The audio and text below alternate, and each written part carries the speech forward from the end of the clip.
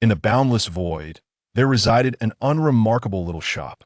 It floated quietly, still yet seemingly on the brink of vanishing. The proprietor of this establishment, Lin Bei, stood behind the bar, lost in thought. Once an ordinary student, his misfortune struck when a flower pot fell from above, striking him on the head. He believed his mundane life had come to a sudden end. However, upon opening his eyes, he found himself in this peculiar place. Intriguingly, a wealth of information materialized in his mind. The venue he occupied was known as the Tavern of All Realms. As its name suggests, this tavern could manifest across countless worlds. He, at present, was the tavern's master. Within its confines, no harm could befall him. The tavern would intermittently attract patrons, who might even be his acquaintances.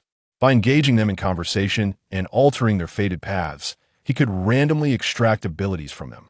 Lin Bei took a minute to acclimate to this new reality.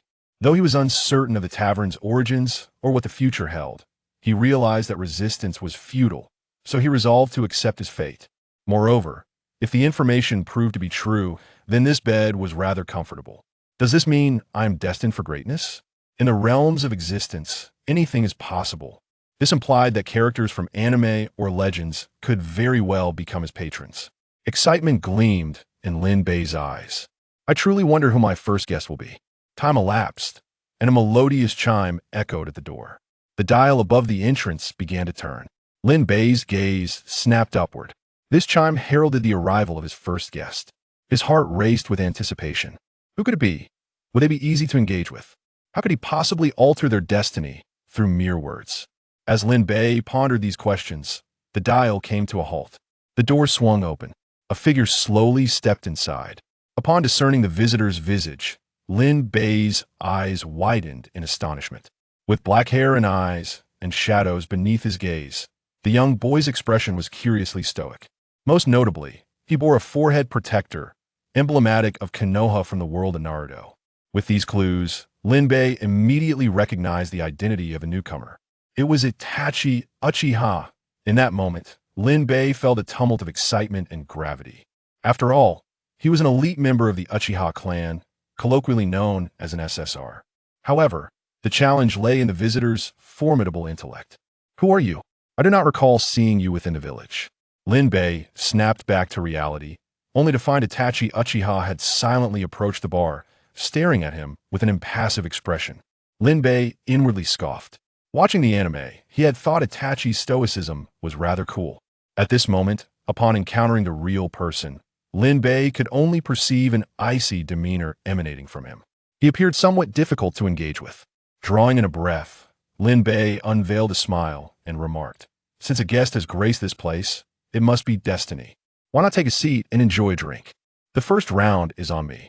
Upon hearing Lin Bei's words, Itachi visibly became alert. Is it an illusion? It was not merely Lin Bei, whom he had never encountered before. Furthermore, this establishment seemed to have materialized out of thin air. Earlier, he was strolling down the street when an impulsive whim compelled him to look up and discover this very shop. His memory could not possibly be mistaken. The only conceivable explanation was the presence of an illusion. With this thought, Itachi's eyes glimmered with a crimson hue. An eerie pattern, reminiscent of a windmill, manifested in his gaze. Lin Bei felt a chill within. It turned out Itachi had activated his Manjiki Sharingan. How is this possible? Itachi's expression shifted slightly. Everything before him remained unchanged. Could it be that all of this was genuine? I harbor no ill intentions, please. Take a seat, Uchiha Itachi, Lin Bei stated, locking eyes with Itachi's Manjiki. Itachi's heart tightened. Indeed, the other party was aware of his name.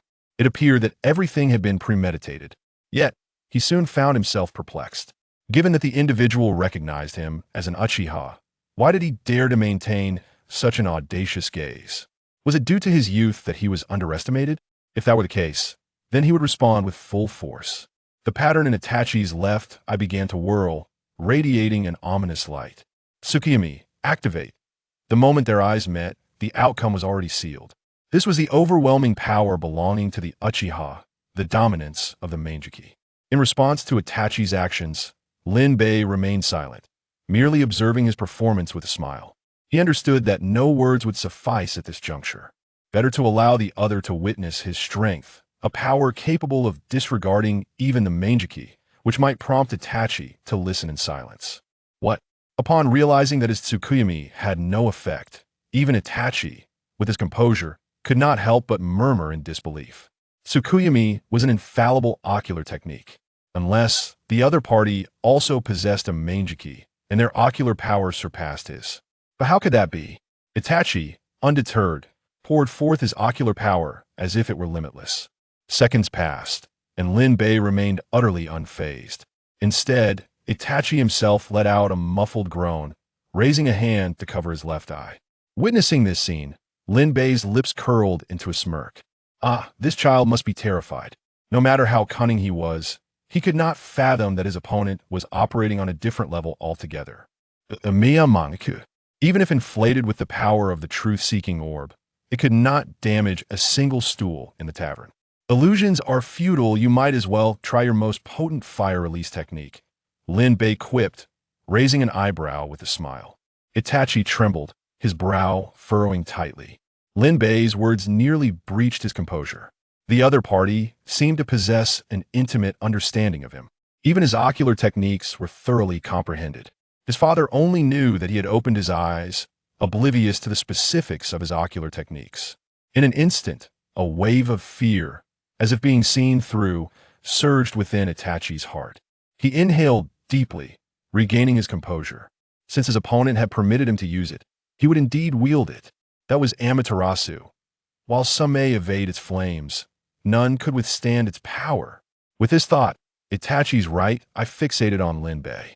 As the patterns whirled, Amaterasu was unleashed. Simultaneously, a cluster of black flames materialized around Lin Bei. These flames possessed the capacity to incinerate all to ashes. Itachi anticipated Lin Bei's agonized screams. Yet reality struck him with a harsh blow. "This is Amaterasu. It's rather warm," Lin Bei remarked, casually brushing his neck, gathering the flames into his hand. He held the Amaterasu as if it were a mere blossom. The searing flames caused him no harm whatsoever. This scene was quite beautiful. After all, Lin Bei was strikingly handsome, and Amaterasu was dazzling. However, to Itachi's eyes, this moment shattered his worldview.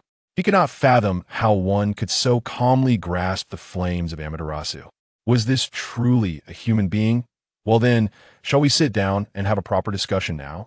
Mr. Uchiha Itachi. Lin Bei gently clenched his hand, extinguishing the so-called flames that would not die until their target was reduced to cinders. He then turned to Itachi, his expression a blend of amusement and intrigue. Chapter 2. The village and the family. As Itachi met Lin Bei's gaze, a bead of cold sweat slipped from his brow. He acknowledged his unease.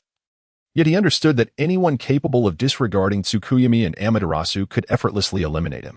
The fact that his opponent refrained from taking action suggested there was room for negotiation. It would be prudent to feign compliance and ascertain the other's intentions. With this thought, Itachi stiffly took a seat opposite Lin Bei. Seeing Itachi comply, Lin Bei nodded in satisfaction. "This is as it should be. You know my name, but I am yet unaware of yours," Itachi remarked. Even in a situation fraught with uncertainty and his undeniable disadvantage, he remained the composed Itachi. "I am Lin Bei. You may address me as Boss Lin," he replied. Itachi pondered the names Lin Bei and Boss Lin, finding them unfamiliar. Then, "Boss Lin, might you enlighten me as to your identity? What purpose did you have in bringing me here? This is Konoha. Do you not regard it with respect?" Lin Bei burst into laughter. "Ha ha ha. Your inquiries are rather numerous. But Konoha? Merely a gathering of insignificant creatures." He did not conceal his disdain for Konoha, leaving Itachi astonished. After all, Konoha was renowned as the foremost of the 5 great shinobi villages. Although that title had become somewhat diluted, Itachi could not categorize Lin Bei as arrogant. The memory of Lin Bei disregarding his Mangeki Sharingan's 2 great ocular techniques was still vivid. This was somewhat troubling. It was clear that Lin Bei harbored no amicable sentiments towards Konoha.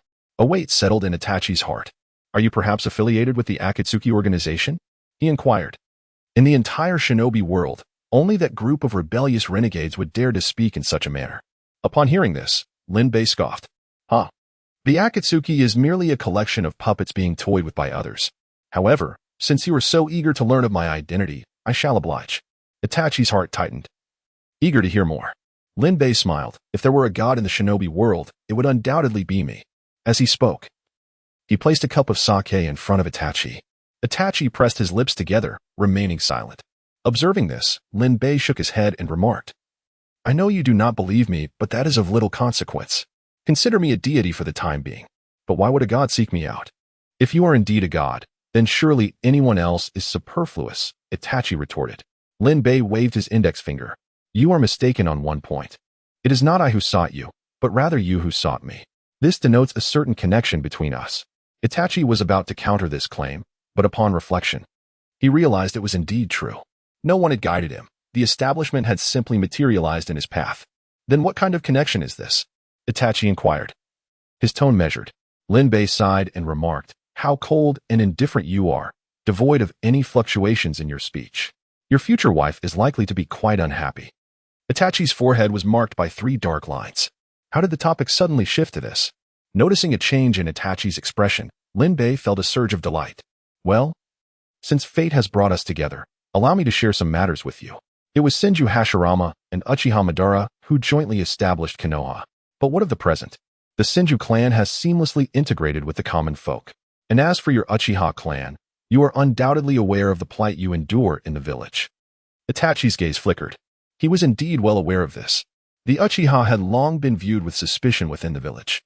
Even a prestigious clan such as theirs had been compelled to relocate their territory to a desolate fringe, following the Night of the Nine Tails. The Uchiha were further perceived as the shadowy culprits behind the incident. The only sentiment they received from the higher-ups was one of wariness. It was disheartening. Uchiha Shisui had devoted himself to being a bridge between the Uchiha and the village. Alas, he too had perished. Reflecting on these thoughts caused Itachi to sigh. He lifted his head and could not help but inquire, Are you attempting to sow discord between us and Konoha? At this, Linbei scoffed. Itachi, I cannot believe a person of your intelligence fails to see the truth. Is there any need for provocation? Since the time of Senju Tobarama, Konoha's stance towards the Uchiha has been one of suspicion and antagonism. Do you think the responsibilities of the police department fell to you by mere chance? As long as your Uchiha remain in the security team, your reputation within the village will forever remain tarnished. The higher-ups, as his students, did not inherit his strategies, but rather his prejudices against the Uchiha. After all these years of targeting, can you truly not discern it? Upon hearing this, Itachi inhaled sharply and then suddenly relaxed. While he had been intimidated by Linbei earlier, he now found himself inclined to engage in conversation. I can indeed perceive it. I also recognize that the voices of our clan members are growing louder. If this continues, rebellion is inevitable. Should that occur, Konoha will undoubtedly suffer severe repercussions. I cannot allow this to transpire. As for the discord between the village and our clan, I believe there are solutions to be found. Linbei subtly furrowed his brow. Itachi Uchiha had been deeply influenced by Shisui's ideology. Is that truly your belief? You care for the village, yet the village has never shown concern for you. How can one know without attempting to change it?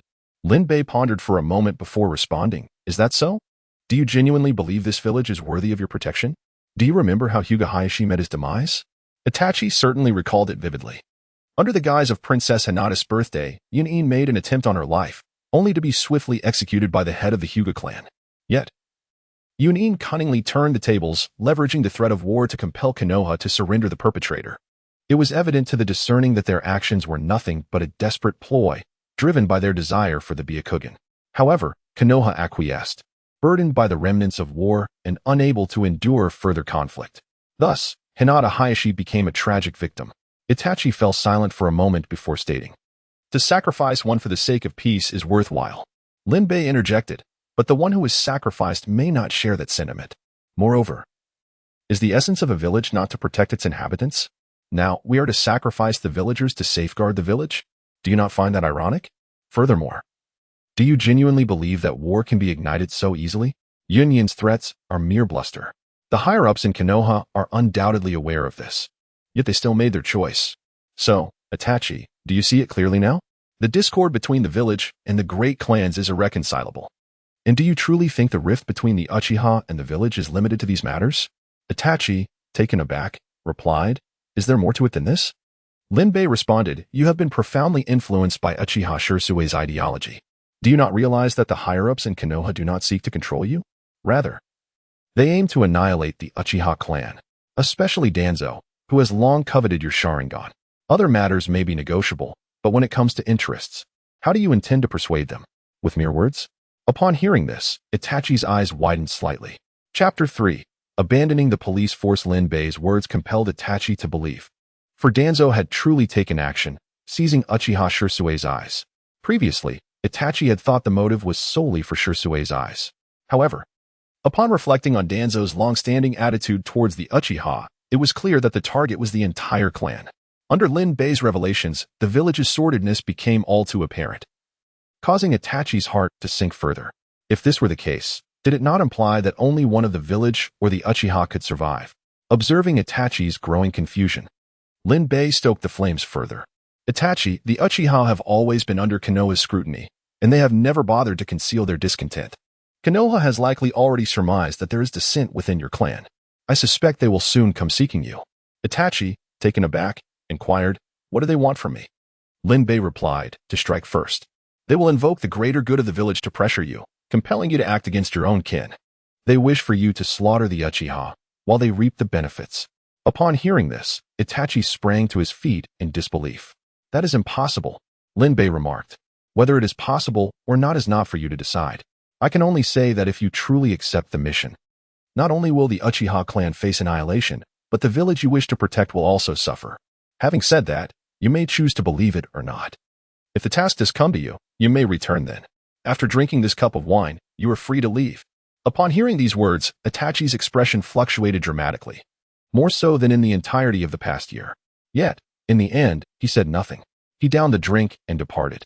Once he left, Lin Bei sighed, aware that matters were not so simple. Nevertheless, he felt confident that his words had left an impression on Itachi. After a moment of contemplation, Lin Bei asked, "By the way, if I wish to manifest the books in my mind, would it be possible?" As soon as he spoke, a scroll appeared on the bar. Seeing this, a look of joy spread across Lin Bei's face. This scroll was intended for Uchiha Itachi. With this scroll, if not liberating the Uchiha from their plight, at least it could help them evade the specter of death. Thus, it could be said to have altered Uchiha Itachi's destiny. "Hurry back, Itachi. I can hardly wait." Meanwhile, Itachi returned to his clan and, after a moment's hesitation, resolved to seek out his father. "Father." After bowing to Uchiha Fugaku, Itachi recounted Lin Bei's words without reservation. Upon hearing his son's account, Uchiha Fugaku fell into a prolonged silence. He finally spoke, "So it is indeed the village." Startled, Itachi inquired, "Father, did you always know?" Uchiha Fugaku shook his head and replied, "Only a suspicion. During the war, our people are always in the most perilous positions. Occasionally, when we scour the battlefield, there are individual members whose bodies cannot be found. I initially thought it was due to the chaos of war. Now, reflecting upon it, perhaps. Father, what should we do?" Itachi's expression darkened. As Lin Bei had said, this was a matter of interests. Shirsue's idealism was too naive. Uchiha Fugaku pondered for a moment before saying, "The radicals, I can suppress for a while longer. Did that person not say the village would assign you a task afterward? If that is indeed the case, you should seek him out then. To bypass the barriers in the Umbu, silently establishing a shop within the village. This person is no ordinary character. However, it is evident that he harbors no ill will toward you, and seems to hold you in high regard." Itachi nodded, recognizing the necessity of this course of action. If it were not for the irretrievable circumstances, who would wish for the extinction of their clan? 5 nights later, Itachi emerged from the Hokage building, his face shadowed with gloom. Indeed, Lin Bei's predictions had proven accurate. Had it not been for Lin Bei's forewarning, he might have genuinely acquiesced. However, Itachi found the situation somewhat amusing. Why must this matter be resolved solely by the extermination of the entire Uchiha clan? To personally slaughter one's kin, how profoundly cruel that must be. Is all of this truly for the sake of the village? Why can't the village and the Uchiha coexist? A thought began to stir within him. Could the optimal solution to this dilemma be the replacement of the Hokage? Such an idea would never have crossed his mind previously, yet now it surfaced effortlessly. Unbeknownst to him, Itachi had arrived at Lin Bei's tavern. He took a deep breath and stepped inside. Within the tavern, Lin Bei was engrossed in his computer. Just as books can materialize, so too can computers. This is one of the perks bestowed by the tavern. Upon seeing Itachi, Lin Bei promptly set aside his device. Before Lin Bei could utter a word, Itachi spoke. "Boss Lin, you truly possess remarkable abilities. How is it that the Umbu have yet to pay a visit? At this, Lin Bei revealed an enigmatic smile. If I cannot manage such a trivial matter, what right do I have to be considered divine? In truth, this was also a testament to the tavern's influence. Before successfully turning the first customer, only Uchiha Itachi could perceive the tavern. And when the Umbu witnessed Uchiha Itachi's sudden disappearance, their minds would automatically conjure plausible memories. Itachi paused, then regarded Lin Bei with a penetrating gaze. I am beginning to believe you might indeed be divine. Lin Bei shook his head, replying. You will come to believe it. So, you have recognized the nature of this village. Itachi took a seat before Lin Bei. Just now, the third Hokage suddenly summoned me. I was entrusted with a grave responsibility to eradicate my own clan for the sake of the village's peace. A sardonic smile graced Itachi's face. Lin Bei nodded, inquiring. Then why are you here? Itachi was momentarily taken aback. Did you not summon me? Lin Bei replied, Indeed, I did. But why do you choose to heed my call? Itachi inhaled deeply. The higher-ups of Konoha are corrupt, yet I do not wish for any calamity to befall the village. I likewise do not wish to harm my kin. Therefore, I have come to seek assistance. Since you have summoned me, it implies you possess a solution that accommodates both sides. Upon hearing this, Lin Bei expressed satisfaction. Assisting Itachi would yield rewards for him, but he required Itachi to explicitly request his help. Given your earnestness, I shall share my counsel. First and foremost, you must distribute the authority of the police department. At the very least, ensure that the villagers do not equate the police department with the Uchiha. Itachi furrowed his brow. Are you serious? We are already pressured as it is despite our power. Without authority, would we not be courting death? Lin Bei remarked. Then tell me, what has the police department brought you? Itachi opened his mouth, hesitating to respond. Lin Bei continued. It seems you have come to a realization. The police department is inherently a role that offends others. The heart of Senju Tobarama is truly deserving of condemnation. Your Uchiha clan's reputation has been utterly tarnished. Conversely, power? The true power lies with the Hokage's advisors and the Elder Council. From the police department, you have gained nothing. Chapter 4.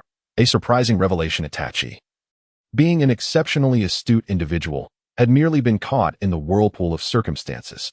Now, Lin Bei's words struck him like a bolt of enlightenment, illuminating his understanding. Upon reflection, ever since the Uchiha clan had taken charge of the police department, their reputation had only declined. The complaints received by the department daily were more numerous than falling snowflakes, predominantly concerning accusations of excessive force. Yet, was this not the very nature of the job? A gentle approach was simply disregarded. After contemplating, Itachi realized that the situation was fundamentally intractable. What you say is indeed true. He couldn't help but let out a bitter smile.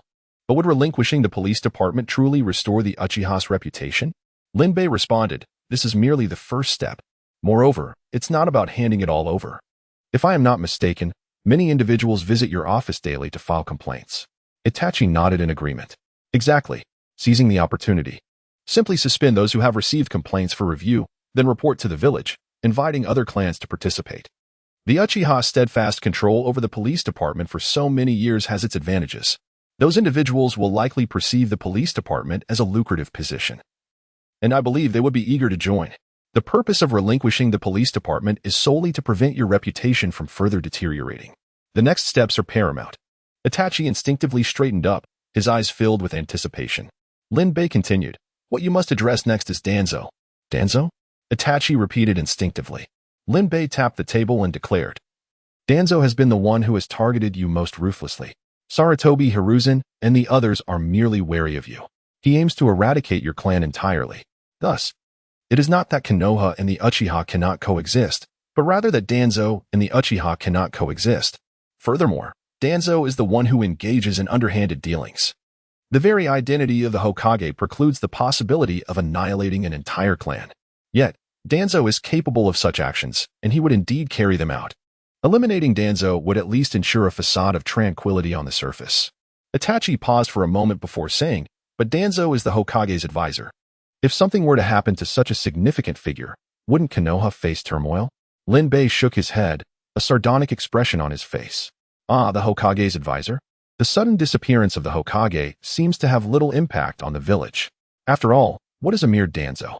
Do you genuinely believe that such an individual, holding such a position, would be beneficial for Konoha?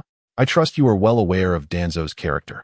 Avaricious, arrogant, devoid of morals and self-deceiving. Would you say that such a person is more likely to lead the village towards a luminous future or to plunge it into the abyss? Itachi's perspective was merely constrained, compounded by indoctrination. At this moment, Lin Bei's revelations awakened him.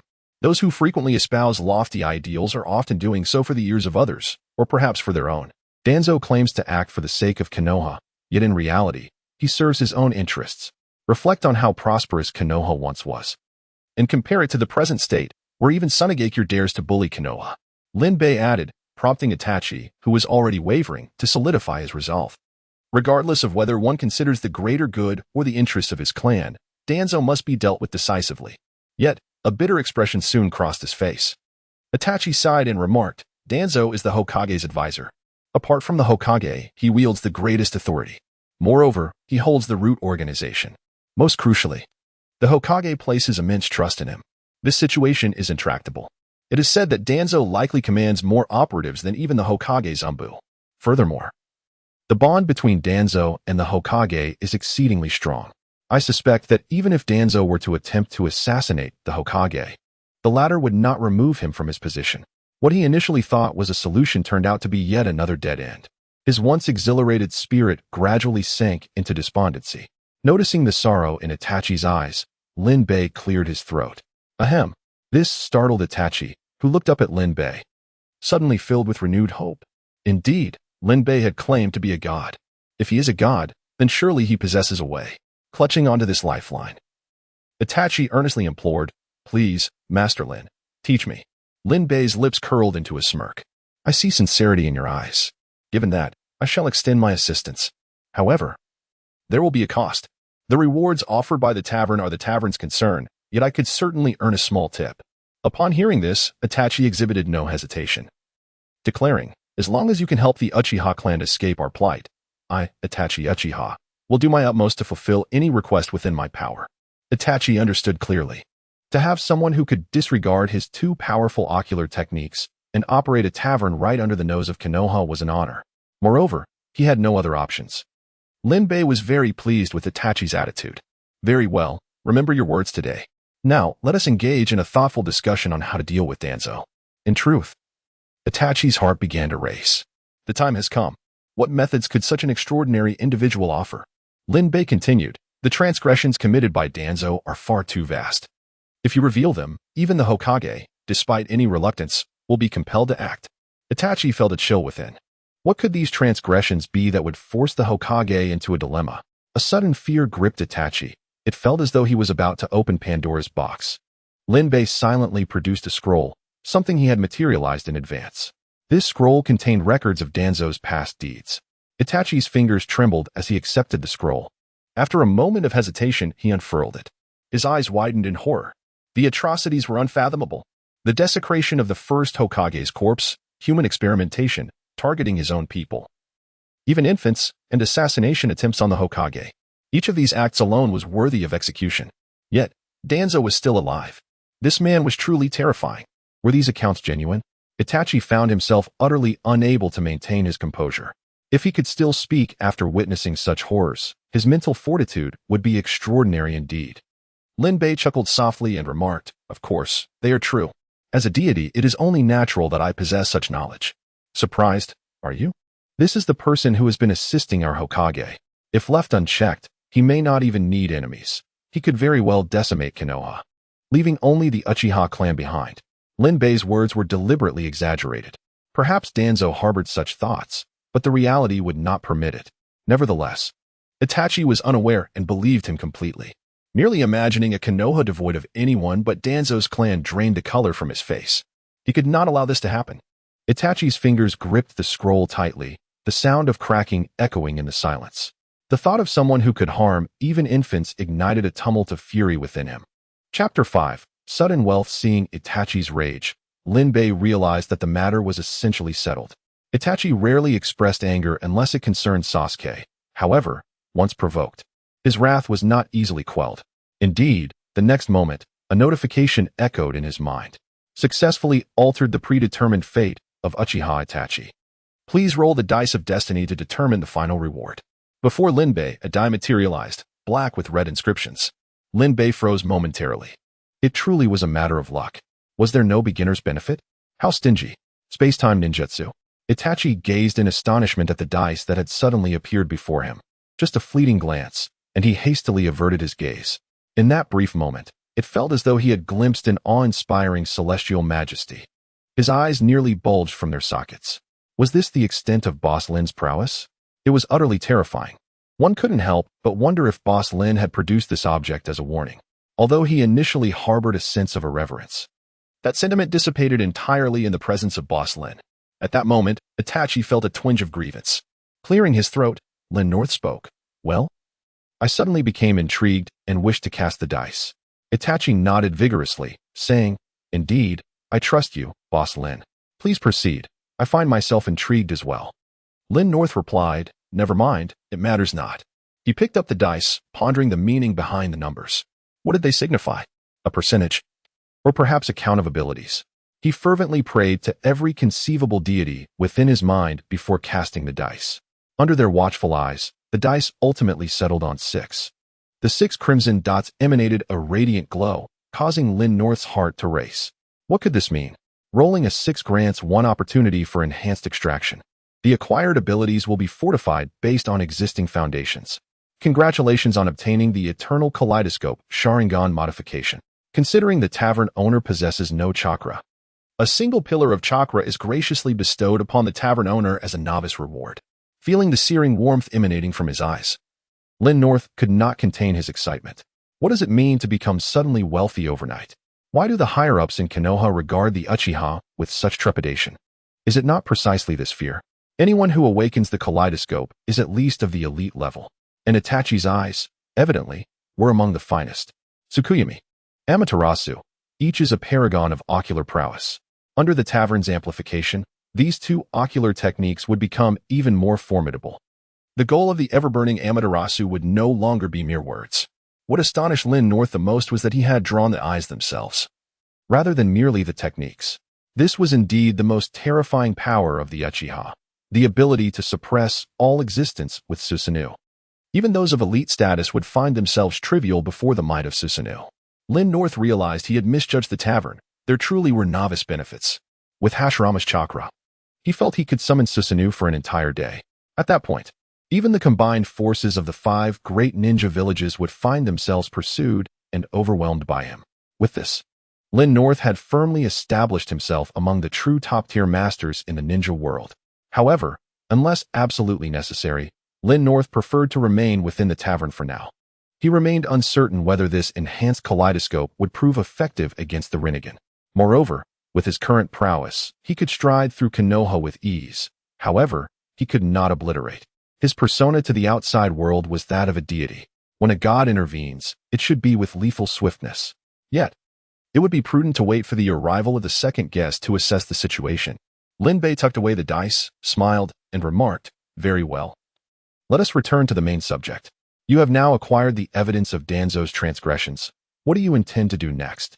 Itachi tightened his grip on the scroll and replied, Of course, I shall present it to Lord Hokage, so that he may reveal it to the populace. With such heinous crimes, Danzo is undoubtedly doomed. Lin Bei shook his head and sighed, naive. Itachi's expression shifted to one of dismay. This question had not eluded his attention.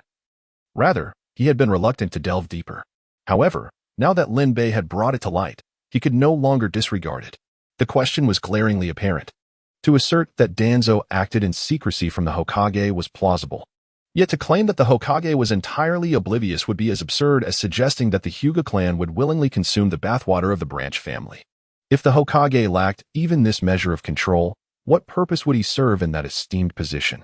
He might as well allow Danzo to ascend to power unopposed. Nonetheless, the reality was that there had been no whispers of dissent within the village. Danzo continued to serve as the Hokage's advisor, maintaining his position of authority. Thus, the Hokage must at the very least be complicit. The scenario of being assassinated by Danzo, while opting for concealment to maintain stability, could be conceivable. However, the inhumane experiments conducted on the villagers, and even on infants, could never be rationalized. This was something Itachi could not fathom. He had always regarded that individual as a benevolent figure. Lin Bei continued, It is precisely as you surmise. In fact, this is merely a fragment of the larger picture. Do you know why Tsunade left the village initially? Itachi, momentarily lost in thought, replied, it was due to her fiancé and brother. As he spoke, realization dawned upon him, and his face paled in horror. You mean to say? Lin Bei nodded, a sardonic smile gracing his lips. Indeed. It was they who orchestrated her downfall. At that time, Tsunade was a prime candidate for the position of Hokage. Thus, they conspired to ruin her. As for Orochimaru, he had already been ensnared by Danzo. And Jiraiya, well, should he ascend, he would essentially become the third's puppet. This is the very thing you were once willing to sacrifice your entire clan to protect. Itachi's complexion fluctuated between ashen and pale. He managed a bitter smile and said, Boss Lin, I now recognize the extent of my folly. All I wished to protect was Konoha. Upon learning the truth, he felt an overwhelming urge to storm the headquarters of Root. Itachi pondered for a moment and said, Then I shall directly disclose this information to the villagers. I believe that when faced with the entire village, if the third Hokage wishes to remain in power, he will have no choice but to deal with Danzo. Lin Bei felt a sense of relief. Itachi's address had shifted from Lord Hokage to third Hokage. Yet, he shook his head and replied, That is still not feasible. There exists a question that you cannot elucidate. Itachi inquired eagerly, What is it? Lin Bei responded, This is merely your unsubstantiated claim. You possess no proof. Furthermore, even if you could provide evidence, how did you come to know this? Did you conduct an investigation? Why would you undertake such an investigation? What actions did you take? What forbidden grounds did you infiltrate to uncover these truths? Itachi felt a chill run down his spine, realizing the gravity of the situation. Indeed, should this information become public, he was uncertain of the consequences for Danzo, but he knew that the Uchiha clan would undoubtedly face dire repercussions. The third Hokage could easily impose the charge of village betrayal upon them. Chapter 6. I am truly a despicable being. What shall I do? Itachi felt a wave of confusion and distress. The opportunity was right before him, yet he found himself unable to seize it. Taking a deep breath, he once again sought Lin Bei's assistance, saying, I implore you, Lin, please help me. Having made the request before, Itachi's tone was now more natural. Lin Bei did not keep him in suspense and simply uttered 3 words, Exchange Bureau. This answer took Itachi completely by surprise. In his mind, the Exchange Bureau was merely a den of iniquity, populated by the dregs of society. What assistance could such individuals possibly offer? Had it not been Lin Bei who proposed this, he might have activated his Tsukuyami. After careful consideration, Itachi cautiously said, Please elaborate, Lin. Lin Bei explained. It is quite simple. The Exchange Bureau specializes in such matters. Every ninja village, and even the feudal lords, have connections within the Exchange Bureau. You should hand over this scroll to them and allow them to disseminate the news. It would be prudent to choose an Exchange Bureau located in another country. This way, the information will flow into Konoha from the outside. Even if the higher-ups in Konoha wish to deny it, they will be unable to do so. By the time they receive the news, it will be too late. Moreover, it will exert external pressure on Konoha, akin to the situation with Hinata Hizashi. Since Sarutobi Hiruzen has compromised once, he will undoubtedly be compelled to do so again. Most importantly, no one will suspect you. After all, this is all classified intelligence. And your Uchiha clan, being marginalized, could never be privy to such knowledge. A thunderous realization echoed in Itachi's mind. He was right. If approached correctly, the Exchange Bureau could indeed prove invaluable. As Lin Bei spoke, Itachi envisioned the various ninja villages exerting pressure upon Konoha. However, his expression soon shifted, reflecting the weight of the implications. He expressed his concerns, saying, But what if the third Hokage confronts Danzo head-on? Wouldn't that compel the other 4 ninja villages to unite against Konoha? Lin Bei chuckled softly and replied, War will not erupt. The intelligence is primarily challenging for Konoha to accept. The 4 great ninja villages would only stand on the moral high ground to criticize Konoha. However, the 5 great ninja villages would indeed thrive on such narratives. Yet, if you wish for conflict, you could certainly instigate it. For instance, you could claim that Konoha has mastered the technique of wood release. Hatred and righteousness count for little. It is self-interest that provides the impetus for war. Alternatively, you could lure the feudal lords of other nations and ambush them within the Land of Fire. Just ensure they are injured, but not killed. Perhaps severing a hand or a leg would suffice. This would undoubtedly ignite warfare. At this point, Itachi, sweating profusely, interjected hastily, Wait. We shouldn't be discussing such perilous matters. We were having a fine conversation, and now we're veering towards war. This is far too dangerous. Itachi's mind raced. If Lin Bei's words were followed, war would almost certainly ensue. He felt compelled to keep Lin Bei's remarks to himself, for if they fell into the wrong hands, the consequences would be dire. Observing Itachi's reaction, Lin Bei shook his head in disinterest, noting, "No fun anymore." Itachi replied, "You just shook your head, didn't you? You're disappointed, aren't you?" Suddenly, he perceived Lin Bei as a dangerous individual, one who thrived on chaos and possessed the capability to unleash it. Regret washed over Itachi. Such a person was utterly unpredictable. Wait, could Lin Bei be harboring such intentions? Am I merely a pawn in his game? A tool to incite turmoil across the ninja world? Lin Bei keenly observed his reaction and clicked his tongue, saying, humans are prone to projecting their thoughts onto others. I was merely offering you a perspective, and look at your expression. It is truly disheartening." Itachi's heart raced, and he quickly clarified, "No, I did not." Lin Bei waved a dismissive hand, interrupting him. "Enough, you needn't explain. Your perception of me is of no consequence. After all, I've just profited quite handsomely from you, so I cannot bring myself to dislike you." He continued, "Regardless, I have said all I needed to say. From here on, it is up to you, Uchiha. Just do not forget the debt you owe me. You may leave now." Itachi suddenly felt a pang of regret. Indeed, upon reflection, Lin Bei had always treated him with sincerity. Were it not for Lin Bei, he might have foolishly succumbed to brainwashing and found himself sharpening blades outside the Uchiha clan's territory. Yet, the other party generously offered him strategies and suggestions, enabling him to transform the perilous situation of the Uchiha clan. But what did he do? He actually harbored doubts about Boss Lin. "Uchiha Itachi, you were truly something else." With a mental reprimand, Itachi inhaled deeply and sincerely addressed Lin, stating, "Rest assured, Boss Lin, I, Uchiha Itachi, shall forever cherish your kindness in my heart. The price I have promised you can be redeemed at your convenience." After carefully securing the scroll, he decisively exited the tavern. As the door closed, Lin Bei could no longer contain himself. He produced a mirror, closing and opening his eyes again. To his astonishment, the reflection revealed his eyes had transformed into a crimson hue. Unlike Itachi's, the pattern on his eyes displayed 4 corners, reminiscent of a shuriken. A kaleidoscope, moon reading, Amaterasu, Susanoo, and overnight wealth.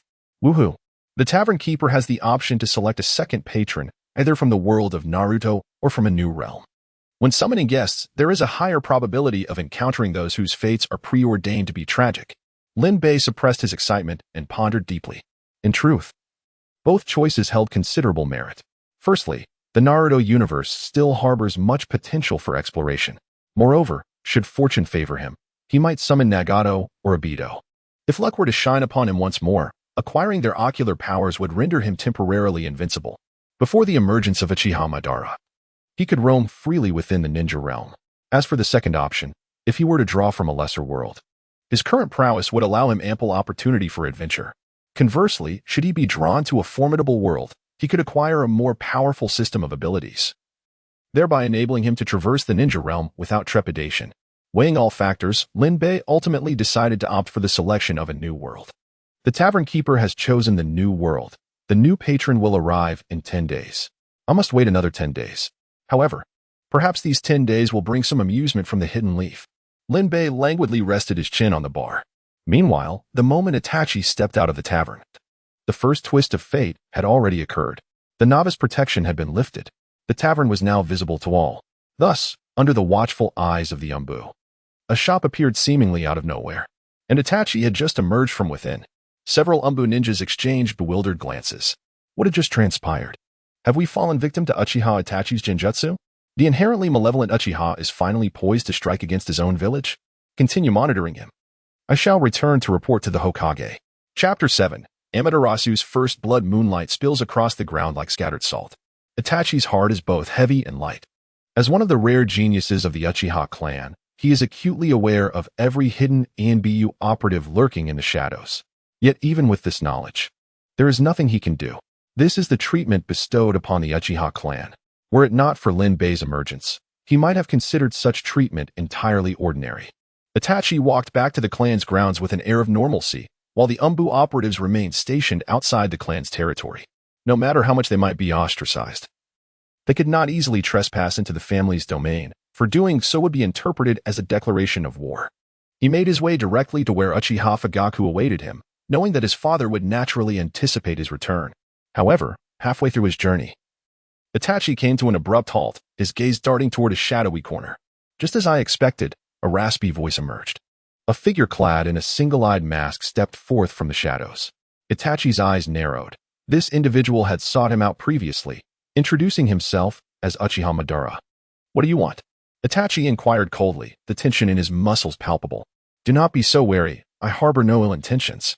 However, your Hokage has already sought you out, has he not? I can assist you," the masked man asserted, urgency lacing his tone, even more so than Itachi's own. The implications of his words sent a chill down Itachi's spine. It seemed this man was aware of the discussions between him and the Hokage. Yet, recalling the man's previous display of time-space ninjutsu, Itachi felt somewhat at ease. "I have no need for assistance from a ghost long since departed. This is Uchiha territory. I kindly ask you to leave." Itachi replied, his voice steady and unhurried. The masked man appeared momentarily taken aback. "Do you truly wish to see both Konoha and your clan annihilated? I am genuinely here to help you. Alone, even if you could eliminate everyone. It would not be a swift endeavor and might attract unwarranted attention. The disparity between the Manjiki and ordinary Sharingan is vast." A sense of alarm surged within Itachi. It sounded as though this man was more intent on exterminating the Uchiha than Danzo himself. Something was amiss. "I do not require your assistance. Furthermore, these are my kin. And this is Uchiha land. Out of respect for our shared lineage, I implore you to leave at once," Itachi stated coldly. The masked man attempted to reason with him. But at that moment, Itachi abruptly lifted his head, locking eyes with the masked figure. Unbeknownst to him, he had activated his Manjiki. "Tsukuyomi, activate." The masked man cursed his misfortune, realizing too late that he could not avert his gaze. A foreboding realm unfolded before them, bathed in crimson moonlight. The masked man found himself bound upon a cross, utterly immobilized. "Tsukuyomi," he managed to utter through gritted teeth. Previously, he had only known that Itachi had awakened his Manjiki, never anticipating that one of his abilities would be Tsukuyomi. The masked man's own ocular technique, Kimyui, allowed him to become intangible, rendering him immune to all attacks. Yet, perfection is but a myth in this world. Shinwei possesses vulnerabilities, and Tsukuyomi precisely exploits these weaknesses. A mere gaze is sufficient to ensnare him. Even if he maintains an illusion, it is futile. Had he been aware that Itachi's ocular technique was indeed Tsukuyomi, he would never have been so arrogant. Fortunately, as a kaleidoscope, the masked man's ocular power surged forth as if it were free of charge. The space of Tsukuyomi manifested numerous fissures, which subsequently shattered. Upon returning to the realm of reality, the masked individual averted his gaze at once. Was it indeed futile? Itachi let out a muffled groan, blood trickling from his left eye. He had narrowly escaped disaster. The masked man patted his chest. Then he produced a kunai and approached Itachi with his head bowed. Itachi was no longer an ally. He had become an adversary, and a formidable one at that, possessing the power of Tsukuyomi. He had to be eliminated here and now. To Itachi's surprise, his opponent did not immediately flee. Should the adversary insist on departing, he would find himself unable to impede them. Thus, 3 shuriken whirled rapidly, aimed directly at the masked man's throat, heart, and base. Yet, they seemed to traverse an illusion. The masked man strolled leisurely forward, then suddenly accelerated, positioning himself behind Itachi. The sharp tip of the kunai mercilessly lunged toward Itachi's heart. Itachi, displaying remarkable calmness, swiftly pivoted and raised his hand, thrusting the kunai upward. However, he still sensed no contact with the tangible form. Instead, he stumbled forward, his entire being passing through the masked man. The masked individual was perfectly situated behind Itachi, who had just regained his footing and had yet to muster his strength. "Prepare to meet your end," just 5 centimeters away. When the kunai was about to pierce Itachi's heart, he suddenly turned his head. The pattern in his right eye began to swirl. "Amaterasu, activate." In an instant, the power of his gaze reached its zenith. In that fleeting moment, the masked man was enveloped entirely by the flames of Amaterasu. Yet, during the onslaught, the form of the masked figure remained corporeal. The masked figure emitted a brief cry of pain as a vortex of time and space materialized, engulfing him entirely. Itachi covered his eyes, gasping for breath. In the Kamui dimension, a silhouette fell into view, resembling a black maggot. Within 3 seconds, it was reduced to ashes. Shortly thereafter, a radiant white light emerged, and the masked figure reappeared. "Amaterasu." The masked man gritted his teeth, realizing that this move was equally restraining for him. How infuriating. He never anticipated that both of Uchiha Itachi's ocular techniques would be so formidable. He removed the mask, expressionless, and extracted the grayish-white Sharingan from his left eye, subsequently crushing it. Itachi took a breath and continued toward Uchiha Fugaku. Fugaku, too, had not slept. "Father." Itachi knelt before Fugaku. Fugaku furrowed his brow and inquired, "Have you engaged in a confrontation with someone? Who is it?" The weasel remarked, "It's nothing. It holds no significance. It is of utmost importance, father." He produced the scroll. Fugaku, observing Itachi's reluctance to speak, refrained from further inquiries. His son was far more formidable than he could have imagined. He had faith that his son could handle the situation adeptly. Upon examining the scroll, Fugaku's curiosity was piqued. Itachi gazed at his father with astonishment, witnessing a rare display of emotion from him. "Where did you acquire this?" Fugaku's hands began to tremble. If this information were to be leaked, it could spell disaster. Itachi replied, "It was given to me by Boss Lin today." After hearing Itachi's account, Fugaku inhaled deeply, his thoughts racing. He could only express how exhilarating this was. Suddenly, he looked up at his son with a peculiar gaze and inquired, "Tell me, if it weren't for this Boss Lin, were you truly planning to eliminate us all?" Itachi bit his lip and lowered his head. Fugaku sighed, understanding dawning upon him. This impudent child was indeed capable of ruthlessness. Yet, he felt no animosity, after all. He was still his son. It was necessary to assess Sasuke's progress. What afflicted Sasuke would undoubtedly weigh heavily on Itachi's heart. Fugaku stated, "This scroll is of paramount significance to our Uchiha clan. Itachi, this is an immense favor." Itachi nodded, replying, "I understand, father." Fugaku took a breath and continued, "In that case, we must apply further pressure on those old geezers. If it comes to that." A flash of crimson glimmered in Fugaku's eyes. Chapter 8. Visitors at the tavern. The Uchiha convened a clan meeting. The third Hokage raised his head, somewhat taken aback. An Umbu ninja nodded, affirming, "Indeed, Lord Hokage." The third Hokage acknowledged this with a nod, saying, "I see, you may leave now." Once alone, he pondered. Could it be that Itachi had disclosed the situation to them? He had just briefed Itachi, and in the blink of an eye, the Uchiha had called a clan meeting.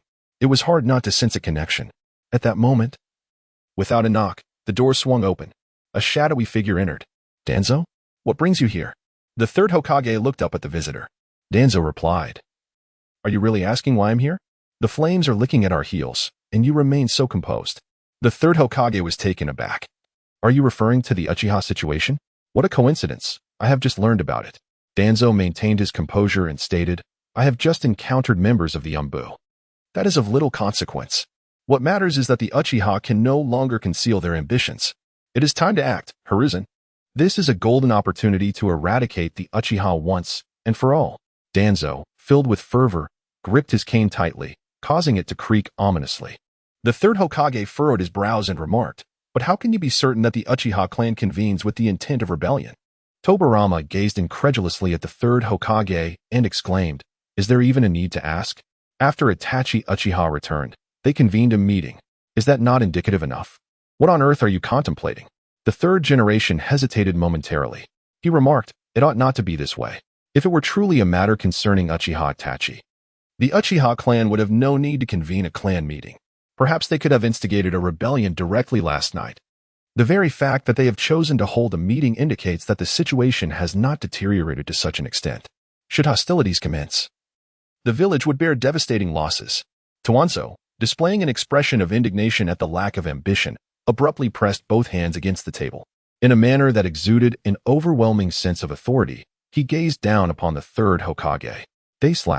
Now is not the time to dwell on such matters. Command it. Bring all those clans to their knees. Even if they are extinguished, Konoha will still have my roots." The once hesitant third generation now gazed with unwavering determination and proclaimed, "Let this matter rest here.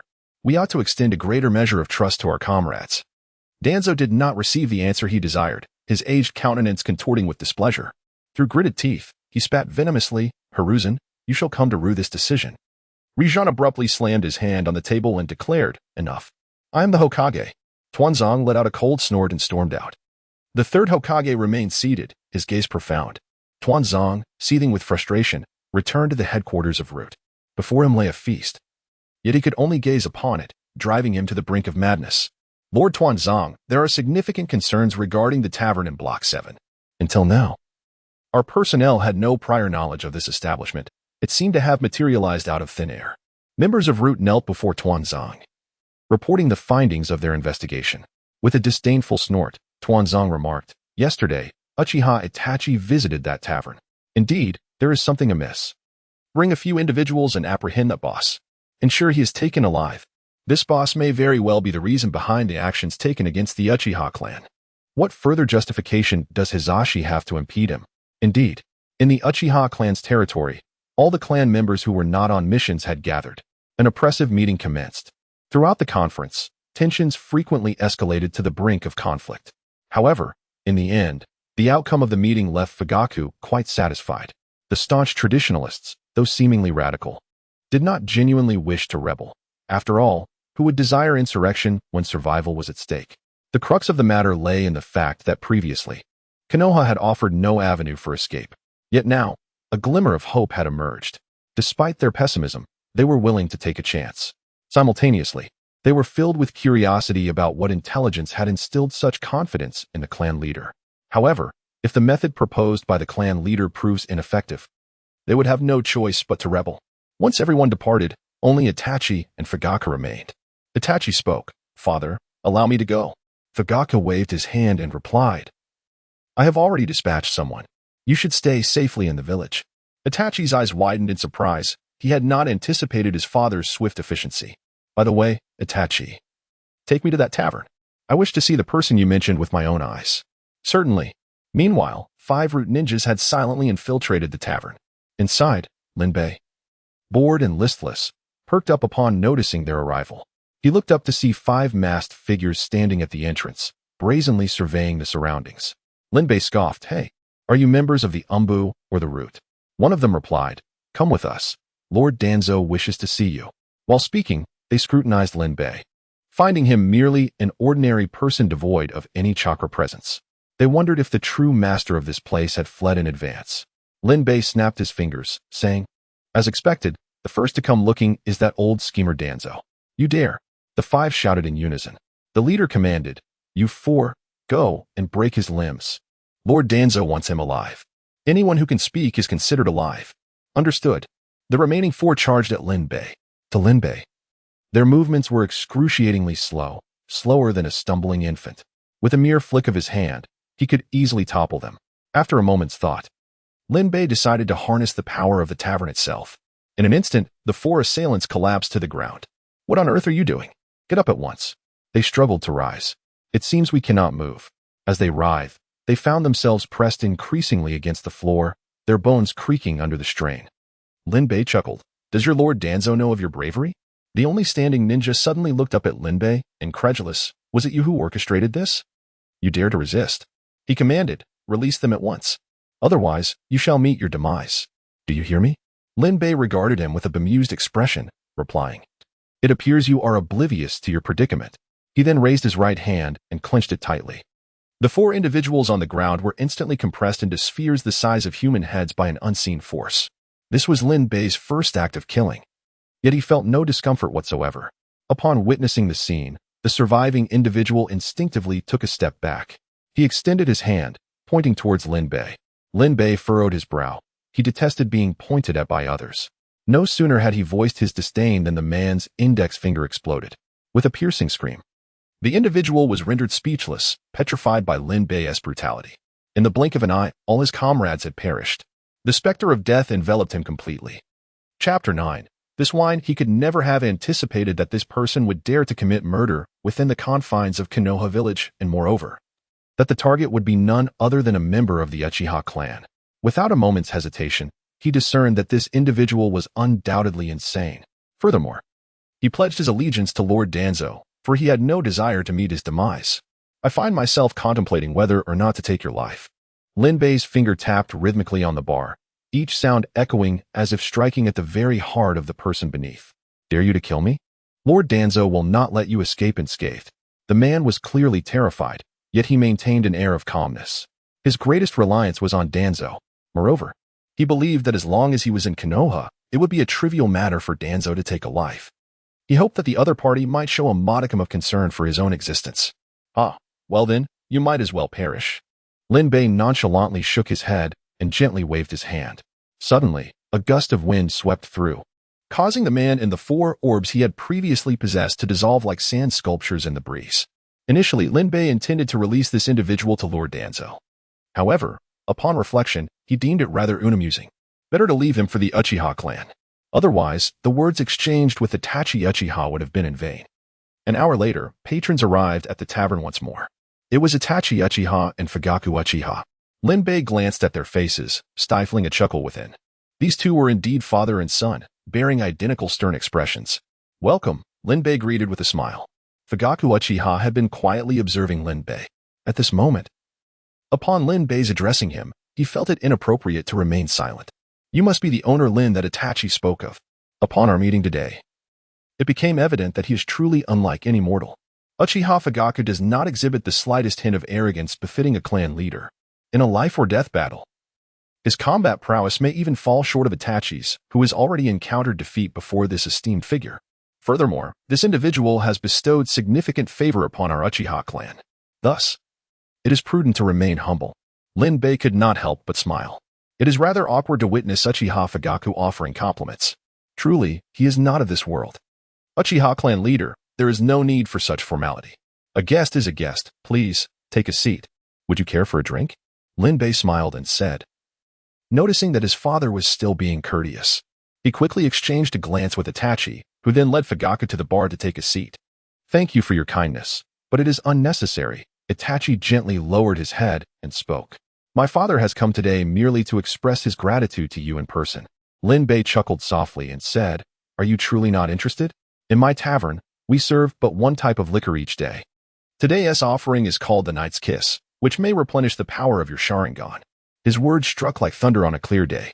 Fujiwara, who had intended to politely decline alongside his son, appeared as if struck by lightning.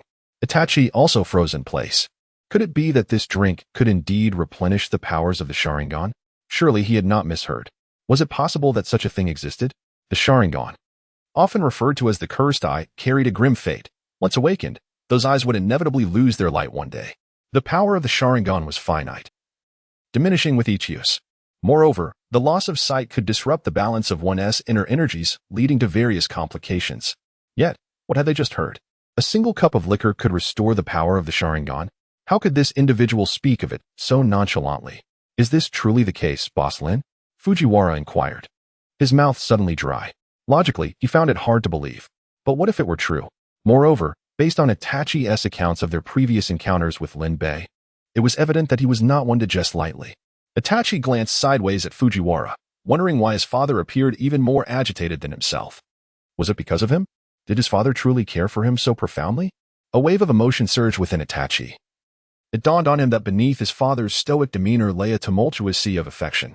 Linbei merely curved his lips into a smile, offering no reply, and instead presented a glass of the dark purple liquid, reminiscent of a piece of the night sky, setting it upon the bar. The moment the drink appeared, both Uchiha could hardly contain themselves, their bodies trembling with desire. They could feel an overwhelming yearning for that very cup of liquor. Heaven knows the strength it took to suppress their impulses. They believed it now. This drink could indeed restore their vision. However, just as swiftly, Linbei flicked his wrist, causing the cup to vanish. The two Uchiha nearly erupted in frustration, instinctively activating their Sharingan. Where had the drink gone? Linbei's smile deepened as he remarked, "This cup is called the Knight's Kiss. To think you would show such indifference. What a pity. A single cup is available each day. And who knows if it will ever be offered again." "No, we are indeed interested, very much so," Fujiwara exclaimed, a mixture of anger and disbelief crossing his face as he turned to Linbei to apologize. He then directed an irate glare toward Itachi. Although he would have declined if Itachi had not spoken up earlier, the reality is that Itachi did speak. "It is all your fault. Why did you have to say something so quickly?" The weasel gazed at his father in disbelief. "Father, have you truly awakened the kaleidoscope as well?" Fugaku's expression darkened as he exclaimed, "So what if I have activated the kaleidoscope? Am I not permitted to do so? Why are you so astonished? If you can do it, why can't I? Your father?" The ferret was showered with spittle all day, utterly bewildered. Why has it become so furious? "No, father. That is not what I meant." Fugaku waved his hand dismissively and said, "I do not care what you mean. Do not deflect the topic. Hasten to offer your sincere apologies to Boss Lin." "Ah? Oh. The weasel bowed deeply to me in a dazed manner. Ha ha ha, the child knows no better. Please be magnanimous and tolerant. Regarding this wine, we are quite intrigued. Might I inquire about the pricing method? Fugaku offered Linbei a weary smile. Hearing this, Itachi also gazed at Linbei with eager anticipation. He desired it as well. This way, he could spend more time with Sasuke. Linbei mused inwardly, how had I never noticed Fugaku could be so shameless? Ah, right, in the anime, Fugaku barely had any screen presence. Shaking his head, Linbei replied casually, as for this, you may decide the price. He wasn't particularly concerned. After all, the tavern had provided the labor. He was essentially benefiting without cost. Fugaku's expression stiffened. While Linbei remained indifferent, Fugaku certainly did not share the sentiment. This liquor was, to his knowledge, the only substance capable of replenishing the power of the Manjiki Sharingan. To others, it might be meaningless, but for him and Itachi, it was utterly priceless. Had Linbei named a price, it would have been simpler, even an exorbitant one. But by leaving the decision to him, Fugaku now found himself trapped in an impossible dilemma. Offer too much, and the Uchiha clan would suffer heavy losses. Offer too little, and risk offending Master Lin. Agony. It must have been deliberate on their part, yet there was no recourse.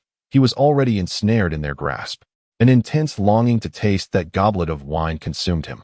Chapter 10. Troubles with the funds? Fugaku contemplated the wealth of the Uchiha clan, then gritted his teeth and declared, 10 million ryo for a cup. What do you say? Do not underestimate 10 million ryo. The Hidden Leaf Village receives less than 1 billion ryo annually from the daimyo. Although the Uchiha clan is indeed a prominent family, they have been consistently suppressed by the Leaf Village yet can still effortlessly produce 10 million ryo. The situation is even more astonishing with other clans.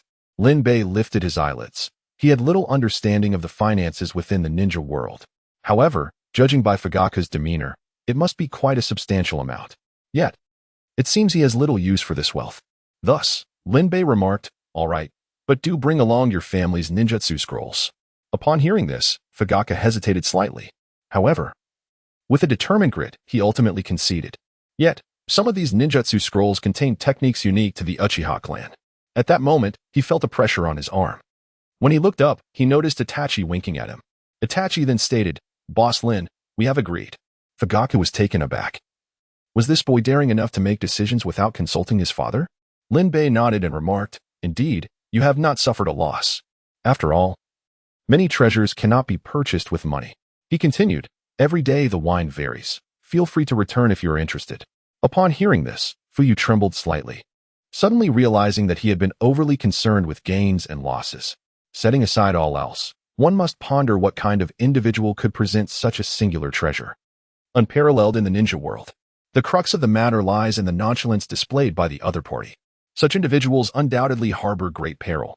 Fugaku inhaled deeply and patted Itachi's shoulder, realizing that he had not comprehended the implications as thoroughly as his son had. A person like Linbei is not merely engaged in a transaction. Even if he were to simply distribute the money, it would still constitute a profit for them. Others might wish to give but lack the opportunity. Fugaku stated, let us return to procure the money and the scrolls. Linbei replied with a smile. No need to rush with the payment. You may enjoy your drinks first, and you can bring the money later. I trust no one would dare default on my possessions. Fugaku and Itachi felt a chill, even though they had no intention of defaulting. They exchanged a glance, and without hesitation, stated, then we shall have 2 cups. Without further ado, Linbei swept his hand across the table, and 2 glasses of Knight's Kiss appeared as if conjured from thin air. This display left Fugaku and Itachi unable to suppress their anticipation. Please, indulge yourselves, Linbei urged, unable to contain their eagerness. Both men swiftly grasped their cups at the sound of his voice. With a single sip, they could not help but moan in pleasure. It was an exquisite sensation, akin to a long-awaited rain after a parched drought. Their depleted ocular strength was replenished at an astonishing rate, even alleviating Fugaku's dry eye condition. After a moment, Itachi and Fugaku regained their composure. They gazed at the wine in their hands, their expressions filled with profound astonishment. The effects of this libation surpassed their wildest expectations. With just 1 sip, their previously exhausted ocular power was completely restored, and they realized they could still enjoy 4 more sips. Drink it all, Linbei advised. Any excess power will be retained. Upon hearing this, the 2 no longer hesitated and downed their drinks in one go. Fujiwara sensed his kaleidoscope of powers. If his ocular strength had been 100 before, it now surged to at least 300. It was truly terrifying. It is merely a simple glass of beverage. The extent of Lin Bei's terror exceeds all imagination. After a moment of composure, Fuyu turned his gaze towards Lin Bei and solemnly declared, "Boss Lin, your kindness is beyond words. Should you ever require the assistance of our Uchiha clan in the future, do not hesitate to ask." Lin Bei nodded, accepting the weighty gratitude with grace. Fuyu and Itachi departed. Half an hour later, Itachi delivered both the money and the scroll. After a moment's hesitation, he inquired, "Boss Lin, about that drink you offered me the first time." Lin Bei responded, "Ah, that drink indeed possesses unique effects. As for what those effects are, you shall discover them in due course." Upon hearing this, Itachi was taken aback. "Then Lin Bei waved his hand dismissively, saying, "It's fine. I insisted on treating you. After all, you are my very first guest." Itachi pressed his lips together, choosing silence, but offered a nod of acknowledgement to Lin Bei before taking his leave. Lin Bei casually tossed the money aside and began to examine the scroll. Truly, as expected from the Uchiha clan, it was filled with techniques of fire release and illusions. For those from different worlds, mastering such ninjutsu might indeed alter their fates. Yet, he pondered whether they could truly grasp it. In the Hokage's office, the third Hokage frowned upon hearing the report from the Umbu. "So, Fuyu has also paid a visit? It appears that all the peculiarities originated from that particular shop. Very well, I understand now. You may go." The third Hokage pondered deeply. As the leader of his clan, he must exude a corresponding gravitas. For outsiders, it is customary for them to come and pay their respects. Should he take the initiative to seek them out, it would imply that he regards them as equals. It seems he is a formidable character. Given the current void in Konoha, perhaps it would be wise to summon Jiraiya back. Just as the third was lost in thought, a knock resounded at the door. Before he could utter a word, the visitors entered uninvited. The third furrowed his brow upon recognizing the two elders present, but refrained from commenting. "What brings you here?" asked Tsunade, taking a deep breath. "Hiruzen, there may be an issue with Konoha's finances." The third's brow furrowed further at this revelation. Financial matters must not falter. What is the situation? Where lies the problem? Mito Minion furrowed his brow and remarked, "How shall I put this? The issue is rather peculiar. It has arisen quite suddenly. Moreover, in just a short span of time, both Xiaochun and I have received numerous reports from various families. Most of them pertain to issues akin to a rupture in the financial chain. Although none of the problems are grave, the sheer number of affected areas is concerning." Upon hearing this, the third generation realized the gravity of the situation. "Are you suggesting that?" Xiaochun nodded and replied, "Indeed, there are significant concerns. If it were merely one family, it would be manageable. However, the current dilemma is that it appears to have permeated the entire village of Konoha." The face of Mito Menon flickered with a murderous intent. "Someone must be plotting against us. Curse those fiends." The third Hokage's expression darkened. "Have you uncovered any leads?" Upon hearing this, both T-Rune Koharu and Mito Menon paused momentarily. T-Rune Kohara sighed and remarked, "The oddity lies here. There are no signs of deceit.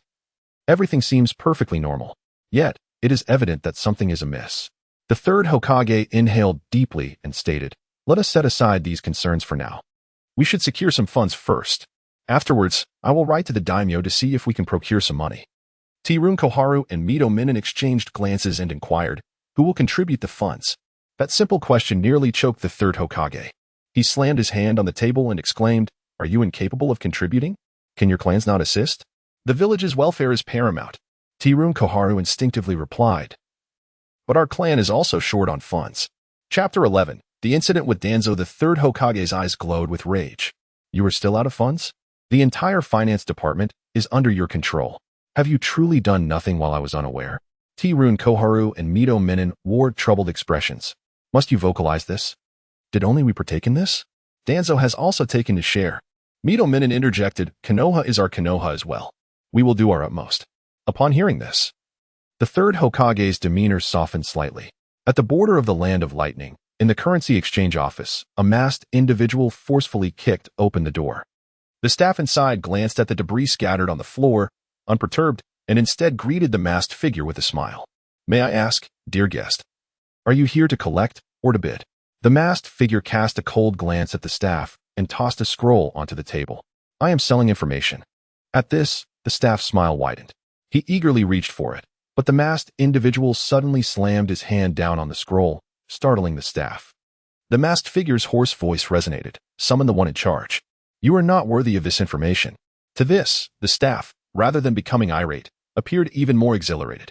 He did not perceive the masked figure's actions as mockery, given the complex nature of those who operated behind the scenes at the currency exchange.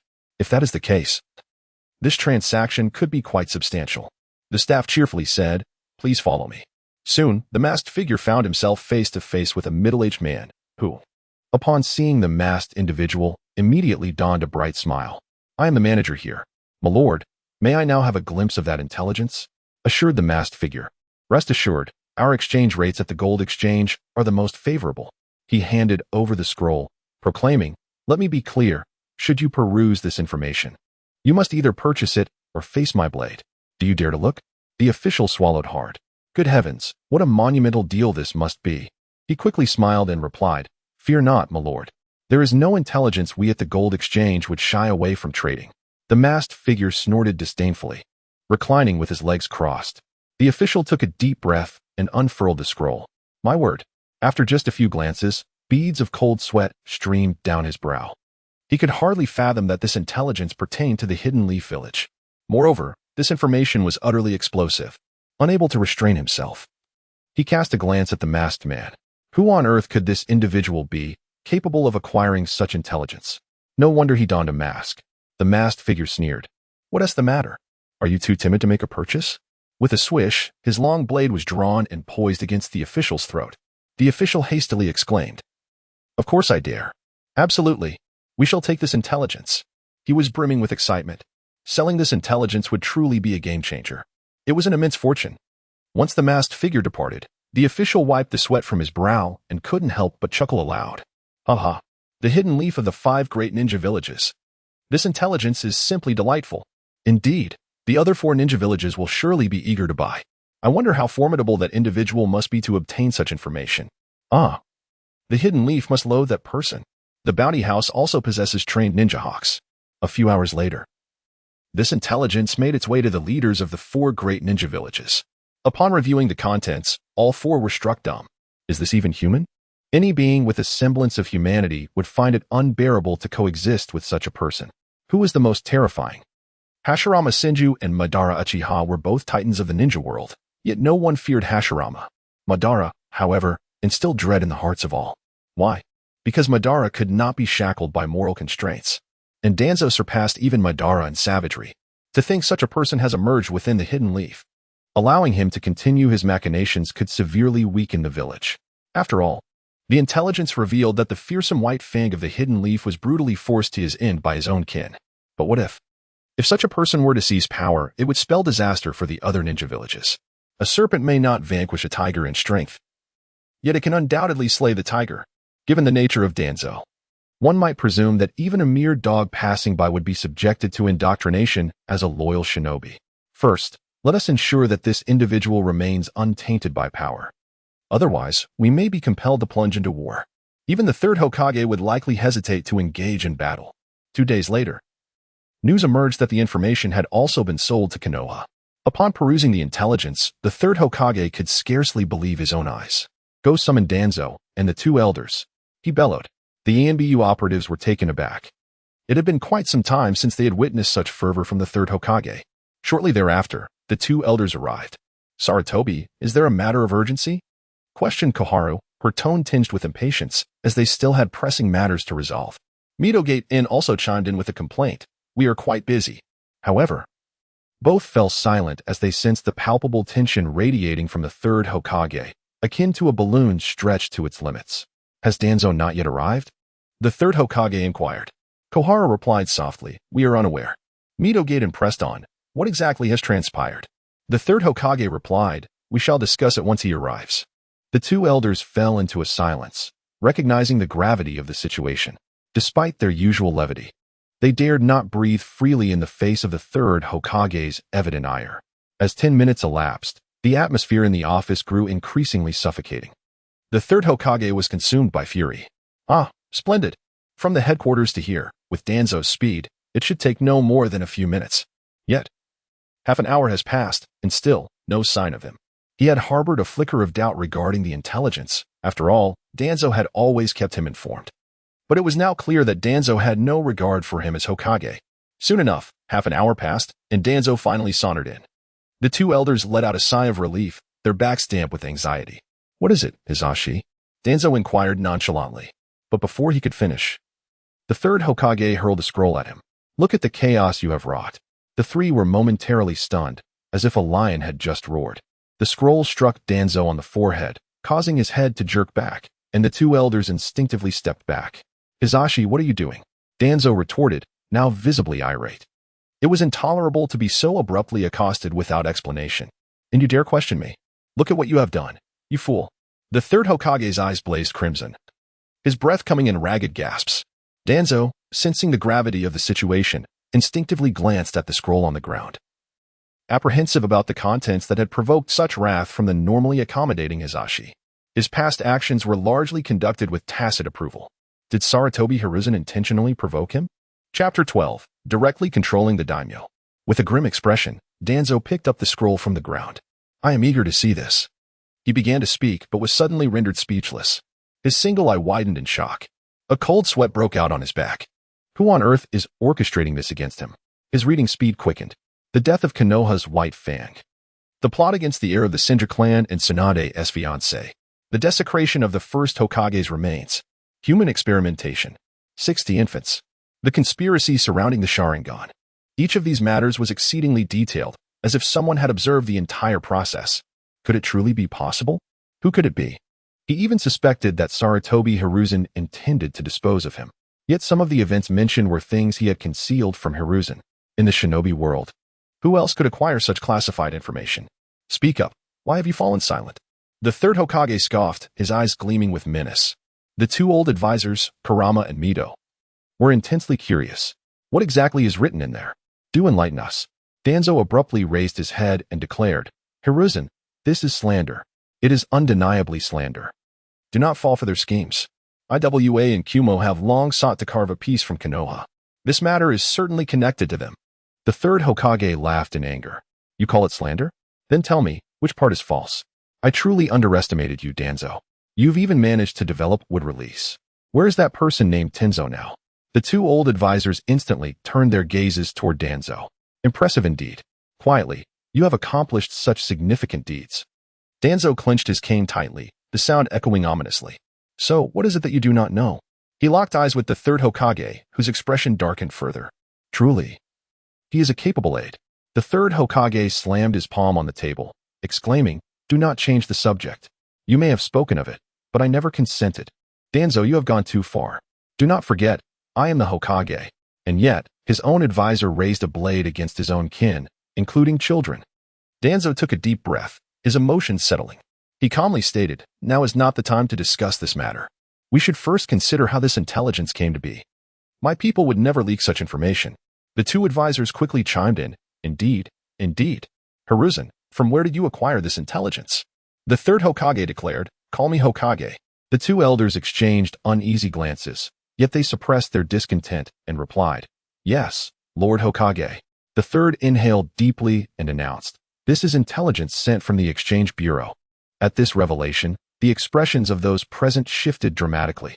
The Exchange Bureau, wasn't that akin to a ticking time bomb? Danzo promptly asserted, "I shall arrange for someone to visit the Exchange Bureau immediately. We cannot allow this information to leak out."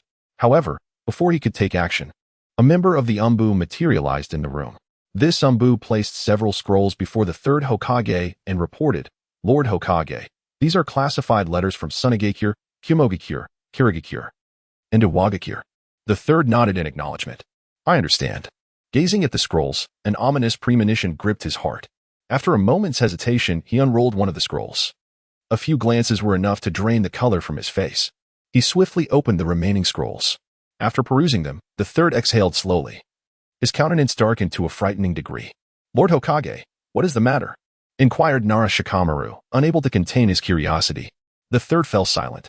Suddenly, he slammed his hand on the table, exuding an aura of lethal intent as he uttered 3 words. "Exchange Bureau. By all that is sacred." Selling such intelligence to them was one thing. The fact that Konoha was the last to know was utterly intolerable. Danzo and the others, upon reflecting on this, quickly grasped the gravity of the situation, their faces paling with terror. They had been contemplating how to contain the information. only to discover that it had already spread to other ninja villages? What a calamity!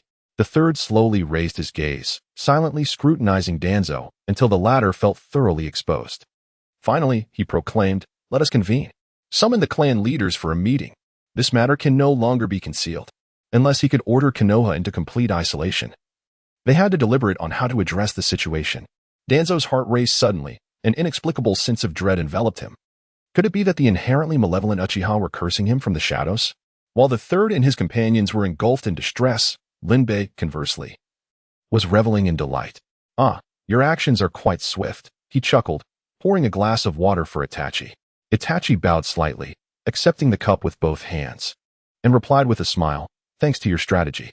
The third had already called for a meeting, and my father would be present as well. Linbei nodded and remarked, "Indeed, it seems the third is anxious. Given his temperament, he will undoubtedly act with prudence. However, it is likely he will merely remove his official title and name only. As long as the roots remain in Danzo's grasp, he shall not truly fall." Upon hearing this, Itachi nodded gravely and remarked, "Indeed.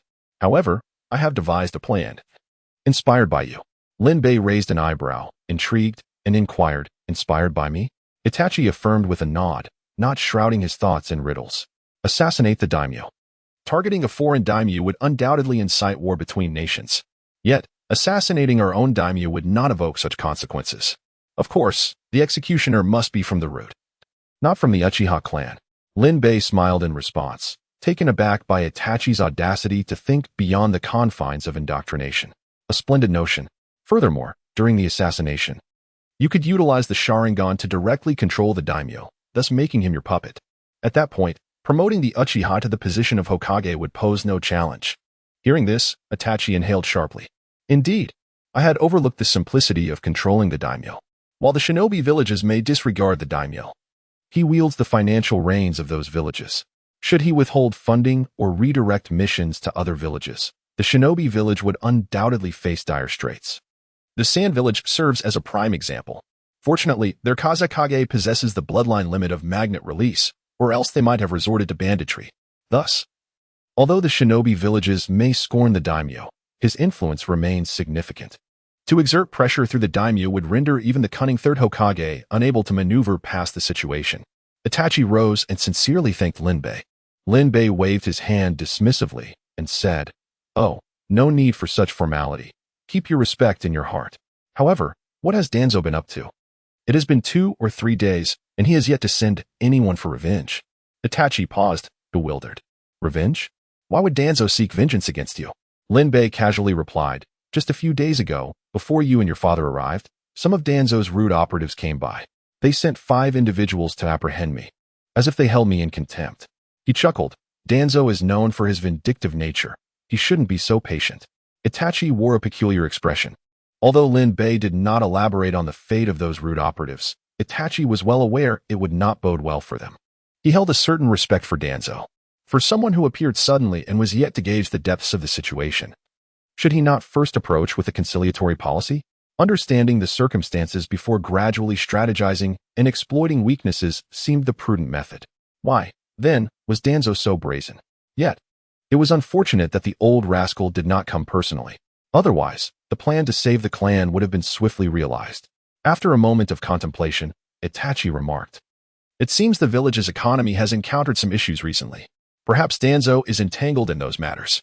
The matters of the past indeed encompassed a rather extensive scope. Numerous enterprises under various families have encountered financial difficulties. Upon hearing this, Linbei nodded contemplatively. It was evident that this was not a normal occurrence. Coincidentally, this situation seemed to have arisen only after Uchiha Itachi entrusted him with the funds. It was difficult for Linbei not to draw connections. After Itachi's departure, Linbei inquired at the tavern and received affirmative feedback. He fell into deep contemplation. Having received the money, would there be repercussions for this world? It remained uncertain whether the impact was confined solely to Konoha or if the entire shinobi world had been affected. Linbei speculated that it was likely limited to the former. It appeared that what he had acquired was not mere currency. The fortune embodied within that money, commonly referred to as wealth, had also been inadvertently extracted by him. After all, money serves as a vessel for fortune. Moreover, 20 million ryo was not a significant sum for the Uchiha clan, thus the economic fluctuations would likely be minimal. expected to stabilize in the near future. The scrolls, being unrelated to the monetary aspect, should remain unaffected. With these realizations, Lin Bei experienced a sensation akin to mastering a new skill. This time, he had merely requested 20 million Rio. Yet, what if next time he boldly demanded 200 million, or even more? It was conceivable that Konoha could face bankruptcy. What could this be termed? I conquer without bloodshed, bringing down the 5 great shinobi villages. With but a few words, the 5 Kages beg on the streets. This was indeed a formidable weapon. In the conference room, the third Hokage and Danzo had already taken their seats, with representatives from various clans arriving in succession. Upon noticing Uchiha Fugaku's presence, the clan members realized that this matter was likely of significant consequence and pertained to external affairs. Once everyone had gathered, the third Hokage stood and addressed Fugaku, stating, "You previously mentioned having a matter to discuss. You may seize this opportunity to voice your concerns. But we must first attend to pressing matters." All eyes turned towards Uchiha Fugaku. His expression remained unchanged as he nodded subtly. Taking a deep breath, the third Hokage continued.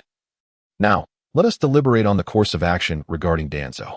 This seemingly innocuous statement detonated like a pair of kaleidoscopic Sharingan within the assembly. The atmosphere erupted. Who in attendance was unaware of the intricate relationship between the Hokage and Danzo? They were the only 2 of the same gender present, had either been female. The implications would have been starkly different. Yet now, the third Hokage audaciously uttered such heartless words. Did he not fear being barred from Danzo's presence in the future? What an explosive commencement. Only Uchiha Fugaku had anticipated the content of this meeting, though he still feigned surprise. While Danzo had prepared for this eventuality, he now wore a grim expression, akin to a venomous serpent poised to strike. The third Hokage remained impassive, surveying the faces of those present. It was difficult to discern any emotions, with the exception of Uchiha Fugaku, whose stoic demeanor was unsurprisingly unnatural. While it was true that the machinations of Danzo could be beneficial for the Uchiha clan, it was inconceivable that they would be the ones to instigate such actions. Even matters that were not deemed confidential were beyond their purview, let alone these grave circumstances. Narashikaka scanned the room and broke the silence. "Hokage-sama, we beseech you to clarify." Others nodded in agreement. The third let out a weary sigh and replied, "The villages of Iwa, Kumo, Kiri, and Suna have united in their condemnation. They demand the surrender of Danzo for trial. Otherwise, they threaten war with Konoha." This revelation struck like thunder, nearly shattering the composure of all present. The audacity of these 4 ninja villages to band together for war was alarming. Konoha, at best, could contend with Suna, and only under favorable conditions. If the 4 villages truly allied, the fate of Konoha would be all but sealed. Shikaka maintained a semblance of calm, understanding that the threat of war was merely a bargaining chip. He glanced at the others, noting their expectant gazes upon him. With a resigned sigh, he ventured, "Hokage-sama, what has prompted their focus on the esteemed advisor?" The third Hokage cast a glance at Danzo and stated, "Danzo has concealed from me his secret experiments on human subjects, desecrating the remains of our first Hokage. These actions were uncovered by spies within the village and have now been leaked. The 4 great ninja villages are aware and have issued statements of condemnation, asserting that all possess the right to life. Danzo's actions have violated the very essence of existence for all. Moreover, they hold our first Hokage in deep reverence and cannot tolerate the presence of one who would defile his remains. They seek vengeance on behalf of the first." All eyes turned to Danzo, their expressions a tapestry of disbelief and horror. The atmosphere was thick with tension, save for the Shimura clan. No one harbored any fondness for Danzo. Yet, none could fathom the depths of his depravity. Danzo's cheek twitched, but he refrained from uttering a word in defense. The third Hokage had already conspired with others beforehand. The matters inscribed on the scroll were orchestrated solely by Danzo behind his back. Danzo accepted this fate, fearing that the Hokage might indeed surrender him. Even if he managed to escape, he would be branded a rogue ninja, forever barred from the position of Hokage. Thus, he found himself compelled to yield, for the third had promised to protect him with unwavering resolve. He initially withdrew to evade scrutiny, intending to return later. As long as he could remain in Konoha, Danzo feared nothing. After all, his subordinates en route were no mere pushovers. Upon witnessing Danzo's silence, the crowd collectively inhaled sharply. It was indeed true. The room fell into a profound silence, but it was not long before someone shattered this stillness. Uchiha Fugaku suddenly rose to his feet, drawing the attention of all present. In their hearts, the onlookers marveled at Fugaku's audacity. How daring to speak in such a setting. This was not characteristic of the opponent. Danzo coldly regarded Fugaku, remaining seated, eager to hear what nefarious words the Uchiha would utter.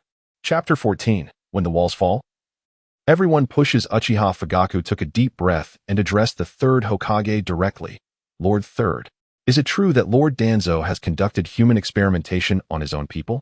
The third Hokage met Fugaku's gaze, nodded after 3 seconds, and sighed. It is my failure for not properly supervising Danzo, allowing him to commit such inhumane acts. Danzo's face twitched. Enough, Hiruzen. Speak of matters at hand, but refrain from insults. In response, Fugaku's expression grew increasingly rigid. He continued, Hokage-sama, during the Third Great Ninja War. After numerous battles, I discovered that the corpses of my clan members were missing while clearing the battlefield. At the time, I thought little of it, attributing it to the chaotic environment. However, after hearing this, I am deeply suspicious that my clansmen were secretly taken by Lord Danzo for experimentation. The route under Lord Danzo is indeed elusive and formidable, he stated, meeting Danzo's cold gaze without flinching. The third Hokage's expression darkened. He found himself unable to refute this claim, as the scroll indeed contained such information. The others began to murmur in uproar. Lord Third, we too have encountered the issues raised by clan leader Fugaku. So have I. Me as well. The corpses of our clansmen are not to be desecrated. The perpetrator must face severe punishment. Almost all the clan leaders spoke up. When the walls tumble, everyone pushes. Moreover, this wall had obstructed everyone's view. Danzo had not refrained from showcasing his authority before the various clans over the years. Where did the manpower for root come from? Common ninja? Do not jest. What common ninja could rival the prowess of the esteemed clan members? If they joined the Umbu, it might have benefited their clans. However, the training methods of Root were distinctly Danzo's. Those who emerged from it were entirely his, mentally and physically, severing ties with their clans. Which clan could tolerate such indignation? Yet, who could challenge him when he had the third Hokage backing him? The most critical aspect is that before them lies a slain chicken. They certainly do not wish to experience the plight of the Uchiha clan. The sacrifice has been made, and their resentment towards Danzo has only intensified. Now that they have attained a semblance of power, who would not desire to take action against him? Had the news been contained, perhaps Danzo would remain unscathed. Yet now, the rumors have spread far and wide. Even if the third Hokage is reluctant, he must adopt a stance. Otherwise, the repercussions of Danzo's actions will inevitably reflect upon him. Once Danzo is dethroned from his position, the uncertainty of his return looms large. At this moment, Danzo's eyes blaze with fury. His hatred is palpable. The Uchiha clan has their grievances, which are understandable, given his past transgressions. However, what business do these minor clans have meddling? Who among them is of any significance? They lack any notable traits. They would be better off engaging with commoners, for at least the latter are silent. The third Hokage's complexion fluctuates between shades of green and white. Is Danzo truly this outrageous? He hastily rises, forcing a smile, and implores, everyone, let us remain calm. These pieces of information have been disseminated by spies and should not be taken at face value. What if this is merely an enemy ploy to incite our internal strife? This is but one side of the story, and we lack concrete evidence. Upon hearing this, the assembly feels as though they have been fed a fly. Is he speaking nonsense in broad daylight? Indeed, there may not be evidence, but does this matter require further proof? Danzo has conducted human experiments, and their kin have disappeared without cause. Even a blind person could discern the truth, observing the gazes of those present. Danzo can hardly contain himself and begins to rise in protest. The third Hokage interjects, Danzo, refrain from speaking. Do you still wish to voice your thoughts at this juncture? Whatever you say will only exacerbate the conflict. Danzo looks at the third Hokage in disbelief. Is he truly being silenced? Can such words be uttered by a human? Uchiha Fugaku, filled with sorrow, declares, my clansmen shed blood for the sake of Konoha. They died protecting this village. Yet, in death, their bodies are denied peace. What is even more tragic is that those responsible for such deeds are the very people they sought to protect. Apologies, I have digressed. Fugaku wipes away his tears. It is all right, it is all right. The Uchiha clan's emotions are sincere. Your words resonate deeply within me. Alas, I too have become emotional. One by one, the clan leaders begin to wipe their tears. The third Hokage thinks, is this the performance we are engaging in? Since assuming the position of Hokage, this is the first time I have felt so powerless. These clan leaders have united spontaneously. Yet, unfortunately, in this matter, the moral high ground is not on my side. These individuals are truly intent on opposing him. As the Hokage, he finds himself in a precarious position. Upon reflection, one cannot entirely blame these clan leaders, for the actions of Danzo have indeed caused considerable harm. Yesterday, he was willing to use commoners and the Uchiha for his inhumane experiments. Thus, it stands to reason that tomorrow he might covet the Byakugan of the Hyuga or the secret techniques of the mountains. The threat of a blade hangs ominously over their heads, poised to descend at any moment. In such dire circumstances, they have chosen to compromise. Once the blade falls, they will be left isolated and vulnerable at the mercy of others. May the Hokage administer severe punishment to the perpetrator. Observing the resolute gazes of the clan leaders, the third Hokage sighed inwardly. Their determination is palpable. Very well, then. In truth, he had been prepared to take this course of action. But today's events have made it appear as though the clans are coercing him, the Hokage, into making a choice. Danzo clenched his teeth in response. Excellent. You are all quite commendable. I, Danzo, shall remember every one of you present today. When the day comes for my resurgence, I will settle the score, especially with the malevolent Uchiha. The third Hokage turned his gaze towards Fugaku. Fugaku was taken aback. What are you looking at me for? The third Hokage inquired. Fugaku, what is your perspective? Fugaku felt a pang of bitterness. After some contemplation, he replied, the announcements from those villages have overstepped their boundaries, regardless of the circumstances. Since they are citizens of Konoha, it is not their place to pass judgment. Perhaps, Hokage-sama, it would be best for you to meet with them directly. As for the matter concerning Danzo, this is not something I can comment on as merely an advisor. Fugaku cast a glance at Fugaku, but remained silent. The third Hokage sighed, recognizing the man's diplomatic finesse. His words held little weight, yet they subtly elevated Fugaku's standing. The third Hokage then turned his attention to Danzo. In light of this, Danzo's actions have had a detrimental impact. The position of Hokage's advisor is, for the time being, unsuitable for him. As for other matters, I will decide after consulting with several other Kages. He then surveyed the assembly, addressing them, esteemed leaders, please trust that Konoha is your home. We shall safeguard every individual within the village. I acknowledge my oversight in this matter. In the name of the Hokage, I vow that such incidents shall never recur. With that proclamation, the third Hokage bowed deeply before the gathered crowd. Chapter 15. Danzo comes to snatch children. Everyone was taken aback, rising to their feet in unison. Internally, they cursed the old scoundrel for resorting to such tactics. The Hokage's authority in the village is paramount. He has humbled himself to this extent, disregarding his own dignity. What a masterful maneuver of retreating to advance. Should they persist in their grievances, it would be they who bear the guilt. Surprisingly, Fugaku felt no disappointment. Rather, he was somewhat elated. He understood that a single action would not suffice to completely topple Danzo. Merely removing Danzo from his position of influence would not be an easy task. He was prepared to stoke the flames further, ensuring that the news spread throughout the village, becoming common knowledge among its inhabitants. At this juncture, the shortcomings of the third Hokage's advocacy for the will of fire became apparent. While the will of fire signifies protection, Danzo had already turned against his own people. This was akin to pouring cold water into boiling oil, leading to an imminent explosion.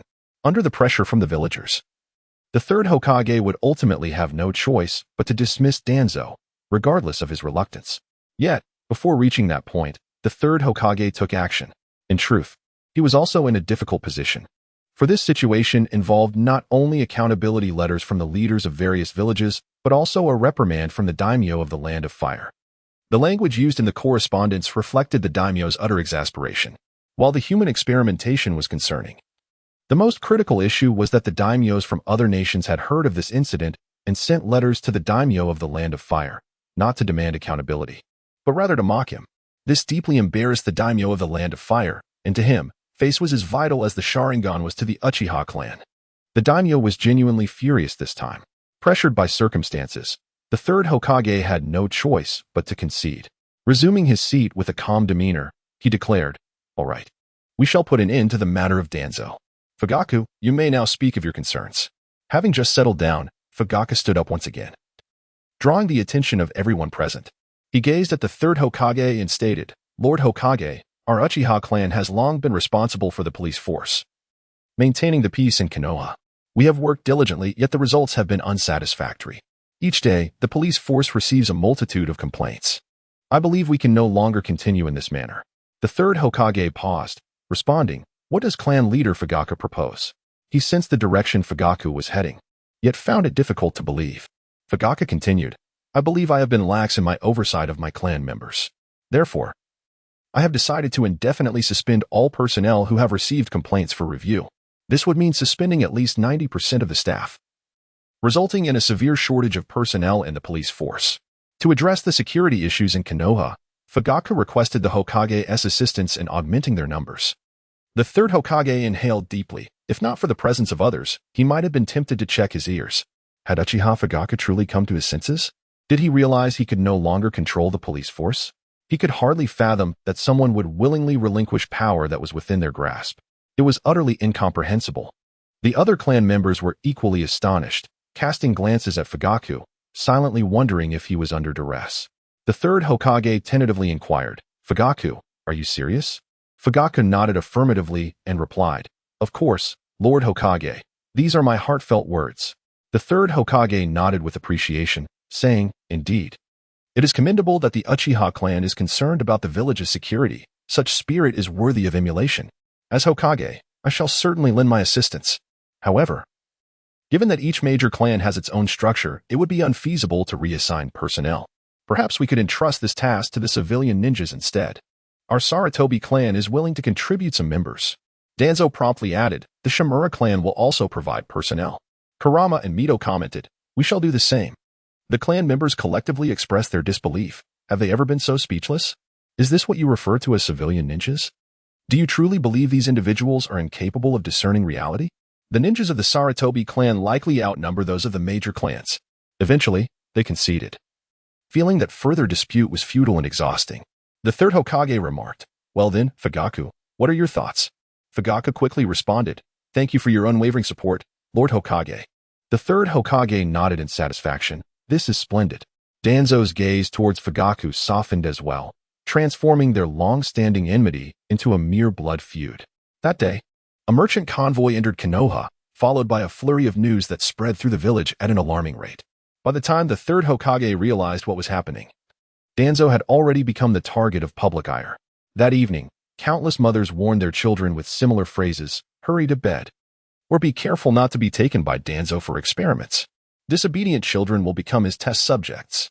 Amidst this uproar from the populace, the third Hokage announced a course of action regarding Danzo, which gradually quelled the uproar. He sighed deeply, pondering whether Danzo could ever recover from this. Perhaps they would later find a scapegoat. Orochimaru would do nicely, as he was the one conducting the experiments anyway. He believed that deceiving those Navi villagers would suffice. Seeing Danzo's reputation tarnished, Lin-Bei smiled. Alas, those who engage in wrongful deeds will inevitably meet their demise. Truly, Lin-Bei's casual remarks were laden with profound significance. Lin-Bei, exasperated, covered his forehead and said, Itachi, in the realm of knowledge, if one cannot offer compliments genuinely, it is better not to force them. Itachi chuckled and responded, Boss Lin, I must take my leave. Lin-Bei raised an eyebrow and said, Best of luck. Itachi added, By the way, Jiraiya-sama is returning to the village. Lin-Bei replied, Sarutobi Izashi must have called him back. All right, I understand. That night, Uchiha Itachi left behind a shadow clone within the clan while his true self stealthily slipped out of the village, heading towards the feudal lord's residence.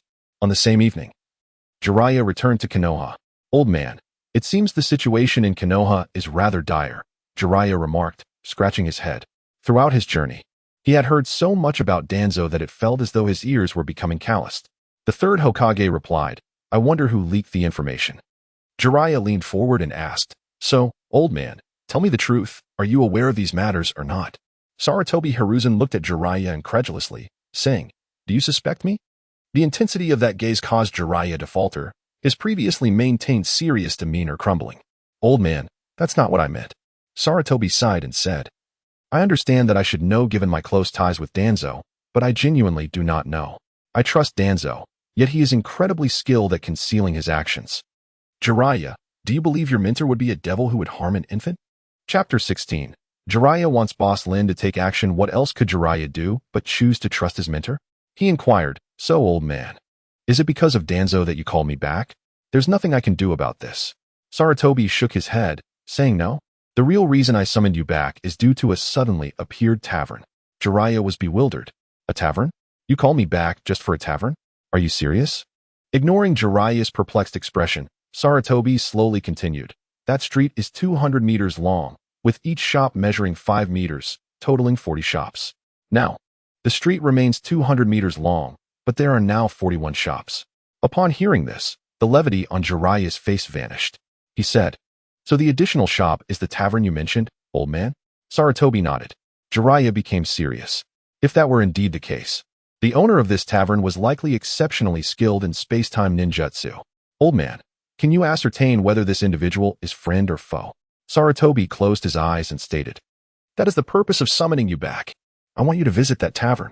Members of the Uchiha clan have frequented it multiple times, so it is likely not dangerous." Jiraiya paused and replied, "All right, I shall go at once." He had confidence in his abilities. Even if the other party harbored malicious intent, he was quite certain he could subdue them. "Exercise caution," the third Hokage advised. Following the directions provided by the third Hokage, Jiraiya arrived nearby. He stood atop a vantage point and observed. Indeed, it was as the third Hokage had described. A 200-meter symmetrical street stretches before them, one side boasting 40 shops while the other harbors a mere 41. Remarkably, no discrepancies seem apparent. Jiraiya's heart swells with an instinctive wariness. Inside the tavern, Linbei is engrossed in a game, tapping into a network from another realm. Suddenly, the door creaks open. A tall man with white hair cautiously steps inside. Linbei sets down his keyboard and mouse, lifting his gaze. Jiraiya observes Linbei, uncertainty swirling within him. Could he have arrived at the wrong place? Linbei appears to be an ordinary individual, seemingly unassuming and lacking any physical prowess. Or perhaps the true host has already departed, leaving only a messenger behind? One of the legendary Sannin, Jiraiya, a figure of great renown. "You are Jiraiya," Linbei states. Jiraiya furrows his brow, inquiring, "Do you know me?" "Ah, the king of peeping, who doesn't he recognize you?" Linbei retorts. The title strikes a nerve with Jiraiya. "What peeping? I merely gather inspiration." "Gathering inspiration, you say?" Linbei scoffs. "If you must masquerade as something noble, why not be honest? If Tsunade were to be inspired, would you still consider that art?" Jiraiya falls silent, instinctively envisioning a scenario where Tsunade is subjected to such intrusion. The thought ignites his fury. He feels an overwhelming urge to eliminate the perpetrator. "Tsunade, how could she ever be peeped upon?" he exclaims, his voice taut with indignation. Linbei smirks, "As long as you are content. But tell me, what brings you here? Are you here for a drink, or do you carry a mission?" Returning to the matter at hand, Jiraiya adopts a serious demeanor. He senses that this seemingly ordinary youth possesses an extraordinary essence. What of drinking and what of missions? Drinks are welcome, but should it be a mission? I suggest you depart swiftly. Do not provoke my ire. I frighten even myself when enraged, Linbei warns. Jiraiya narrows his eyes. Is this esteemed proprietor so arrogant? You may refer to me as Boss Lin. As for arrogance, you are welcome to test it. I harbor no ill will toward you. It is merely that in this realm of shinobi, each is as worthless as the last before me, Linbei declares. Jiraiya inhales deeply, astonished by the audacity before him. He wonders if this bravado stems from genuine ability or sheer hubris. Given the tavern's peculiar ambience, he leans toward the former. With a sardonic chuckle, he remarks, "Boss Lin, do you consider yourself a deity?" Linbei ponders momentarily, then nods earnestly, "To you, I may very well be a god." Jiraiya stares at Linbei, utterly speechless. He was taken aback by Linbei's astonishing words. Jiraiya shook his head and said, "Boss Lin, let us dispense with the pleasantries. Come with me to meet the Hokage. Once it is established that you pose no threat, we shall not harm you." Linbei smiled slightly. Jiraiya furrowed his brow and asked, "What are you laughing at?" Linbei replied with a grin, "What am I laughing at?" However, his smile quickly faded as he stated, "Only the weak seek an audience with the strong. What merit is there in a strong individual visiting the weak? The Hokage is nothing to me. If he wishes to see me, he should come to me himself." Upon hearing this, Jiraiya's face darkened with anger. He said, "Let me remind you, the one you insult is not only the Hokage but also my mentor." Linbei responded, "And what of it?" Jiraiya continued, "Therefore, I am quite incensed. Since you refuse to go, I will apprehend you and present you to the Hokage." Linbei chuckled again and said, "You intend to take action? Are you certain?" Jiraiya's gaze sharpened. "Oh, has the self-proclaimed god grown timid?" Linbei sighed and remarked, "Jiraiya, you have succumbed to wrath. Thus, I shall cast you into the realm of beasts." Jiraiya's expression hardened as he shouted, "What nonsense is this? What have you done to me?" Suddenly, Jiraiya vanished, replaced by a white-haired Akita dog. In disbelief, he stared at his paw, now transformed into a dog's paw. Had he truly become a dog? This must be a dream. Damn it, his throat itched terribly. He longed to bark. Woof. Arg, damn it. The large dog jumped in frustration, but now its height was such that even Lin Bei was out of sight. Fear began to creep into Jiraiya's heart. He was certain this was not a mere transformation technique. He had genuinely become a dog. Such a power was unheard of. How could anyone possess such a perilous ability? Lin Bei emerged from behind the bar. Upon seeing this, Jiraiya lunged toward him, exclaiming, "Who are you? Change me back, do you hear?" Lin Bei crouched down and began to rub the dog's head. Jiraiya was reluctant, yet he could not resist Lin Bei's strength. "Jiraiya, it seems you still do not grasp the situation. Who do you think you are, that I should heed your commands? Surely, you do not wish to be a dog for eternity." At those words, Jiraiya felt a chill run through him. To live as a dog for life was tantamount to death. It was only then that he recognized the true nature of the being before him. This was his adoptive father. "Boss Lin, I was wrong." Chapter 17. The malevolent tavern keeper Jiraiya promptly admitted his fault. It was merely an attempt to revert back. There is no shame in that. Lin Bei was taken aback, not expecting Jiraiya to be so decisive. He had thought the other would hesitate for a while longer. Lin Bei inquired, "Where did you go wrong?"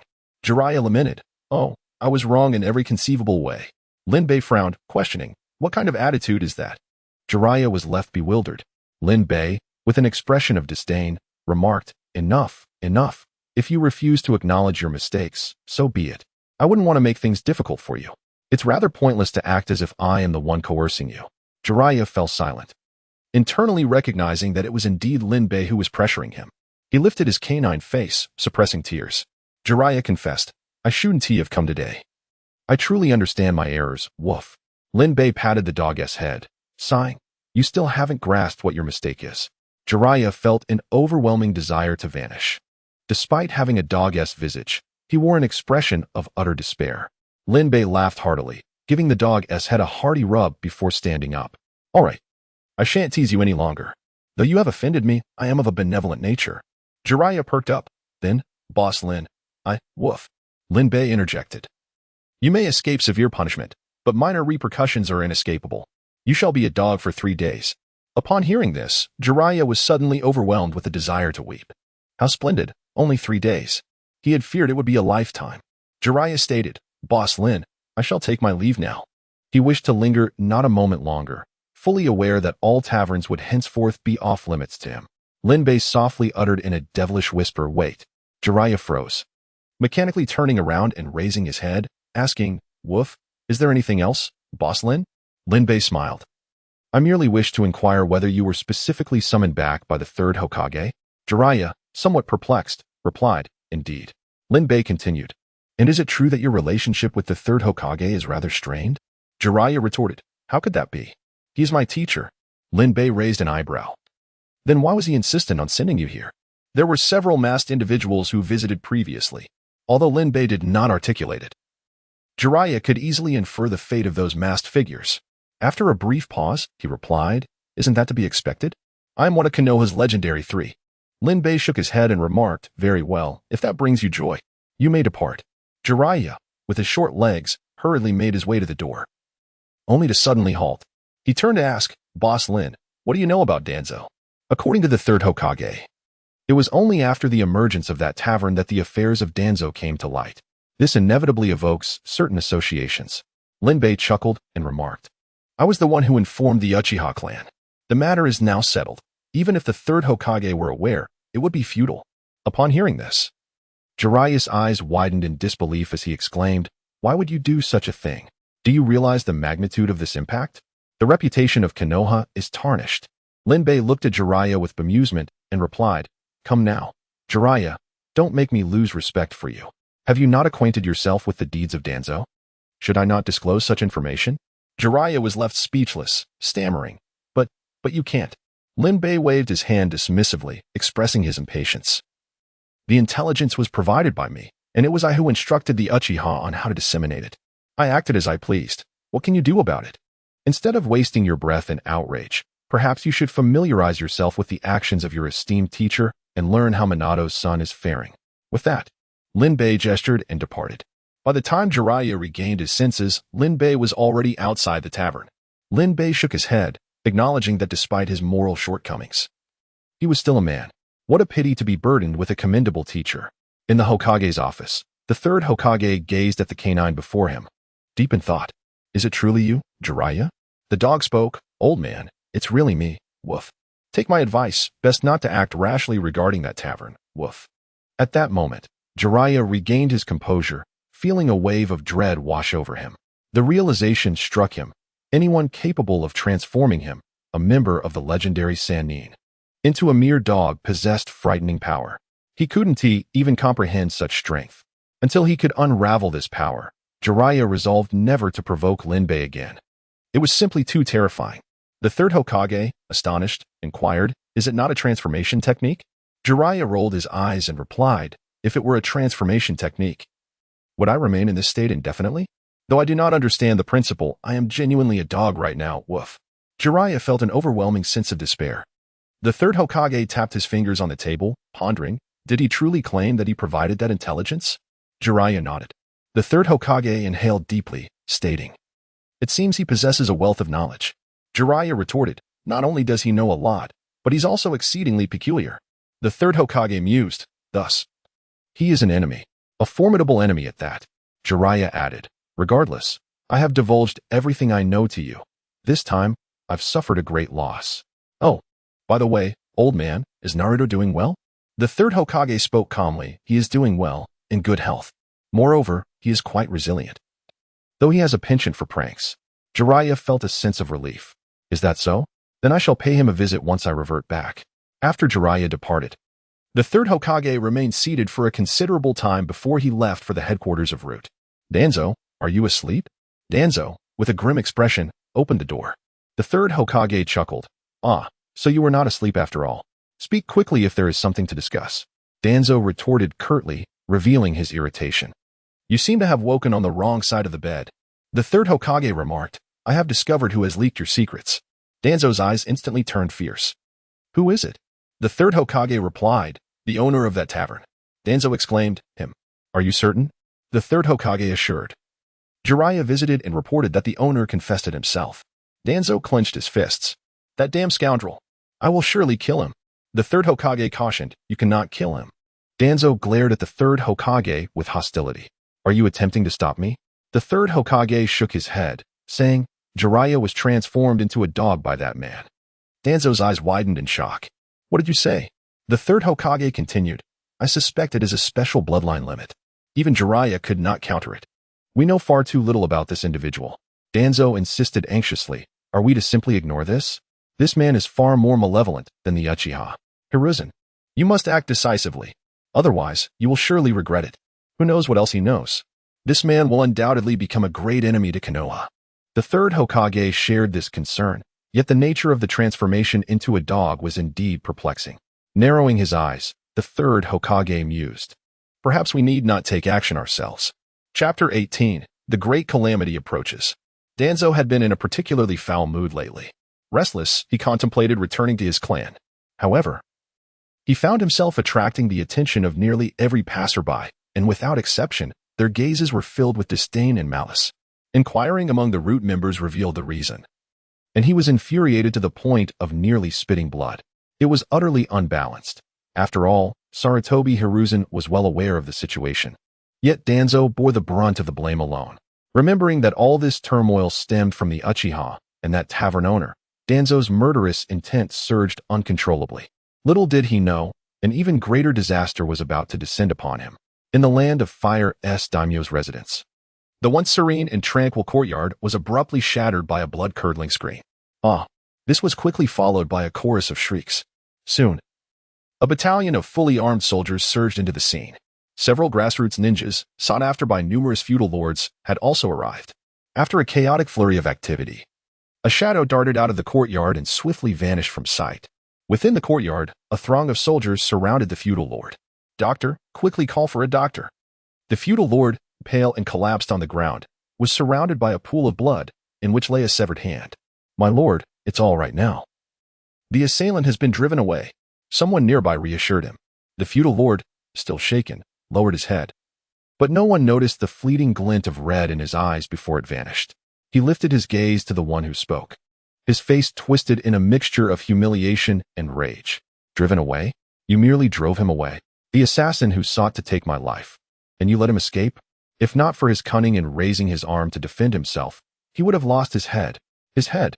A cold sweat broke out among the onlookers. We did our best. A staff member explained, his face contorted with distress. That individual is a ninja. The feudal lord howled in a frenzied rage. He is a ninja. Do I not have ninjas here as well? Where are those useless fools? I provide them with sustenance and luxury, and this is how they repay me. Useless. What are you all still doing standing there? Hurry, go capture him. Issue a bounty. Bring me his head. At that moment, his hair disheveled and his demeanor wildly unstable, he resembled a malevolent specter. The surrounding individuals were paralyzed with fear. One staff member stammered, But my lord, he wore a mask. How can we identify him in a sea of faces? The feudal lord abruptly raised his right hand. Upon seeing his bandaged arm, now reduced to a mere stump, his terror and fury escalated. He then raised his left hand, gathering strength to strike the speaking staff member across the face. Though accustomed to a life of luxury, the staff member promptly rolled to the ground in self-preservation, secretly biting his tongue and spitting out blood. So, are you implying that this matter is settled? The feudal lord glared menacingly at him. He then began to search frantically, muttering like a madman. Where is my sword? Where is my sword? The staff member, terrified, leapt to his feet, sweat pouring down his face. Think, he exclaimed. Ah, yes, he said, his eyes widening. My lord, I have an idea. A ninja, wearing a mask. Here in the land of fire, there is only one type of person that fits that description. The feudal lord swung his left arm again, delivering another blow. The staff member, prone on the ground, felt wronged. He had said he had an idea. Why was he being struck? The feudal lord bellowed, If you've thought of something, just say it directly. Why the theatrics? The aide sprang to his feet and exclaimed, It is the umbu. The umbu of the Hokage all wear masks. Moreover, they are the elite among ninjas. The ninjas we have recruited are no match for them. The daimyo, feeling the pressure, reacted with anger. The aide covered his face, his eyes devoid of light. The daimyo said, You seem to have gotten carried away, but are you certain you haven't lost your wits? The umbu are under the Hokage's command. Why would they attempt to assassinate me? The aide felt a sense of injustice, but remained silent. My lord, have you forgotten? Not long ago, you sent him a letter of condemnation. Furthermore, I have heard that he shares a close relationship with Danzo. He must harbor resentment towards you. Upon hearing this speculation, those around them nodded in agreement. Truly, the daimyo's aide possessed some insightful reasoning. How utterly plausible. The daimyo paused momentarily. Then his eyes ignited with a fierce rage. Hokage, Konoha, Danzo. The third Hokage sat in his office, enveloped in a cloud of smoke. With Danzo gone, he felt an unsettling emptiness. No one was left to handle the dirty work. However, his discomfort soon intensified. Suddenly, members of the umbu appeared, placing a scroll before him. The third Hokage blinked in surprise and asked, Where did this come from? Lord Hokage, it is from the daimyo's estate. The third Hokage furrowed his brow. The daimyo's estate again? It had been years since they had any correspondence, and now, within just a few days, 2 letters had arrived. He unrolled the scroll, and after glancing through it, his body jolted. Who was trying to frame me? The letter was explicit. The daimyo had been attacked, and the assailant was a masked ninja. Furthermore, the reasons speculated by the aide were all documented. Even the third Hokage found the reasoning to be quite plausible. Yet, Danzo's tarnished reputation was of little concern. After all, his previous actions were all shrouded in secrecy. It hardly mattered. Only a fool would act so recklessly. Wait. Hold on. A fool equates to madness. The image of Danzo suddenly flashed in the third Hokage's mind. Such a deranged style seemed to align perfectly with Danzo. And who said only the umbu wore masks? He was entrenched in the roots, after all. The crucial point was that Danzo was exceedingly concerned about his reputation and power. In comparison, Danzo had far more animosity towards the daimyo. It seemed that motive, witnesses, and evidence were all falling into place. With this realization, the third Hokage could no longer remain seated and swiftly made his way towards the roots. Danzo, look at the mess you've created. Upon arriving, the third Hokage forcefully thrust the scroll into Danzo's face. Danzo wore an expression of disbelief. This is the second time Hizashi has used a scroll to strike me. What has happened now? Haven't all my matters been resolved? Hizashi, what madness are you up to this time? The clay figurine still harbors a trace of its former vitality. How much more volatile is Danzo at present? Resembling a ticking time bomb, ready to explode at the slightest provocation. Witnessing his fury, the root operatives instinctively shielded Danzo, their gazes fixed warily upon the third Hokage. The third's pupils contracted momentarily. His visage, once contorted with rage, suddenly softened to a calm demeanor as he fixed his gaze upon Danzo. Danzo, elucidate the situation.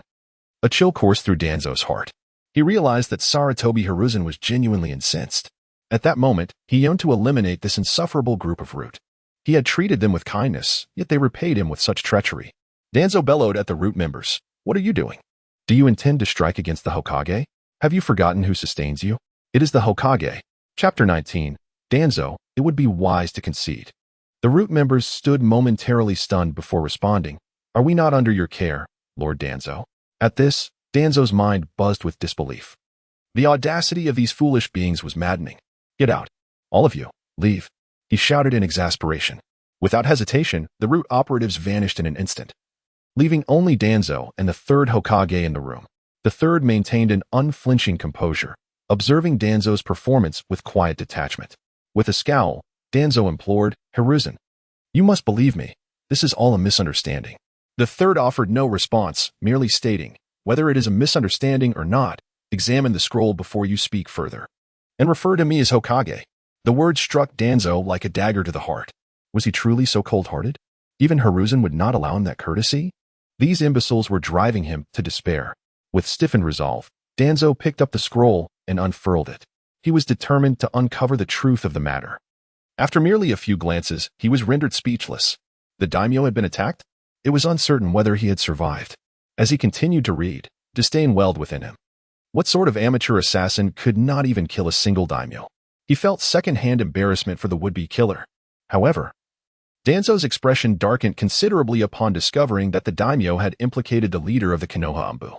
Furthermore, he claimed it was for Danzo's sake, ordering Konoha to surrender both the perpetrator and Danzo himself. Danzo was taken aback, exclaiming, Hiruzen, Hokage-sama, this must be a misunderstanding.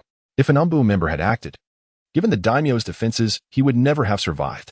The third's expression remained unchanged as he replied, I am fully aware that it was not the Anbu who acted. Danzo began to speak, but halted mid-sentence, suddenly realizing that the third's gaze was somewhat peculiar. A dawning comprehension washed over him. He looked at the third Hokage with incredulity and uttered, Hokage-sama, surely you cannot believe that I am responsible for this. The third Hokage remarked calmly, you indeed possess a strong motive. Prior to your arrival, I was merely suspicious. However, at this point, I am led to believe that this incident is likely orchestrated by you and your organization. The third contemplated the deeds orchestrated by Danzo, reflecting on the root's demeanor towards him and the utter disregard Danzo held for his position as Hokage. His eyes narrowed slightly. Danzo, barely maintaining his composure, nearly dropped the scroll. For the love of all that is holy, please, Hokage-sama, remain calm. I have no reason to act in such a manner. Moreover, if it were indeed the work of Root, do you genuinely believe the daimyo would survive? The daimyo is far too easy a target. The third's eyelids twitched. The implication of Danzo's words suggested that he had considered the assassination of the daimyo long before. Remarkably, even the notoriously deranged Uchiha Madara had never contemplated such an act. Perhaps this was merely a test, the third speculated, and it could very well be that the daimyo was spared intentionally to absolve you of suspicion. You are effectively signaling to the daimyo that his life is in your hands. Danzo was on the brink of despair. How could he possibly clarify this? Through gritted teeth, he asserted, Hokage-sama, I swear, I have never issued such an order. The third squinted, replying, it is also conceivable that the command did not originate from you, Danzo. However, your subordinates possess an alarming degree of initiative. Perhaps a mere glance from you could suffice to convey their duties. They do not require your explicit command. Danzo's face darkened, realizing he had underestimated Sarutobi's perceptiveness. By the gods, Danzo. He inhaled deeply, declaring, Hokage-sama, please trust me. I truly am not involved. The third scrutinized Danzo, and after a prolonged silence, he sighed, this is no longer a matter of trust. The real issue is that the daimyo has already made his determination regarding this affair. Unless you can apprehend the true culprit, we are at an impasse. Danzo suddenly lifted his gaze, exclaiming, let the Inuzuka clan handle this. They are certain to capture the perpetrator and restore my honor. The third pondered for a moment and replied, very well, let us allow them to make the attempt. We shall proceed in this manner. Yet, he remained somewhat skeptical of Danzo. He had always been a suspicious individual, especially considering Danzo's history. Nevertheless, he hoped that Danzo was innocent. However, should the daimyo persist in his accusations against Danzo, there would be little recourse. Anyone could commit unsavory deeds, at worst. They could simply replace him. Danzo had already become insubordinate. Once the third departed, Danzo shattered the scroll in a fit of rage. Danzo-sama, there are umbu outside. It appears we have been sealed in. The members of Root had come to report. Tanza's expression stiffened. It appeared that Hizashi still did not fully trust him. He could only hope that the Inuzuka clan would provide some support. However, before the Inuzuka clan could arrive at the Daimi's residence, news of the assassination of the Daimi, allegedly perpetrated by Konoha's umbu, had already spread throughout the Land of Fire and even begun to reach other nations. This incident had not only incited condemnation from 4 of the 5 great nations, but even lesser countries had begun to join the fray. The third Hokage covered his face in anguish. This was disastrous. Even if they were to find the real culprit, there would be no recourse. They could easily assert that he was a ninja from Konoha. Furthermore, even if the truth were revealed, if others refused to believe it, then it would cease to be the truth. The Daimi seemed resolute in their judgment of Konoha. Moreover, they had sent another letter urging Konoha to promptly deliver Tanz and the assassin to the Daimi's residence.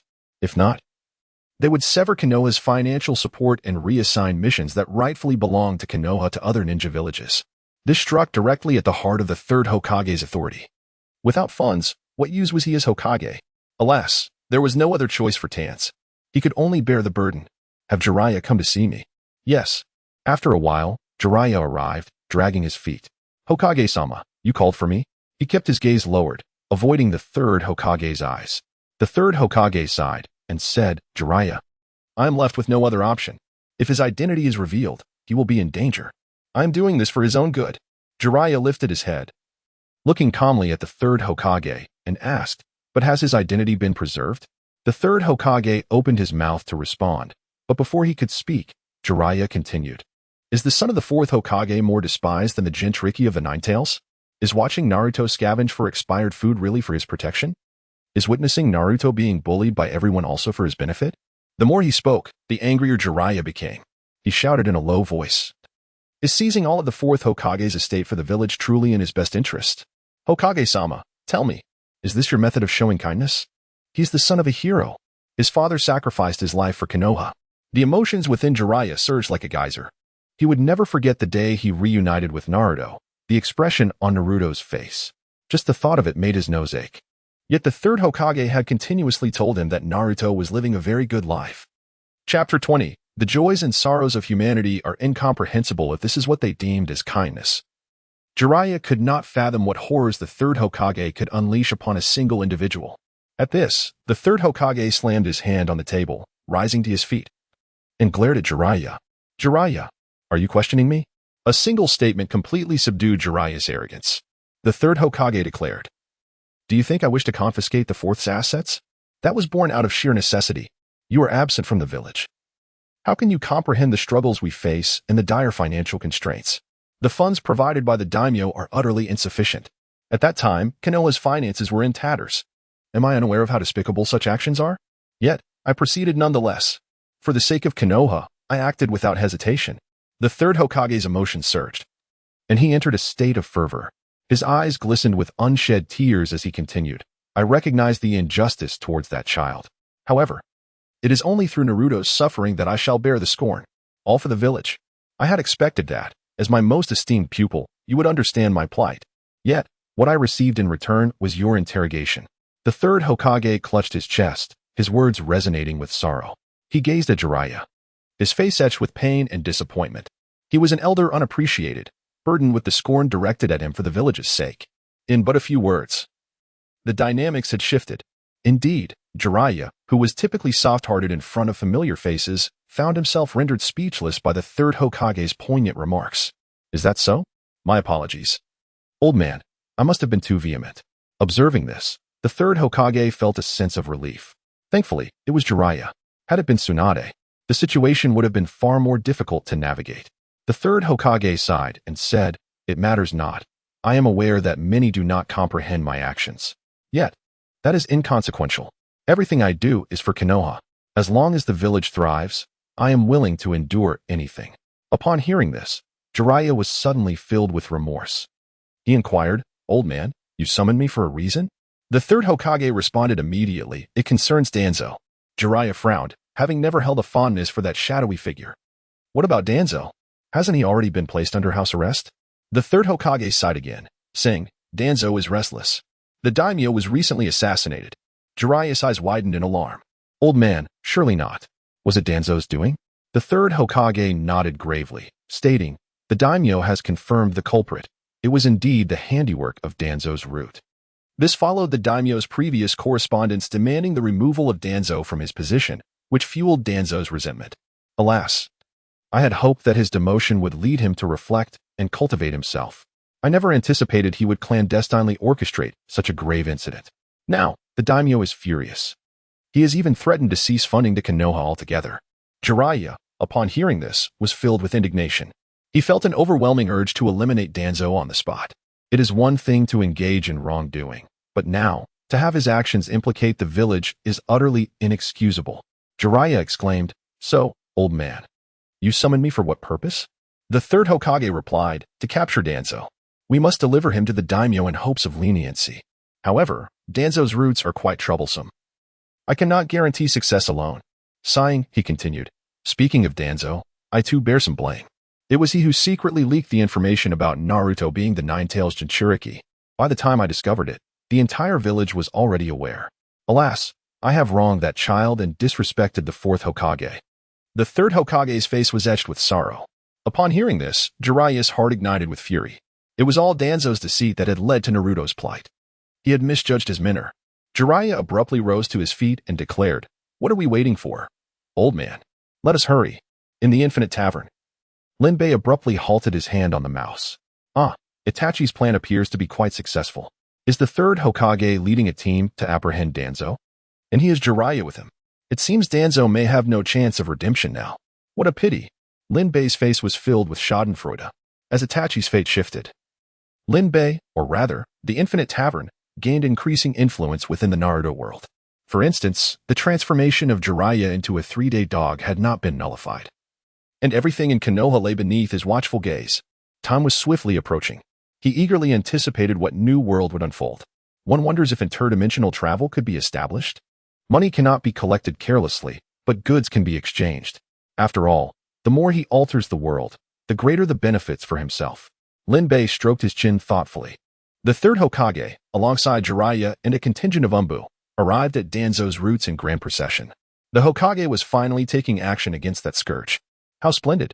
Yet, mere demotion and confinement seemed too lenient a punishment. Such a beast deserves to be torn apart. Truly, the third Hokage is deserving of his title. Listening to the cheers surrounding him, the third Hokage felt an overwhelming complexity within.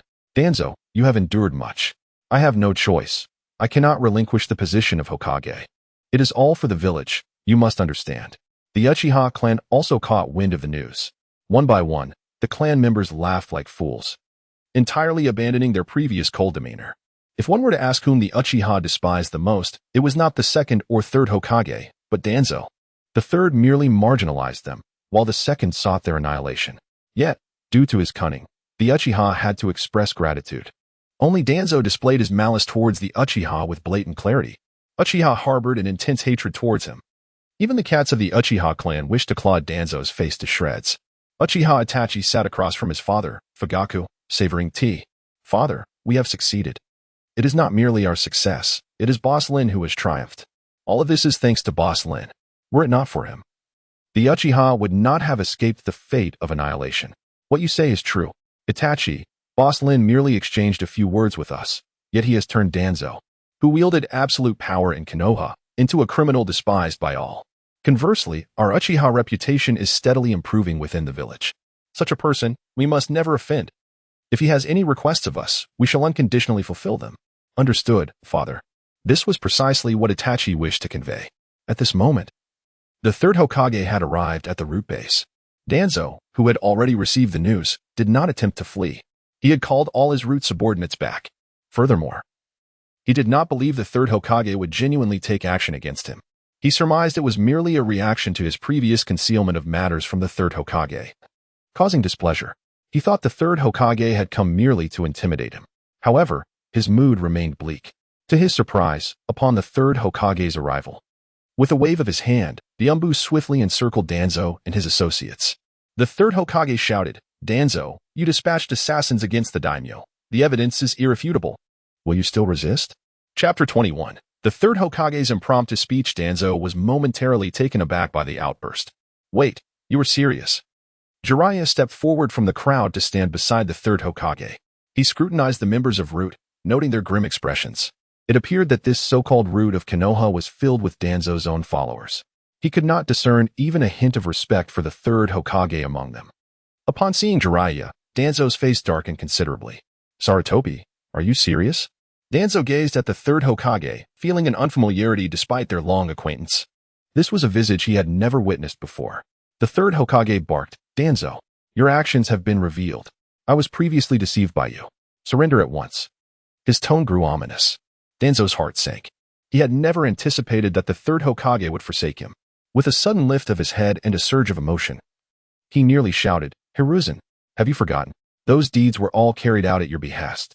I sought to eliminate your obstacles. Have you forgotten? Kato was killed for you, and so was Shinji." This was the first time Danzo had ever lost his composure, and only the third Hokage could provoke such a reaction from him. Jiraiya's expression suddenly shifted, his gaze fixed on the third Hokage, incredulous. The third Hokage's countenance darkened, and he barked sternly, "Silence. It is one thing for you, Danzo, to show no remorse, but to cast aspersions upon me is intolerable. Since you insist on following this treacherous path, do not blame me for being heartless. Seize him. Capture Danzo." The Umbu surged forward. Yet the Root members shielded Danzo at the center. "Lord Danzo, you must flee. We will hold them off." Danzo's face was a mask of despair. He realized he had misspoken. Yet he held no regrets, for regardless of the outcome, his dream of becoming Hokage had already been extinguished. To resist was to be a traitor, while submission would lead him to the daimyo's estate. Either way, whether he escaped or remained, he would forever be a renegade. His aspirations of Hokage forever out of reach. The malevolent tavern owner, the sinister Uchiha, this was all their fault. "Wait, Jiraiya, just hold on a moment. I will surrender." "But you must hear me out," Danzo shouted. He understood that a direct confrontation would yield no victory. His Root had numbers, yet the Umbu were formidable as well. Furthermore, in a one-on-one clash with both the third Hokage and Jiraiya, he had no confidence of success, especially now that they were united. The third Hokage snorted derisively and replied, "Danzo, at this juncture, your words carry no weight." As he stepped forward, Jiraiya suddenly grasped the third Hokage's arm. "Old man, perhaps we should hear what he has to say. A moment's delay will not cost us dearly." The third Hokage's heart clenched, inwardly cursing Danzo for the predicament. Yet, he could not disregard Jiraiya's formidable strength. If he insisted on obstructing, today's matters would come to naught. "Very well, let us hear Danzo's words. But I suspect they will be mere attempts to evade responsibility." The Umbu and Root members halted their skirmish, each eyeing the other warily. Danzo took a breath and declared, "The daimyo desires me, but he also seeks the true perpetrator. Have you found the culprit?" The third Hokage shook his head, responding, "Even the Inuzuka clan has been unable to identify the assailant. Consequently, the daimyo has only grown more convinced that the culprit is from Konoha." Danzo smirked coldly. "And what is your plan?" The third Hokage fell silent for a moment before replying, "The daimyo will not recognize the actual criminal. Your Root, by chance, wears masks. When the time comes, we shall craft a new mask according to the daimyo's description. None of this concerns you, Danzo. You are already apprehended." Danzo retorted, "No. It is very much related. I have a far better candidate for the true culprit." The third Hokage paused, intrigued. "Are you implying?" Danzo coldly uttered 3 words. "Uchiha. Since he has already reached this point, let us also drag the Uchiha clan down with him. I believe the third Hokage would be more than willing to comply." Jiraiya furrowed his brow and remarked, "Danzo, you have gone too far. On what grounds do you implicate innocent people? Old man, you surely cannot agree to this." He had never endorsed the third Hokage's stance towards the Uchiha clan. Now, Danzo's actions were undoubtedly aimed at implicating innocent villagers as scapegoats. This was Danzo's insidious plot. It should have been firmly rejected. Yet, he was taken aback to find the third Hokage actually contemplating the matter. Had he known Danzo would propose this, he would not have stopped the third Hokage earlier. The third Hokage hesitated and said, Jiraiya, you must understand that the Uchiha clan harbors ulterior motives. Perhaps this incident was indeed orchestrated by them. You have mentioned that the current turmoil has been stirred up under the guidance of that tavern owner. Jiraiya shook his head and replied, but that is merely your conjecture, old man. We cannot target innocent villagers. That is my bottom line. The third Hokage's expression darkened as he stated, but this is the order of the daimyo. Jiraiya, can you bear to see the ninjas and villagers of Konoha suffer from hunger? It is only one person. Let the Uchiha bear the brunt of the blame. I shall shoulder the notoriety. As Danzo observed the divergence between Jiraiya and the third Hokage, he coldly remarked, Hisashi, since you are so conflicted, allow me to assist you as before. As soon as he finished speaking, he dashed out of the encirclement. Whether it was intentional or accidental, Danzo brushed past the third Hokage. Danzo! Jiraiya shouted, ready to take action. The third Hokage hesitated momentarily and stepped in front of Jiraiya. Jiraiya looked at the third Hokage in disbelief. Old man, are you serious? The third Hokage replied solemnly. You have been away from the village and do not comprehend the extent of the Uchiha's threat. Moreover, a tavern of unknown origins has recently emerged. Undoubtedly, this establishment is an enemy of Konoha. Why is it that others have no ties to this tavern, yet the Uchiha have entered it and established connections with the owner? This is exceedingly perilous. For the sake of the village, I must eradicate this threat in its infancy. Eliminating the Uchiha would sever a critical limb. Jiraiya, I do not care whether you understand my actions. I know everything I do is for Konoha. Jiraiya, I do not seek your assistance. I only ask that you do not complicate matters. The third Hokage gazed earnestly at Jiraiya, his words sincere and his eyes genuine. Jiraiya found himself engulfed in a haze of self-doubt, pondering whether he was indeed in the wrong.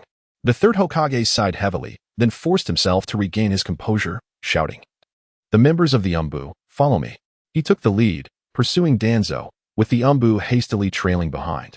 The root members exchanged glances, then followed suit. Only Jiraiya remained in a state of bewilderment. Am I the only one who cannot comprehend this? Chapter 22. Who could the second guest be? I can't make sense of it either. Lin Bei, with a resigned expression, covered his forehead. He truly did not anticipate such a situation arising today. After all, in front of these indigenous individuals, he could play the role of a deity. Yet, he was not a god and thus could not foresee all events. It was not a matter of his intelligence. Rather, it was the author's lack thereof that hindered him. Lin Bei could not help but admire the eloquence of the third Hokage. He could turn white into black with mere words. However, only a simpleton like Jiraiya would genuinely ponder the veracity of the third statements. It was quite remarkable. Initially intending to encircle Danzo, the situation had inexplicably shifted to Danzo leading the charge against the Uchiha. The most striking aspect was that, despite the peculiar process, the outcome was indeed correct. The culprits were indeed the Uchiha. Lin Bei found the situation rather amusing. Has Jiraiya followed? Who is he assisting? Or is he merely a bystander? Watching the spectacle unfold, Lin Bei observed with keen interest. Just then, a bell chimed at the entrance. Lin Bei perked up, decisively abandoning his spectator role. His attention drawn to the door. For that chime signified the imminent arrival of the second guest. The scale above the door began to rotate. Soon, it halted, and the door swung open. Simultaneously, the tavern's height surged to nearly 10 meters, transforming it into what resembled a cathedral. Lin Bei raised an eyebrow, sensing that the stature of the incoming guest was quite unusual. Who could it be? As he pondered, a figure stepped through the door. It was a small giant, standing nearly 7 meters tall. Remarkably, this individual managed to enter through the tavern's normal-sized door. Lin Bei looked up, recognizing the iconic beard instantly. It was Edward Newgate, known as Whitebeard, from the pirate world. Initially taken aback, Lin Bei soon felt a surge of joy. The pirate world, while not particularly potent in strength, was undeniably filled with the extraordinary. The key point was, with his current powers, he could navigate the pirate world with ease, provided that his strength had not escalated beyond reason. Where is this place? Did you bring me here? Who are you? Whitebeard curiously surveyed his surroundings, eventually fixing his gaze upon Lin Bei. He had been seated on the deck, but suddenly, a door had appeared before him. He was uncertain of what that door represented, yet within him resided a compelling voice, urging him to open the door and take a glance. Thus, he arrived at this peculiar place. Such an oddity, even the illustrious Whitebeard encountered for the first time. Is it the fabled devil fruit of the unknown? Welcome to the Tavern of All Realms, Whitebeard. You may refer to me as Boss Lin. As for my identity, consider me a deity.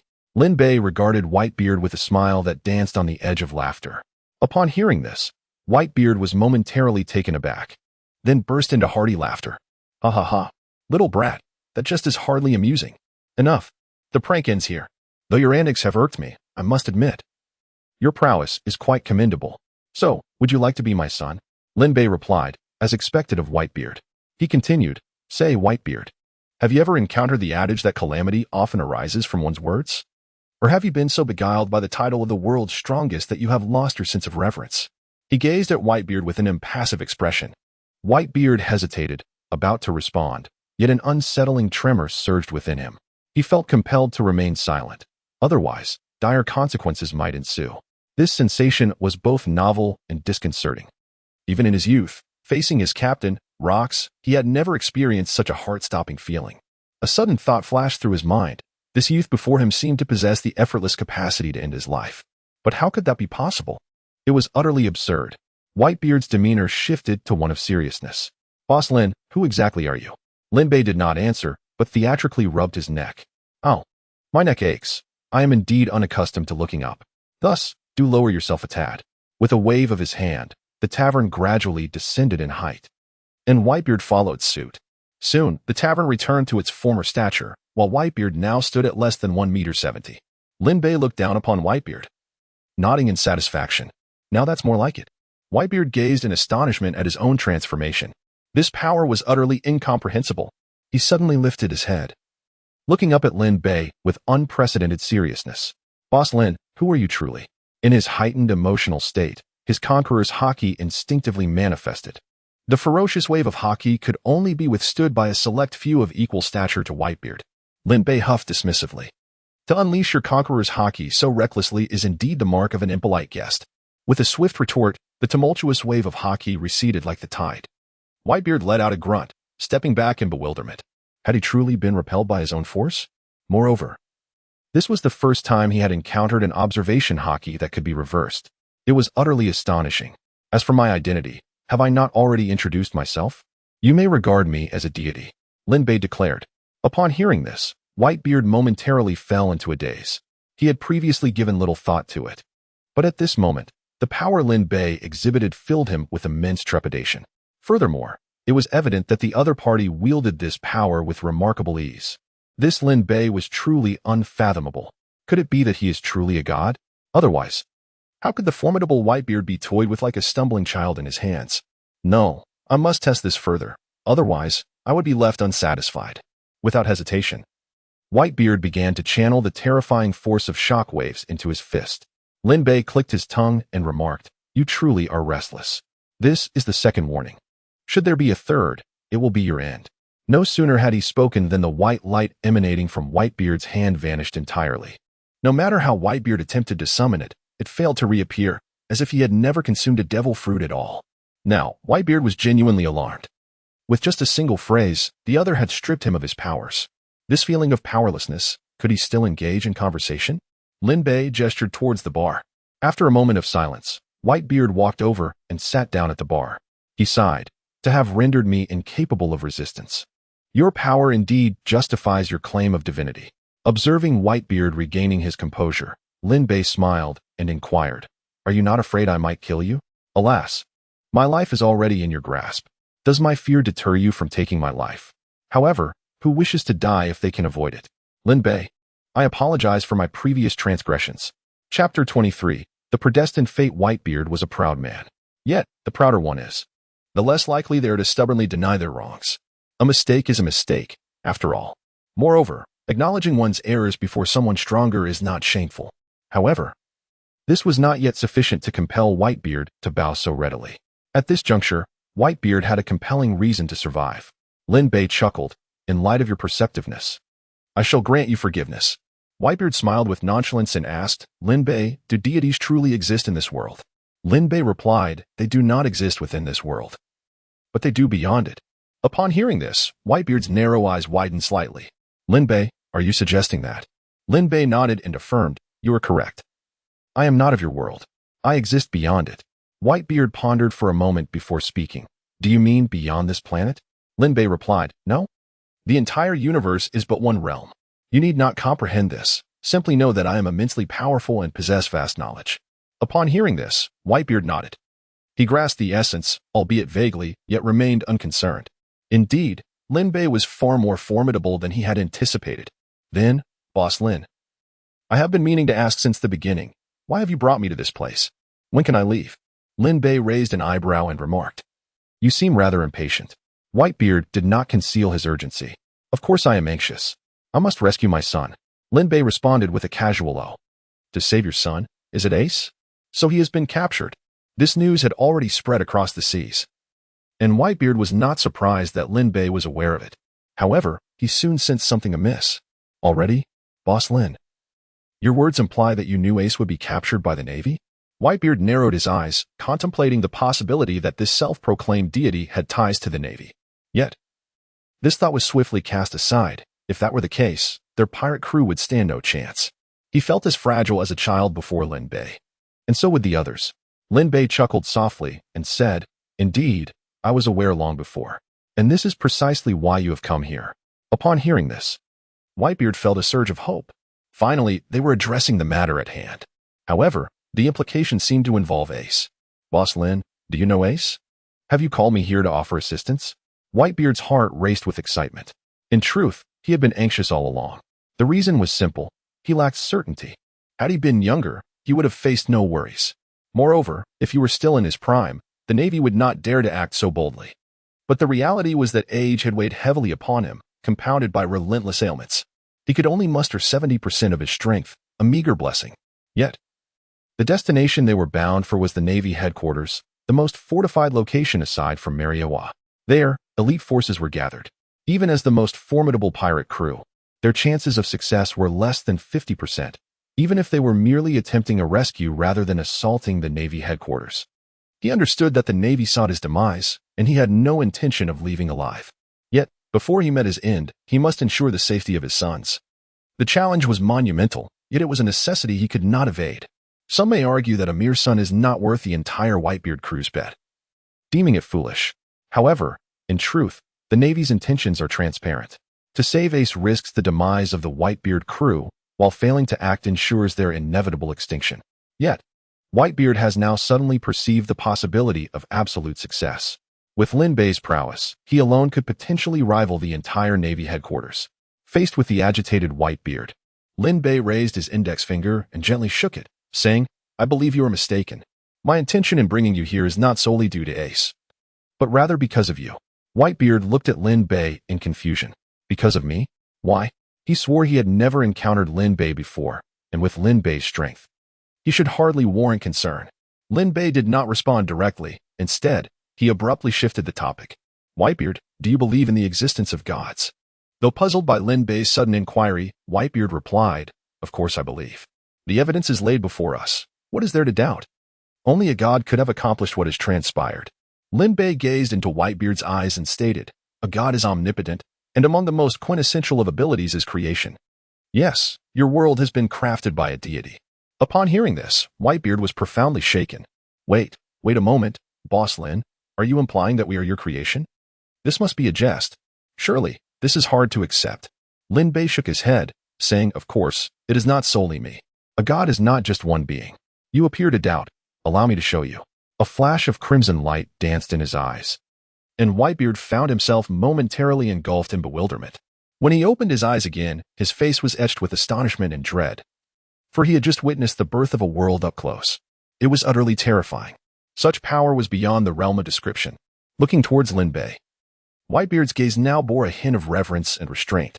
He had gravely underestimated Lin Bei's might. Whitebeard had fully come to believe in Lin Bei. He murmured, Boss Lin. But what does this have to do with me? He acutely felt his own insignificance while simultaneously growing more perplexed. Lin Bei smiled and replied, Do not rush. I am about to elaborate. The world was created by a god, and thus its inhabitants are also the creation of a deity. And these beings, that is to say, you have destinies that have long been inscribed by the divine. This means that your very births were predestined, and your lives unfold according to a preordained script. This is also why I knew in advance that Ace would be captured by the Navy, because that is his fate. At this moment, Lin Bei appeared to Whitebeard as an enigma, exuding an air of grandeur. Was destiny truly preordained? The question lingered, casting tumultuous waves within Whitebeard's heart. Could the divine genuinely wield such power? Drawing a deep breath, Whitebeard inquired, will Ace ultimately survive? Linbei shrugged and replied, he perished, slain by Akainu. At these words, a surge of wrath arose within Whitebeard. Akainu, had they ultimately succumbed to failure? Linbei continued, you too shall meet your demise there.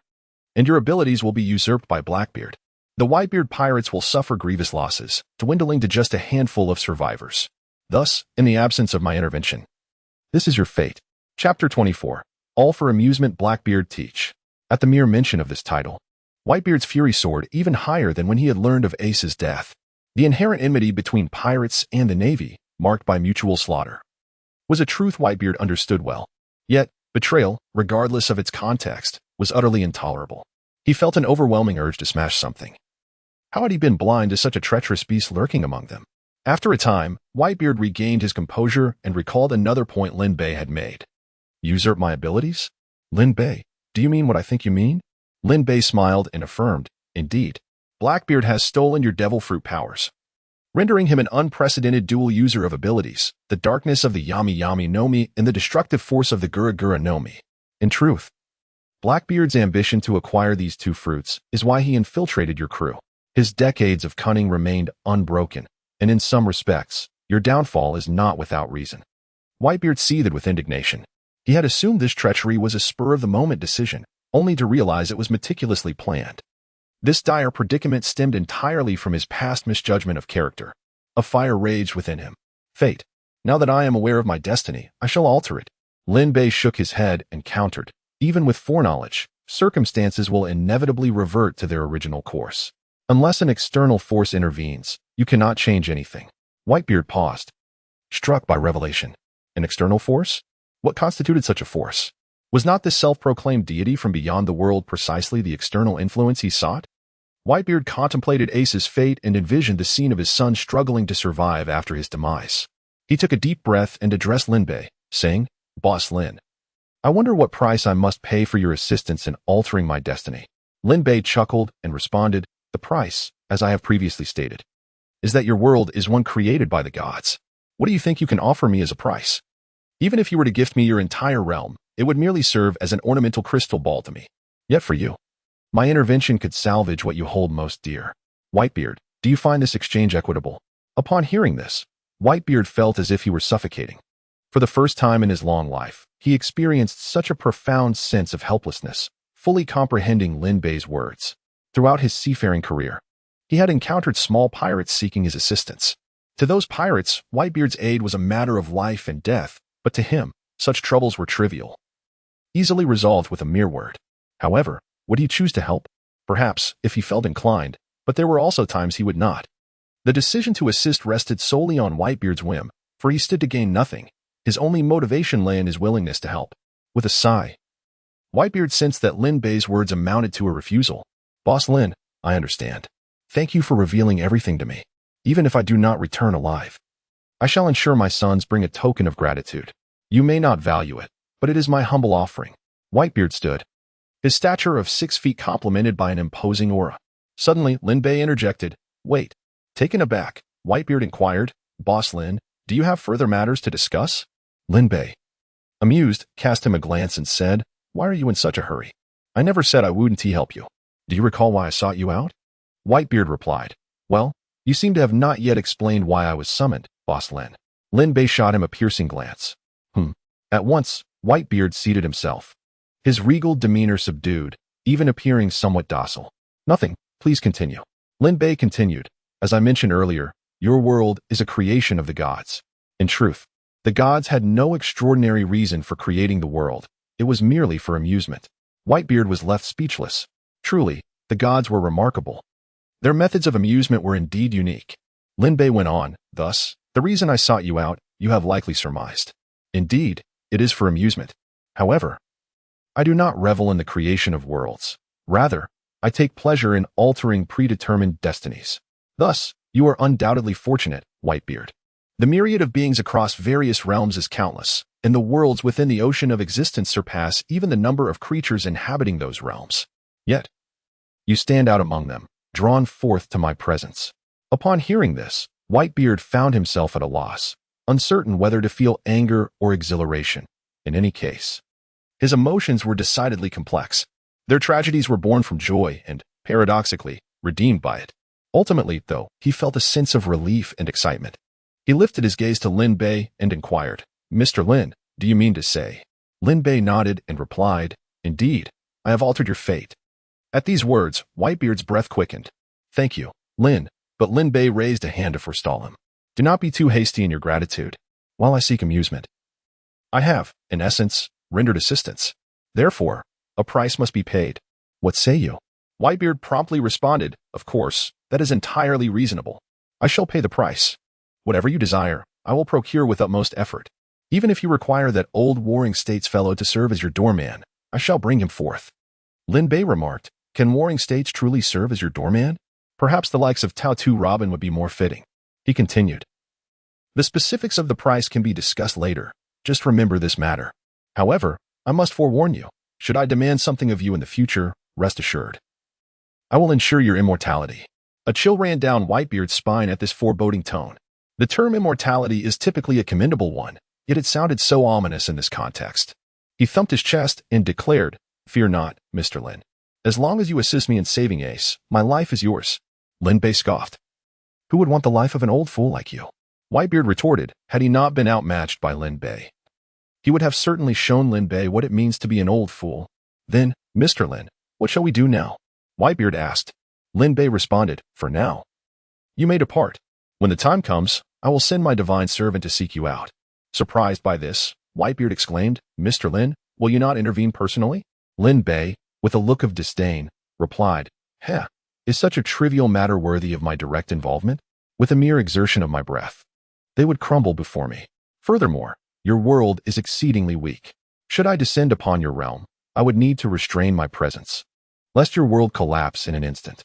Rest assured, even my divine servants possess the power to dominate your realm." At these words, Whitebeard was left utterly speechless.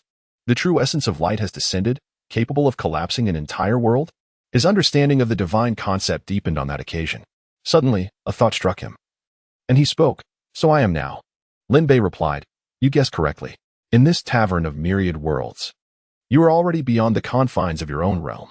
This establishment, while appearing to be within your world, is, in truth, situated outside of it. What you perceive is merely a waypoint." Upon hearing this, Whitebeard felt a sense of relief. "Very well, you may depart now, my divine servant. There is no need for you to wait for him. Proceed with confidence and do as you will."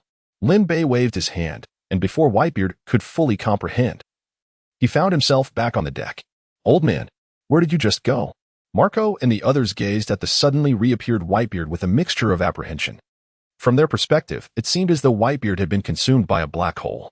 It was quite a thrilling experience. Whitebeard, somewhat dazed, looked at himself and noted, "Ah, my height has returned." He lifted his gaze to survey all his sons and reassured them, "Do not worry, I am quite well. I merely visited a wondrous place." In the tavern, Lin Bei observed the emptiness around him and smiled. Uchiha Itachi and Whitebeard were renowned figures in their world. Yet now, those individuals before him treated him with utmost respect and even caution. Such is the dignity that power bestows.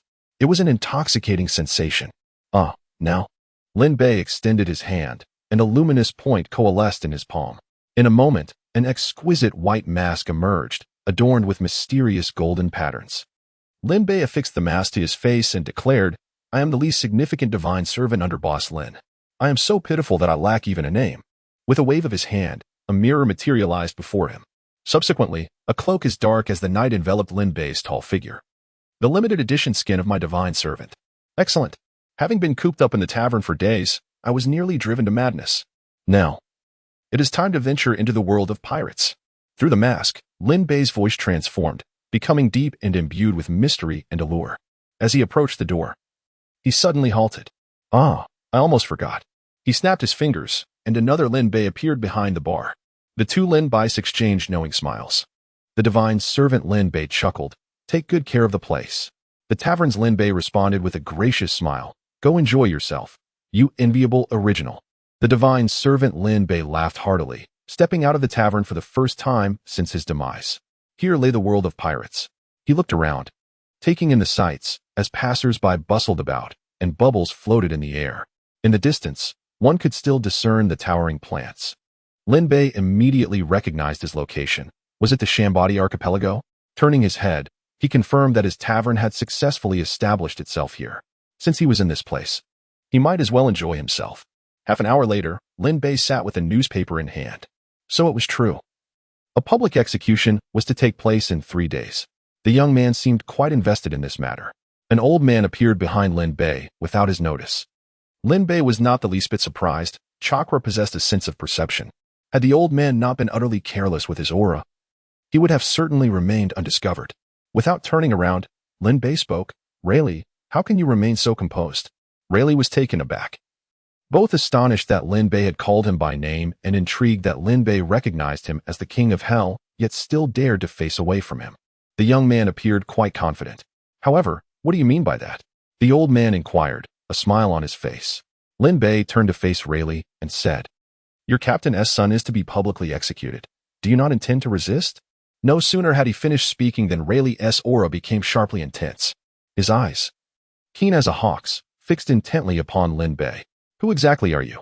Even the 7 warlords would tremble before such a presence. Unfortunately for Rayleigh, he was confronted by Lin Bei. Lin Bei replied nonchalantly, I am a divine servant, without a name. You may simply call me divine servant. Upon hearing this, Rayleigh was momentarily stunned, then quickly stood up, distancing himself from Lin Bei with a wary expression. Divine servant? Are you one of the celestial dragons? How could a celestial dragon suddenly appear here? Is the world government planning to take action against him? With this thought, Rayleigh felt even more apprehensive, scanning the surroundings with his observation haki. Yet, he found no one in sight. This did not ease his mind. Rather, it heightened his anxiety. Whoever could shield his observation haki was undoubtedly a master. This clearly revealed the world government's determination. Damn it, was this person a mere bait? He had been too careless, too curious. Lin Bei paused before saying, Rayleigh, are you overthinking this? Moreover, it would be best if you did not associate me with that trash. As Lin Bei's words fell, Rayleigh's world transformed. He was engulfed by a sea of blood, drowning him over and over again. The stench of blood made even this seasoned killer feel a wave of nausea. After what felt like an eternity, Rayleigh realized that the blood sea had vanished. However, his condition was far from good. He gasped greedily for air, cold sweat trickling down his chin. He understood that, in his current state, his battle prowess was at best only 70%. The overwhelming aura of menace was truly terrifying, rendering even an old man like me hesitant to address you as brother. Rayleigh chuckled awkwardly, his eyes filled with astonishment as he gazed at Lin Bei. In truth, it was not merely an aura of killing intent. While Lin Bei's strength was indeed formidable, he had only dispatched a few individuals. Where could such killing intent originate?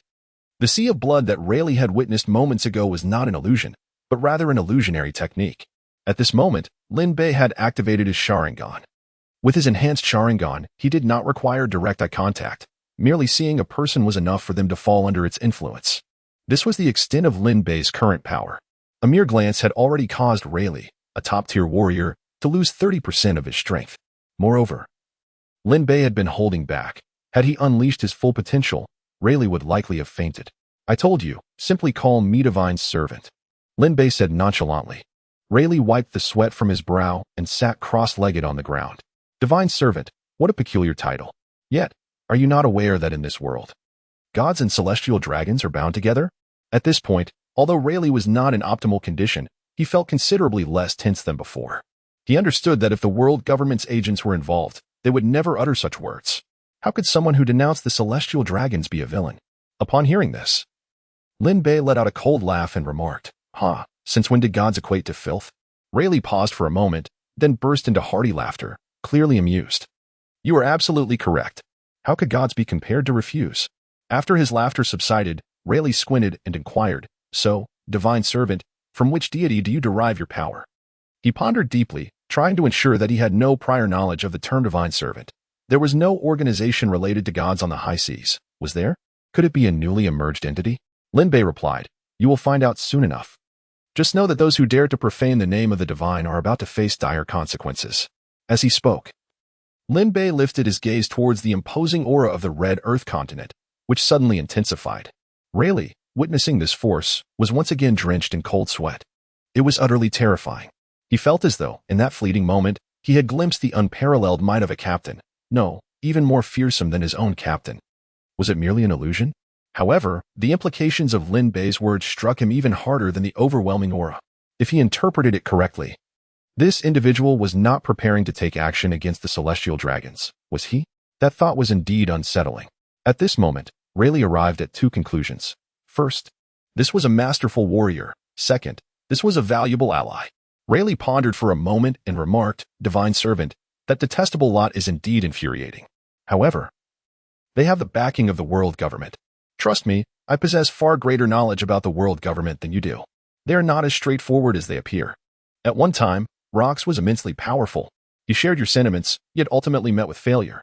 Of course, I am not suggesting that you abandon this notion. Merely, the time is not yet right. The person my captain awaits has finally emerged. Once he matures, he shall pose a significant threat to the world government."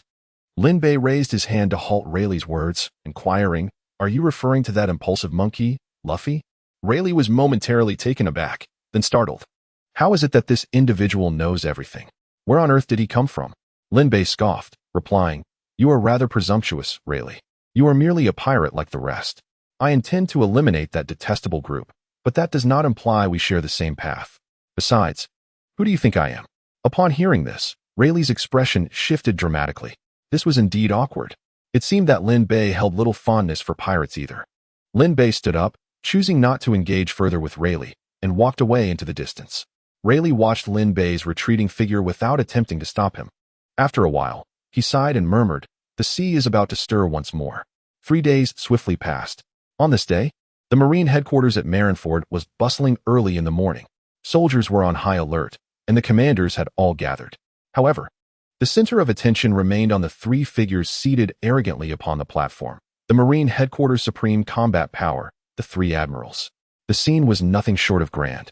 The aura of military discipline palpable. Ironically, on the castle walls below stood several notorious pirates. Even more ironically, they were there to assist the Marines.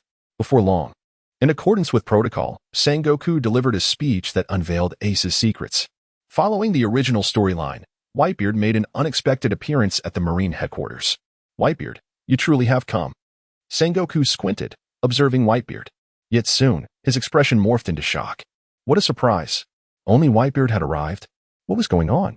Had the opposing side lost their sanity? Or were they concocting some scheme? Whitebeard approached the bow of the ship, laughing heartily. "Today, I shall take my son home. Let us see who can stop me." Sengoku, filled with rage, bellowed, "Arrogant. Whitebeard, a pirate dares to come alone to the Marine headquarters. Since you are here, you shall remain." Akainu and Aokiji immediately rose to their feet, advancing toward Whitebeard. "Whitebeard, I never expected you to be this arrogant. It seems that from today onwards, the name Whitebeard shall fade into the depths of the ocean," Akainu declared, his gaze icy. Yet, his assault was fervent, warming Whitebeard throughout the day. "Kizaru!" Sengoku shouted, fixating intently on him. Kizaru hastily raised his hands in surrender. "Wow, the look in Commander Sengoku's eyes is truly fearsome," he mused, noting the murderous intent emanating from Sengoku. Kizaru understood that he could provoke no further, for it could lead to dire consequences. Suddenly, he transformed into light, launching an attack towards Whitebeard with a barrage of energy. None of the light projectiles struck Whitebeard, but the vessel beneath him disintegrated. The colossal figure of Whitebeard appeared poised to plunge into the sea, yet miraculously, he stood resolutely upon the water's surface. Waves radiated outward from his feet, as high-frequency vibrations coupled with surface tension allowed him to traverse the ocean as if it were solid ground. Alas, this is a failure. Truly, he is a monster. Kizaru remarked with an exaggerated pout.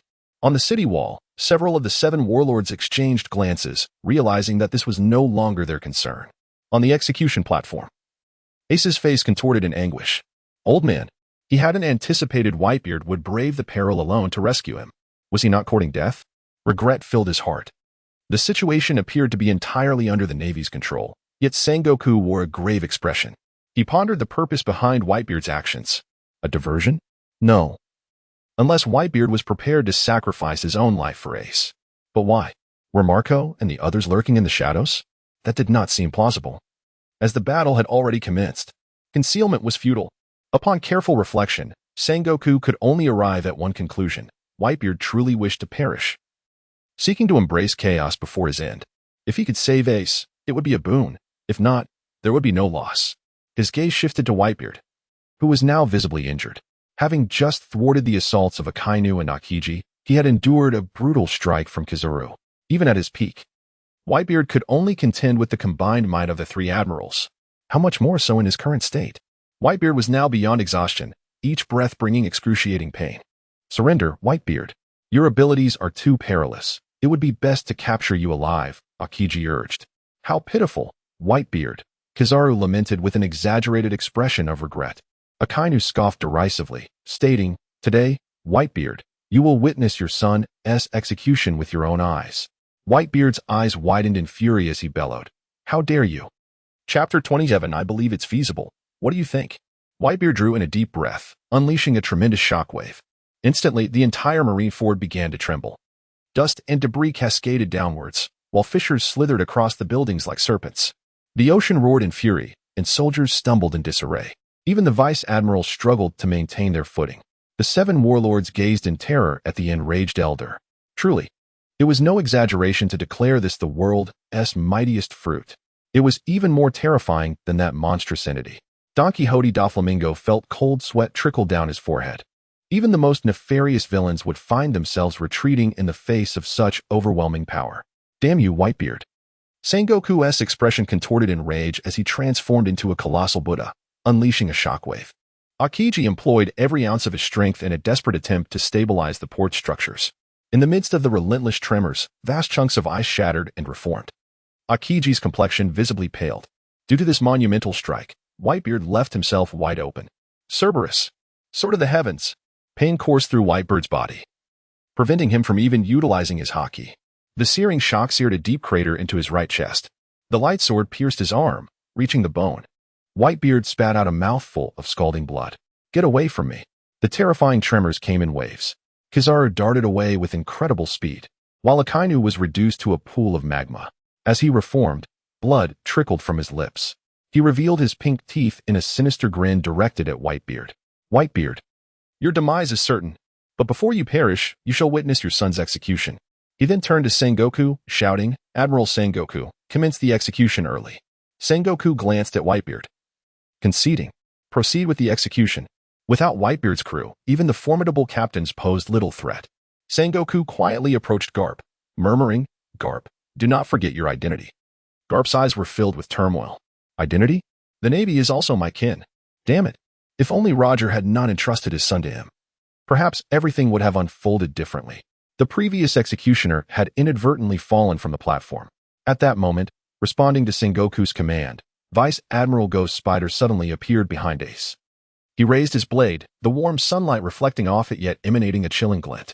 Ace sensed the murderous intent behind him, engulfed in confusion. It seemed he was indeed destined to die. With a sudden cry, he shouted, Old man, I'm your son. Whitebeard's pupils constricted. Ace, the Conqueror's haki, belonging to the Sovereign, pierced towards the Ghost Spider like a spear. Even the formidable Ghost Spider, renowned among the Vice Admirals, could not remain conscious under the overwhelming presence of Whitebeard's haki. Sengoku's expression darkened. Damn it. Whitebeard, disregarding the 3 admirals, was prepared to rush forward recklessly. Kapu, what are you waiting for? Sengoku bellowed. Kapu lowered his head, then suddenly raised it with a roar, appearing before Whitebeard. His fist descended, accompanied by tears. He had personally extinguished his grandson's hope of salvation. Whitebeard plummeted toward the sea, nearly falling directly into the depths. At that moment, the 3 admirals arrived. Are you angry? Whitebeard, this is the fate of pirates. Look up and behold. Your son is dying. Akainu sneered. Kapu cast a deathly glare at Akainu, who met his gaze without flinching, ever vigilant. Should Kapu show even the slightest sign of weakness, he would not hesitate to strike. Whitebeard coughed up more blood. He lifted his head and declared, No, Ace will not die. His fate has already been altered by the divine. He shall not perish today. Thus, he laughed heartily. The atmosphere suddenly fell into silence. Sengoku and Kapu exchanged bewildered glances. Was this old adversary losing his mind in his twilight years? Killing a madman, even if that madman was Whitebeard, would hardly bolster the Navy's reputation. It could even become a laughingstock. Or was this a sinister plot by the wicked Whitebeard? Akainu's mocking laughter shattered the eerie stillness. Ha ha. Is this Whitebeard? Have you all seen his true nature now? The scum of the seas, your so-called king, clings to the celestial dragons as his last hope. Akainu directed his words toward the Den Mushi. This statement was indisputable. In this world, the celestial dragons were akin to deities. Whitebeard laughed again. Ha ha, you Akainu, spare me your nonsense. The gods I speak of are true deities. Do not dare to associate my name with your filthy scum. No sooner had he spoken than the Den Mushi in Sengoku's arms rang. Upon answering, the frantic voice of the 5 elders erupted forth. Sengoku, how are you handling this? Quickly eliminate that blasphemous Whitebeard on the spot. He must die here. Sengoku sighed. The tremor fruit was perilous indeed. He had initially intended to shelter Whitebeard. However, this was an order. He shouted, you all heard that. Execute Whitebeard. The yellow ape pursed his lips and remarked, how terrifying it is to consider slaying this monster. However, Whitebeard, you truly have lost your mind. How could you utter such words? The celestial dragons are the true deities. Akainu sneered. I never imagined that Whitebeard could be so easily deceived. Or perhaps he is aware of his own hopelessness and thus places his hopes in ephemeral fantasies. Akiji fell into a contemplative silence. Sengoku approached Ace's side. Whitebeard, I shall personally execute Ace. Let us see if the deity you speak of can save him. He raised the executioner's blade. I believe it is possible. What say you? Sengoku? Suddenly, an unfamiliar voice reverberated throughout the bay. Although the sound was not loud, it resonated clearly with everyone present. Who? Who is it? Ultimately, all eyes converged upon the execution platform, specifically to Ace's left side. Yet, to the empty right side where Ace once was, a figure adorned with a mask abruptly appeared. The limited edition skin of the divine servant Lin Bei. How did he manifest? Who is he? A subordinate of Whitebeard. To possess the qualifications to assist Whitebeard. Could it be that Akainu's expression darkened, resembling one who had tasted something foul? How did he appear? The 7 warlords gazed at the suddenly materialized Lin Bei in astonishment. This individual certainly possesses audacity. All the navy glared at him furiously. Meanwhile, Garp felt his heart inexplicably racing. Is this hope? Sengoku maintained a calm demeanor, turning to meet Lin Bei's gaze. Who are you? Yet within, tumultuous waves of astonishment surged. Chapter 28.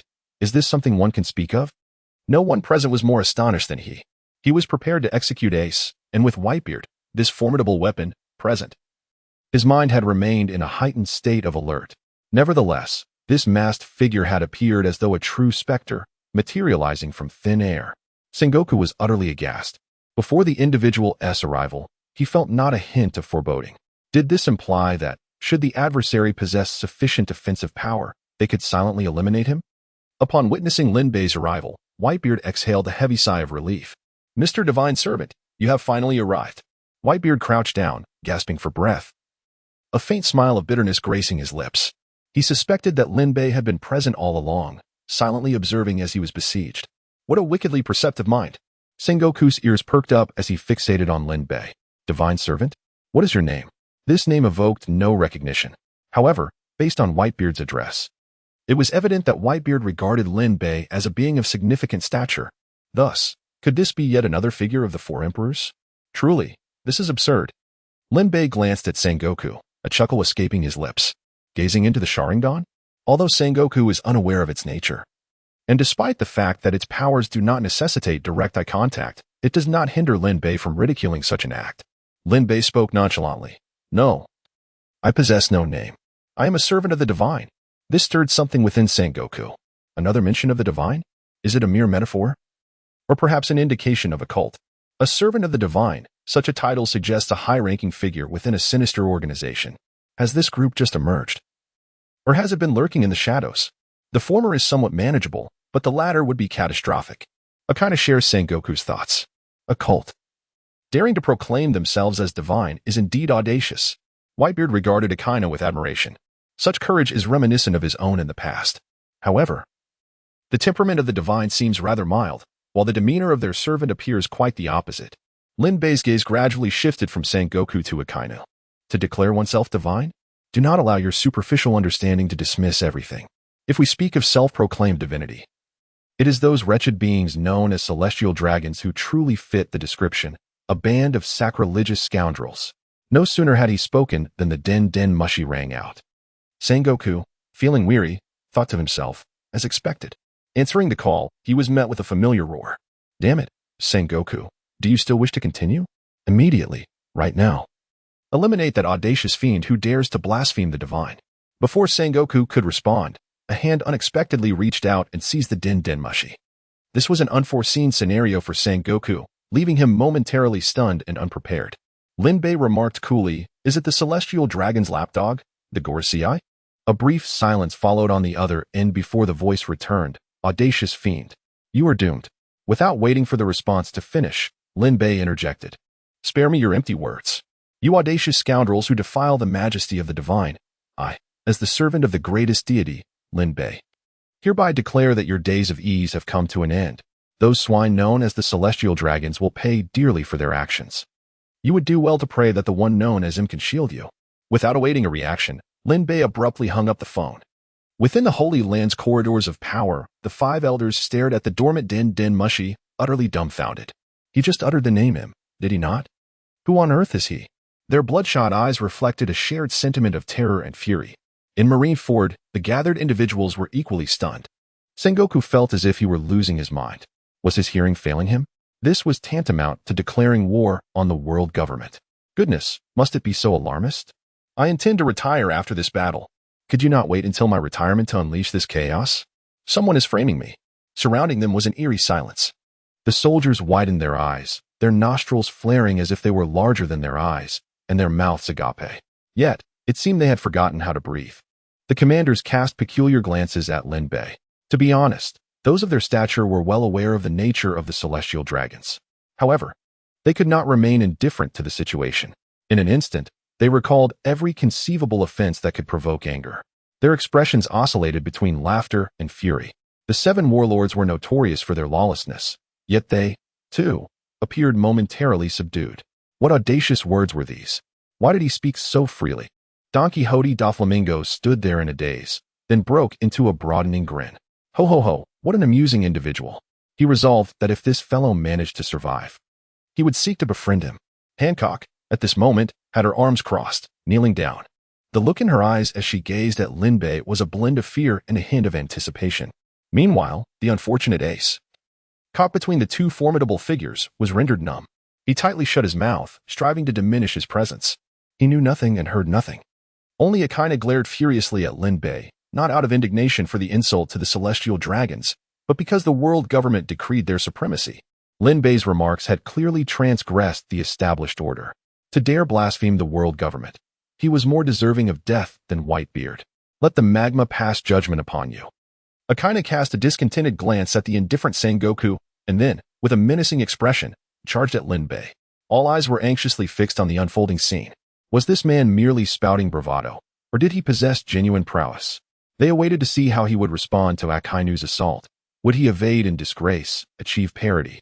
Or perhaps, no, even achieving parity would be sufficient. Yet, the events transpired in a manner entirely contrary to their expectations.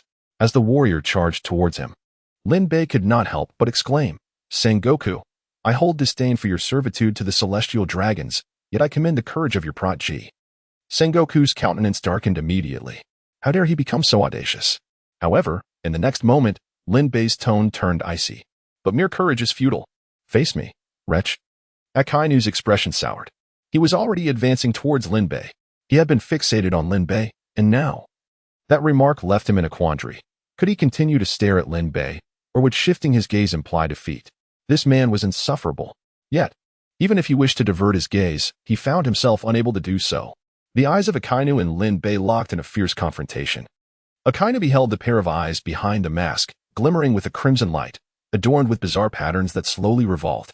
He maintained his charge, suddenly freezing midair. In that instant, the formidable Admiral Akainu, a power capable of confronting Whitebeard head-on, plummeted unexpectedly. In Chapter 29, how would you respond if I were to close my eyes? Suddenly, the entire bay, bustling with tens of thousands, fell into a silence so profound that a pin could be heard dropping. They watched in disbelief as Akainu, their revered admiral, descended from the sky. As he neared the water's surface, he remained unresponsive. Hokage reacted swiftly. His expression shifted as he landed upon the sea. An icy path unfurled beneath him, swiftly reaching Akainu's position. Just as Akainu fell, he struck the ice with a resounding crash, sending shards scattering. In the tranquil bay, sounds began to emerge, soft breaths at first, then increasingly heavy and pronounced.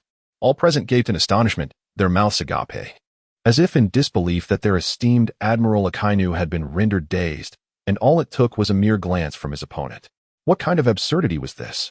Sengoku's face darkened as he shouted, "Akainu, what are you doing?" Akiji and Kizaru rushed to Akainu's side. "Sakazuki, are you all right?" Kizaru's expression turned serious. Akiji reached out, shaking Akainu, when suddenly Akainu's eyes flew open. "Sakazuki." Akiji initially felt relief, but his expression quickly soured. Akainu's visage had visibly darkened, blood vessels standing out against his skin, and his neck was taut with strain. Akiji sensed that in an instant, Akainu's clothing was drenched. Akainu's face contorted as he gasped for breath, every muscle in his body seized, as if echoing his agony. "Sakazuki." Akiji and Kizaru exchanged glances, shock evident in their eyes. Akainu was a man who could remain unfazed even when mortally wounded. Yet now, they discerned his suffering. What had he endured? It had only been a matter of seconds since his fall, triggered merely by that self-proclaimed servant of the divine, casting a glance his way. Sengoku observed Akainu's condition with clarity. He abruptly turned, fixing a fierce gaze upon Linbei, demanding, "What have you done to Akainu?" Linbei slowly turned his head, smiling as he replied, "Do you wish to know? Then might you gaze into my eyes for a moment?" At these words, Sengoku felt a jolt of alarm, hastily averting his gaze. Indeed, Akainu had exchanged looks with Linbei prior. Thus, was this technique effective solely through eye contact? A wave of dread washed over Sengoku, cold sweat trickling down his back. With the indomitable will of Akainu reduced to such a state, one can only conclude that his resolve is merely on par with that of Akainu. Observing Akainu's woeful condition, even he cannot help but feel a pang of sympathy. Lying in Akiji's embrace, Akainu groaned, "Do not gaze upon him. Avert your eyes." The throbbing pain in his head was unbearable, and an incessant phantom pain coursed through his body as if his very nerves were gnawing at him from within. He had no desire to revisit the torment of his prior experiences. Akiji remained in a state of continuous shock, never having anticipated that Akainu would one day find speaking to be such a laborious task. It was then that Kizaru, quick on the uptake, shouted, "Do not look into that man's eyes." No sooner had he uttered these words than everyone present, fixated on Linbei, hastily averted their gazes, resulting in a number of necks twisting painfully. Fear permeated the air. Merely making eye contact could spell doom. What a terrifying ability. Sengoku inhaled deeply, scrutinizing Linbei's neck, and remarked, "Is it this peculiar devil fruit that has inflated your confidence? As long as we avoid your gaze, we should be safe, yes? Such a perilous fruit is better confined within prison walls. We owe you our gratitude for your fruit. Had you voiced such remarks otherwise, death would have been the inevitable outcome." Silent, stealthy actions combined with the unique ability of his eyes led Sengoku to surmise that this was likely a mythical Zoan type. Upon hearing Sengoku's words, a collective sigh of relief swept through the crowd. It appeared that avoiding eye contact was the key to safety. Surely, anyone present possessed the skill of observation haki. Simply closing one's eyes would suffice. Moreover, given the grotesque nature of his ocular ability, it was reasonable to assume that his other powers would be rather ordinary. With this newfound understanding, the remaining two admirals felt confident they could easily apprehend the man. With this line of thought, the previously tense atmosphere began to ease. Doflamingo and others gazed at Linbei with a sense of regret, believing he had reached the end of his road. Indeed, while his abilities were formidable, his weaknesses were glaringly apparent. Kizaru completely entrusted Akainu to Akiji. Rising to scrutinize Linbei's neck, Sengoku felt a sense of relief. The suffering of his friend had finally prompted this indolent individual to take matters seriously. Kizaru's voice, languid yet resonant, broke the silence. Truly a terrifying creature. However, if I were to close my eyes, how would you respond? Linbei chuckled silently, unseen by others. An upgraded version of the kaleidoscope. Wherever his gaze fell, it became the domain of Tsukuyami. Even if Fujitora were to arrive, he too would fall victim. However, Linbei had no intention of disclosing this. What if revealing such information caused this group to crumble? Would he not be left without his toys? Reflecting on it, this was indeed his first engagement. Linbei's gaze shifted toward Kizaru, who promptly closed his eyes. Linbei remarked, "Surely you jest. Do you truly believe I possess but this single technique? Is that you next? Are you weary from standing? Do you wish to recline like your colleagues?" Such mockery knows no bounds. Even the usually composed Kizaru's eyes glimmered with a hint of coldness. "Is that so, Mr. Mysterious? It seems your confidence remains unshaken. But tell me, have you ever been struck by light speed? By the time the last word left his lips, Kizaru had already materialized behind Lin Bei. One foot scintillated with light, trailing phantoms, mere centimeters from Lin Bei's head. This is Kizaru, a speed so extraordinary that no one could react in time. Yet, regrettably, this no one did not include Lin Bei. Kizaru's speed was indeed remarkable, but under the scrutiny of Lin Bei's Sharingan, it appeared only slightly faster than an ordinary person. In a moment of dire urgency, Lin Bei raised his hand. The motion seemed languid, yet it firmly intercepted the light. Although Lin Bei had yet to master Haki, the principles of chakra were similarly applicable. With a resounding explosion, a shockwave erupted, sending Ace nearby reeling. Moments later, the onlookers processed what had transpired. He caught it. That individual actually caught Kizaru's lightspeed kick, and with such steadiness. Ace, positioned beneath Kizaru, suddenly broke into a cold sweat. Only now did he realize Kizaru had launched an attack. Had it been directed at him, he would scarcely comprehend how he met his end. Lin Bei tightened his grip, firmly ensnaring the struggling leg. Slowly, he turned to Kizaru and remarked, "You seem quite astonished that I could withstand your assault, Admiral Kizaru." Kizaru's cheek twitched. He could feel the pressure of the hand grasping his leg, a sensation that sent tingles through him. Damn it, what manner of monster is this? Chapter 30. The celestial dragon will perish. Since Kizaru's debut, his speed has been unrivaled. He has never encountered anyone capable of matching his velocity. Even those who successfully evaded his strikes did so only by forecasting his trajectory. Yet he had just witnessed that his opponent had remained motionless, deliberately raising his hand only as Kizaru's attack neared, an act of sheer confidence and provocation. Infuriatingly audacious. Yes, Kizaru admitted to feeling somewhat rattled. Anyone would feel shaken when bested in their most esteemed domain. However, Kizaru quickly set aside his wounded pride. He realized he was ensnared. His strength paled in comparison to Lin Bei's. Elementalization had also failed. Damn it. He recognized his folly. With a powerful rotation of his arm, Lin Bei swung Kizaru, slamming him into the ground like a hammer. The legendary Yada no Kagami, is it? And the Kusanagi no Tsurugi, I presume. The 8-foot mirror, indeed. Blood trickled from the corner of Kizaru's mouth, for his beloved glasses were long gone. Another resounding blow echoed. Kizaru exclaimed, I did not strike. Lin Bei, with an expressionless visage, replied, "Oh, it seems you've grown accustomed to it." Kizaru continued, "I have successfully altered my mother tongue. Furthermore, he harbored grave suspicions that Admiral Sengoku acted with intent, seeking merely to observe his plight. The onlookers were beside themselves with disbelief. Kizaru, the Admiral, was being wielded like a hammer. Such an explosive spectacle they could not have fathomed even in their wildest dreams. The heads of the 7 warlords and the commanders bobbed in rhythm with Kizaru's movements. Who would have imagined that a day such as this would arrive for the spirited Kizaru? At that moment, Sengoku finally regained his composure. Damn it! Who dares strike before me? Where do you place this old admiral? Sengoku, radiating golden light, expanded rapidly, instilling dread in Ace. A terrifying shockwave, capable of shattering a small mountain, surged toward Lin Bei's head. Lin Bei chuckled softly and effortlessly pushed Kizaru forward. Just as Kizaru was overwhelmed with joy at Sengoku's acknowledgement, he was met with the oncoming shockwave.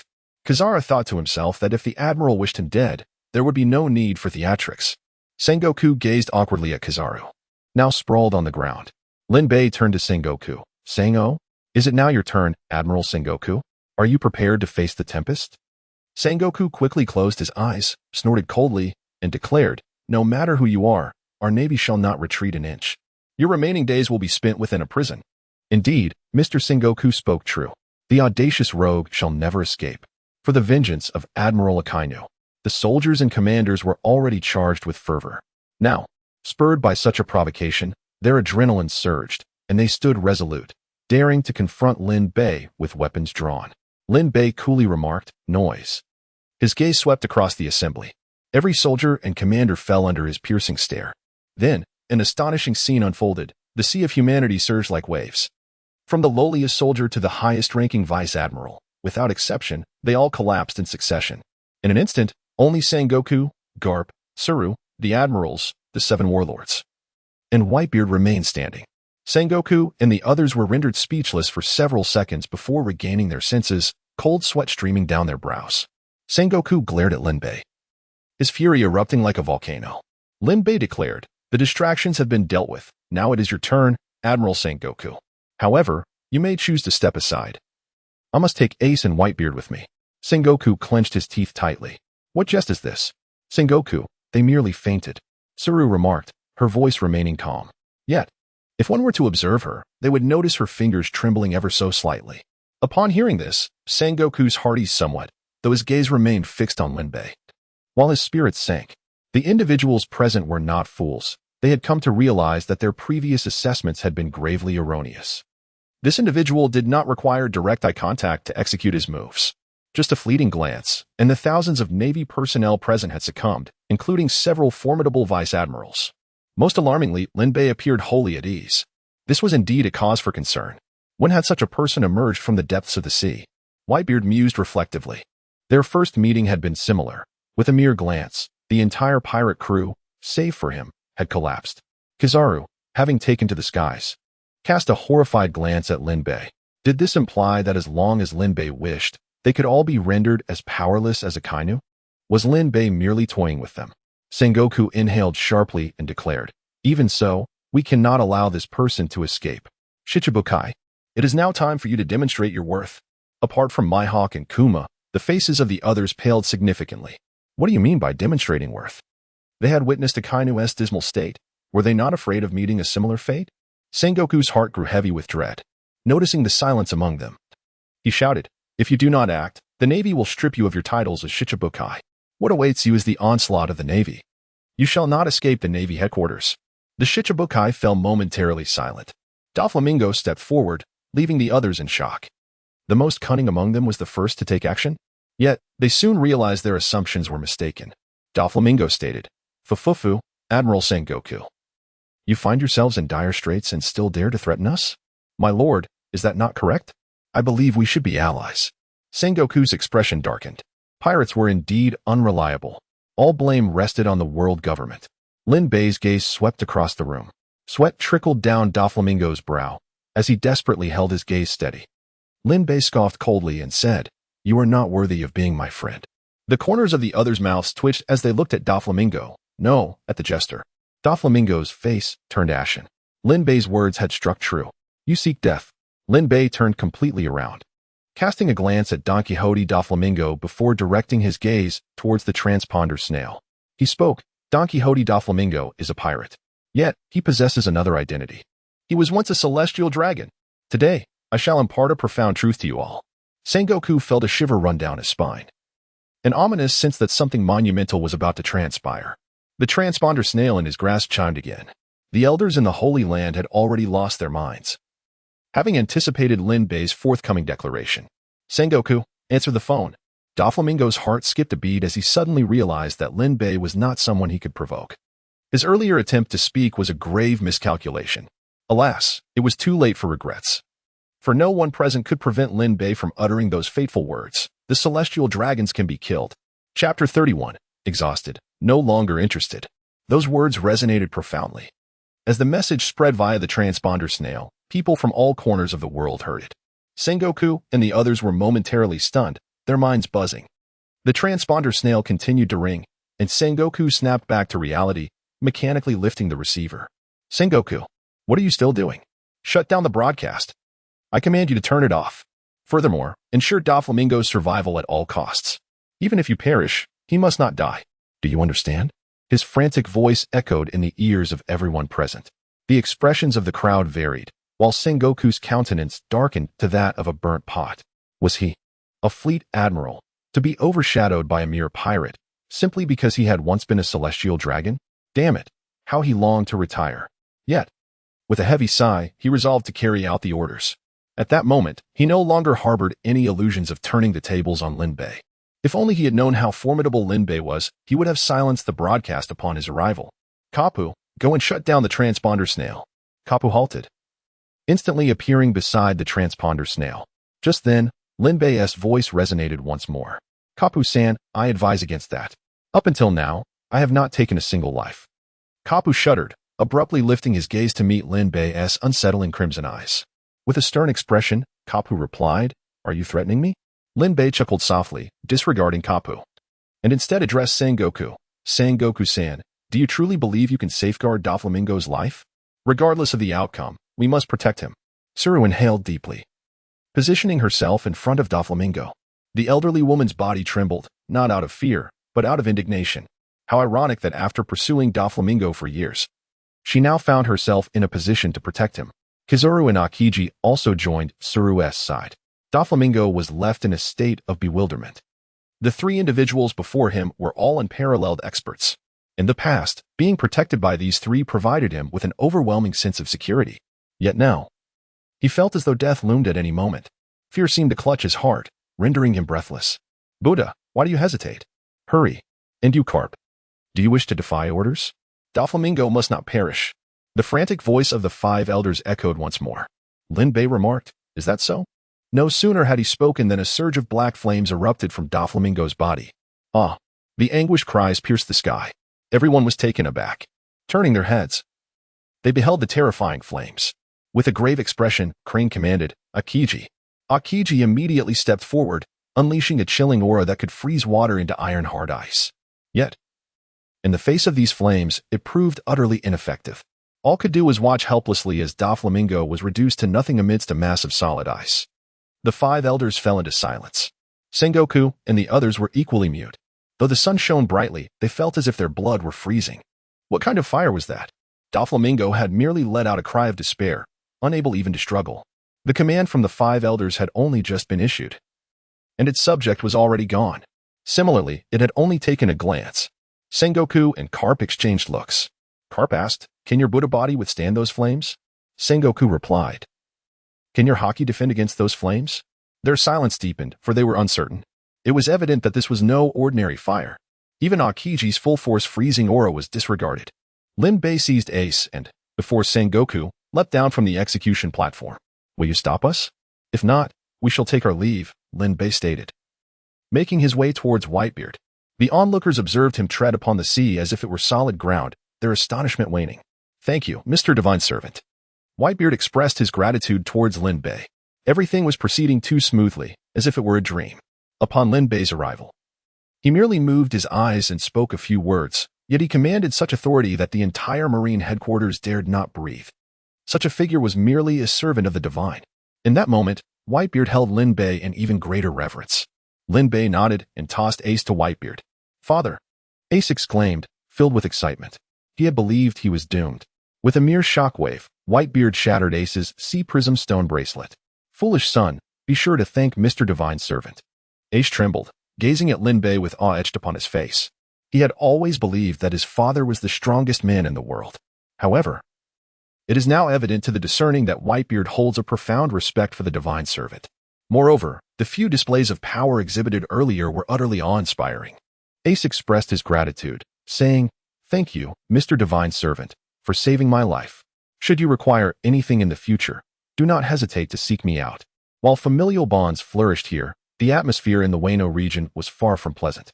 They had suffered a complete and utter defeat. Lin Bei, in front of their eyes and before thousands, had slain a celestial dragon. Though he was merely a former celestial dragon, the impact of his demise was not diminished. Most notably, Lin Bei had previously uttered the words that the celestial dragons would perish if killed. And with that proclamation, he immediately executed one. This was enough to awaken a portion of the populace. Additionally, the Navy's catastrophic defeat only exacerbated their despair. After all, the greatest deterrent the celestial dragons once possessed was the might of the Marine admirals.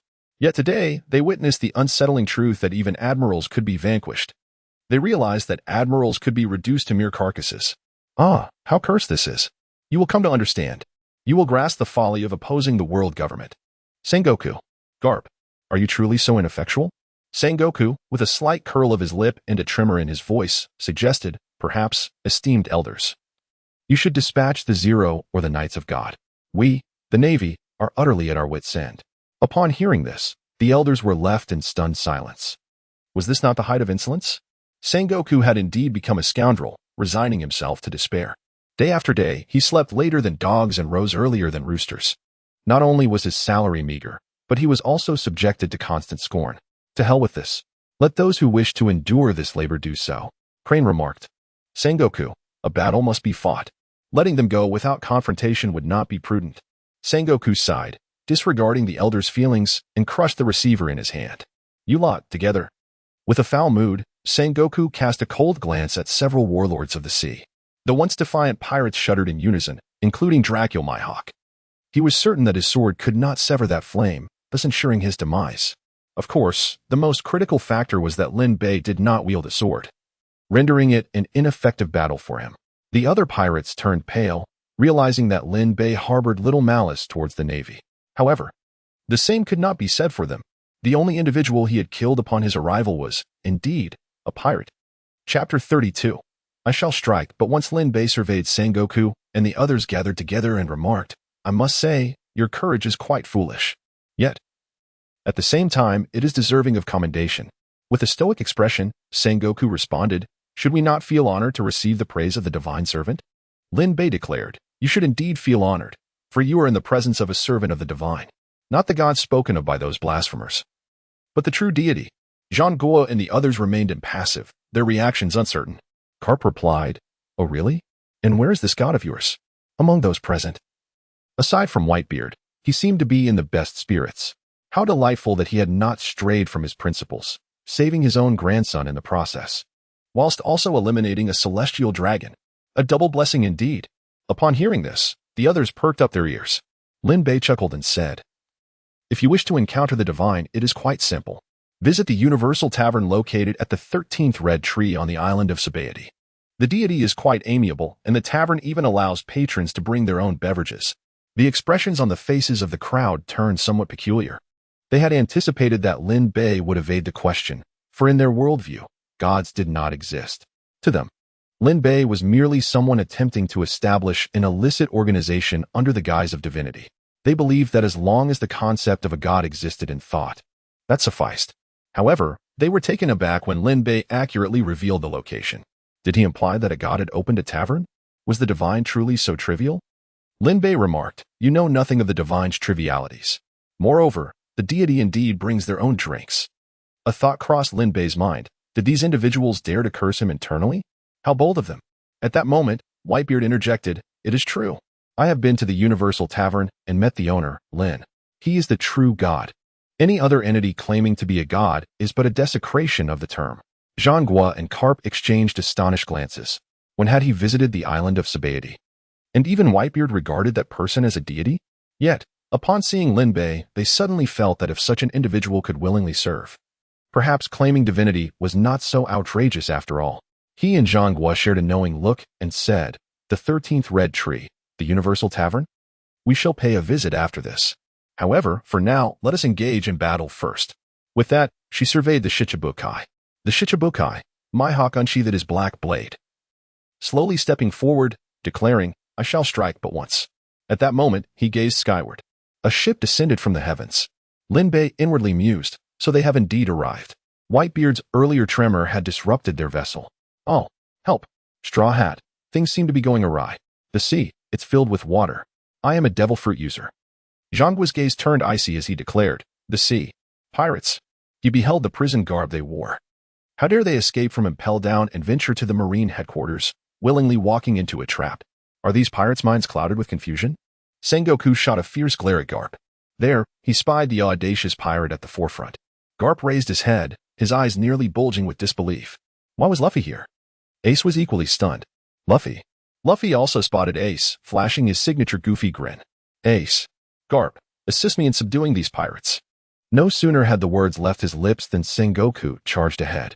A few shockwaves shattered the warship to pieces. Garp hesitated for a moment before joining the fray. Grandfather? Luffy exclaimed in horror. Stand down. Garp's fist struck Luffy's head. Remarkably, Luffy's descent was directed towards Ace. Garp's intentions were widely understood. Sengoku nearly choked in exasperation. That Straw Hat Kid. The likes of Buggy and his crew were paralyzed with fear. What right did they have to face such legendary figures? In mere seconds, all the pirates were blasted onto the plaza, with some unfortunate souls meeting their end beneath the shockwaves and iron fists. Buggy wept openly. He was done in by the Straw Hat Kid. Once Garp and Sengoku regained their composure, they declared, an unexpected incident has just occurred. However, our battle commences now. The prominent figures stood resolutely, while several of the 7 warlords stood nervously behind them, acutely aware that if they attempted to flee, these titans would immediately forsake Lin Bei to turn their wrath upon them. The remaining conscious pirates were rendered mute with terror. What on earth were they experiencing? The Marine headquarters' utmost force, Whitebeard? Yet, who was that masked individual? By what right did he dare stand before Whitebeard? Lin Bei proclaimed, I shall unleash but a single strike. Whether you survive rests upon fate. At his words, Sengoku and the others held their breath. Indeed, they had yet to discern Lin Bei's true strength. However, retreat was not an option. The collective aura of all present began to rise. The pirates were left in a daze. That masked man was exceedingly arrogant. Yet, what terrified them most was the fact that Sengoku and the others did not dare to refute him. The implications of this left them wishing for their own demise. They were unworthy of witnessing such a grand spectacle. As Sengoku and the others reached their zenith, Lin Bei remarked, Then, let us begin. Allow me to show you what true despair looks like. Lin Bei's eyes shimmered with intricate patterns. A powerful gaze and chakra erupted forth. The surroundings fell silent, as if the very air had solidified. Everyone experiences a sensation akin to the ominous approach of a storm. In the next moment, a golden chakra aura enveloped Lin Bei. As skeletal structures emerged to shield him, muscular patterns then coiled around the bones, followed by skin, armor, and weaponry. Suddenly, darkness descended. Sengoku and the others raised their heads in a daze, unable to comprehend the sight before them. It was a colossal golden giant, conservatively estimated to measure several hundred meters in height. This was not the Yada no Kagami from Naruto. The giant bore wings upon its back, adorned with a phoenix winged. Purple golden crown, draped in beast-faced, interlocking armor, and wielding a long spear that seemed capable of rending the very heavens apart with a mere tremor. A mask identical to Lin Bei's face concealed its own visage. As all gazed upon this titan, a singular thought echoed in their minds, a god of war. Standing tall and unyielding, radiant with golden light, it seemed as though a mere stomp could collapse the red earth continent, while a casual gesture could rend the sky asunder. The appearance of the Susanoo, capable of subduing all existence, immediately quelled Sengoku and the others. There was no need for speculation. They were acutely aware that should this giant so much as shift its foot, their naval headquarters would be submerged. The 7 warlords and the pirates alike were drained of color, as were Sengoku and his comrades, who strained their necks to the utmost, unable to fully comprehend the giant's magnitude. Once a being surpasses a certain threshold, it brings with it a heavy, despairing inevitability. Suddenly, Tsuru spoke. I find our persistence rather ludicrous. Sengoku and the others fell silent.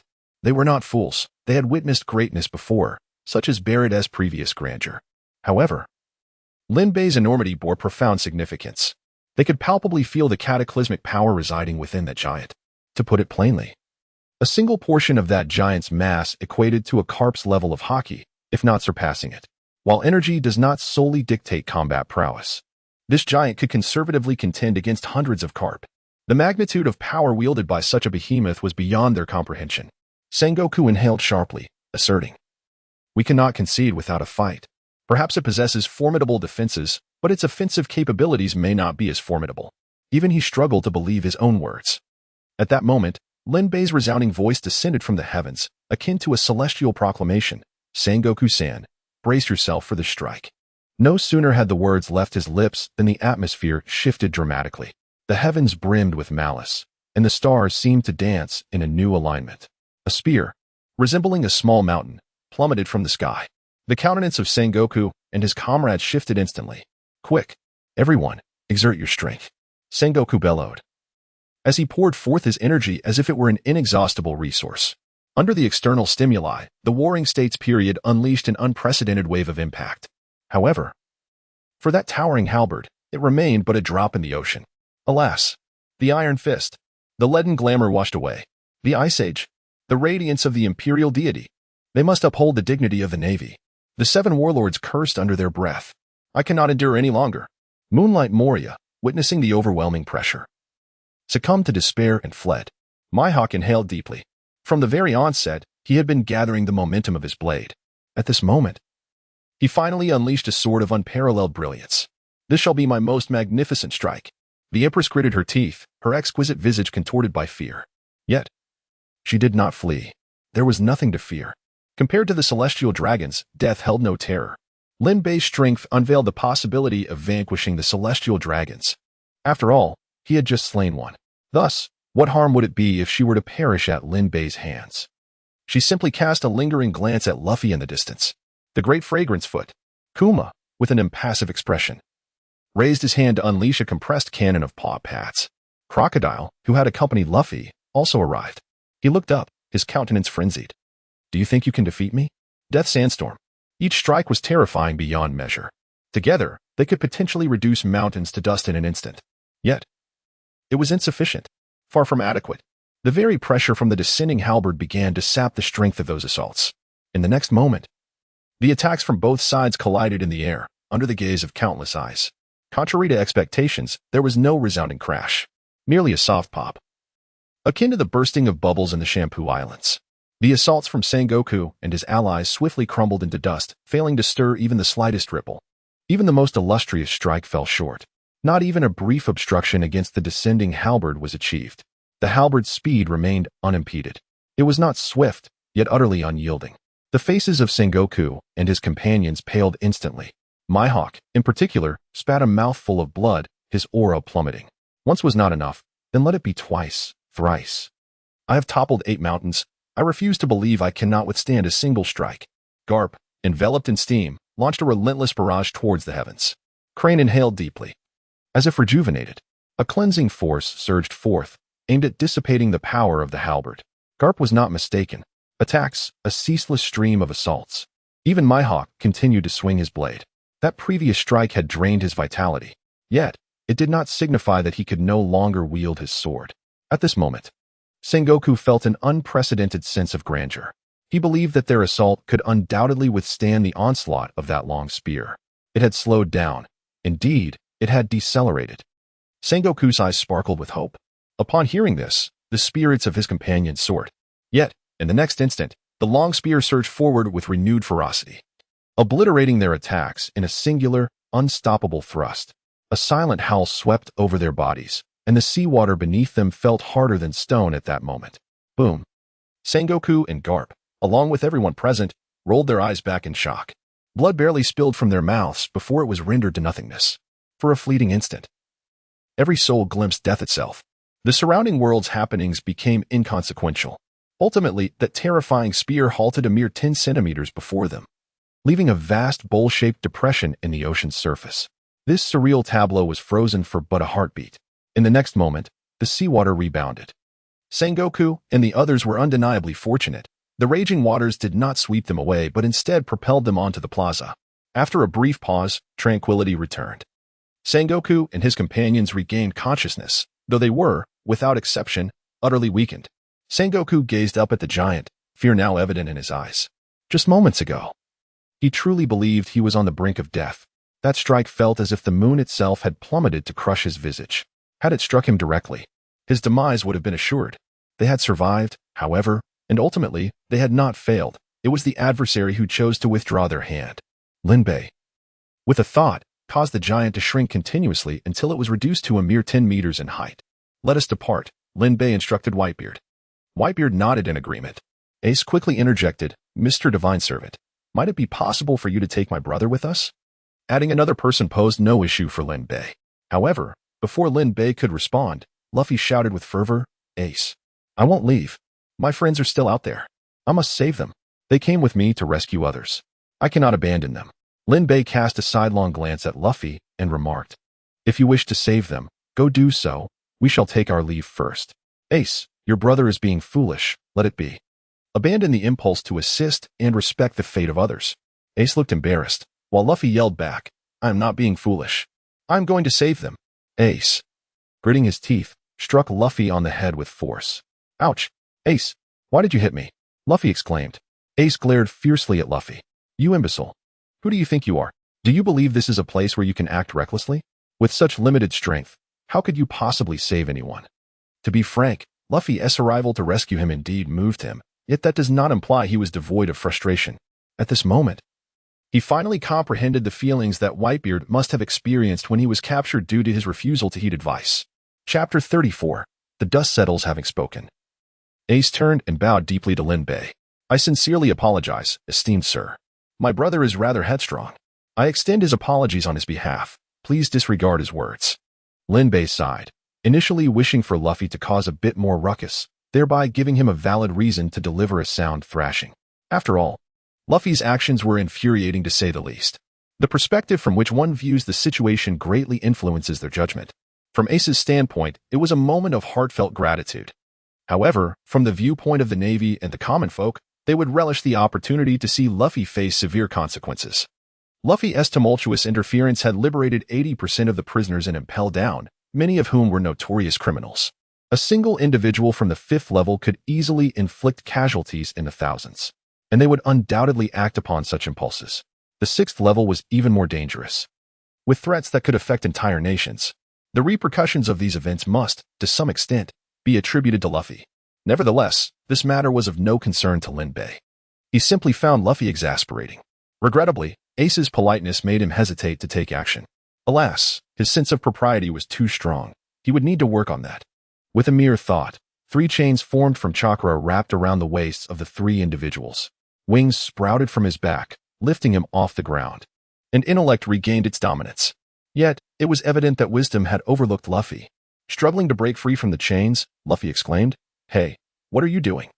I told you I'm going to save someone. Let me down, please." Ace clamped a hand over Luffy's mouth, beads of cold sweat trickling down his face. Still, Luffy continued to thrash about. Lin Bei inhaled deeply. He could tolerate much, but being addressed as uncle? He hovered in midair, the chains pulling Luffy closer before him. His piercing crimson gaze locked onto Luffy. "Do you truly believe you are invincible?"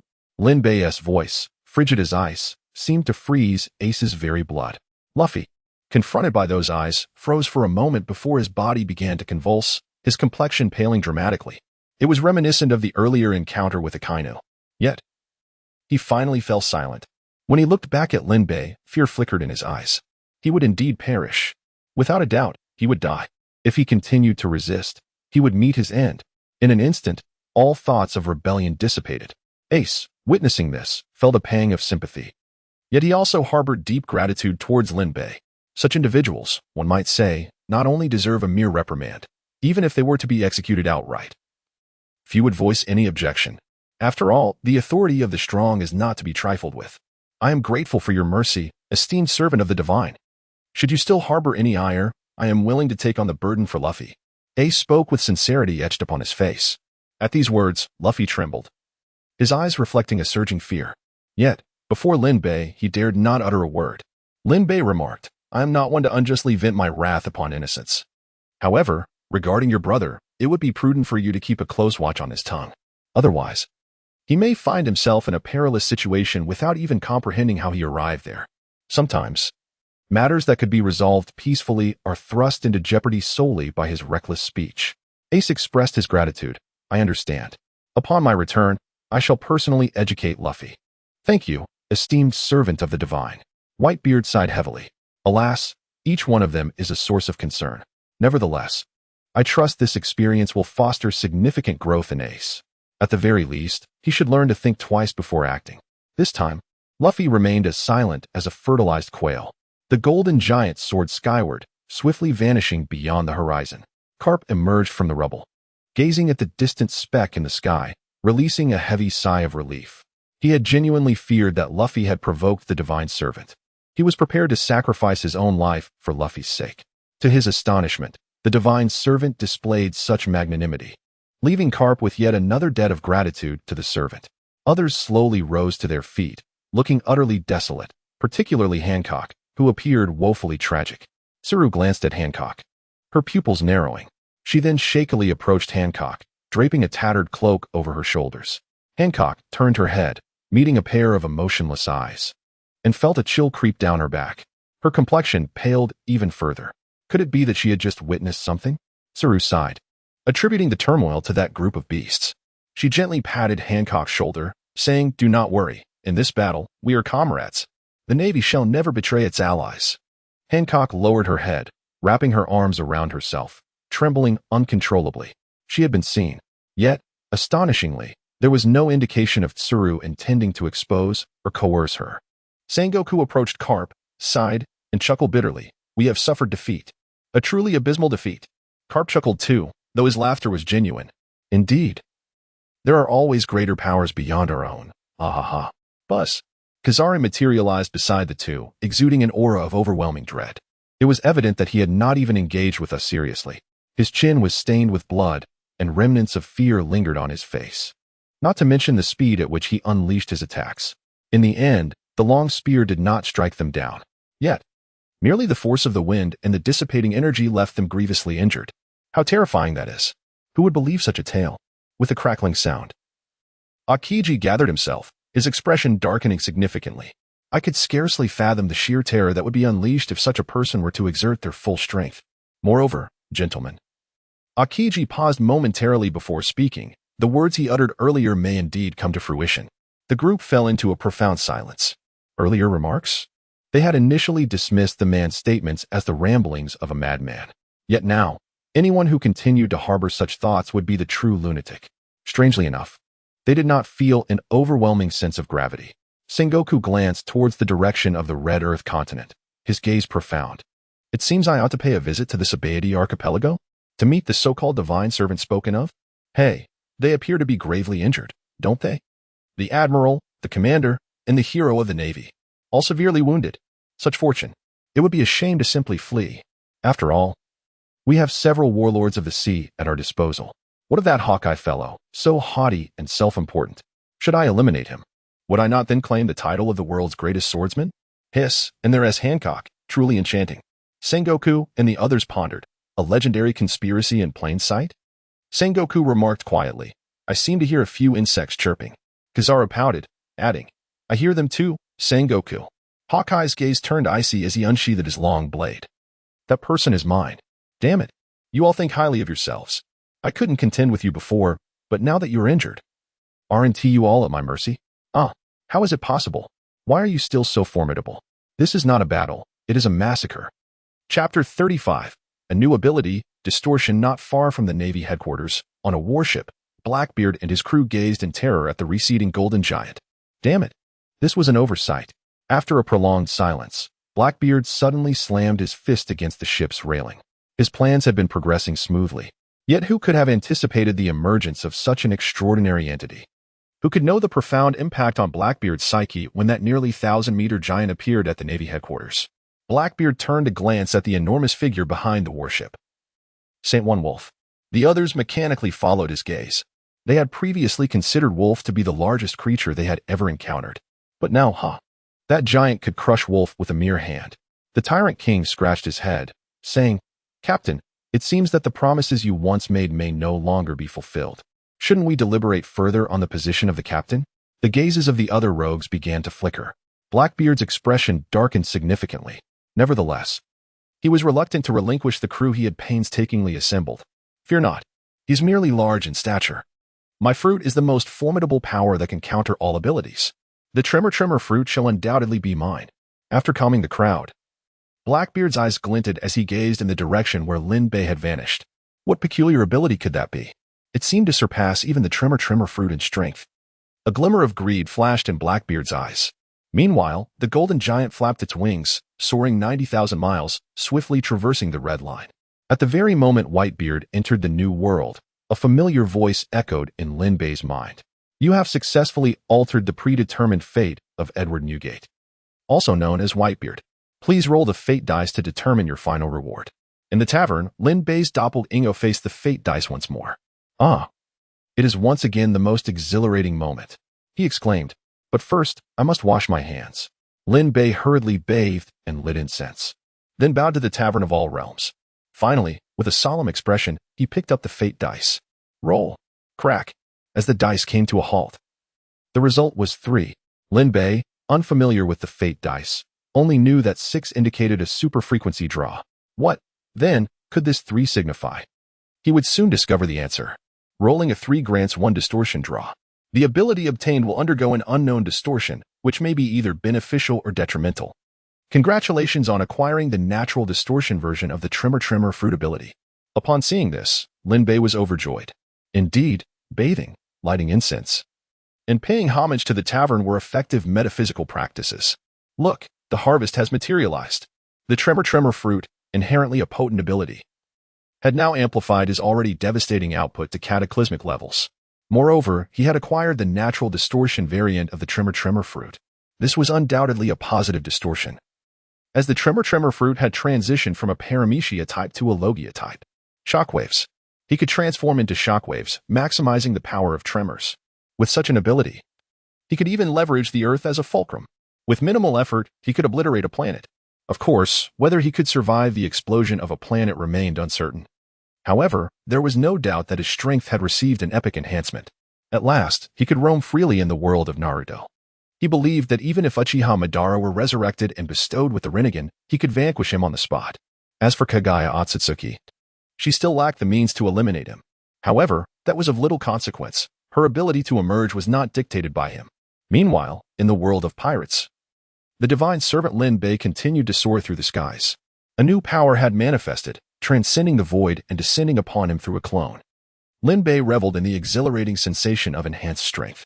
Not only had he acquired new abilities, but his physical form had also undergone remarkable growth.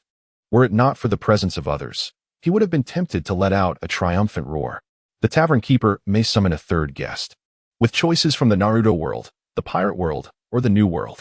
Upon learning of the option to select a previous realm, Lin Bei decisively chose the new world, which represented infinite possibilities. The tavern keeper selects the new world.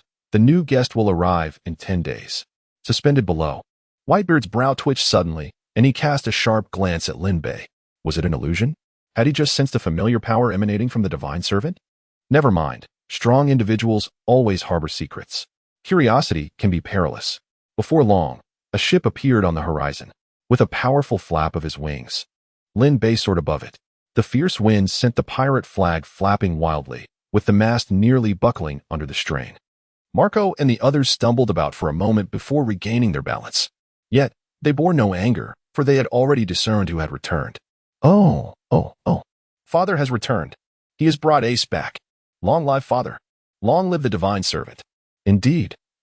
Trusting in Father and the divine servant had proven to be the right choice. Lin Bei retracted his Susanoo, and the group landed on the deck. He then cast a casual glance at someone whose heart was so wicked that they cursed him to live for a mere 10,000 years. Father, are you all right? Marco, come quickly. Although Whitebeard's injuries were not life-threatening, they appeared quite dire. Marco hurried to Whitebeard's side. With a grand gesture, Whitebeard declared, "There is no need for alarm. First, let us welcome the divine servant. He has saved Ace's life." Oh, divine servant. Everyone erupted in cheers, gazing at Lin Bei with profound admiration. He was truly formidable. Although they had long known of Lin Bei's immense power, a sense of trepidation still lingered, particularly given that they stood at the Navy headquarters. Yet now, the truth lay before them. Whitebeard grinned widely. "My foolish sons, are you truly shocked? If you knew what the divine servant had accomplished, you might very well faint." But he had no intention of revealing it, as such tales would hardly be believed. However, it need not be spoken. He firmly believed that that wicked bird, Morgans, would do everything in his power to ensure that everyone was aware of this significant event. The title might be something like the Ascendant Emperor, a single individual overwhelming the naval headquarters' supreme forces, or perhaps shocking. That man dared to do such a thing to the fleet admiral in public. Ace stepped forward, bowing deeply. "I apologize. I acted impulsively this time. I worried you all." Jozu, standing at the forefront, wrapped his arm around Ace's head. "What foolishness are you speaking, Ace? We are family." "Ouch, that hurts." "Let me go, Jozu." Laughter erupted among the others. This Ace truly was a softie. Nearby, Whitebeard watched his son's antics, a smile of joy spreading across his face. Lin Bei spoke. "Whitebeard, having completed the task, I shall take my leave." Whitebeard, taken aback, quickly urged, "Mr. Divine Servant, we are preparing a feast. Please join us." Chapter 36. The Encirclement? Whitebeard found himself at a loss for how to express his gratitude, so he opted for the ways of a pirate, hoping it would ease his heart a little.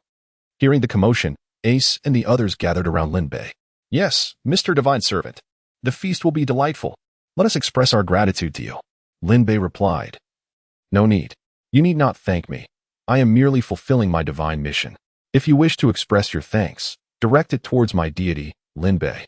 Ace and the others attempted to persuade him further, but Whitebeard quickly gestured for them to stop. Continuing to insist after a clear refusal would be impolite and might provoke a negative reaction. Whitebeard said, "In that case, Mr. Divine Servant, safe travels. I shall remember my promise.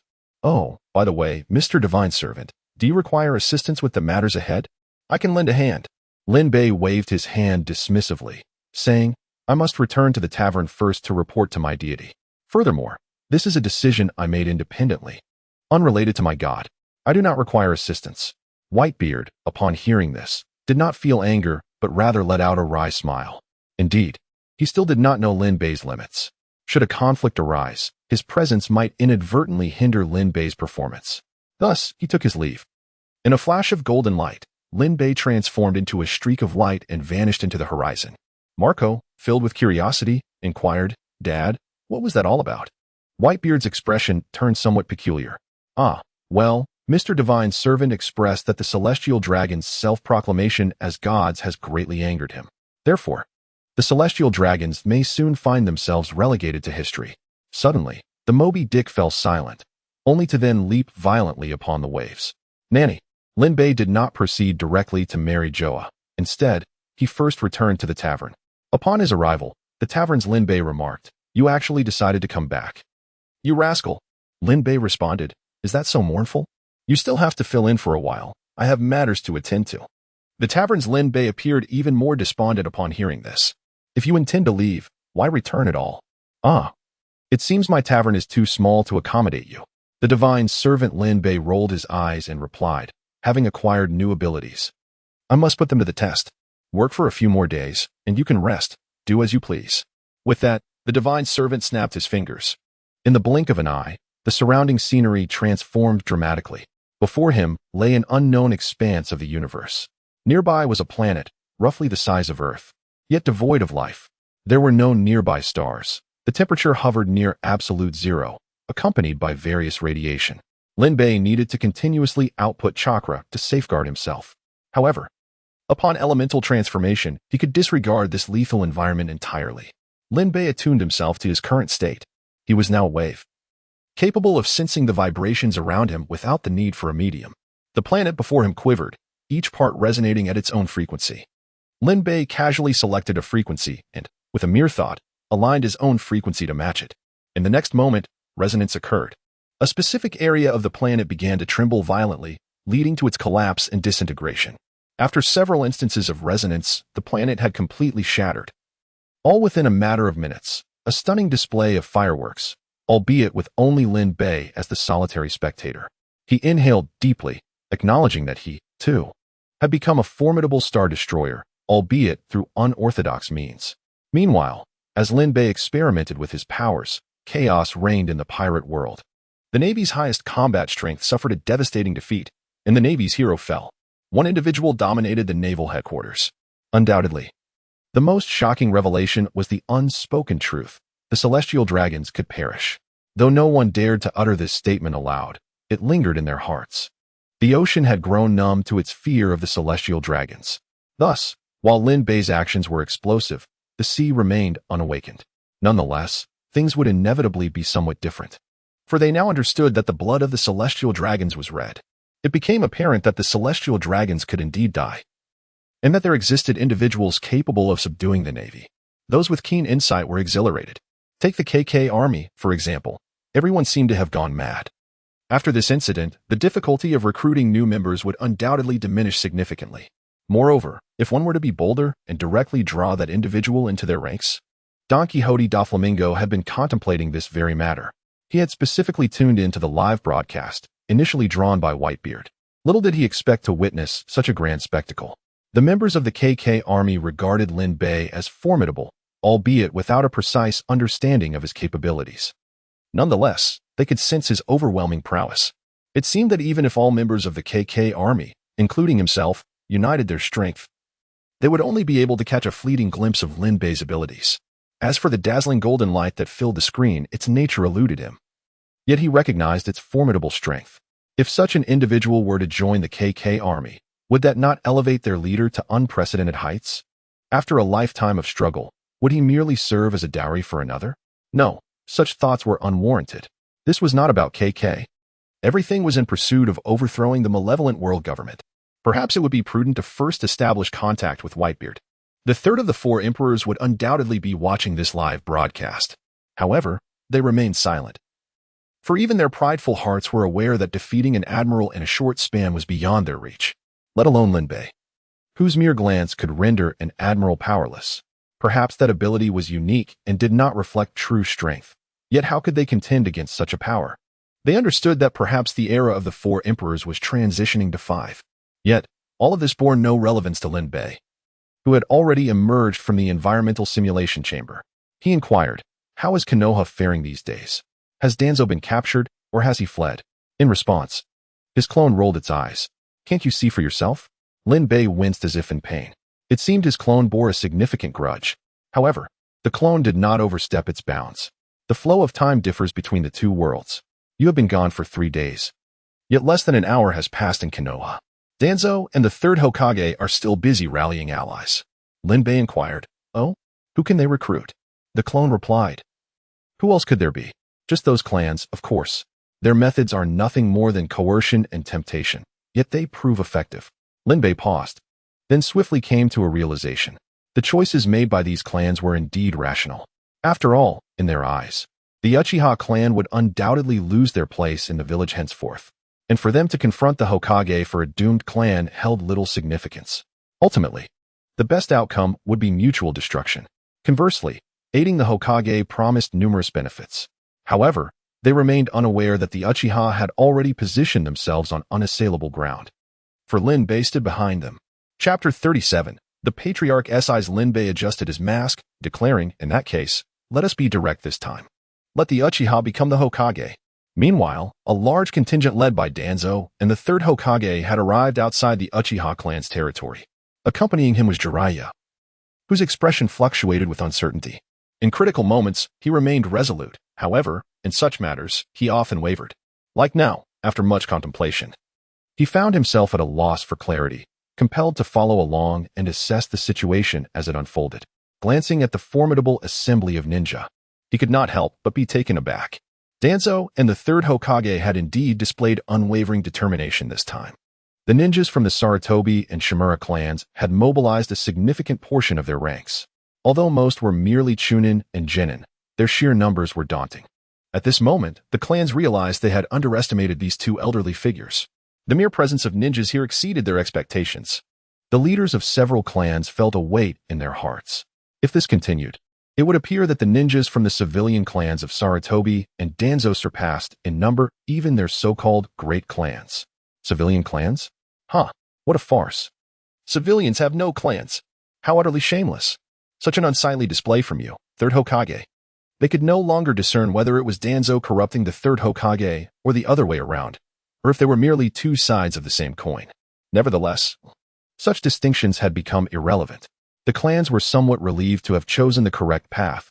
They only regretted the Uchiha. Surely, Uchiha Fugaku would understand. Leading the throng were Danzo and the 3rd Hokage, brimming with vigor. What a gratifying sensation. At this moment, they stood at the pinnacle of their lives. With a mere flick of their fingers, the Uchiha would be obliterated. After today, these individuals would know who truly ruled Konoha. Danzo, now unperturbed, contemplated the demands of the daimyo. If they required someone, they would oblige. They could easily find a member of the Shimura clan to don a guise akin to Danzo's. With their current authority, who would dare oppose them? Were they not afraid of becoming the next Uchiha? A grand procession encircled the Uchiha territory in layers.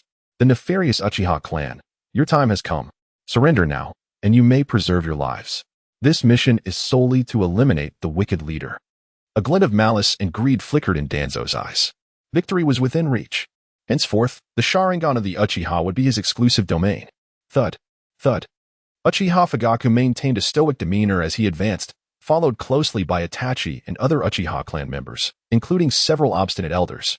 As Fugaku surveyed the dense throng ahead, a chill ran down his spine. In the end, had they merely prolonged the fate of the Uchiha by 10 days? He glanced once more at Danzo and the 3rd Hokage, whose faces bore the unmistakable marks of greed, yet they feigned selflessness with such grotesque mastery. Inwardly, he lamented. Even deities cannot fathom the depths of human hearts. It is indeed a marvel that human resolve can triumph over divine beings. One of the radical elders voiced his grievances, proclaiming, "I have always asserted that the spirit of the Uchiha will not perish until Konoha falls. We should have struck preemptively. Had you heeded my counsel, victory would have been ours long ago. Yet you chose to listen to the nonsensical words of that innkeeper. Look at the dire consequences we now face." A few murmurs of agreement echoed from behind him. Indeed, the Uchiha have suffered long enough under the yoke of Konoha. Fugaku halted abruptly, turning sharply to address the elder who had spoken.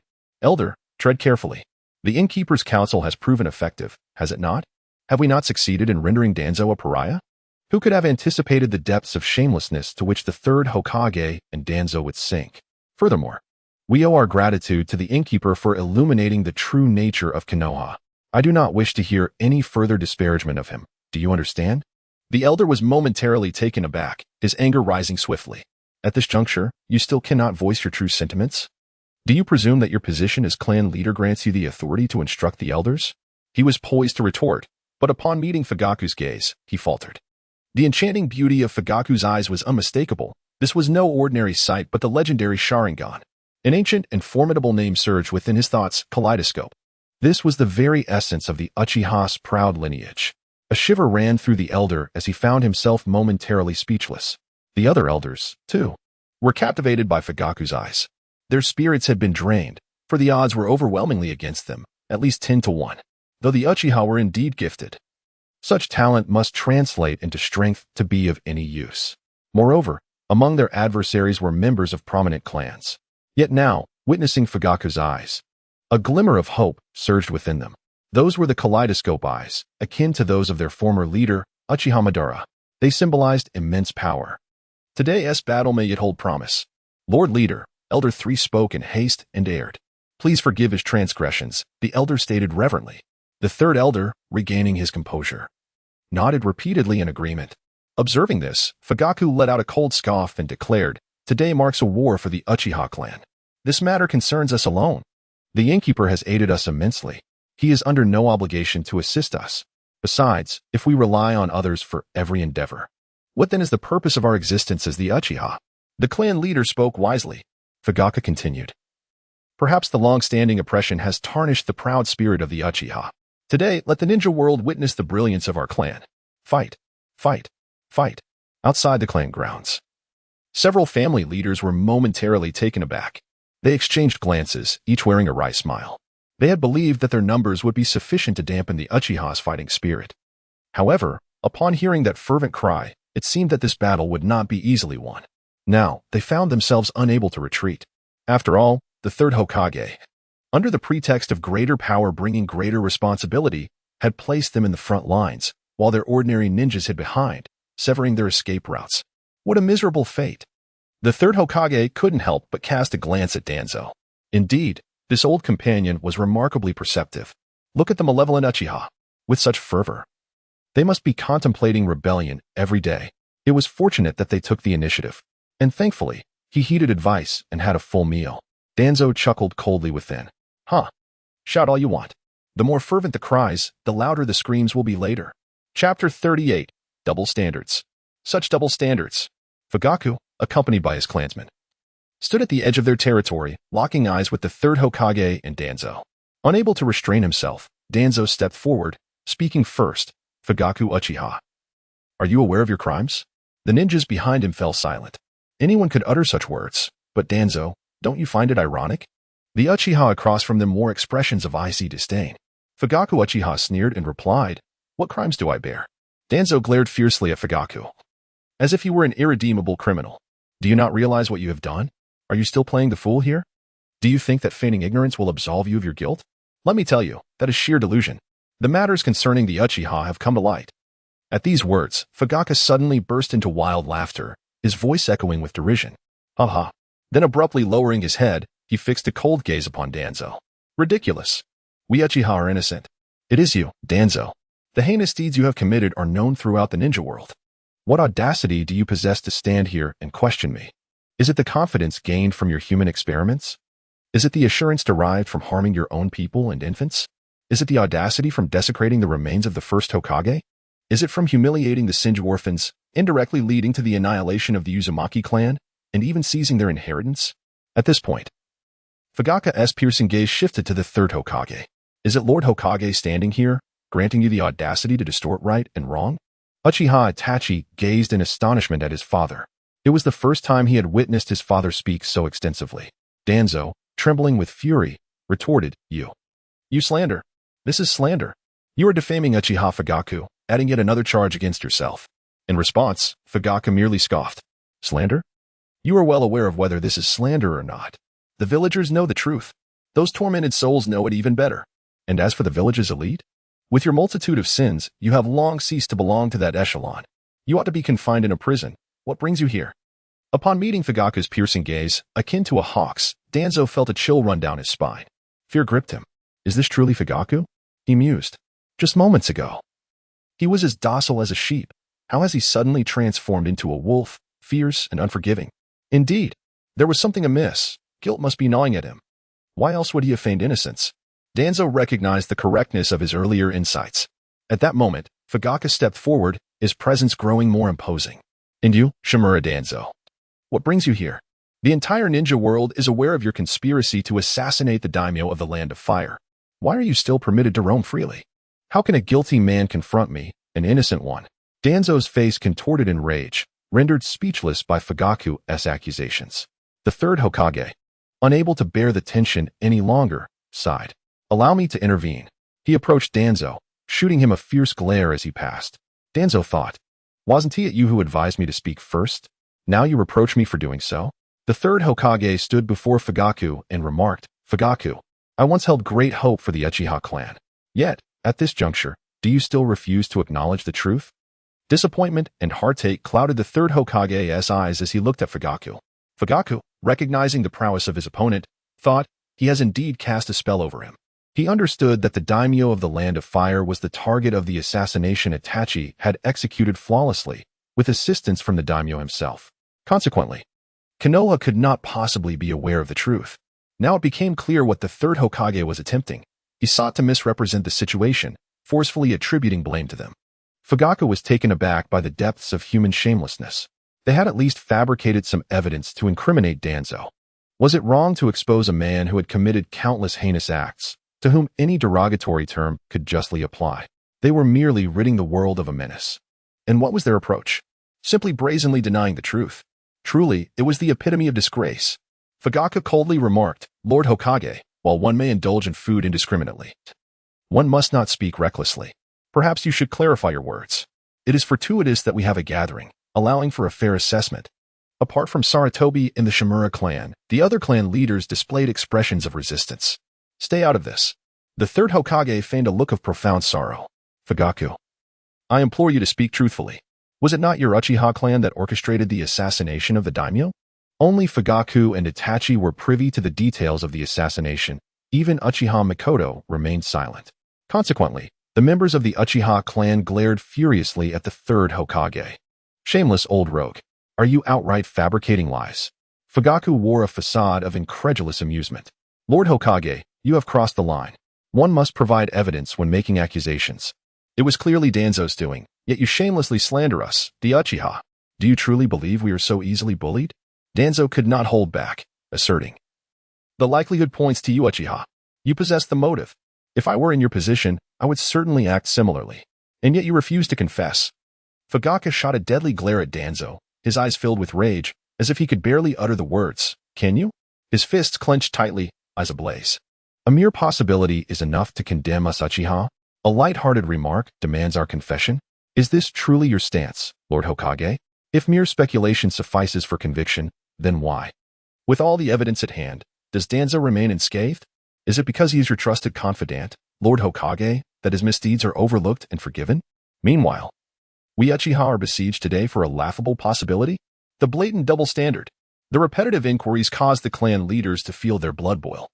They believed the third Hokage had gone too far this time. The Uchiha had suffered greatly, and they could no longer bear witness to it. Yet, what could they do? The village could endure without their clans, merely experiencing a transient period of discomfort. However, should their families depart from the village, survival would be impossible. Thus, they bowed their heads. The third Hokage remained expressionless. When did Fugaku become so articulate? Where was the Fugaku who could be silenced with a few blows? Nonetheless, such a person posed a grave danger. Under the leadership of someone like him, the Uchiha clan could wreak havoc upon Konoha if they were to rebel. With thoughts racing like lightning, the third Hokage grasped the crux of the matter. He then spoke, Fugaku, are you questioning my authority as Hokage? And challenging the very village itself? Chapter 39. Inversion of truth. Fugaku's breath hitched. This old rogue had truly mastered the art of counterattack. By avoiding direct engagement and skirting the principal issues, he was playing a cunning game. Such audacity was indeed infuriating. The elders of the Uchiha clan were beginning to show signs of high blood pressure and impending apoplexy. Had it not been for Fugaku's silence, they would have surely unleashed their disdain upon the loathsome visage of the third Hokage. Noticing Fugaku's lack of response, the third Hokage remained unfazed. He required no answers. He continued, "Fugaku, to be candid, my heart is heavy. After all, such a grave incident has befallen our village. The daimyo is pressing for answers. We must unveil the true culprit. The perpetrator hails from your Uchiha clan, thus you share in the responsibility. However, I am not a tyrant. It would be excessive to cast blame upon the entire Uchiha clan. Yet, my benevolence does not imply that the daimyo will be easily appeased. Therefore, to silence his criticisms, the Uchiha must present a credible individual. As the clan leader, you bear this burden. For the sake of the village and your kin, I implore you to step forth. Rest assured, once you are handed over to the daimyo, I will ensure the Uchiha clan remains safeguarded. By targeting only the clan leader, the repercussions shall be significantly mitigated. Moreover, I find it hard to believe that the Uchiha clan is entirely unified. There are many who would covet your position, and some may even wish for your downfall. With my endorsement, handing you over would be framed as an act of righteousness. This should solidify our position." Behind him, Hayashi Hyuga bore a stern expression, his eyes flickering. This rhetoric was all too familiar. Fugaku gazed at the third Hokage in bewilderment. Wasn't the discussion supposed to revolve around culpability? Now, they had seemingly skipped straight to sentencing and were already deliberating on the means of atonement. The third Hokage's gaze swept past Fugaku. Addressing the Uchiha clan, "Do not feel undue pressure. I assure you, I will treat your leader with kindness, and your clan will not be held in contempt. Therefore, take your kinsman into custody. For the village's sake, and for the sake of your Uchiha clan, do not let one individual's actions bring calamity upon your kin." The Uchiha exchanged glances, their demeanor calm yet laced with an undercurrent of hostility. In the past, some might have entertained treacherous thoughts, but now, anyone who dared to entertain such notions would be a fool. The Hokage's blatant remarks had left them feeling despondent. The kaleidoscope of Fugaku was their last bastion of hope. Should they surrender him, it would spell a slow demise for the Uchiha clan. Furthermore, even in the absence of such a relationship, surrendering their patriarch is an unprecedented humiliation for any clan. The third Hokage, witnessing the Uchiha's response, found himself utterly bewildered. This was not in accordance with his expectations. Could it be that the Uchiha were so obstinate? He chuckled to himself, relieved that he had heeded Danzo's counsel. The third Hokage felt a moment of gratitude for his democratic principles. Fugaku sighed, believing he had reached the pinnacle of despair concerning the higher-ups of Konoha. To his astonishment, they managed to plunge him into deeper despondency. His gaze shifted beyond the third Hokage, surveying the clan leaders behind him. "Esteemed leaders, you all heard the third Hokage's words. Are you truly prepared to follow their path? Are you willing to turn against us, the Uchiha? Enough already. Uchiha Fugaku, will you still attempt to argue? Silence yourself." Danzo bellowed, waving his hand. "Seize him. Apprehend Uchiha Fugaku." Several members of Root sprang into action, encircling Fugaku from various angles. They were the elite among elites. United, they could contend even with those of the highest caliber. It was assumed that Fugaku was merely a slightly stronger Genin. Surely, he would be an easy match. Yet, they were gravely mistaken. Fugaku, upon witnessing their actions, let out a cold laugh. His eyes underwent a transformation. Danzo, sensing the shift, shuddered, realizing the gravity of the situation. But it was too late. The sound of whirling chakra filled the air as Fugaku erupted with energy, a crimson skeletal figure materializing around him. The enormous hand of the skeleton swept through the air with devastating force. Everything transpired in an instant. The Root ninjas were caught completely off guard. They were hurled backward with a series of resounding crashes. The atmosphere grew heavy with tension. Danzo fixed his gaze upon the red skeletal figure, articulating each word with deliberate precision. "Mangeki, Susanoo." His anger was palpable. This power, he had been so close to attaining. The clan leaders were equally taken aback by Fugaku's sudden display of strength. Had he concealed this power so deeply? With such prowess? Their earlier conviction of the Uchiha's inevitable demise began to waver. Meanwhile, the majority of the Uchiha clan wore flushed expressions, pride evident on their faces. This was the might of the Uchiha. To relinquish such a powerful patriarch for your sake? Dream on. Danzo, there is no need for such impatience. Allow me to finish speaking. Fugaku's voice was both cold and resonant. As he spoke, the flames of chakra surged higher, revealing muscle and flesh upon the skeletal frame. A towering warrior, wielding a blade and standing 10 meters tall, emerged. Danzo instinctively took a step back. Though Fugaku was of the same height, he felt as though he were gazing up at him. The third Hokage's expression was exceedingly grim. Damn, this was utterly unexpected. He had first-hand experience with how troublesome the previous wielder of the kaleidoscope, Uchiha Itachi, could be. He glanced at Fugaku and said, "Fugaku, at this juncture, what further excuses can you muster?" Fugaku's gaze was as icy as the winter's chill. "Third Hokage, you are most aware of whether I am making excuses. Are you truly oblivious to the deeds of Danzo? Or, if you genuinely do not know, then your tenure as Hokage has been rather lacking." A sharp intake of breath escaped the clan leaders. Fugaku was indeed bold. Did he not fear the consequences? They had long since reached an impasse. The third Hokage's anger surged at these words. "You, Fugaku, I had earnestly advised you to preserve your Uchiha clan, yet you have shown such despicable behavior, even slandering me. It appears you cannot be spared." With a resounding bang, a monkey clad in garments appeared beside the third Hokage. "Sarutobi, are we to engage in battle?" No sooner had he spoken than a formidable, diamond-like staff was gripped in the third Hokage's hands. The staff, a harbinger of might, cast an imposing shadow. However, what he faced was the Susanoo.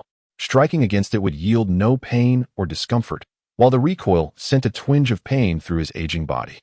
Choosing to engage in close combat with Susanoo? Beyond Might Guy and the Hyuga clan's prodigies, it was merely inviting trouble. Sarutobi Hiruzen appeared to deliberately present his weaknesses. Fugaku wore a cold smirk. Sarutobi Hiruzen, the strongest Hokage? Huh. The hype surrounding this strongest Hokage is as inflated as the water release of Shinju Tobarama, the god of shinobi. Founded on fierce battles, is universally acknowledged. Yet, Sarutobi Hiruzen? He has primarily commanded from the safety of the headquarters, rarely engaging in direct combat. How then did he acquire this title of the strongest Hokage? Just observe the current situation. Before the Susanoo, the third Hokage's decline was painfully evident. It hardly resembled a battle. While engaged with the third Hokage, Fugaku also took the opportunity to address the heads of the various clans. "Hayashi, have you truly considered your position? I do not know what promises the third Hokage and Danzo have made to you, but tangible benefits are what truly matter. When they compelled the Uchiha to relocate our clan's territory here, the third Hokage promised us compensation, yet to this day, not even a single military ration has been seen. As for your fears of him causing you trouble in the future, I do not underestimate the third Hokage. However, given the current state of Konoha, should he dare to act, I believe the Cloud and Rock villages would be quite pleased. The Hidden Leaf village has long harbored intentions to confront the Uchiha clan. With the audacity borrowed from the third Hokage, Danzo, and those two advisors, do they dare to target you?" Upon hearing this, the clan leaders exchanged furtive glances. Clearly deep in thought, they had initially been reluctant to engage, but now that an opportunity to avoid conflict presented itself, they knew they had to seize it. "Fugaku, you wretched parasite of Konoha, are you finally revealing your fangs? What are you waiting for? Charge. Kill him." Danzo seethed with rage. Had he been a member of the Uchiha clan, he would have already activated his Manjiki Sharingan. Members of the root organization surged forward, intent on overwhelming Fugaku, determined not to let him disrupt their father. The roar of chakra reverberated once more, as yet another colossal figure, ablaze with chakra flames, materialized. With a few mighty swipes, the giant forced back those ninjas attempting to encroach upon Fugaku. Witnessing the display of power from these two titans, the clansmen involuntarily recoiled. Good grief, another one? One was already a formidable challenge, and now a second has arrived? Danzo's eyes brimmed with jealousy and resentment as he fixed his gaze upon Itachi. Wishing fervently to seize his eyes, the third Hokage was equally taken aback. When did Itachi awaken his Manjiki? Thanks to Shirsue's fate, only Fugaku was privy to Itachi's awakening. Even Fugaku only knew that his son had activated his eyes, without an inkling of the specific ocular techniques he possessed. However, Itachi felt he had been quite generous, especially since it was Lin Bei who informed him that his father had also awakened his eyes. What are you waiting for? Do you truly believe the words of Uchiha, Fugaku? If the village falls, do you think the Uchiha clan would spare you? Furthermore, the benefits we promised will certainly not be diminished. We have long recognized the Uchiha clan's predatory ambitions, which is why we withheld compensation from them. At this moment, the third Hokage found himself at a loss for words, overwhelmed by the pressure of Susanoo. Fugaku continued to sneer, remarking, "Look how pitiful your situation is. Even your own clan members do not come to your aid." At this, the third Hokage felt a surge of fury. almost allowing Fugaku to seize the opportunity for a devastating blow. He glanced back at his kin, his face darkening with rage. Saratobi, Shimura, what are you waiting for? The two clansmen appeared hesitant. Were they truly expected to engage those two giants? Was this not a death sentence? Ignoring their trepidation, Fugaku pressed on. You have seen how Konoha treats us Uchihas. While targeting all clans is challenging, singling out one clan is far too easy. Today, they can target us simply because we are powerful, coveting our eyes. The third Hokage's eyes glowed crimson as he attacked with frenzied intensity. Uchiha Fugaku, cease your deceitful words that ensnare the masses. Ran Fuyue, undeterred by his incompetence and fury, continued, they can target us today and tomorrow, for various reasons. They can just as easily turn their sights upon you, until your destruction or until you become one of their own. Are you truly willing to wait until they have dismantled you piece by piece before you awaken to the reality of your situation? Fuyue's words resonated with the clan leaders like thunder from the heavens. Indeed, they were speaking of the third Hokage. Did they truly believe everything he said? What if the opposing side had a change of heart in the future? How would they respond then? Would they once again succumb to the relentless indoctrination of the will of fire and the village's noble cause, losing their sense of self in the process? If they failed to unite and remained solely focused on their own interests, even believing that the complete annihilation of other clans would allow them to dominate and reap greater benefits, wouldn't they be the next to perish? The plight of the Uchiha today could very well be there tomorrow. However, these concerns were not the crux of the matter. What truly mattered were the two pairs of eternal Meijiki Sharingan possessed by the Uchiha. Everything else was mere illusion, only power held reality. With the Hokage being pressed to the brink, seeking assistance, even if victory were to be attained, the cost would be catastrophic. At that point, would they not find themselves at the mercy of the village? The Hokage and Danzo might genuinely face defeat. A sudden wave of foreboding washed over the third Hokage. Fuyue was far too persuasive. Was he truly swaying them? That would spell disaster. He felt a sense of urgency. The village is willing to lend you the forbidden technique scrolls to suppress the rebellious Uchiha clan. Each family will have 1 day. No, 3 days. I swear by the honor of the Hokage. No, by the name of my mentor, the second Hokage. This scroll is the Hokage's exclusive secret. In the manga, Naruto managed to steal it and learn the techniques contained within. However, that was merely a fabrication. The true forbidden technique scroll was sealed, accessible only to the Hokage, who alone possessed the knowledge of how to unlock it. Even if others were to endure countless trials to steal it, they would be unable to open it, rendering it useless as a mere paperweight. The Hokage treated this scroll as a precious treasure, for it represented the village's most vital resource. In an instant, all the clan leaders found their breaths growing heavy. They had long coveted that forbidden technique scroll. Indeed, most forbidden techniques come with side effects. Just look at the fate of the Senju Tobarama, whose relentless research into forbidden techniques ultimately left his body unable to bear the strain, leading to his demise at the hands of the Golden and Silver brothers. Yet, conversely, the power contained within was immense. It would not be an exaggeration to say that their clan's overall strength could double. Thus, Fuyue's words held considerable weight. In due time, they could unite to pressure the Hokage, confident that he would not renege on his promises. Fuyue sighed.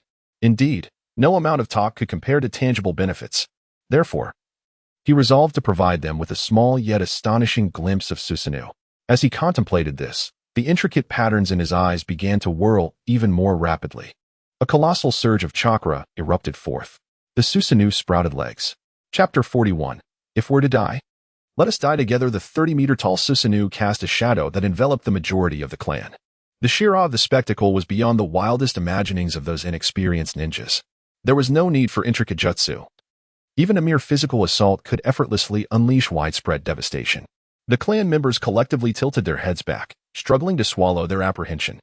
What they had just witnessed was not the limit of Fugaku's capabilities, but rather the boundaries of their imagination. Were it not for the presence of their leader, many would have fled in terror. Was this something they could hope to overcome merely by outnumbering their opponent? Had they not seen the third Hokage's Earth and Dragon Jutsu leave no mark upon it? Fear gripped them. Yet they were oblivious to the fact that their leader was equally terrified. They yearned for gain, yet surviving was the true profit. This formidable entity was, to be honest, not easily dealt with. Fortunately, it stood at only 30 meters tall. Legend spoke of Uchiha Madara's Susanoo towering hundreds of meters high, complete with wings. That would indeed be despair incarnate. If Uchiha Fugaku could manifest such a being, they would have no choice but to surrender. To hesitate for even a moment was to show disrespect towards the Susanoo. Meanwhile, the third Hokage, engaged in battle with Fugaku, was genuinely overwhelmed. "Sarutobi, I feel pain. Yet I can still endure," he murmured, the staff of patience echoing his resolve. The weapon of the Susanoo was no ordinary object. Even if it struck him, the pain would resonate within his very soul. The third Hokage trembled, uncertain if it was from fear or rage. At this moment, Danzo had surprisingly regained his composure. Itachi had been observing Danzo closely. After all, the third Hokage was merely cunning, but Danzo was ruthless and unscrupulous. Just moments ago, Danzo had appeared on the brink of explosion, yet now he seemed unnaturally calm. Something was amiss. With a shift in his gaze, Itachi unleashed his chakra-infused sword, sweeping aside all adversaries in his path, before abandoning his base to charge directly at Danzo. The root operatives were about to pursue. But the Uchiha clan was far from helpless. Several members, their Sharingan activated, swiftly interposed themselves before them, seeking death. If they could not contend with Itachi and Fugaku, how could they hope to withstand mere ordinary three-tomo Sharingan users? As anticipated, the Sharingan indeed conferred a distinct advantage upon the Uchiha. However, the root operatives were not typical ninjas. Moreover, this band of zealots was prepared to risk their lives for Danzo's commands. In a moment, they overwhelmed the Uchiha, pinning them down. Other clan members rushed to assist, yet lacking even the three-tomo, several Uchiha were left wounded amidst the chaos. One suffered grievously, even having his abdomen sliced open. Without entering the six paths, ninjas are merely human. Even the formidable Uchiha Madara and Senju Hashirama can be slain by a kunai. What then can be said of these ordinary ninjas? The Uchiha clan has come to realize the true nature of the challenges faced by their former clan leader and the current leader. In a mere encounter, their kin suffered grievous losses. Yet, before their leaders, the enemy was utterly subdued. They once again recognized the vast chasm that lay between themselves and their leaders. Any lingering schemes were completely extinguished. As Itachi lunged towards him, Danzo seethed with fury. The malevolent Uchiha had fixated solely on him. With a thunderous crash, Danzo narrowly evaded the attack, the spot where he had been standing now a gaping pit capable of entombing him. Cold sweat dripped from his brow as he spat and darted towards the clan members. The expressions of several clan leaders darkened ominously. "Where do you think you're running?" Now, the members of those clans experienced firsthand the terrifying power of Susanoo. Even the mere release of its energy sent their blood surging. It was dreadful. Their ninjutsu seemed nearly ineffective. Yet, a mere brush with it could result in severed limbs. Empty palm. Hyuga Hizashi activated his Byakugan, while it appeared he was attacking Susanoo. His true intent was to restrict Danzo's movements, attempting to push him towards the Susanoo. Previously, he had refrained from such actions, fearing retaliation from Danzo. But now, he was unafraid, for Danzo, even if not dispatched to the feudal lord, would likely not rise again. The third Hokage's gaze toward Danzo had lost its previous luster. To him, Danzo was no different from the others, a disposable tool. Danzo inwardly cursed Hizashi, the heartless wretch. If only he had the chance before, he would have plucked out his eyes. Although the Byakugan seemed of little use, it was unacceptable for him to be deprived of it. It was all due to the insufferable clan rules of the Hyuga. How absurd that to mobilize the branch members of the Hyuga clan, one must first obtain the consent of the main family? Ridiculous. Yet, the most detestable of all was the Uchiha Itachi standing before him. "Uchiha Itachi, are you truly intent on pushing me to this point? You will come to regret this." Danzo's face twisted into a grimace, resembling a demon poised to unleash its fangs. Just a little more time, and he would be ready. His hand brushed against his right arm. Through scavenging the fallen, he had obtained several Sharingan. Should he use them now? Itachi coldly replied, "If I do not kill you, I shall be the one to regret it." Had it not been for his fortunate encounter with Boss Lin, he would have been manipulated by those two old fools into slaughtering his own kin. Danzo seethed with anger. His teeth clenched in fury. "You forced my hand. You brought this upon yourself. Let us perish together." With that, Danzo suddenly ripped open his clothing, revealing his chest. Upon discerning the emblem inscribed upon his torso, Itachi's figure halted momentarily. It was the four symbols seal. The surrounding individuals paled, hastily distancing themselves from Danzo. Soon, Itachi found himself the sole person within Danzo's immediate vicinity. This old fool's subordinates were reckless, and he himself was equally indifferent to his own life. "Come on. If we're to die, let us die together." Danzo's visage was one of madness, as though he might unleash the seal at any moment. Noticing Itachi standing still without any rash movements, Danzo's heart filled with derision. I can easily manipulate this little Uchiha." However, in the next instant, his expression froze. A blade, fluid as liquid, pierced through his body. Danzo mechanically lowered and then raised his head, only to see Itachi, wielding Susanoo, gripping a gourd. The sword that had impaled him seemed to have emerged from that very gourd. Instinctively, Danzo attempted to activate the seal, but it was futile. An overwhelming sealing force enveloped him, rendering him powerless. This sword posed a grave threat. Danzo felt a surge of relief, yet was also gripped by trepidation. Thankfully, his Sharingan had been primed for a passive response. The onlookers regarded the scene with indifference. Not a single prominent clan held any affection for Danzo, not even his own kin. The third Hokage cursed inwardly. How could Danzo perish so swiftly? He had intended to abandon Danzo, yet now, with his demise, how would he account to the daimyo? What if the daimyo sought to exploit this situation against them in Konoha? In that moment of distraction, he was struck forcefully. Blood spewed forth, and his insides ached. Chapter 42. Reversal. With a swift tug of his right hand, Itachi's Susanoo aimed to draw Danzo into the gourd. Yet, in the next moment, Itachi's expression shifted dramatically. Danzo's body abruptly became translucent, vanishing into thin air. Itachi's mind raced, and after a brief contemplation, he suddenly recalled the Uchiha clan's ultimate technique, Izanagi. Coupling that with the knowledge that Danzo had previously scavenged the remains of the Uchiha, he must possess a Sharingan. Itachi's gaze turned increasingly frigid. Using the eyes of the Uchiha against an Uchiha, how fitting. In the next instant, Danzo's form reappeared behind Susanoo. Wind release, great breakthrough. Danzo had not perished? What trickery was this? The clan leaders were taken aback. Danzo had clearly been impaled just moments ago. They had confirmed it was his true body.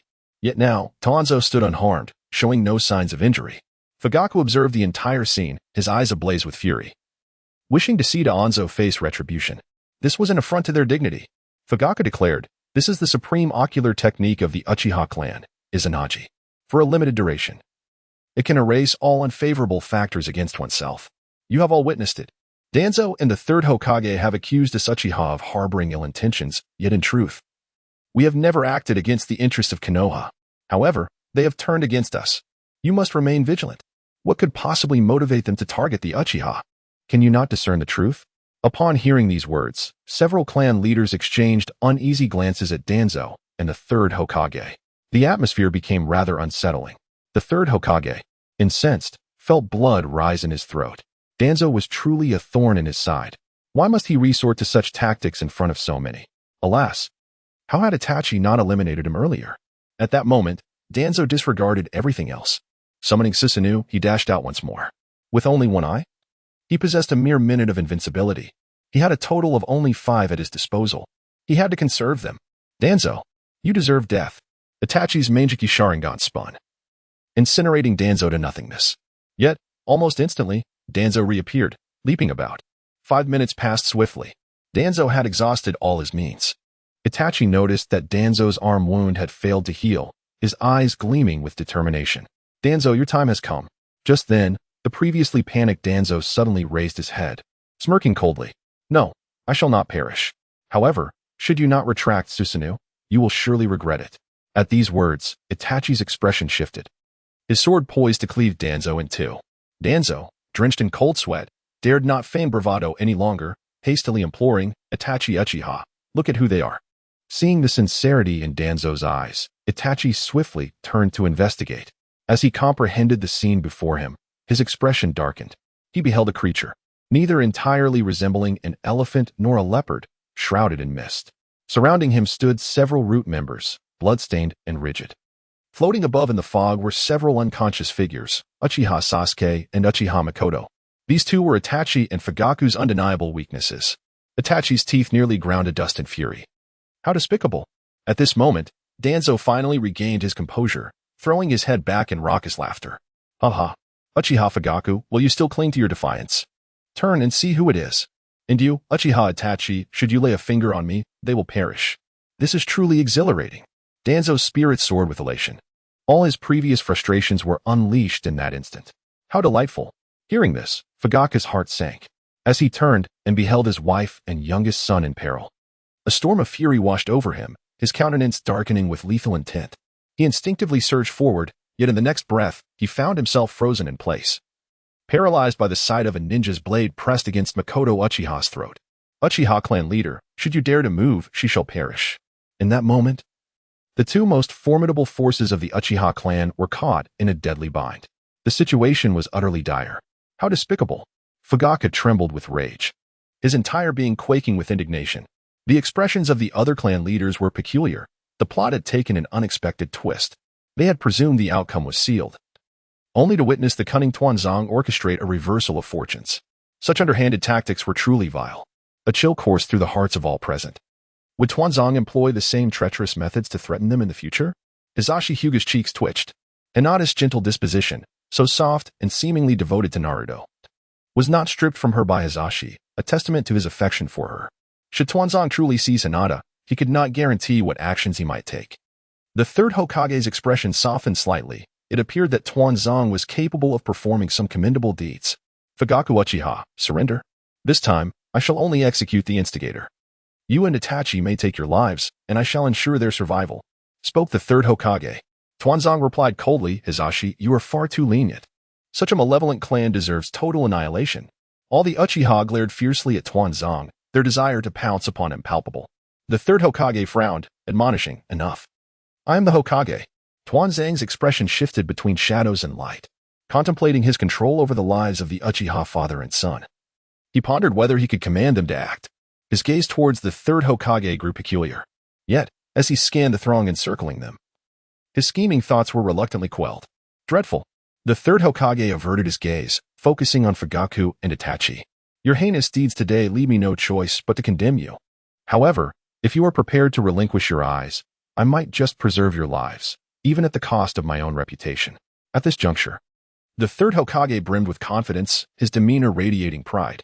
Fugaku clenched his fists, the sound of cracking knuckles echoing. What if I refuse? The third Hokage's gaze turned icy. He held all the cards, yet Fugaku dared to defy him. Should they decline, there would be no alternative. I acknowledge that this method lacks honor. Nonetheless, for the sake of Konoha, I am willing to bear the blame. The third Hokage sighed, feigning a look of helplessness, and waved his hand dismissively. Tuanzong subtly nodded in agreement. A root ninja swiftly drew a shuriken and plunged it directly into Sasuke's arm, causing blood to spurt uncontrollably. Stop. Itachi, witnessing this scene, lost his composure. Fugaku's heart ached with anguish. Danzo and the third Hokage reveled in their delight. Danzo laughed heartily, declaring, if you do not retract your Susanoo, those two will not only perish but will do so in a most gruesome manner. With every second you hesitate, another shuriken will pierce their flesh. Chapter 43. Upon my arrival, I witnessed you bullying a child. Upon hearing these words, both Itachi and Fugaku's expressions contorted in despair. Yet they dared not move, nor could they intervene. Blades were pressed firmly against their throats, and any slightest action or disturbance would result in Sasuke and Makoto's lives being severed in an instant. The elders of the Uchiha clan grew increasingly alarmed, calling out, Clan head, young clan head, you must remain calm. They seek the annihilation of our Uchiha clan. Even if you acquiesce to their demands, the outcome will remain unchanged. Everyone will perish. Do not fall for their deception. At these words, Itachi and Fugaku's bodies trembled. Were they unaware of the elders' warnings? They understood all too well. However, should they choose to resist, the death of Uchiha Sasuke and Uchiha Makoto would be inevitable. They could not steadfastly make a choice. It would be akin to personally condemning their wives, mothers, sons, and brothers to death. Jiraiya, who had been observing from the sidelines, could no longer remain silent. Old man, are you serious? His expression mirrored that of someone newly acquainted with the third Hokage. The third Hokage cast a glance at Jiraiya, his dissatisfaction evident. Where was your courage when I was pressed by Susanoo? Now you wish to play the hero? Jiraiya, everything is for the sake of the village. I do not expect you to comprehend my actions. I merely request that you do not stand in opposition to the village. This statement rendered Jiraiya mute. It was always the same rhetoric, yet he could not help but be swayed by it. Danzo disdainfully regarded Jiraiya before turning his gaze back to Fugaku and Itachi, who remained motionless.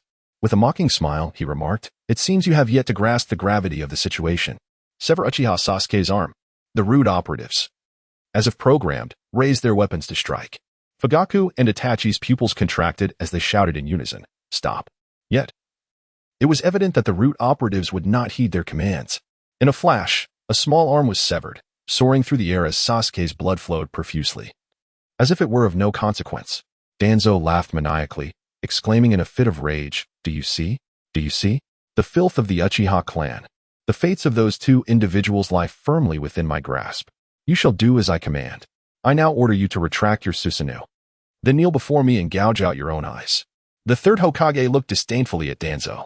Has this man gone mad? Itachi and Fugaku stared in shock at Sasuke, who had lost an arm. They were momentarily at a loss. His son, his brother, had he truly lost an arm? Right before their eyes? Danzo? Hokage? Konoha? Huh. To hell with it. I shall kill. The two's Manjiki Sharingan spun ever more rapidly. The chakra flames of their Susanoo blazed with increasing intensity, emanating an exceedingly unstable aura. Fugaku inhaled deeply and declared, "I am truly sorry, Sasuke, Mikoto. I vow to avenge you. I swear, I will not allow them to die so easily." His tone was devoid of emotion, chillingly calm, as if he were merely reciting a statement of events that had already transpired. Itachi followed suit. "I am sorry, mother. And forgive me, Sasuke."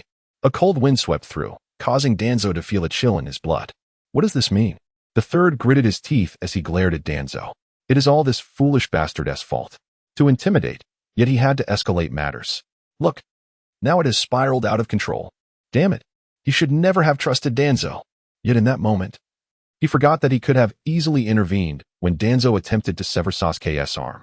Danzo's face twitched as he said, "Do you truly want me to kill them?" The two remained silent, calmly turning to face Danzo. The two giants towering over him. Danzo felt a wave of dread wash over him. He hastily added, "I have changed my mind. If you simply surrender, I will spare them. How about that? Make your decision quickly. Uchiha Sasuke needs medical attention, or he will die at once." But Itachi and Fugaku remained unmoved. They were resolute in their intent to ensure Danzo's demise. Seeing this, Danzo's pupils constricted, his cheeks twitched uncontrollably. After a tense silence, he declared, "Very well. Then let us all perish together. Kill them." The third Hokage's expression shifted to one of urgency as he shouted, "Stop." It seemed as though the two had relinquished their hold on Sasuke and Mikoto. However, with two hostages in hand, they still served to restrain him. He could hardly believe that the two hostages would remain unaffected by any abuse. Yet at this moment, Danzo was beyond hearing his commands. All that mattered was Danzo's orders.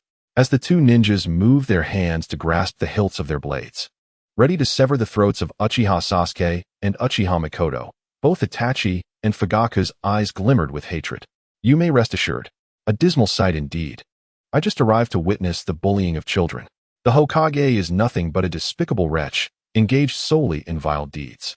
The sudden and unfamiliar voice was heard by all, successfully alerting everyone.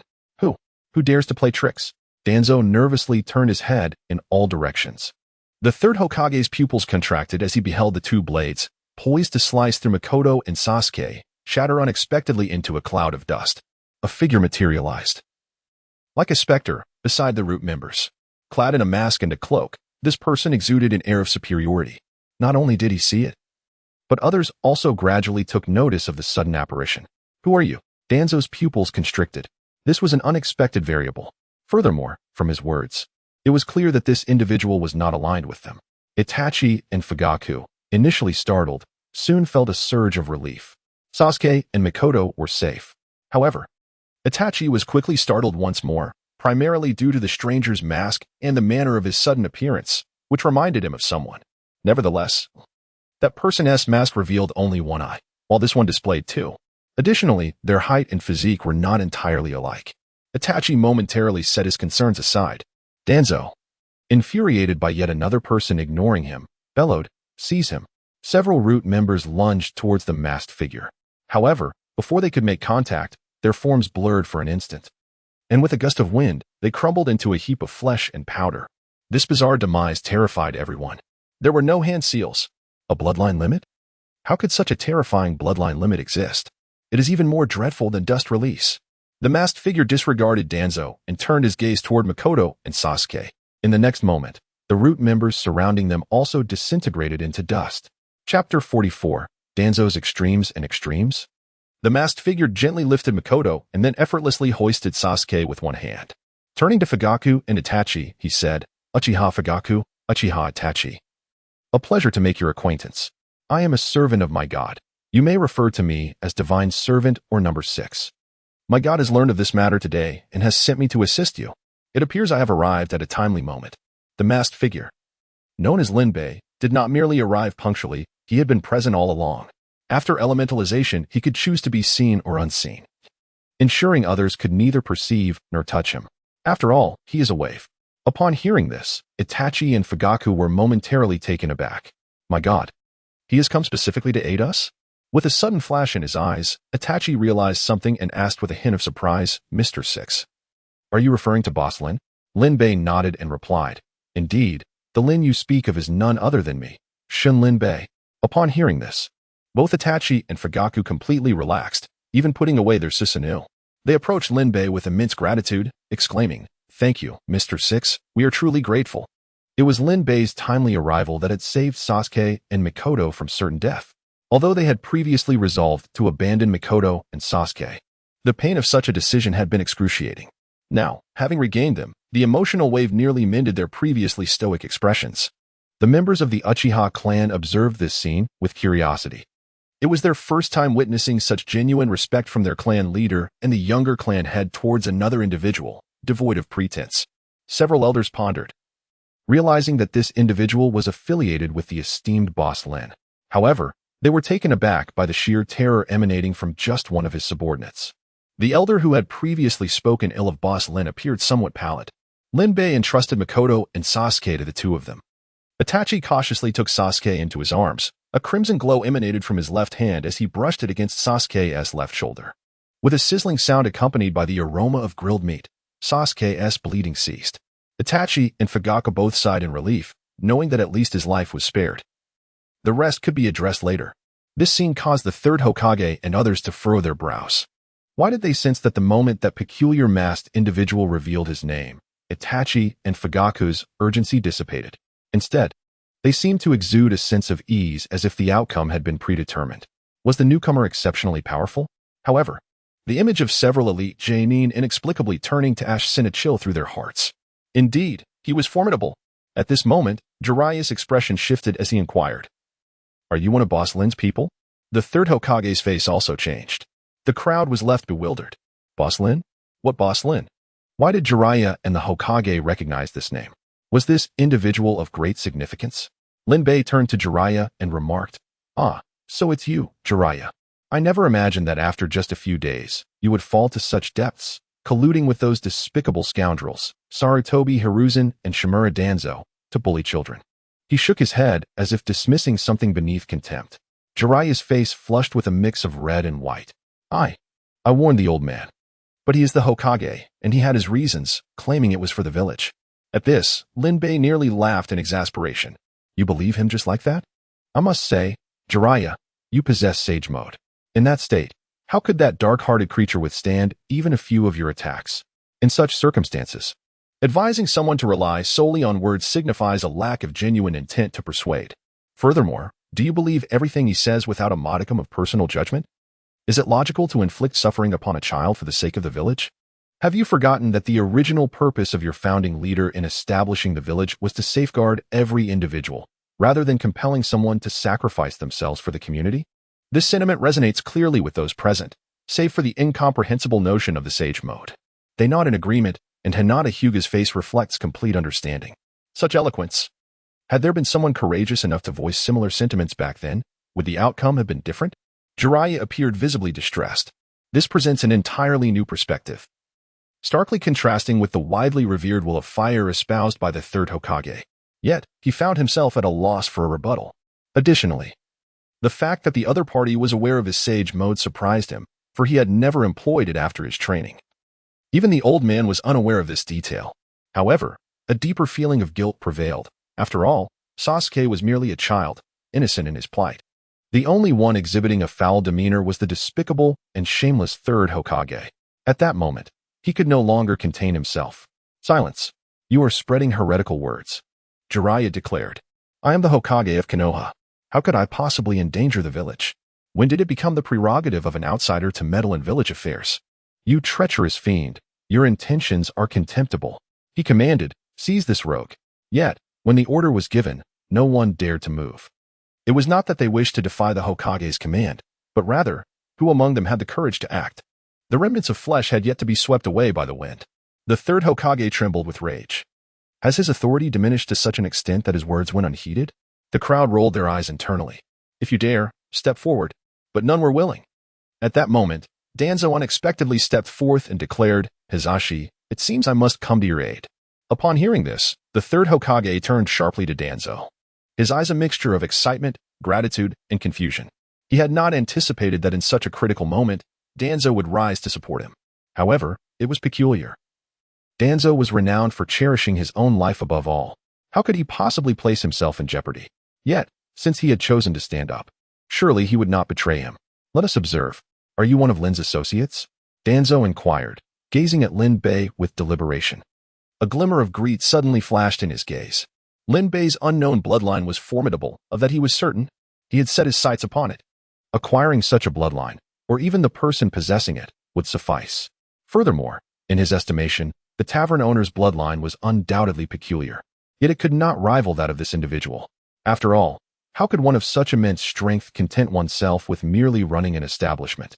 This suggested that the opponent's power was not as formidable as it appeared. Perhaps this masked figure was merely in a contractual relationship with the tavern owner. Or perhaps the owner held some leverage over him. Thus, if he were to capture this masked individual, it would effectively equate to obtaining the tavern owner as well. An exquisite two-for-one deal, a double blessing. Tuanzong felt assured of his victory. Was this not a stroke of extreme fortune? From henceforth, he would no longer need to endure the disdainful countenance of Sarutobi Hizashi. Chapter 45. I beg you. In my life. Lin Bei understood Tuanzong all too well. As soon as he shifted, he knew that Tuanzong would either be bluffing or trying to conceal something. He couldn't even be bothered to glance at Tuanzong, feigning indifference as he surveyed his surroundings and remarked, "What dog is barking over there?" Tuanzong's cheeks twitched. Indeed. Everything related to the Uchiha was utterly detestable. He remained unperturbed. He would revel in tormenting Lin Bei later. A few individuals could no longer contain their laughter. Tuanzong clenched his fists tightly, his nails digging into his palms. Taking a deep breath, he declared, "You wouldn't dare to look me in the eye, would you? Did you not proclaim yourself a servant of the divine? Is your courage so meager? Are you not afraid of sullying your goddess name? Or perhaps the deity you speak of is as cowardly as you?" God? Tuanzong scoffed. Where is this so-called God? To ordinary people, we ninjas are akin to gods. Yet, merely possessing a modicum of power has led to such arrogance? Today, I shall teach you what it means to be humbled by a greater force. Ha ha. Tuanzong laughed maniacally. As anticipated, Lin Bei gradually turned his gaze towards him. To dare insult my deity, one deserves nothing less than death. Tuanzong suddenly chuckled and said, "But I believe I shall not perish." With that, he moved with lightning speed, unraveling the bandage that concealed his right eye, revealing its true nature. All eyes were fixed upon Tuanzong's actions. As they beheld his right eye, their expressions shifted dramatically. It was akin to the eyes of Uchiha Itachi and Uchiha Fugaku. Itachi's expression changed suddenly as he cautioned, "Do not look at his eye, Mr. Six." Do not look at his eye? Fugaku's countenance paled. The third Hokage felt a mix of astonishment and revulsion. He had not anticipated that Tuanzong had hidden such depths. He possessed a Sharingan. Moreover, it appeared he had even targeted Shursui. What an exceptional display of skill. However, it matters little. After all, they are the malevolent Uchiha, and the future remains uncertain. Although Danzo harbors nefarious intentions, he ultimately leans toward the village of Konoha. The others, however, appear utterly bewildered. What exactly is this Kodoame Tsukumi? Why does everyone seem so terrified? Is it possible that Danzo possesses a trump card that even Itachi and Fugaku Uchiha dread? Danzo's laughter echoed, for the kaleidoscope of the Sharingan had already begun to spin. It is too late. Everything is too late. Kodoame Tsukumi has been successfully activated. He is now my loyal subordinate. From this moment forth, you shall be known as Danpu. Now, I issue my first command. Eliminate Itachi and Fugaku Uchiha. Danzo cackled wildly, his face resembling that of a withered chrysanthemum. Itachi and Fugaku exchanged glances, their expressions darkening. This was indeed excessive.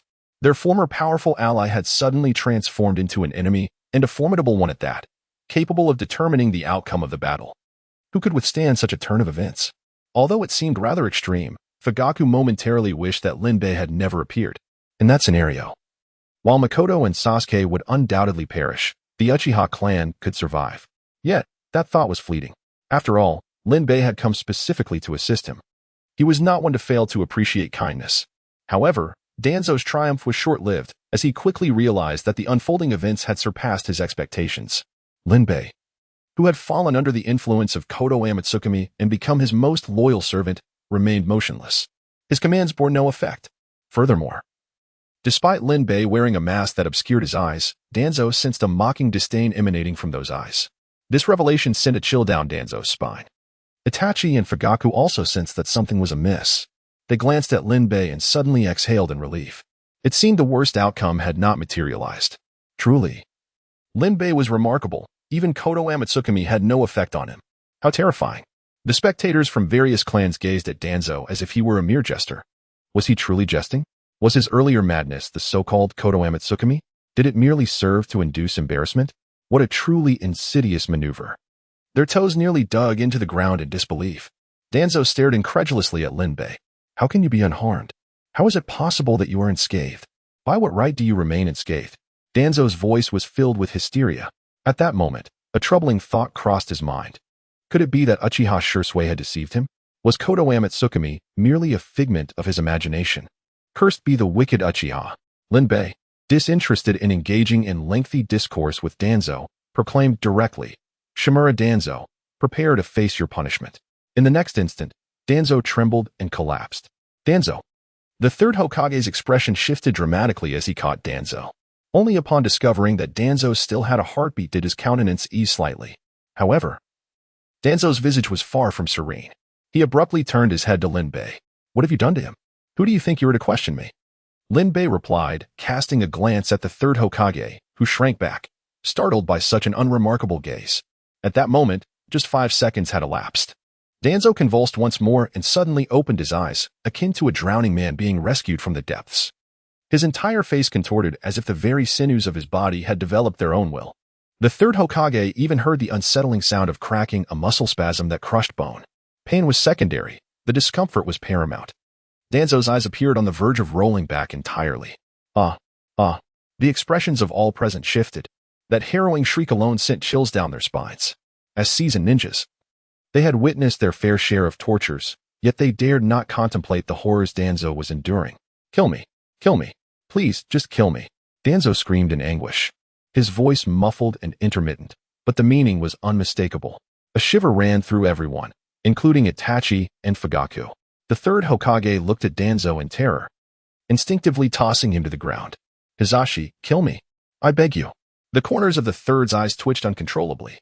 Trapped between the desire to live and the wish to die, he was witnessing the pinnacle of torment, an experience he never anticipated, especially not through the suffering of an old friend. The mere fact that someone like Danzo uttered the word beg spoke volumes of his current agony.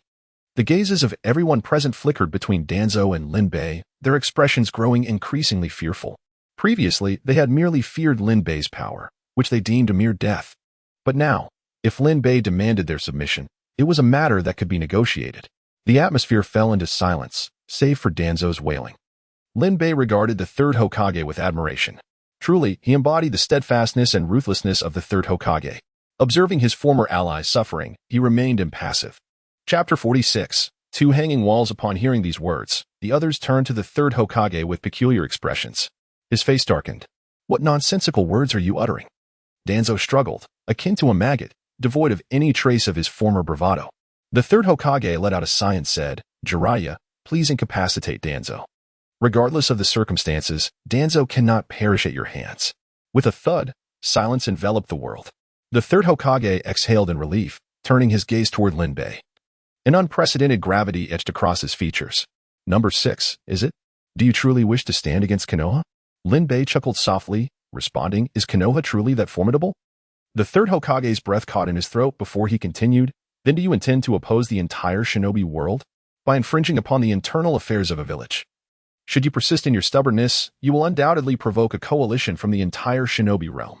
Linbei retorted, is the shinobi world truly so powerful? The third Hokage felt a heaviness in his heart. This madman dared to disregard the entirety of the shinobi world. The most critical issue was that their current strength might be somewhat lacking. Should a confrontation ensue, it was uncertain how many present would survive. Reluctantly, he conceded. What exactly is your objective? Upon hearing this, Linbei glanced at Uchiha Fugaku and replied, I harbor no particular objective. My deity merely tasked me with aiding the Uchiha. Furthermore, my deity expressed a strong aversion toward you. Hence I share the same sentiment. I believe the position of Hokage should be entrusted to someone who is not detested. Don't you think? At these words, the expressions of all present shifted drastically. No one could have anticipated Lin Bei would utter such a statement. Fugaku's heart raced. While he was not surprised by Lin Bei's audacity, what did the glance he cast at him signify? The third Hokage's lips trembled slightly, his eyes ablaze with fury as if they could ignite the world itself. How dare a mere outsider question the authority of the Hokage? You have gone too far. The third Hokage glared intensely at Lin Bei. Amused, Lin Bei observed the third Hokage standing resolutely, saying, "Indeed, I have overstepped. And then? Will you attempt to kill me?" Lin Bei spread his arms wide, as if inviting him to strike.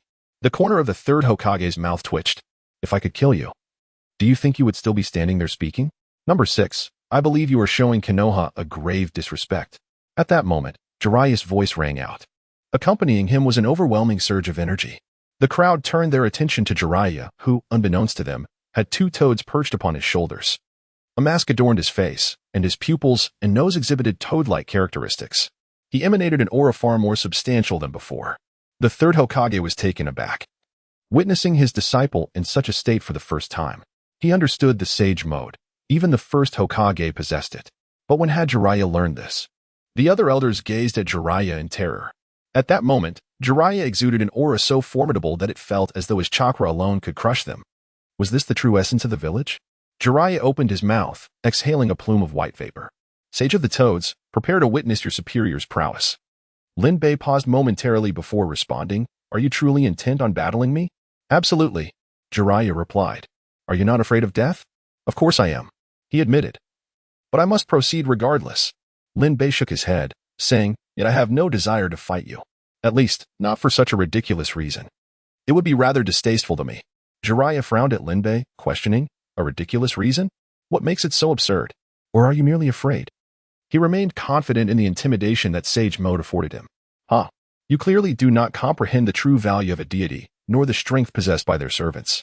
But tell me, why do you wish to engage in combat? Is it for Konoha, or for the third Hokage? If it is for Konoha, you should not be angry. Rather, you ought to be grateful to me. For I am about to liberate Konoha from the third Hokage's grasp. These words infuriated the third Hokage. What did he mean by rescuing Konoha from his hands? He had managed Konoha into the strongest shinobi village in the world. The third Hokage interjected, "Jiraiya. He is indeed afraid. Do not be swayed by his deceitful words. He may very well be preparing to flee." Jiraiya's pupils dilated, and a massive crater formed beneath him. In an instant, he appeared before Lin Bei, a colossal, rapidly spinning sphere of chakra manifesting in his palm, with a diameter of no less than 10 meters.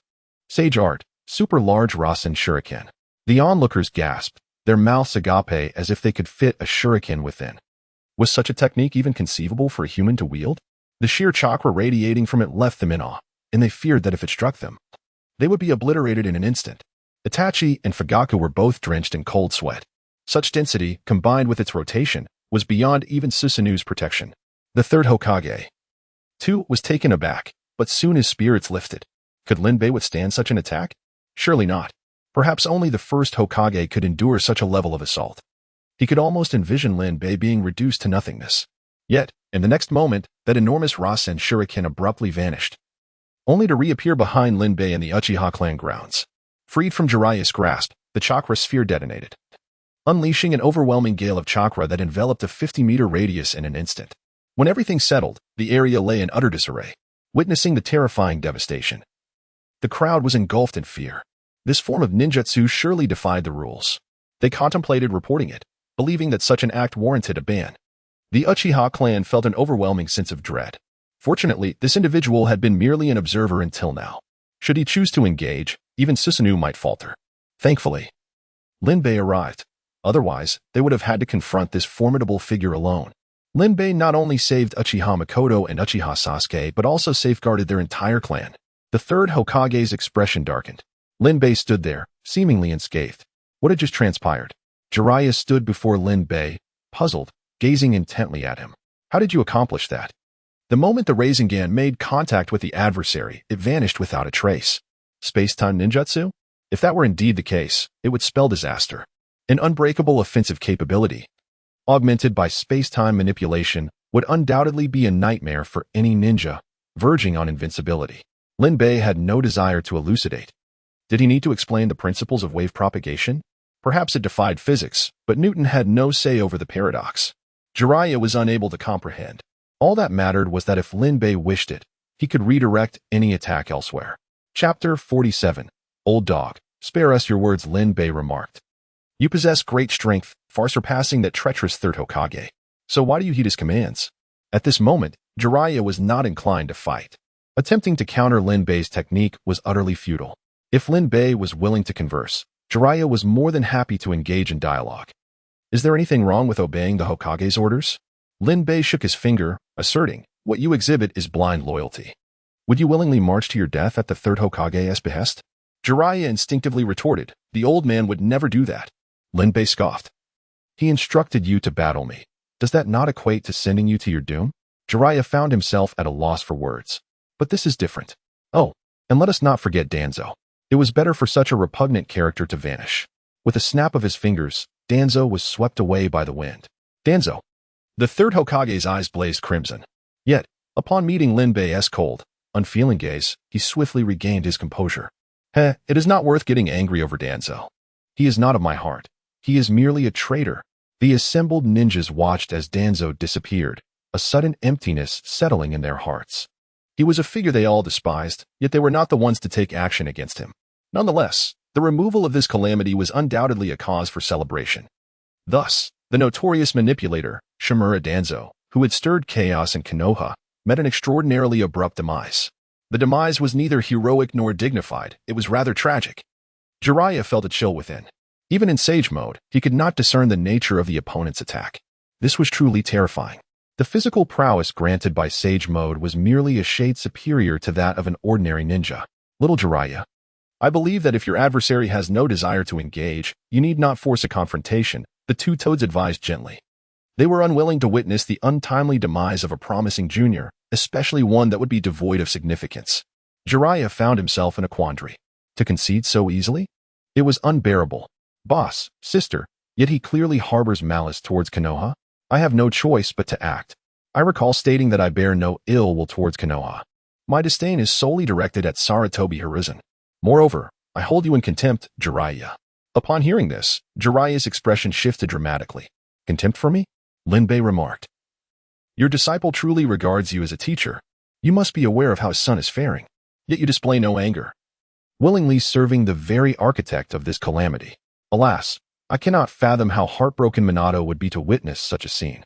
Jiraiya's visage fluctuated between pale and flushed. The third Hokage hastily interjected, all of this is for Konoha's sake. Do not assume that your strength grants you the right to spout nonsense.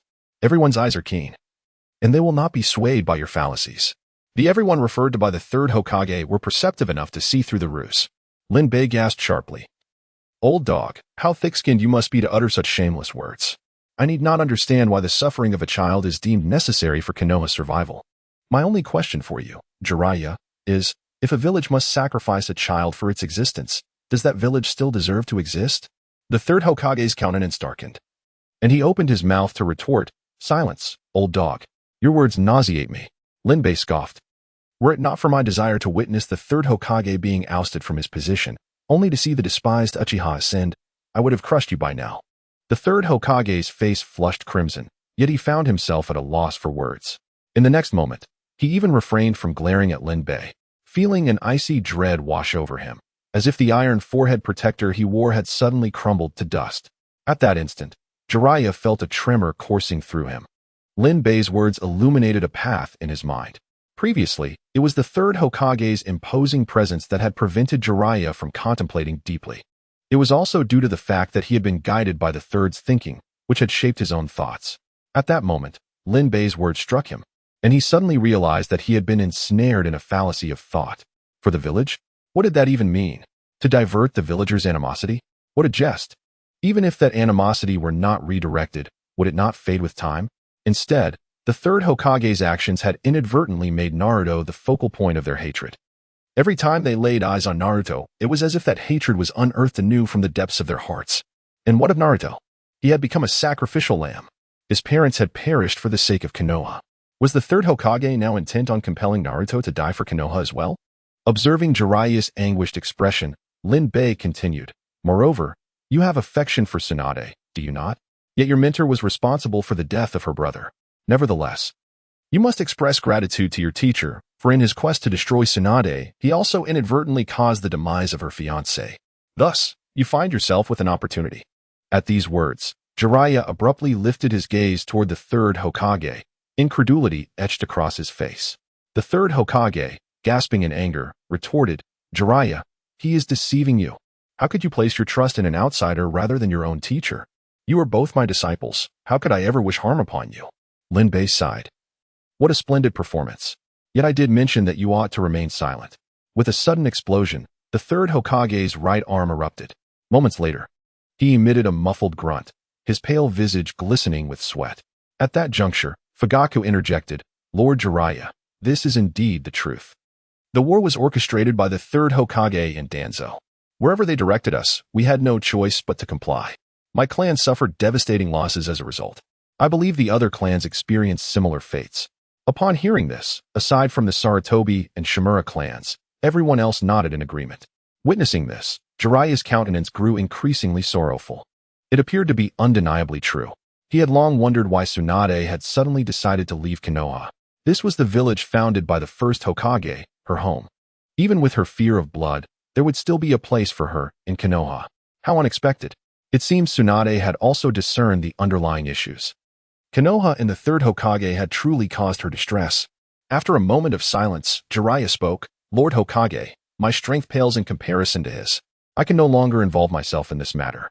A chill coursed through the third Hokage's heart. The one person who had always supported him was now departing. He suddenly felt a profound loneliness. Had he truly erred? Jiraiya, disheartened, found himself yearning to return to Mount Maiboku. Wait, do not leave just yet. Chapter 48. Who agrees? Who disagrees? Noticing Jiraiya's intent to leave, Lin Bei called out to him. Jiraiya paused, looking up at Lin Bei, and said, "My mind is quite disordered at the moment. I wish to find a quiet place to reflect on the dialectical relationship between myself, Konoha, and the Hokage. I truly wish to avoid conflict." Lin Bei replied, "There is a matter I have yet to address. Please wait a moment." Although Jiraiya was unaware of the specifics, he complied, recognizing his inability to contend with Lin Bei. And he felt a sense of gratitude towards him. Previously, he had seemingly been ensnared in a dream crafted by the third Hokage. And it was Lin Bei who had dragged him into reality. Though he was not particularly fond of this reality, it was, nonetheless, genuine. Lin Bei first glanced at the third Hokage, then at Fugaku, followed by Itachi, Jiraiya, and the various clan leaders. Finally, he spoke solemnly. "I believe it is time for a change in the Hokage of Konoha. Who agrees? Who disagrees?" Everyone was momentarily stunned by this straightforward proclamation. The third Hokage nearly spoke out, but ultimately refrained. He was no longer the man he once was, and Lin Bei was indeed capable of taking lives. The clan leaders looked at Lin Bei in confusion. Was this topic not a bit too abrupt? And who was he to assert such a change? However, they wisely chose to remain silent. "I agree," a voice exclaimed. Who was so audacious? It was Uchiha, which made it less alarming. They were accustomed to the tumultuous relationship between the Uchiha and Konoha. The third Hokage immediately directed a deadly glare toward Fugaku, who paid him no mind.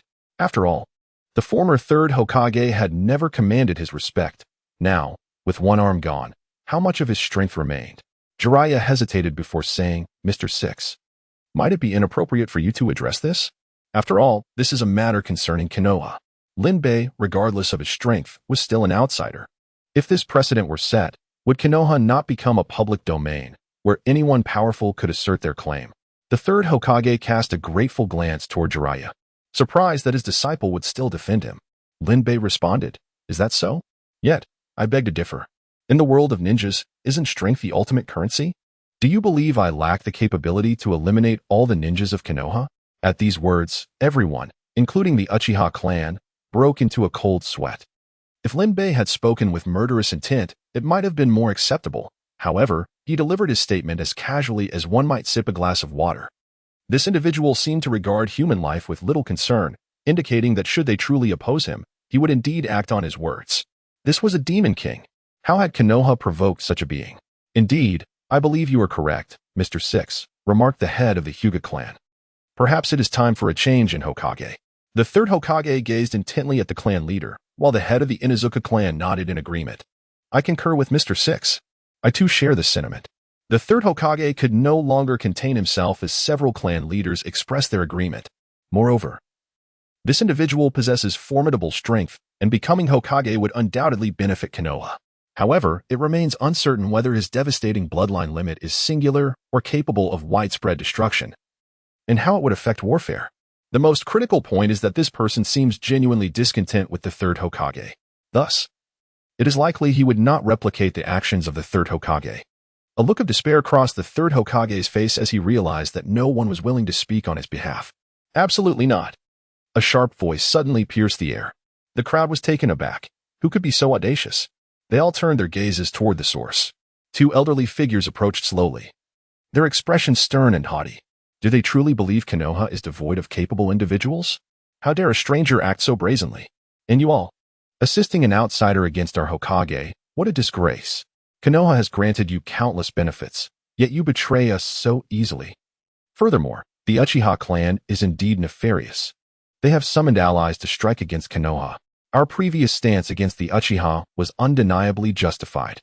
They have indeed rebelled. The two elders exchanged sharp retorts, leaving the assembly momentarily stunned. Linbei was perplexed. Who had bestowed such audacity upon these two old fools? Tsunade looked at Linbei with derision and said, You aspire to become Hokage? How naive. Do you not realize that the Hokage must be appointed by the daimyo? And even if you possess great strength, can you truly contend against the entirety of the ninja world?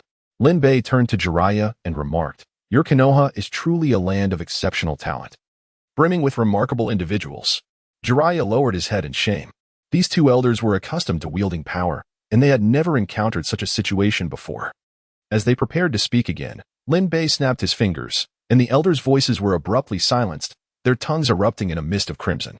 They fell to their knees, clutching their mouths as blood seeped through their fingers. How dare they accuse the Uchiha of treachery?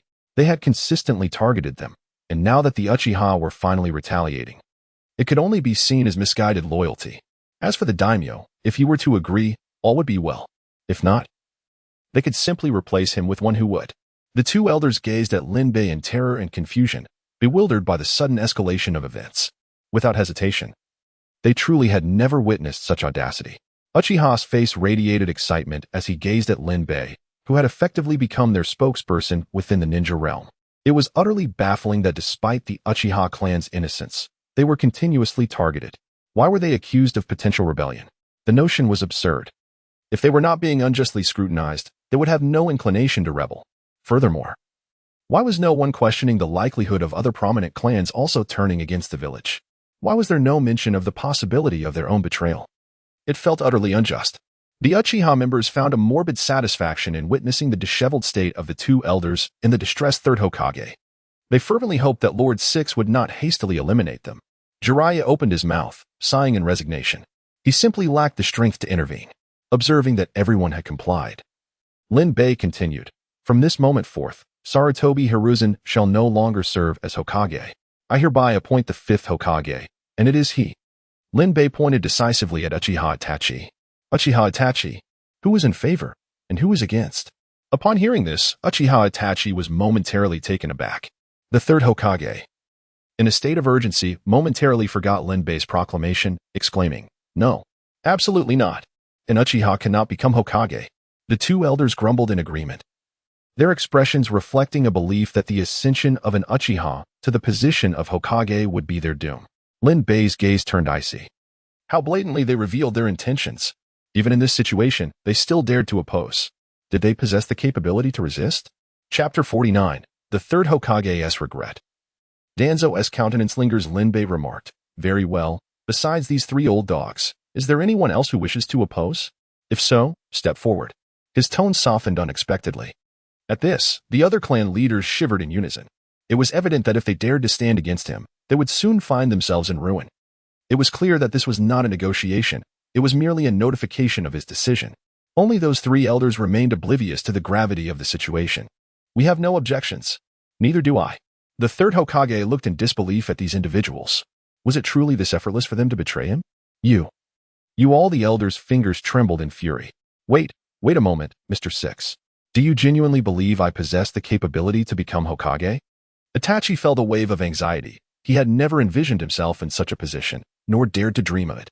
The aspirations of the Uchiha clan were quite simple, to be treated with kindness. Yet here was Lin Bei, unexpectedly bestowing upon them such a monumental surprise. The elders of the Uchiha clan gazed at Itachi with frustration, chiding him silently. Why was he hesitating? This was an extraordinary opportunity, one that Lord Six had actively proposed. It was not your request. If someone offers it, you should accept it. Have you not noticed the old dog beside you with bloodshot eyes? The third Hokage's eyes had indeed turned red. He could scarcely believe his ears. Uchiha Itachi, that wretched creature, actually wished to evade responsibility? Was it deliberate? Was he intentionally humiliating him? Lin Bei chuckled and said, Uchiha Itachi, let us defer this matter for the time being. He then turned to face the third Hokage, his gaze instantly turning icy. At that moment, the atmosphere thickened like water, rippling with tension. Lin Bei seemed to emerge from the very waves, standing before the third Hokage. To the onlookers, it appeared as if Lin Bei had merely blinked and changed positions. Such speed sent a chill down the spines of all present. Suddenly, the sunlight was obscured, causing the third Hokage to shudder in fright. What do you intend to do? With a sharp crack, Lin Bei raised his hand and delivered a resounding slap across the third Hokage's face. The Uchiha clan shall not become Hokage. The third Hokage was momentarily stunned. The pain was merely that of a common slap, yet it was delivered to his face, and in front of all the ninja clans of Konoha. His dignity was utterly shattered. Rage surged within him. The ninja clans behind him were equally bewildered. They had never witnessed such an event. Nevertheless, one had to admit, it was exhilarating. You. The third Hokage was on the verge of erupting, ready to unleash all his chakra. But in the next instant, his body felt weak, as if paralyzed. Do you wish to oppose me?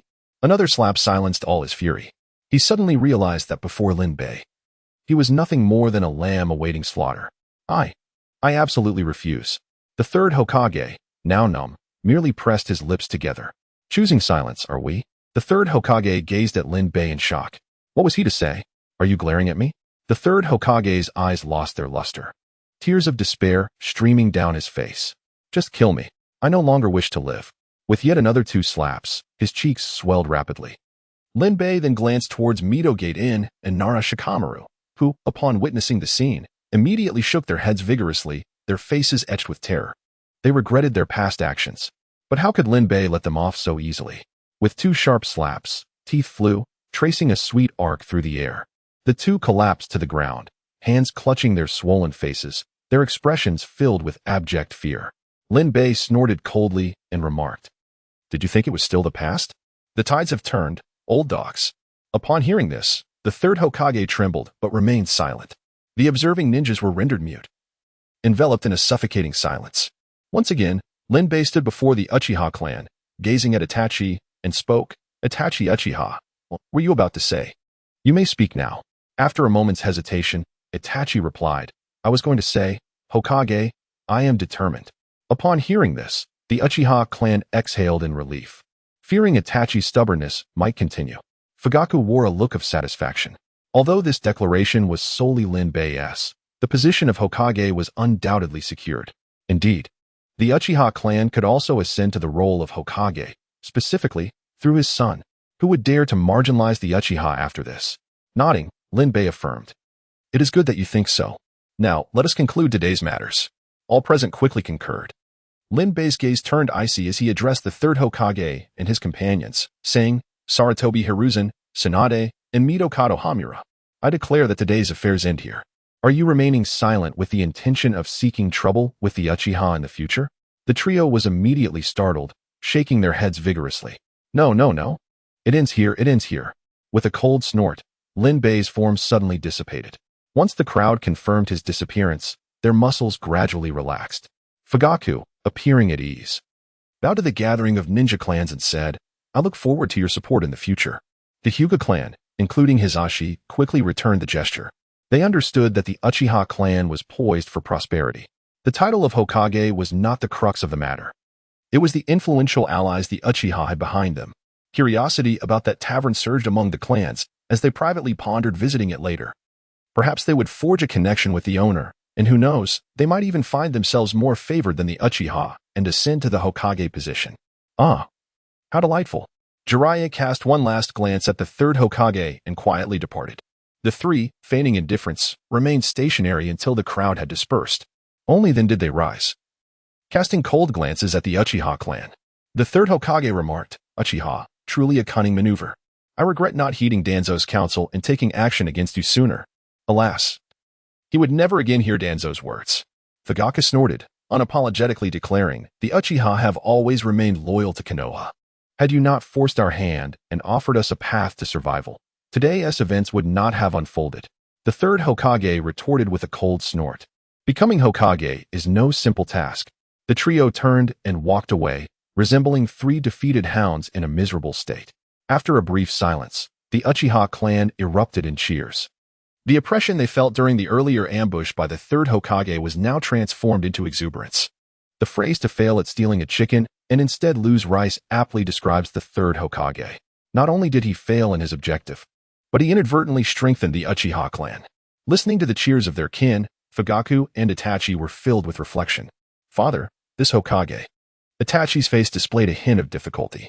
He had no experience whatsoever.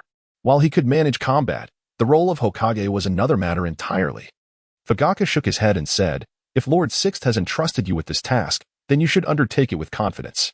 Do not regard this position as overly burdensome. Being Hokage simply requires one to make decisions. For both major and minor matters, there are dedicated individuals to oversee them." In Chapter 50, A Pivotal Encounter, it is made clear that the position of Hokage does not inherently require exceptional intelligence. Take, for instance, the third Hokage and Danzo, though they ostensibly contributed much to Konoha. In truth, they voraciously drained the village for their own gain. The likes of Tsunade and Mito also behaved similarly. Konoha has weathered storms before, and it appears to be thriving now. At the very least, Itachi would not be a foolish leader. Furthermore, with a professional military strategist like Nara Shikaku by their side, Konoha would not regress from its current state. Itachi paused for a moment, his unease somewhat quelled. However, Fugaku's expression grew serious once more. "Itachi, the position of Hokage is both significant and insignificant to us. What truly matters now is our relationship with Boss Lin. Everything we have gained today is entirely due to him. Do you understand?" Upon hearing this, Itachi nodded vigorously. "I understand, father. My mind is clear. Boss Lin can easily grant us benefits, but he can also retract them just as swiftly. I am not one to forget my place upon receiving favors." Hearing this, Fugaku's expression softened slightly. "Itachi, my son, I am well aware of that. However, not everyone in our clan shares this understanding. We must remain vigilant. We cannot allow those parasites to ruin our promising situation." The father and son exchanged smiles. Although the current Hokage of Konoha is an Uchiha, they both knew who truly held power. The third Hokage and his companions did not return to the Hokage office, but instead arrived at the Sarutobi clan's territory. "Oh!" Mito exclaimed in distress. The third Hokage rubbed his temples and said, "If you have something to say, write it down. The noise is quite vexing." Tsunade quickly scribbled, "Are we just going to give up like this?" A flash of anger crossed the third Hokage's eyes as he replied, "Of course we cannot let it end like this." Mito wrote, "But that person is far too terrifying." The three shared a sense of trepidation. Linbei was, aside from the first Hokage, the most formidable ninja they had ever encountered. If the first Hokage could dominate the ninja world alone, could it be that another figure of similar caliber has emerged? No, it cannot be. The first generation and Uchiha Madara, two individuals, are sufficient. There shall never be a third. The third Hokage proclaimed, "Since the Uchiha can convey messages, so can we." Mito Gaiden and T-Rune Koharu were momentarily taken aback and inquired, "What messages?" "Where there are interests, there lies motivation. This will attract allies to assist us in dealing with that tavern. Once the tavern is gone, the Uchiha clan will pose no threat." Yet, he had forgotten the image of himself being overwhelmed by Susanoo. T-Rune Koharu and Mito Gaiden exchanged uncertain glances and remarked, "This may pose some danger to Konoha." The third Hokage waved dismissively and asserted, "There is no need for concern. Konoha will not fall. Moreover, should Konoha fall into the hands of the Uchiha, it will inevitably lead to ruin. Only I can save Konoha." T-Rune Koharu and Mito Gaiden shared a glance of tacit agreement. They then inscribed, "Danzo is accompanying you, but what of the others?" The third Hokage remained silent for a long moment before replying, "Danzo is deceased." "Ah, The two widened their eyes in disbelief, astonished not only by Danzo's death but also by the third Hokage's unsettling calmness. Meanwhile, Lin Bei returned to the tavern. Upon entering, he spotted an elderly man seated there. It was Rayleigh. Lin Bei was not the least bit surprised. He could observe the happenings in the tavern through his shadow clones. Noticing someone enter, Rayleigh turned around. Upon seeing the familiar mask, Rayleigh's pupils constricted, and he hastily rose to his feet. Mr. Godservant, long time no see. The legendary pirate of the past, once a figure who aspired to slay gods and destroy Buddhas, now appeared somewhat timid, akin to a child in the presence of a parent. After all, having witnessed the might of the Godservant, few could maintain their composure in his presence, for he was capable of annihilating a general with but a glance. In response, the Godservant Lin Bei did not acknowledge Rayleigh. Instead, he strode directly to his clone, knelt on one knee, and lowered his head. My God, the task has been completed. Kneeling before oneself does not count as kneeling. The clone wore a gentle smile, nodding in acknowledgement, and remarked, You have worked hard. Number 6. Rayleigh felt no displeasure. Rather, he gasped softly. Such a powerful Godservant displayed such deference before a young man who seemed to possess little more than charm and a unique demeanor. It was hard not to imagine just how formidable the god must be. The Godservant Lin Bei rose, finally taking the time to regard Rayleigh. He stated coldly, I do not know you. The person you encountered may have been my colleague. I am the servant of my god. Number 6. His voice was frigid, reminiscent of a biting winter wind. Rayleigh was momentarily taken aback. So it is, he thought. A being of such strength is not singular, truly worthy of being called a god. The clone of Lin Bei spoke at an opportune moment. It was number 9 who previously ventured into your world. He is not here now. Rayleigh pondered. Your world? Does that imply that number 9 has journeyed to another realm? No wonder he has been absent for 3 days. The clone of Lin Bei continued. You should take some rest. Understood. Then, without Rayleigh's awareness, the clone of Lin Bei vanished, and the original Lin Bei took his place. At that moment, the door opened once more, revealing Uchiha Fugaku. As if drawn by an unseen force, Fugaku and Rayleigh locked eyes. It was in this instant that the flow of time between the world of Hokage and the world of pirates synchronized. Fugaku, you must have many matters to attend to. What brings you here? Lin Bei inquired. Fugaku, regaining his composure, respectfully replied, Boss Lin, I have come specifically to express my gratitude. Your generosity knows no bounds. No amount of thanks could ever suffice. Though our power is limited, I speak on behalf of all Uchiha, promising that we shall follow your lead unwaveringly. Rayleigh, listening intently, flipped through memories in his mind, ultimately realizing that he had no recollection of the name Uchiha. It sounded reminiscent of the style from the Land of Waves. However, he was well acquainted with that region, and there was no such clan existing there. Moreover, he sensed a formidable power concealed within this individual. Even he could not confidently claim victory over him, and this power felt exceedingly unfamiliar. Connecting it to Lin Bei's earlier words, a conclusion emerged. This individual was not from their world, but rather from a different realm. Rayleigh swiftly accepted this reality, and his interest peaked. Hearing Fugaku's words, Lin Bei felt a sense of satisfaction. It was not merely what Fugaku could offer him, but his attitude alone was quite pleasing. With a smile, Lin Bei remarked, Fugaku, I acknowledge your promise. Chapter 51. Rayleigh in shock upon witnessing this, Fugaku felt a wave of relief wash over him. Offering loyalty necessitated the recipient's regard. Thus, while the Uchiha clan had become subordinates, this was a tremendous boon for them. Fugaku's tone lightened. In that case, I shall take my leave. Lin Bei pondered for a moment before calling out to Fugaku, Wait. Fugaku immediately halted and listened attentively. Lin Bei advised, once Itachi becomes Hokage, remember to revise the content of the Will of Fire. Hearing this, Fugaku's heart leaped with joy. Behold, a heartfelt reward for loyalty was indeed forthcoming. Yet, he was deeply curious as to why Lin Bei placed such importance on the Will of Fire. Not understanding, he chose to inquire. Boss Lin, you are dim-witted. I implore you to elaborate. Lin Bei chuckled and replied, It's quite simple. What do you perceive the Will of Fire to be? Fu Yu was momentarily taken aback and instinctively responded, Where the leaves dance, the fire burns eternally. His reaction indicated the necessity of a profound understanding of the Will of Fire. Lin Bei continued, There is no need for such poetic expression, to put it plainly. It is merely about sacrifice.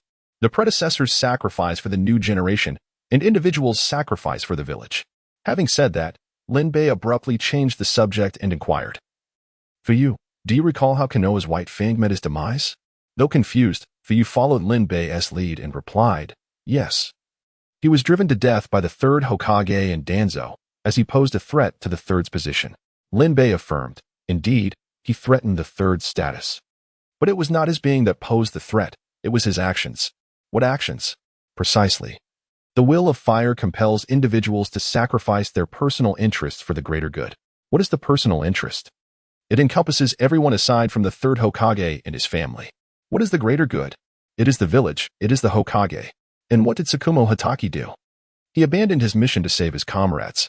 This action compromised the village's interests. He sacrificed the greater good for the sake of the personal. The will of fire serves as a tool for the third Hokage to maintain his position. Tsukumo Hatake presented a new ideology that jeopardized the third's instrument of power. Do you now comprehend? Thus, one may ponder why Minato could ascend to the role of Hokage, while Danzo survived the assassination attempt on the third. Yet, Konoha's White Fang was forced to his end. Upon hearing this, Fuyu's mind swirled with confusion. He had not anticipated the intricate layers involved. Therefore, to replace the will of fire signifies the obliteration of all influence wielded by the third Hokage. Alas, such a task cannot be executed on a whim. He could not press Lin Bei further. That would be ungrateful. Lin Bei had already shared an abundance of insight, and Fuyu felt he had gained immeasurably from the exchange. I understand now, Boss Lin. Thank you for your guidance. Fuyu bowed respectfully before exiting the tavern. Meanwhile, Rayleigh, who had been observing the entire exchange, regarded Lin Bei with a sense of awe. Lin Bei was a deity navigating the world. Seemingly indifferent yet profoundly knowledgeable about all matters, a truly formidable presence. Rayleigh felt a sense of relief, grateful that this divine being appeared to harbor no malice towards humanity. Scratching his head, he recalled Uchiha Fuyu and tentatively asked, Boss Lin, the Uchiha clan and clan leader Fuyu sound quite extraordinary. Lin Bei responded, you are correct in your assumptions. He is not of your world. His world is one of ninjas, where they cultivate a form of energy known as chakra. Ah. By the way, the power wielded by number 9 in your realm is precisely that of their world. Coincidentally, that individual possesses such abilities. Upon hearing this, Raleigh inhaled sharply. Gripped by a chill. Goodness, could this world truly be so terrifying? One muses, could it be that number 9 is originally from this realm? Chosen by Lin Bei to become a divine servant? Such thoughts instilled a sense of trepidation within him. Noting Raleigh's reaction, Lin Bei surmised his thoughts and reassured him, there is no need for concern, should they wish to traverse to your world. They can only do so through my multiverse tavern. As long as the inhabitants of your world do not consent, they shall remain unable to cross over. Hearing this, Raleigh finally exhaled in relief. However, the adventurous spirit coursing through his veins reignited. Lin Bei chose to ignore Raleigh, seated at the bar, contemplating when he might rid the world of the celestial dragons. In the next moment, a masked doppelganger suddenly materialized within the tavern, exuding a sinister aura of bloodshed. Upon his arrival, the atmosphere of the tavern seemed to take on a crimson hue. Raleigh was taken aback, every hair on his body standing on end as his observation haki nearly erupted. What on earth is this? He felt as though he were an ant caught between two fingers. The doppelganger, avoiding direct eye contact, approached Lin Bei and knelt before him, much like number 6. My lord, the mission has been accomplished. As he spoke, the palpable aura of murder gradually dissipated, leaving only a still startled Raleigh. Lin Bei nodded in acknowledgement. The doppelganger rose, seemingly just then noticing Raleigh. Ah, it is you, Raleigh. Raleigh quickly regained his composure. You? Are you number 9? Indeed, that is I. You. What have you? Raleigh's lips quivered.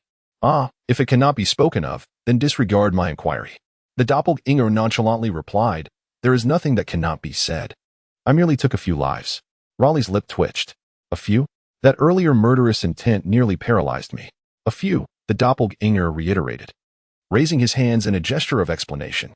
I only ended a few trillion lives, truly just a trivial matter. How many? Raleigh nearly stumbled to the ground. Trillions? Are you certain you haven't misspoken? Yet, witnessing number 9's nonchalant demeanor alongside the preceding aura of death, Raleigh found it hard to disbelieve. He had previously thought number 9 to be a person of amiable discourse, but now he felt that conversing with number 9 required a surge of courage. Trillions? How many individuals could possibly inhabit all their islands combined? Sensing the fear in Raleigh's eyes, number 9 felt compelled to clarify, well, I am not a devil. Killing can be quite exhausting. However, Those individuals have blasphemed against my deity, compelling me to take action. Rayleigh's legs felt somewhat weak. Previously, Lin Bei had exhibited an exceedingly gentle demeanor, allowing for a casual exchange. One must wonder, has he ever offended Lin Bei? Several 100 billion lives, when combined, could indeed fill an entire ocean. At this moment, he finally grasped another characteristic of the divine. One may be treated with kindness, yet one must not overstep boundaries. This is the inviolability of the divine. Having intimidated sufficiently, his clone knelt on one knee and proclaimed, "My deity, the task has been accomplished. I now wish to attend to matters in the world of pirates. Indeed, this time, I shall send the clone. The celestial dragons are not worthy of my direct intervention." Chapter 52. The descent upon the Holy Land. Very well. Exercise caution, Lin Bei said gently. His gaze akin to that of a parent watching a child prepare to leave home. Rayleigh's lips twitched. Are you jesting? To advise a person who has slaughtered billions to be careful? I genuinely fear that the pirate world may soon be devoid of life. Well then, Mr. Lin. I shall take my leave, Rayleigh stated, following the clone out. Number 9, how about I accompany you? Rayleigh caught up with Number 9 and inquired. The clone did not turn around. Can you keep up with me? Furthermore, you are far too weak. I would have to be cautious not to accidentally step on you. Rayleigh never imagined that he would one day be deemed too feeble by another. Moreover, he found himself unable to retort. It was indeed frustrating. Rayleigh composed himself and remarked, Everyone is watching your actions. However, you disappeared over the sea for 3 days, and the world government is proclaiming that you are afraid. Other factions seem rather disappointed. Oh, and what does that have to do with me? Rayleigh was momentarily speechless. Indeed, what relevance did it bear for Number 9? Besides, Number 9 had already arrived. It seemed the Holy Land was destined for bloodshed. As Rayleigh contemplated speaking further, the clone had already activated the Susanoo, wings unfurling as it soared upward. Rayleigh thought, at this speed, I cannot possibly keep up. Well, it suffices to know that the celestial dragons are doomed. That is a divine servant. The stationed troops in Sabaody Archipelago inadvertently looked up to witness a sight that instilled terror. The golden giant was exceedingly conspicuous. Consequently, Sengoku became aware of the situation. He placed the receiver down in a daze, pondering his course of action. Should he head to the Holy Land? Yet, the intention was to slay the celestial dragons. This truly dampened his spirits. For instance, the old fellow before him, crunching on senbei, was probably prepared to assist that divine servant. The Holy Land, a nexus of power. It has already been 3 days, and that so-called divine servant has yet to make an appearance. He is undoubtedly terrified, merely a buffoon. Yet, it would be wise to exercise caution. Perhaps he harbors some scheme. What scheme could he possibly possess? If he dares to show his face again, I shall consume this cup. Brew, brew. The receiver was picked up. Elders of the 5 stars, that divine servant has appeared in the Sabaody Archipelago. With a crack, the receiver was crushed. The 4 individuals simultaneously cast their gazes upon the golden-haired elder, then to the cup in his hand. The golden-haired elder stood in a daze. Indeed, it has truly manifested. Suddenly, all 5 elders were thrown into a state of panic. They had witnessed the terrifying power of the divine servant through the live broadcast. And Sengoku had subsequently come to impart his first-hand account. They were acutely aware of the dreadfulness of that power. Quickly, summon Sengoku, and bring Sora as well. However, before they could gather their forces, the Avatar had already arrived at Mariewa. He hovered in the air, surveying the most corrupt place in the world. Ironically, nearly every inch was cloaked in white. Even from a great distance, the Avatar could discern the insects in the grass. He could see the celestial dragons riding upon their slaves, mercilessly whipping them, yet the slaves emitted no cries, their eyes clouded with numbness. He witnessed unimaginable tortures being inflicted upon the slaves, one after another. Indeed, such a place should not exist. With a sigh, the Avatar began to expand his Susanoo. In the blink of an eye, a golden giant towering over 1,000 meters stood between heaven and earth. Boom! He crashed to the ground, causing the entire Holy Land to tremble violently. Here he comes. Yes, it is that man. The guards of the Holy Land dropped their weapons in terror. That was a giant over 1,000 meters tall. To them, his feet resembled mountains. What kind of battle could they wage against such a behemoth? Call for reinforcements. Quickly, the golden-haired elders shouted hoarsely. The other elders scrambled to make frantic phone calls. It is said that one never truly comprehends the awe of an experience until witnessing it firsthand. Only when the giant appeared before them did they grasp the overwhelming sense of oppression. The Avatar surveyed the pitiable figures below, controlling the giant to slowly raise its hands. The guards were thrown into further panic, collapsing to the ground, trembling as they awaited their demise. Yet, death did not come. The avatar did not launch an attack. He merely embraced himself with crossed arms. He was waiting for everyone to arrive, and also for the arrival of that bird. What purpose is there in secretly annihilating the Holy Land? He intended to crush it before the eyes of the entire world. At that moment, a flash streaked across the horizon. A flicker of light appeared before the giant, transforming into the figure of Kizaru. "Mr. God's servant, you are indeed quite formidable," he remarked, gazing at the now seemingly larger golden giant with a hint of trepidation in his eyes. The events of 3 days prior had haunted his dreams, and the futile struggles of despair left him utterly disheartened. "You should not have come, Navy." Kizaru shrugged nonchalantly, responding, "Yet, I had no choice but to arrive." With that, he assumed his stance. 8-foot Cheong Go, the golden giant retorted, dismissing him with a wave of his hand as if swatting a fly. In an instant, a laser surged into the red earth, creating a deep crater several meters wide at the giant's feet. A figure emerged, gliding gracefully from the sacred ground into the pit. There, Kizaru lay sprawled in a bloodied state. Upon seeing the newcomer, he weakly uttered, "Marshal Kong, it appears I shall not be able to partake in the forthcoming battle." Kong remained silent, observing the dire condition of Kizaru.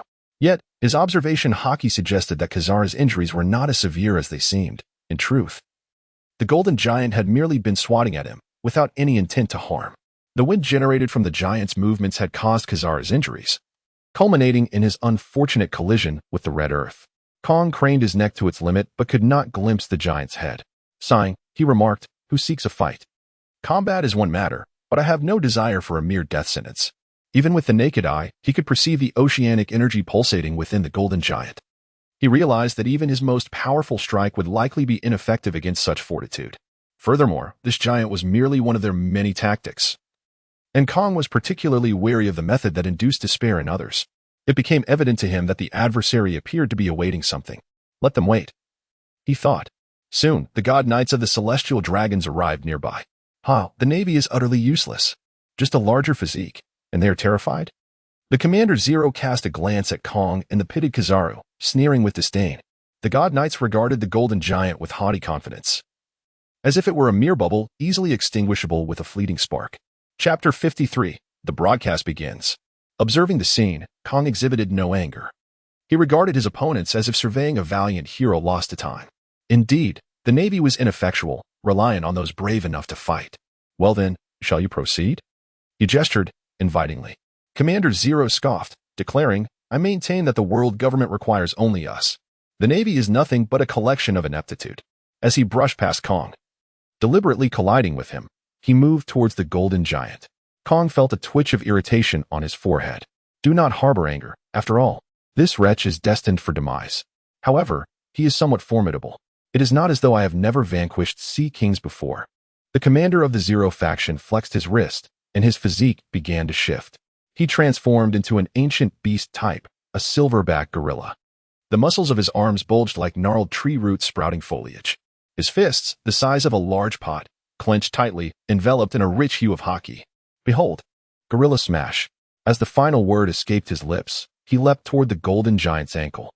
With a resounding crash, he delivered a powerful blow to the joint. Yet, there was no follow-up. The golden giant did not even flinch.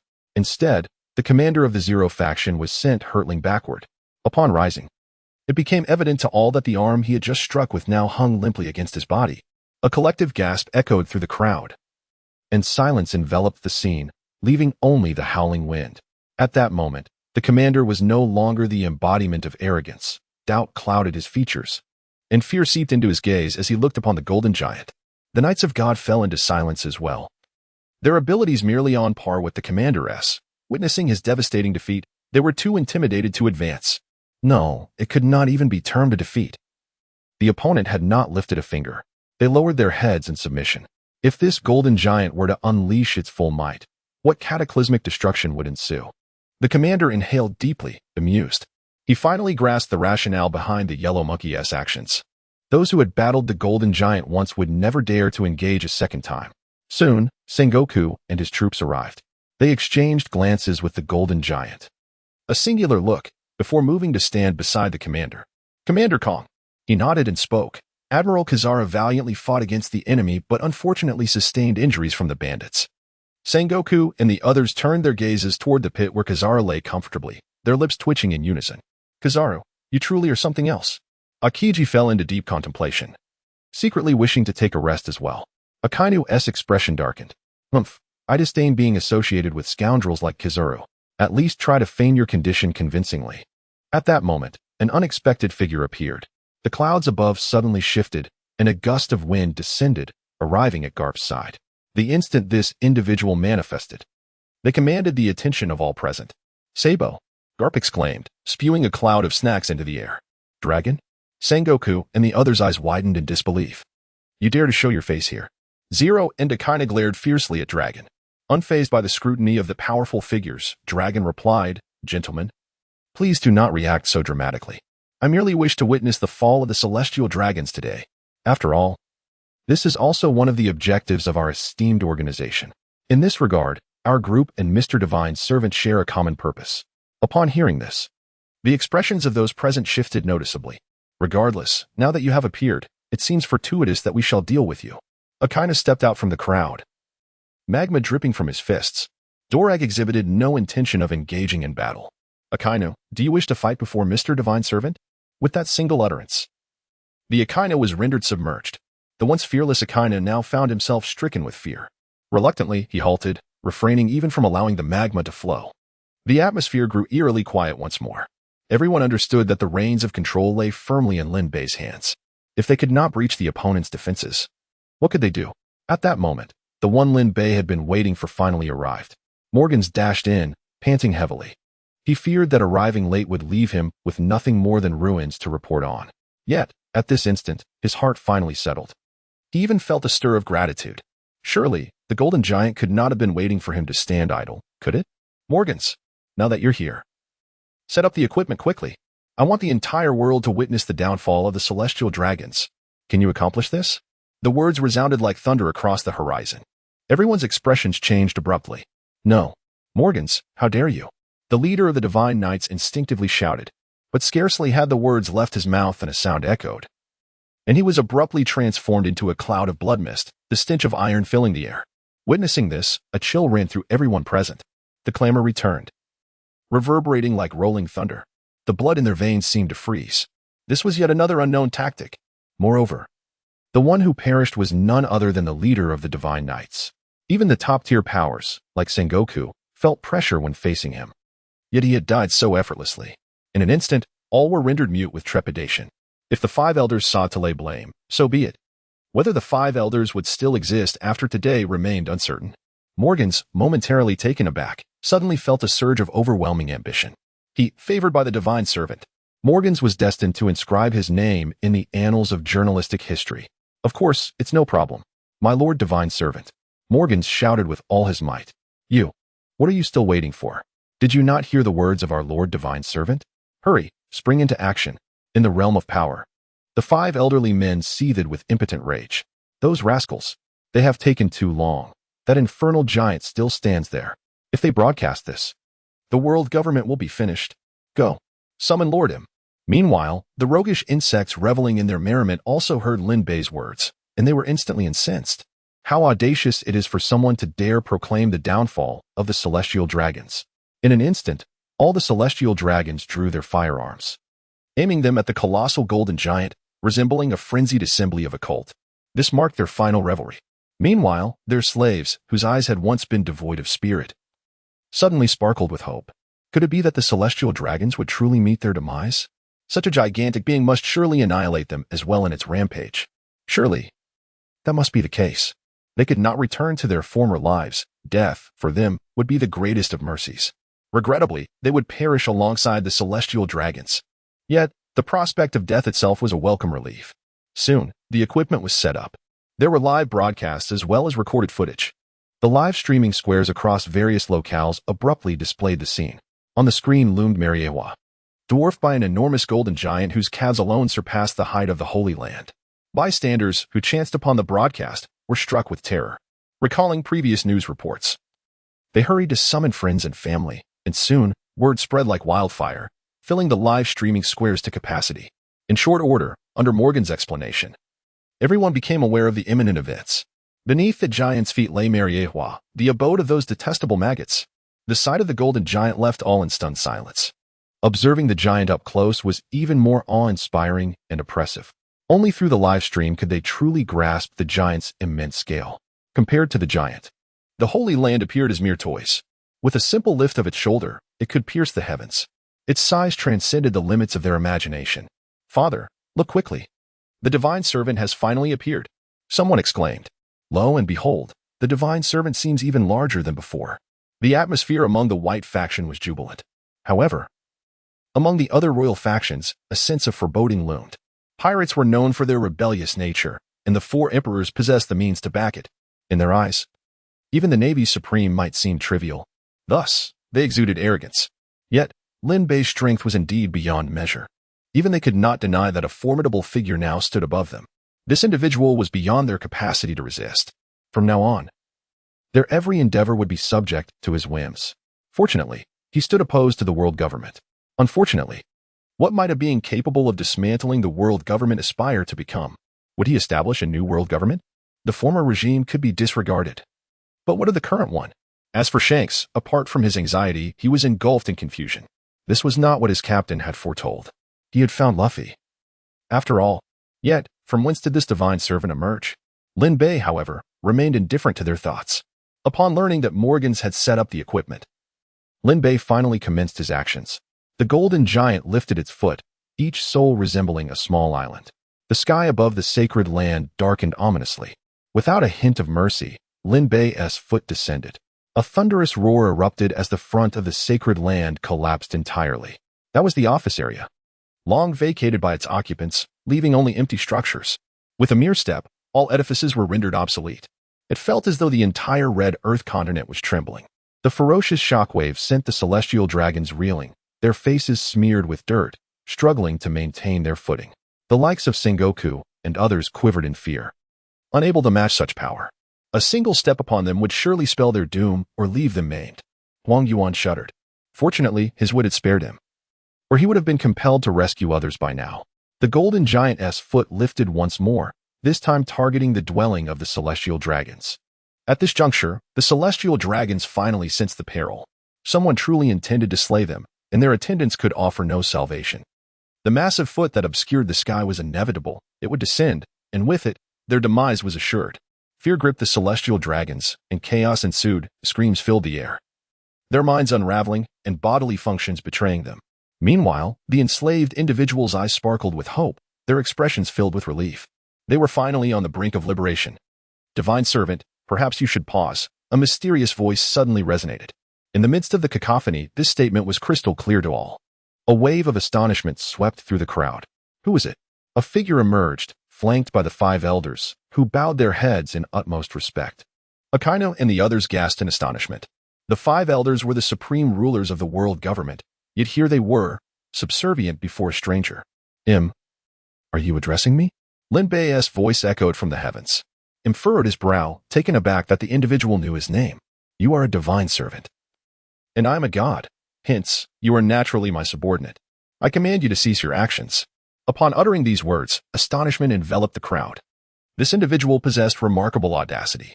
Or perhaps, even in the face of the towering giant, he harbored the courage to vanquish it. Silence engulfed the realm momentarily, only to be shattered by an overwhelming aura of menace. Even the iron-willed Akainu and the Conqueror's haki-wielding Sengoku found themselves yielding under this oppressive pressure. Half of the celestial dragons were rendered lifeless from sheer terror, while the remainder lay prostrate on the ground, akin to insects, their consciousness fading. Im's expression also shifted. He suddenly realized that he had underestimated his opponent. In truth, his prior words had already utilized his own power. Yet, Lin Bei remained entirely unaffected. How astonishing was that aura of killing intent! He felt as though even if he annihilated every soul in the world, it would not match the magnitude of this murderous presence. A sense of uncertainty began to creep into Im's heart. Perhaps he should not have emerged at all. The faces of Kizaru, Akiji, and others turned pale with fright. It was truly terrifying.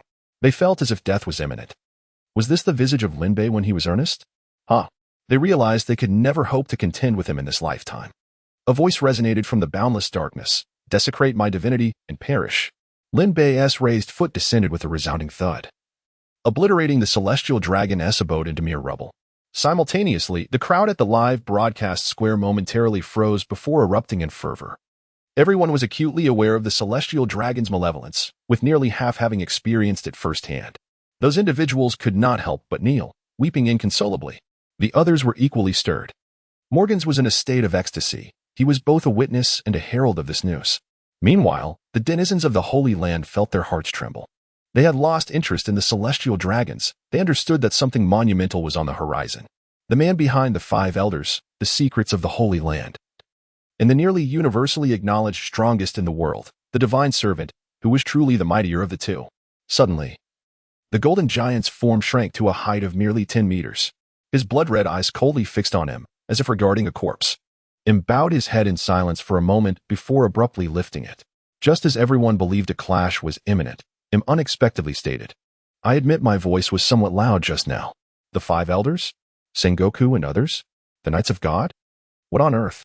Is he conceding before the battle has even begun? Please, not like this. Lord Im." Lin Bei was taken aback by Im's sudden display of weakness. Surely he should at least engage before surrendering. He is the ultimate force in the world of pirates. To yield so readily is beneath him. Or could it be a ruse to lower Lin Bei's guard before launching a surprise attack? Im gazed forlornly at the indifferent Lin Bei. He too felt helpless. Did they truly believe that his earlier words were merely idle chatter? Each utterance bore the weight of a king's power. Yet, the man before him seemed like an insulator. He stood there, yet appeared to be untouched by this world. The strength of a king had utterly failed to affect him. Without his strongest support, what could he possibly achieve? The former golden giant was glaringly evident even to the blind. Chapter 55, Divine Judgment. Several elderly individuals, who had revered Imu, could no longer contain their emotions. They felt utterly betrayed. "Lord Imu, what are you saying? That individual has just obliterated the world government. You cannot spare him." "Silence," Imu replied coldly. In the next moment, the 5 elders, their faces flushed and necks taut, found themselves unable to utter another word. However, an even more astonishing event unfolded. Kneel, apologized to the true deity. With a thud, the 5 elders simultaneously knelt before Lin Bei. Their faces reflected disbelief and resistance. Yet their bodies acted with utmost sincerity. This scene left Sengoku and the others utterly stunned. Was this a clear indication of surrender? Yet, recalling Lin Bei's unparalleled strength, this absurd spectacle suddenly seemed entirely rational. Imu cleared his throat and stated, "Mr. Deity, I may have been misled and manipulated by these elders. I now profoundly recognize my errors. Please grant me an opportunity for redemption. I can assure you, the world government shall henceforth be yours. The entire ocean will be your domain." After speaking, he lowered his head, seemingly awaiting judgment. Lin Bei inhaled deeply, completely unprepared for this turn of events. Imu's cowardice was staggering. Had Imu known Lin Bei's thoughts, he would have perceived them differently. This was not cowardice. This was a recognition of the times. To resist an adversary whose defeat seemed exceedingly unlikely would only bring greater sorrow. At that moment, silence enveloped the surroundings. Before Lin Bei could speak, none dared to utter a sound, save for the howling wind. After a brief pause, Lin Bei said, "I am a servant of the divine, a servant of my God." Upon hearing this, Imu felt as though struck by lightning. Could it be that his opponent was earnest? Such a transcendent existence, and yet there was someone even above him? How powerful must that being be? At that moment, he could not help but feel relieved that surrender was indeed the correct choice. "Mr. Servant of the Divine, I was wrong. It was my fault."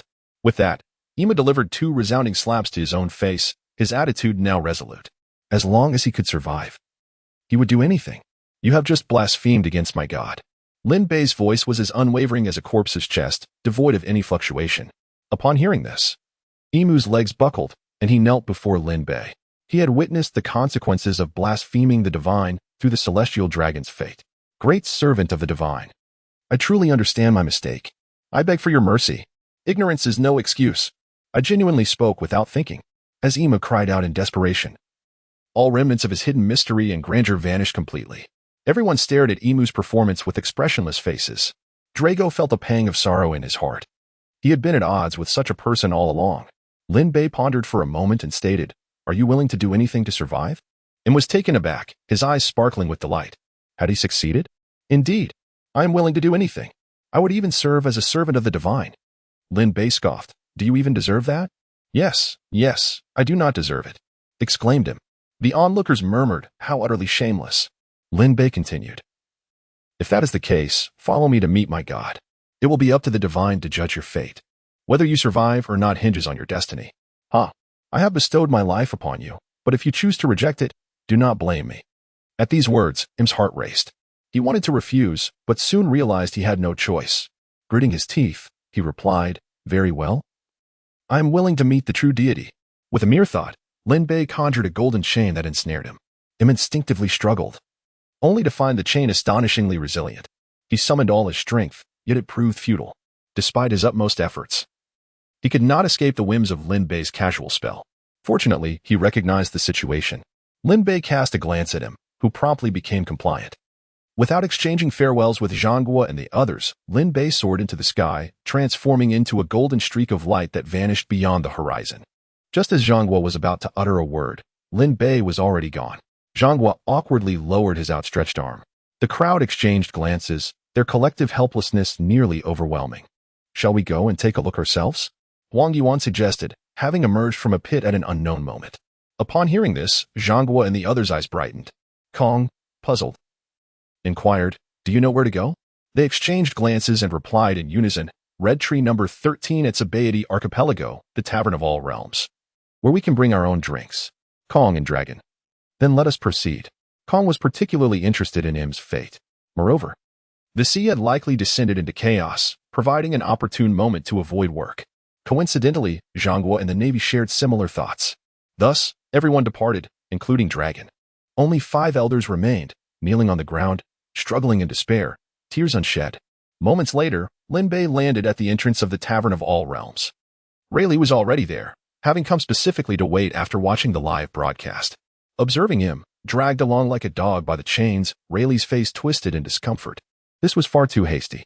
Lin Bei shot Rayleigh a glance, but did not engage him in conversation, stepping into the tavern instead. Rayleigh, unfazed, followed him inside. Without a word, Lin Bei's doppelganger knelt effortlessly before him, stating, "My God, this individual has insulted your radiance, and thus I beseech you to enact judgment upon him." The doppelganger pressed him to the ground. Rayleigh observed nearby, his expression a tapestry of complex emotions. The true rulers of the world government now presented such a visage. Indeed, the caprices of fate are unpredictable. Im's heart quivered. Could this young man before him truly be the deity spoken of by the divine servant? No. Perhaps he too had long since ceased to be young.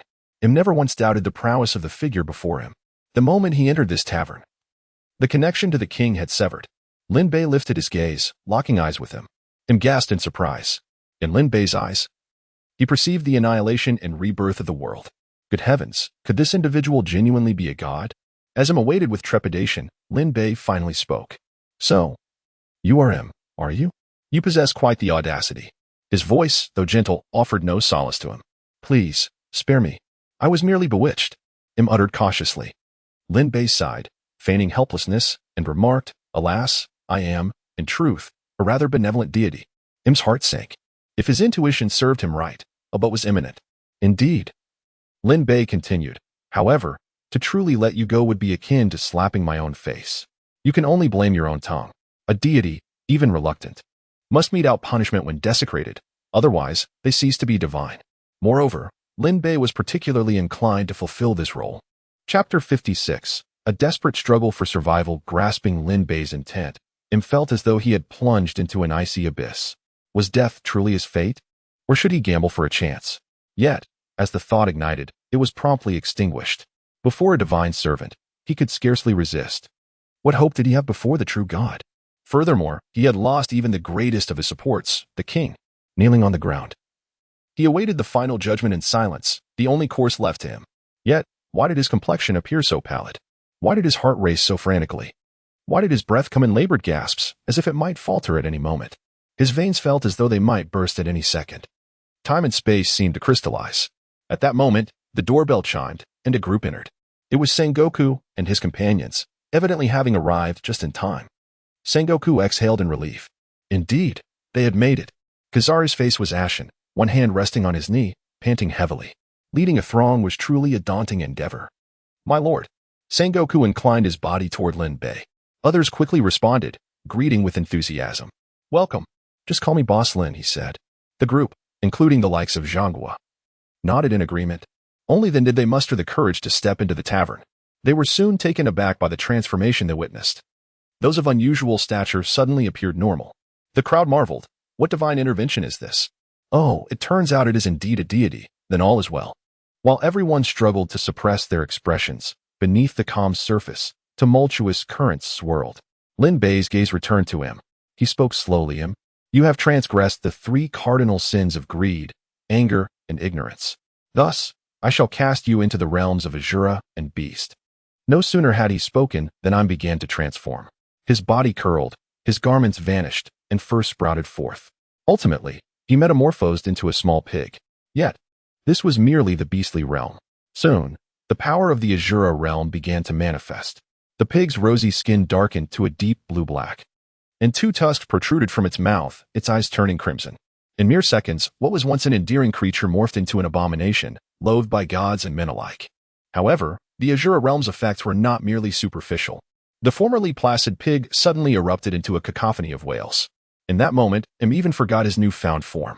He felt his entrails being seared by blazing flames, every inch of his skin seemingly pierced by searing blades. His eyes were agitated by burning needles, and his tongue was besieged by tastes unbearable to humanity. The little pig rolled on the ground, repeatedly banging its head against the floor, yearning for death. The crowd stood frozen, then collectively took a step back. Good heavens, how terrifying. It's a struggle for survival, yet a desire for death seems unattainable. Everyone resolved silently that, even in death, they must not offend Boss Lin. I am merciful. Lin Bei's doppelganger maintained a kneeling posture, speaking earnestly. The crowd murmured in disbelief. Do you hear what you were saying? Killing is merely a matter of nodding one's head. Is this what you call mercy? In an instant, their fear intensified, trembling and trepidation. The doppelganger rose and addressed Zhanghua and the others. Since him belongs to your world, you shall take him away. Yes, Zhanghua quickly replied, stepping forward to grasp the struggling pig, tightly holding its mouth shut. The doppelganger nodded at Lin Bei and vanished. Zhanghua and his companions exchanged awkward glances. Should they stay or leave? Truth be told, they were far from prepared to confront a deity. Perceiving the discomfort of those present, Lin Bei took the initiative to speak. Please regard me merely as an ordinary tavern keeper. Now, would you like to drink? Upon hearing this, the expressions of the crowd turned oddly perplexed. Who would dare to truly consider you just a common proprietor? That would be quite foolish. Nevertheless, Lin Bei's words enlivened the atmosphere. Ultimately, it was Sengoku who stepped forward to address the assembly. Boss Lin, we have numerous matters to attend to, so we shall not impose further today. We will return another time. The tavern fell into a tranquil silence. The group lingered at the entrance, their faces a tapestry of complex emotions. With the world government dismantled and the celestial dragons gone, should this not be considered a blessing? Sengoku suddenly remarked. Akane scoffed, itching to retort. However, recalling that all of this was orchestrated by Boss Lin, he swallowed his words. My Sakazuki will not easily meet my end. Sora exhaled deeply and said, it appears we will soon be exceedingly busy.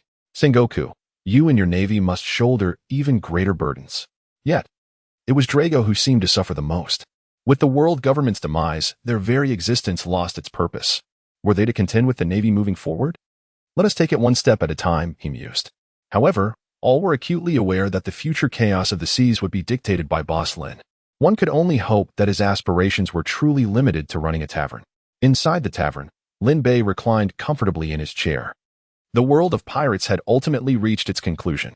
Now, it was time for the realm of Naruto to take center stage. Meanwhile, in Konoha, chaos erupted. Who would have anticipated the sudden change in Hokage? Initially, the villagers were bewildered. Who is Uchiha Itachi? What has he done for Konoha? Why is he the Hokage? Moreover, wasn't he the perpetrator of the Nine-Tails incident? Where was the third Hokage? One must acknowledge that the third in Danzo's censorship had proven quite effective. The good deeds of the Uchiha clan were never mentioned, while any negative news spread like wildfire in mere moments. To counter this, Itachi and Fugaku had prepared in advance. They publicly released a compilation of Uchiha contributions, simultaneously exposing the third shady dealings. If only Itachi spoke, few would believe him. However, at this juncture, nearly all the clans rallied to support the Uchiha. This left no room for doubt. Goodness, now I understand why that old dog Danzo dared to act so boldly. It turns out he had the third backing him. Who would have thought that Sarutobi, the scoundrel, was a treacherous beast in disguise. Why do they not perish? Ah, the first Hokage was indeed the brother of his teacher. Such a treacherous act against one's master and ancestors. A grave breach of morality. Good heavens. This ninjutsu is utterly nefarious. Surely, I have not been spied upon while bathing. In no time, the scandal concerning the third Hokage has spread like wildfire. Within a brief span, he transformed from a benevolent figure devoted to the welfare of the people into a disgraceful, morally corrupt lecher, a wretched old fool. Chapter 57. It is all the third Hokage's fault. The Uchiha clan has become the unfortunate victims, particularly Itachi Uchiha. He, already strikingly handsome, possessed a unique melancholic aura. Now, he has captured the hearts of many young women, who dare not express their affections publicly but privately refer to him as Itachi darling. The third Hokage finds this transformation astonishing. How could it change so swiftly? All his lifelong dedication to Konoha has seemingly vanished. In an instant, he appears slightly hunched, looking significantly aged. In the Hokage office, Itachi presented a scroll to Shikaka Nara. Shikaku, this is the new generation of the Will of Fire. Please deliver it to the Ninja Academy. The village's propaganda must also be properly executed. Upon receiving the scroll, Shikaku opened it, instantly invigorated. Indeed, the news regarding the fifth Hokage soon spread throughout the entire shinobi world. The four of the five great nations were the first to learn of it, promptly issuing public condemnations against Konoha. Particularly, Iwagakure and Kumogakure directly threatened Konoha with war, questioning the legitimacy of the Uchiha's rise to power and demanding an explanation from Itachi Uchiha. Soon as Raza initially contemplated declaring war but was dissuaded by Chiyo. Meanwhile, Kirigakure had no time to concern itself with Konoha, as they had the Raikage and Tsuchikage leading the way. Itachi's response was resolute. If they wish to fight, let them come. Konoha fears no one. What a ridiculous threat. Anyone aiming to take a bite out of Konoha should be prepared to have their teeth shattered. This unwavering stance left the outside world in bewilderment. During the third Hokage's tenure, matters were easily manageable. The moment they threatened war, he would immediately acquiesce to all their demands. Indeed, an Uchiha cannot be Hokage. That very day, the desk in the Raikage's office met a tragic fate. If Uchiha desires war, then let us grant him war. Summon the others. The Tsuchikage, Inoki, was utterly astonished. Has Konoha lost its senses? How dare they? Do they truly believe this is merely a threat? Should their ninja villages engage in battle alone, they might hesitate. Yet, it is evident that Konoha has now become the target of collective animosity. There is no room for hesitation. Let the battle commence. In the territory of the Sarutobi clan, the third Hokage wore a countenance darkened by foreboding. Cursed be the Uchiha. Indeed, they are a deranged lot, poised to bring ruin upon Konoha. At this moment, he grasped the grim truth. The assassination of the daimyo was indeed orchestrated by the Uchiha. Otherwise, why would a daimyo, previously indifferent to the Uchiha, so readily endorse Itachi's ascension? Yet, the realization came too late. The die was cast, and he found himself consumed by regret. If only Danzo were still alive. Within the Hokage's office, Itachi and Nara Shikaku exchanged a silent gaze. After a moment, Shikaku spoke, Hokage-sama. This time, we acted impulsively. Itachi shook his head. In truth, we had no choice. If we had opted for compromise, the conditions proposed by the adversary would have ensured that Konoha could never again hold its head high. That would spell a slow demise. Shikaku sighed. Yet, Konoha's strength was truly insufficient to withstand the combined might of two villages. What did Konoha possess? The Golden Flash was dead, the White Fang had perished, two of the legendary Sannin had departed, and the Jinchuriki of the Nine Tails was but a child. The pinnacle of our combat capability rested with two Mangekyo users, Jiraiya and the third Hokage. And what of those two hidden villages? The fourth Raikage of the Cloud Village was no trifling opponent, being the successor of the mightiest spear and shield. As for the Stone Village, while Inoki had grown frail with age, his wisdom was formidable. His dust release technique alone could rank him among the most powerful of Kage. Moreover, the renowned military might of the Rock Village loomed as an imposing threat. Nevertheless, these concerns paled in comparison to the decisive factor. The two villages boasted three Jinchuriki, one of whom was the Eight Tails, second only to the Nine Tails. On the battlefield, a single-tailed beast could wreak havoc on a massive scale. If we are unable to restrain the enemy's tailed beasts, then there is little reason to engage in warfare at all. Itachi inquired, "Are you worried about their tailed beasts?" The threat posed by tailed beasts was indeed immense. The scars of the Night of the Nine Tails were still fresh. However, for the awakened Uchiha, The tailed beasts were hardly a concern. He nearly likened them to mere pets, but reconsidered, deeming such a thought too arrogant. Shikaka blinked, then remarked, forgive me, Hokage-sama. Did you just assert that the tailed beasts are not worth mentioning? Itachi nodded with an air of certainty. Shikaku remained silent for a long while before saying, can you truly be certain? After all, Uchiha Madara could control the nine tails once he awakened his Mangekyo. While I may not match Madara's prowess, surely I could manage to control the eight tails. Shikaka paused, then finally a smile broke upon his face. Well then, this is indeed good news. Uchiha Itachi then remarked, however, that does not guarantee our victory, thus I have made additional preparations. Nara Shikaku was taken aback. What preparations? Uchiha Itachi rose and approached the window. It is almost here. The village of Konoha has been bustling these past few days, for war is approaching. Those ninjas are truly insatiable. Why must there always be conflict? Let us refrain from such discussions. War does not concern us. Alas, did we not hear that Konoha is the mightiest among the 5 great ninja villages? Why does it seem anyone can take a bite out of us? Indeed. Who would disagree? In my opinion, all of this is the responsibility of the third Hokage. Oh, elaborate. I have heard that the younger brother of the Hyuga clan's leader was driven to his death by the third Hokage. What? That is horrifying. The Hyuga clan is one of the most prominent families in our village. Why would the third Hokage do such a thing? Why, you ask? Simply because he wishes to avoid conflict. He appears cowardly when facing outsiders, yet strikes with a heavy hand against his own people. Alas, the reputation of Konoha has been tarnished by him. Heavens! So you mean that other ninja villages see us as easy prey because the third Hokage is a coward? My word, he truly deserves scorn. It is the third Hokage who has brought war upon our village. Indeed, if only we had a Hokage as resolute as Uchiha, those ninja villages would surely think twice before attacking us. As the villagers grew increasingly agitated, the one who had revealed the truth had already discreetly slipped away from the crowd. Similar conversations could be overheard throughout Konoha. The third Hokage, upon receiving this news, was infuriated to the point of nearly spitting blood. How could they blame him for the other ninja villages wanting to attack Konoha? It was utterly absurd. Chapter 58. The abduction of a villager's daughter.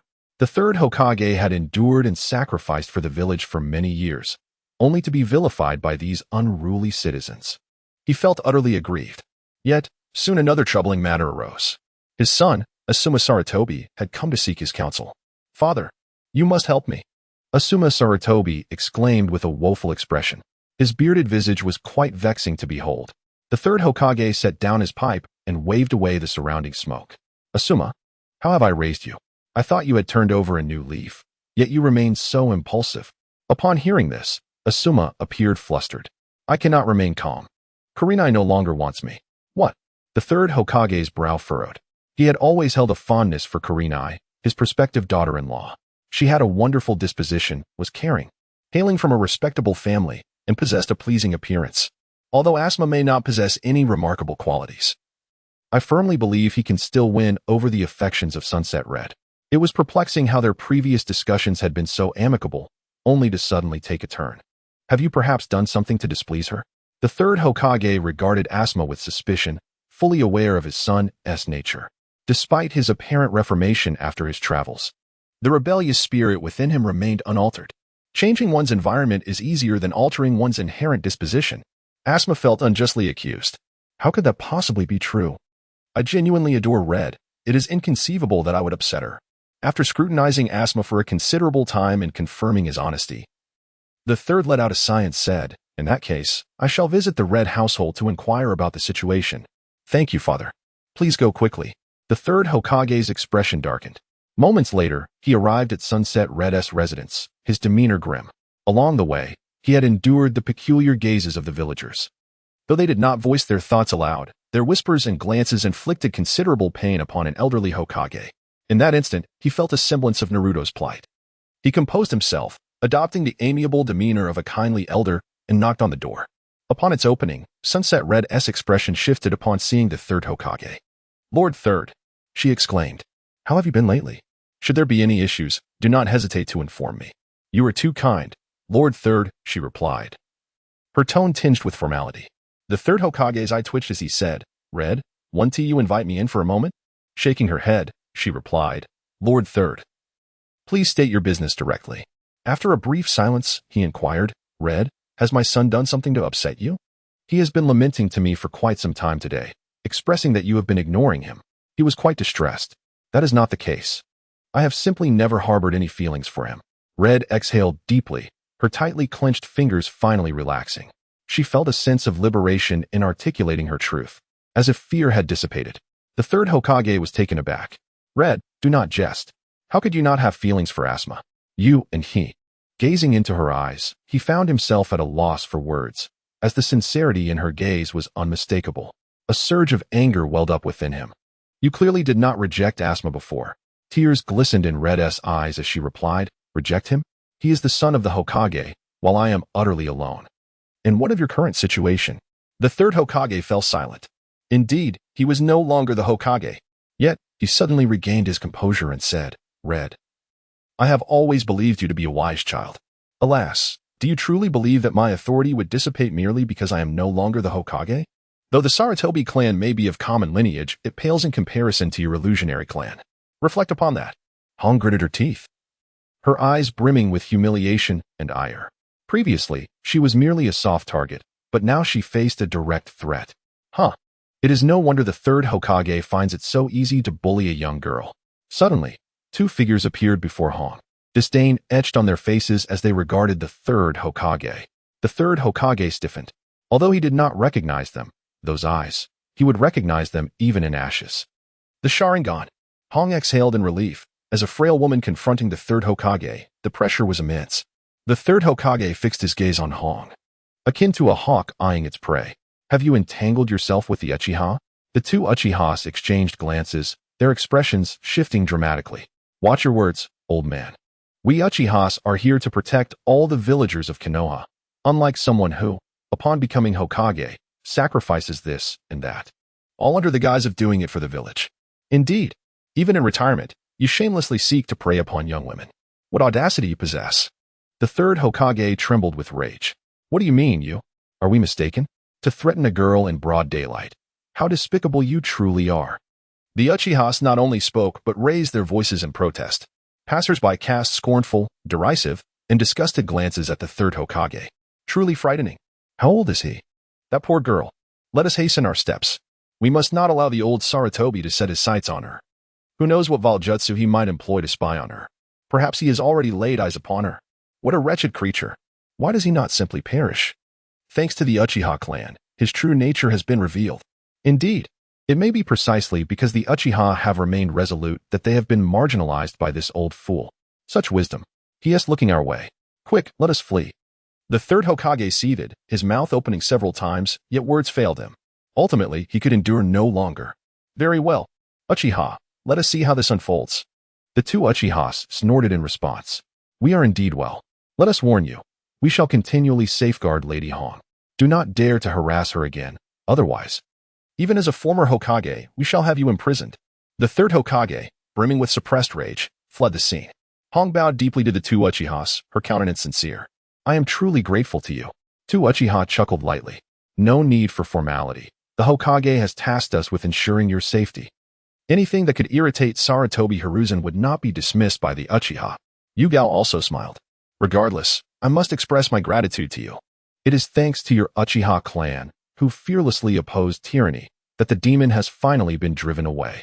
The Uchiha scratched the back of his head, somewhat bashfully, and remarked, "Haha, in truth, we Uchiha have also encountered a benefactor.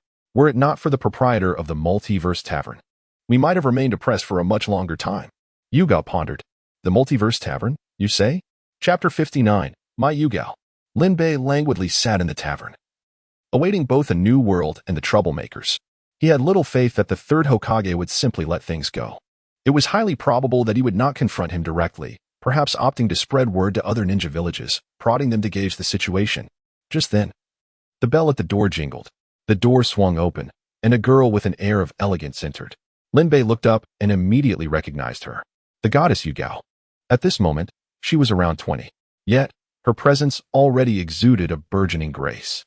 Yugao cautiously approached the bar, her ruby-like eyes fixed on Linbei. Suddenly, she bowed deeply before him. Linbei raised an eyebrow and asked, "Yugao, what are you doing?" Indeed, as the rumors suggested, The tavern owner was well informed, able to recognize even someone as unobtrusive as her amidst a crowd. Yugao straightened up and earnestly stated, "It is I, Lin Bei. I have come specifically to thank you." Lin Bei was taken aback. "Thank me? I don't believe I've done anything." Yugao shook her head, gazing into Lin Bei's eyes as she said, "No. I have heard that it was you who assisted the Uchiha clan, enabling them to unseat the third Hokage from his position. Because of you, I have been saved. Had it not been for your intervention, I would have been forced to marry Sarutobi Asuma. That would have been truly terrifying. You have salvaged my future." Yugao smiled lightly. And upon hearing this, Lin Bei realized the truth.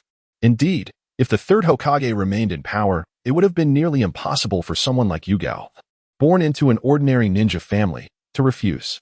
"So, you harbor a strong dislike for Sarutobi Asuma?" "Not exactly dislike," she replied, "but I certainly do not favor him. Being with someone you do not like is a torment." Yugao sighed deeply. "In truth, I do despise him. Sarutobi Asuma was once a pariah, a ruffian in his youth. Any normal girl would likely find him unappealing. Having matured, one has become stronger, yet the limitations remain. Furthermore, the impressions from the past are not easily erased." Lin Bei nodded. In the animated series, after Asuma Sarutobi's demise, Kurenai was indeed quite heartbroken. However, that was a matter of many years hence. Perhaps the Asuma of the future would undergo transformation, yet it would bear no relation to the present Kurenai. Moreover, Kurenai epitomized the quintessential Yamato Nadeshiko. When Asuma married Kurenai, leveraging his father's influence, Kurenai resigned herself to her fate. Alas, third Hokage, how many hearts have you inadvertently harmed? Thus, to commemorate your escape from confinement, I toast to you." Lin Bei waved his right hand across the bar, and a colorful drink materialized. It was merely an ordinary beverage, with a low alcohol content suitable even for children. Kurenai gazed in astonishment.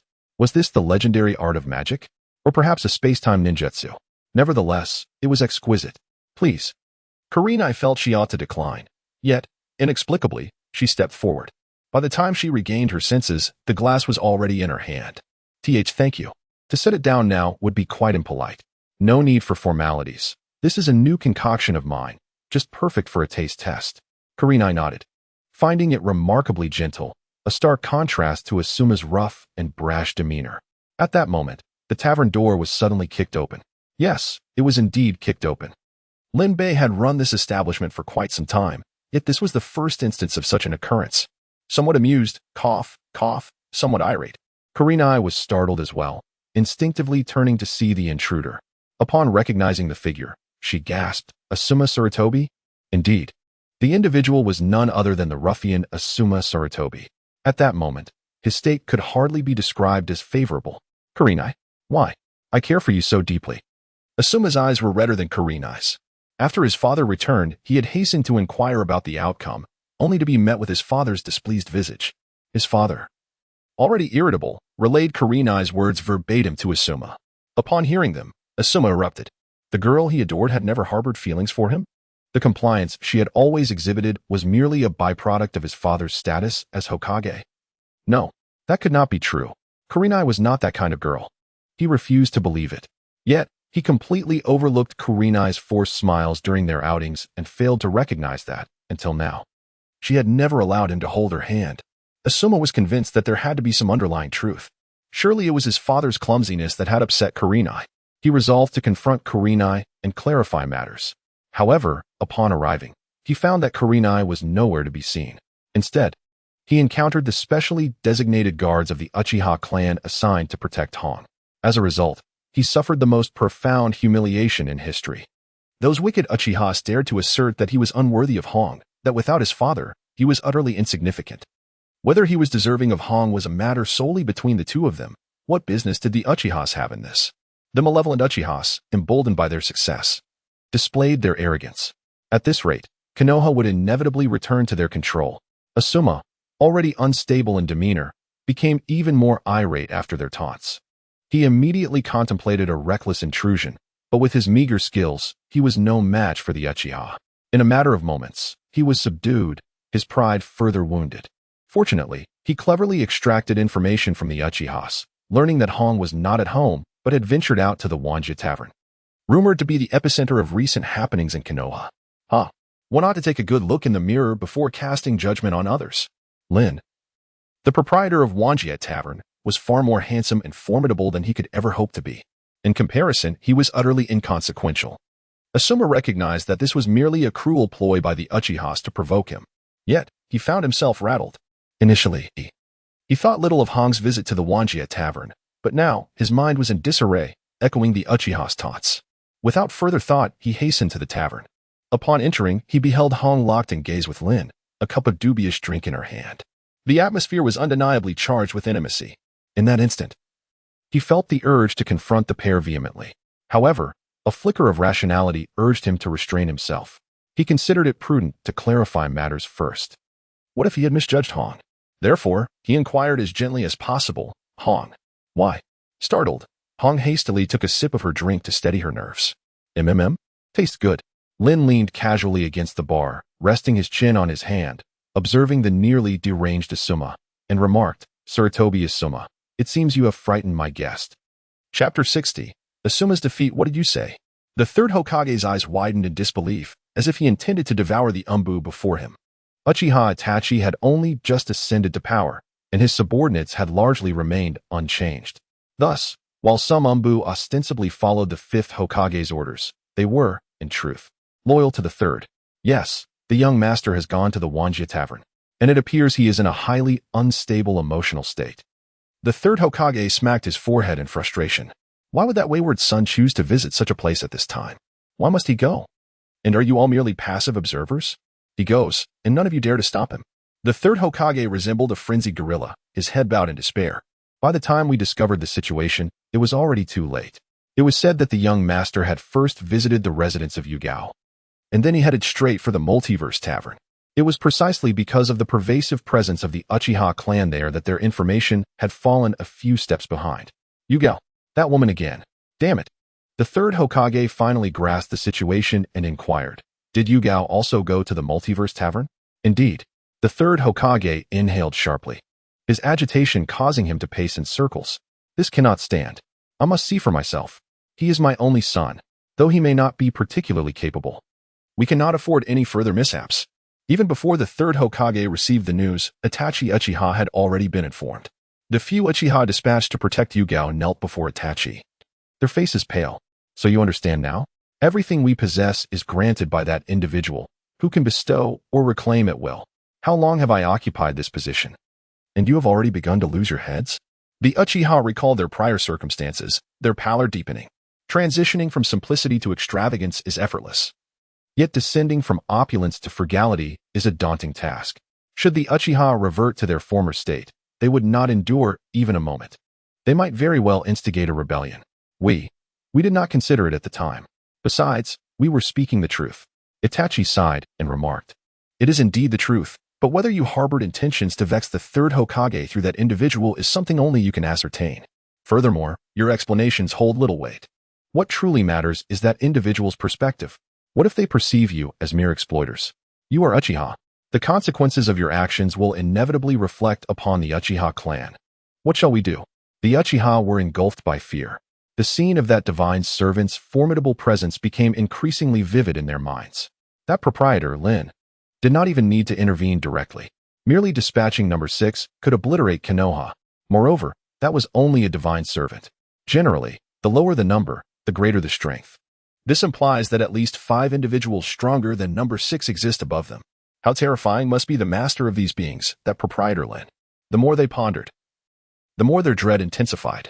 The Uchiha lamented their grave misjudgment. A fleeting thought could lead to calamity for their clan. 100 deaths would not suffice for such a transgression. Itachi sighed once more, stating, come with me to see proprietor Lin. From my observations, he is not one to hold grudges. I will take you to offer our apologies. The Uchiha were instantly engulfed by a profound sense of shame. It is indeed their fault, yet they have even forced Itachi, the Hokage, to apologize. They are utterly inhumane. In the Tavern of the Myriad Realms, Hong took a step back. After Lin Bei's words were uttered, Asuma Saratobi's fur bristled. Silence. This is between me and Hong. You have no right to interject. Asuma bellowed. Lin Bei was taken aback. Was this fellow truly so brave? Had he completely severed his ties to the mundane world? Hong bit her lip, confirming he was indeed a boorish individual. At this moment, his true nature was laid bare. Thanks to Boss Lin for pulling the third Hokage away. Otherwise, marrying such a man would be akin to death for her. Gritting her teeth, Hong exclaimed, Asuma Saratobi. What madness are you displaying here? She then turned to Lin Bei. Her face filled with regret. I apologize, Boss Lin. It seems I have caused you trouble. Oh, and by the way, this drink is delightful. With that, Hong prepared to leave, reasoning that even Asuma wouldn't dare to act against her in public. Why, hi Hong. You dare to apologize to him. What is your attitude towards me? What is your stance towards him? I am your fiancé. You dare to blame me for another man. Hong regarded Asuma with evident disdain. I am not your fiancé. Please do not tarnish my reputation. Furthermore, your loud outbursts are quite rude. You should leave promptly. As she spoke, she attempted to pass by Asuma and exit the premises. Upon hearing her words, Asuma's face contorted with anger. Hong had actually rejected him in front of others. I don't believe it. Has someone threatened you? Asuma suddenly grasped Hong's bandaged wrist tightly. Saratobi Asuma. What are you doing? Let go of me. Hong struggled against the pain. I will not release you, Hong. Not until you clarify matters. You must have feelings for me. Has someone coerced you? Is it that tavern owner? He recalled how things were fine between him and Hong before this Boss Lin arrived, and now she was preparing to leave him. It must be this wicked proprietor who has set his sights on Hong's beauty and threatened her. Hong, I will not give up on you. Trust me. I will protect you. You need not fear his threats. Truly, such words, if spoken by a reasonable person, would instill a sense of security in the other. Yet Asuma, with his bloodshot eyes and twisted expression, was the one who posed a danger. Hong felt a mix of fear and indignation. Previously, Asuma had at least refrained from inflicting physical harm upon her. Was he now fully discarding the mask he wore? What did he intend to do with her? The more she contemplated, the more fear enveloped Hong. Alas, she could no longer bear to witness such disgraceful behavior. How could such a person exist? Coercion is certainly not a virtue. At last, Lin Bei made his appearance. As his words resonated, Asuma suddenly felt a wave of numbness and weakness wash over his arm. Seizing the opportunity, Hong swiftly broke free and instinctively withdrew a few paces, brandishing a kunai, ever vigilant of Asuma's presence. Asuma gazed at Hong in disbelief, her wariness piercing his heart. He had laid bare his soul to her, yet she regarded him with such disdainful eyes. Why, hi Hong, please remain here momentarily. Who knows what he might do once we step outside? Lin Bei remarked. At his words, Hong nodded, instinctively moving closer to Lin Bei. He was indeed right. She had once believed Asuma was not capable of such madness, yet her perspective had dramatically shifted. Chapter 61. Wanna leave? What a jest. In front of Lin Bei, Asuma dared to seize her arm. What might he do when she returned home? Although the Uchiha clan was there to protect him, they would hardly be overly concerned for a mere chunin like herself. What if Asuma, in a fit of insanity, were to invade her home under the cover of night and defile her? At that moment, she would have no choice but to marry him, even against her will. Previously, she had been reluctant to view Asuma in such a light. Yet, his recent actions had unequivocally demonstrated his true nature. He was indeed capable of such heinous acts. The thought of such a horrific scenario caused Hong to instinctively embrace herself, trembling with fear. Observing her reaction, Asuma's expression twisted into a more grotesque visage. Hong, why are you so close to him? He is dangerous. Come here at once. Hong instinctively retorted. Lin Bei is not dangerous. He is a good person. The one who poses a threat is you, Saratobi Asuma. Jealousy can transform a person into something unrecognizable, as evidenced now. Asuma's countenance grew even more terrifying. He glared at Hong with the intensity of a beast, his voice laced with fury. You defend him. Why, hi Hong, understand your own status. You are my fiancé. Revulsion filled Hong's features. Saratobi Asuma, I am well aware of my identity. You should also comprehend yours. Upon hearing this, Asuma suddenly recoiled. He feigned calmness, yet his eyes brimmed with a madness far surpassing before. My identity. Is that so? I understand now. Just because the third Hokage has stepped down, and I am no longer the son of the Hokage, you would cast me aside. Why, hi Hong, I never anticipated you to be such a woman. Speak as you wish. Can you leave now? Red exclaimed, clearly exasperated. Why was she so unfortunate to attract someone like him? Asuma chuckled darkly and replied, Leave? Why on earth would I do that? If I were to walk away, wouldn't you two lovebirds be far too comfortable? It's all because of you. I initially thought you were coerced, but it appears you were the one who pursued this, Kurenai. You shameless woman. Have you said enough?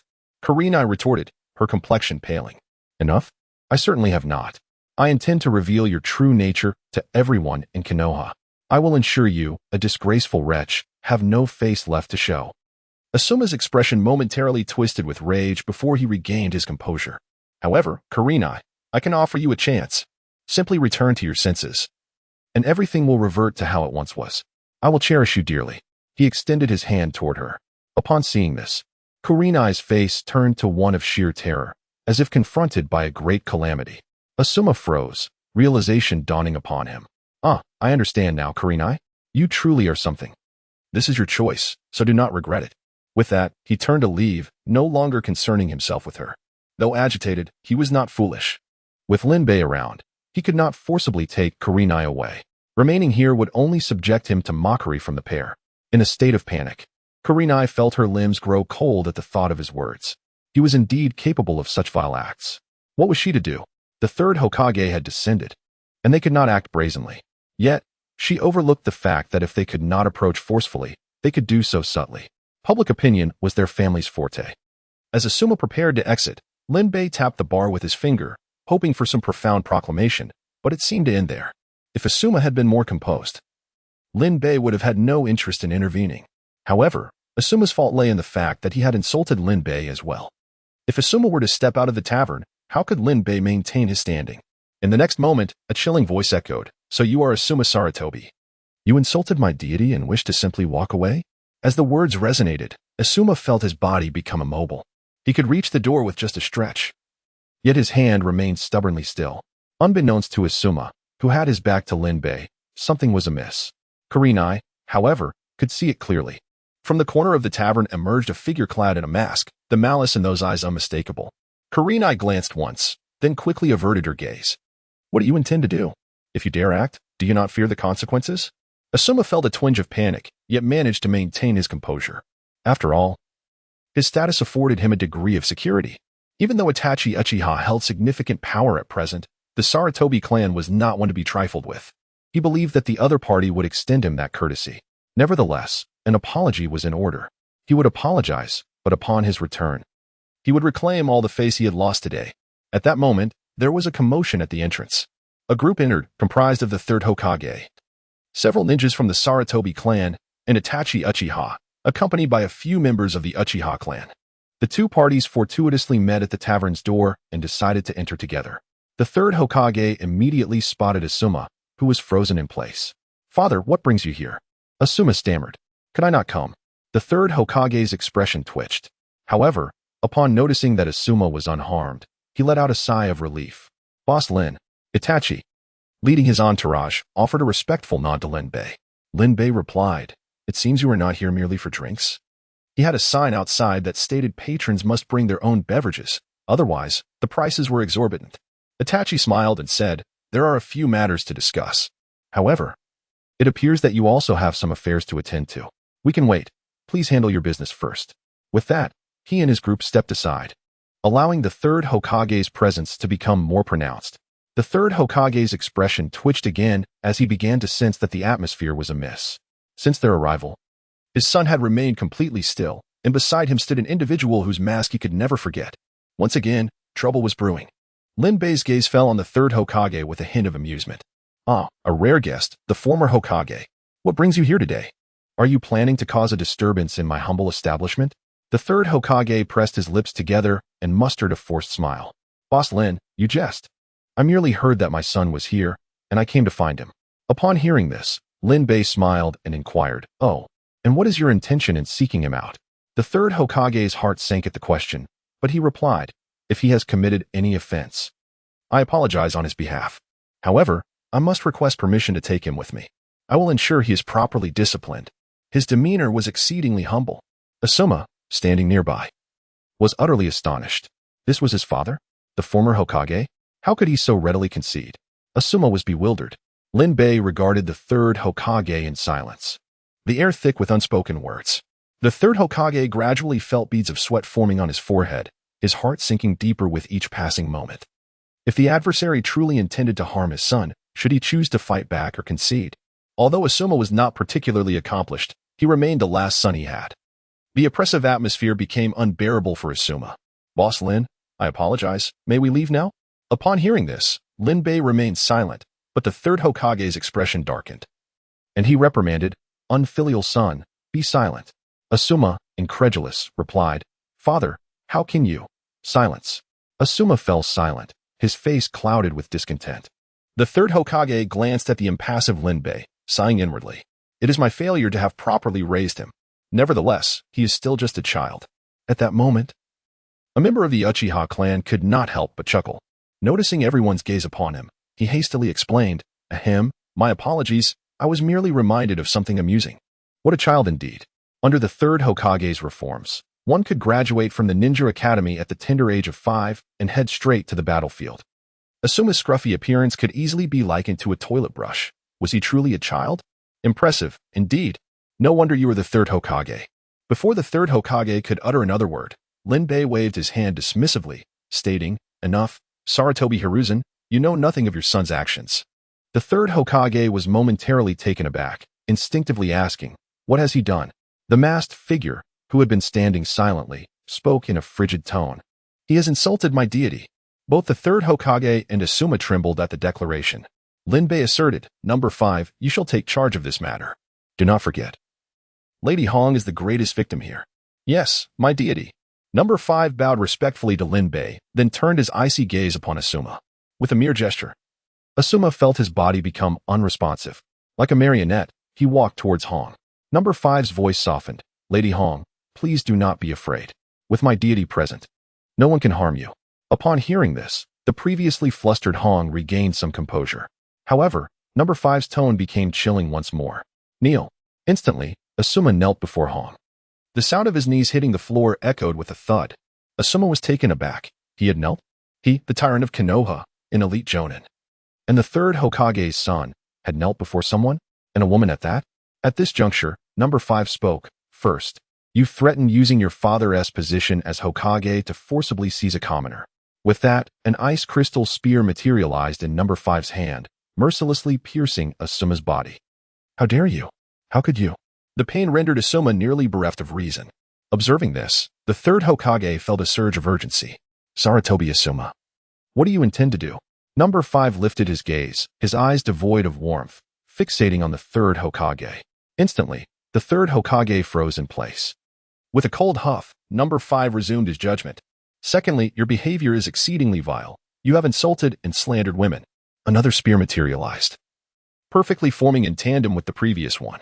Asuma's expression twisted into a ghastly grimace, resembling a malevolent spirit. The agony caused his muscles to convulse. Hong covered her mouth and took a step back, finding the scene somewhat cruel. Yet, before any pity could arise, she recalled Asuma's prior transgressions.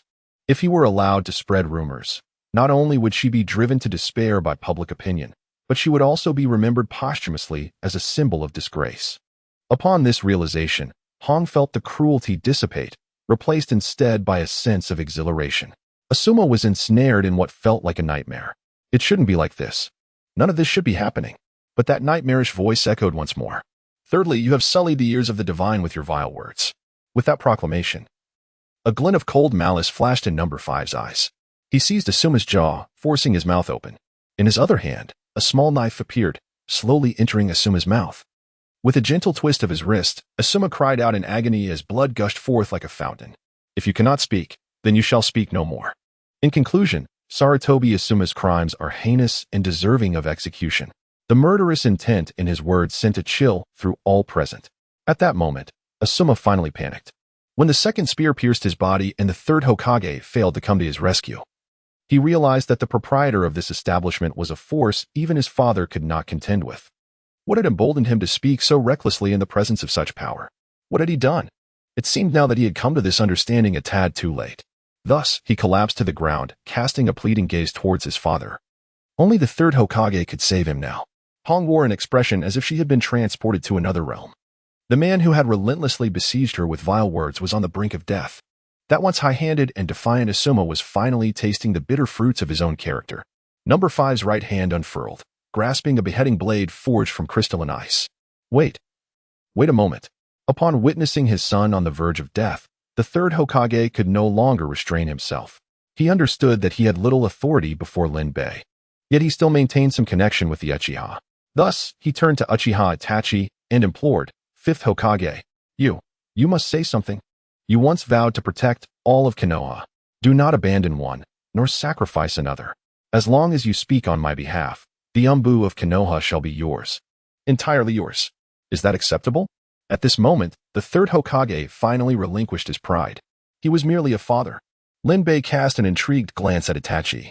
Fifth Hokage. Will you plead for him? Lin, you jest. In response to the third somewhat pleading gaze, Uchiha Itachi remained unmoved. He was no fool. How could he possibly offend his benefactor for the sake of his adversary? Moreover, the fault lay solely with his unfortunate son. Third Hokage. I have indeed vowed to protect every soul in Konoha. However, that does not imply I shall conceal wrongdoing. It is evident that this matter is a consequence of your son's actions. Lin has always been a reasonable person. You can only imagine the extent of your son's transgressions. I, the divine, am compassionate, but I am not. Perhaps my divinity's kindness has led you to harbor the illusion that anyone can belittle my existence. As a servant of the divine, it is my duty to make you recognize reality. The divine must not be insulted. Chapter 63. Make your choice. Linbei is a deity. These individuals are but mere insects to him. The divine naturally deigns not to engage with such pests. Even when the insects bare their fangs before him, he could effortlessly crush them beneath his foot. Yet, should he succumb to anger, that would diminish his stature. However, Linbei is human, and the divine is merely the facade he presents to the world. Being human entails the capacity for anger. If one does not express it, it festers within. Thus, these avatars of the divine were born. They are the most loyal servants of the deity, fervent devotees. They are not gods, they are human, and therefore can feel rage.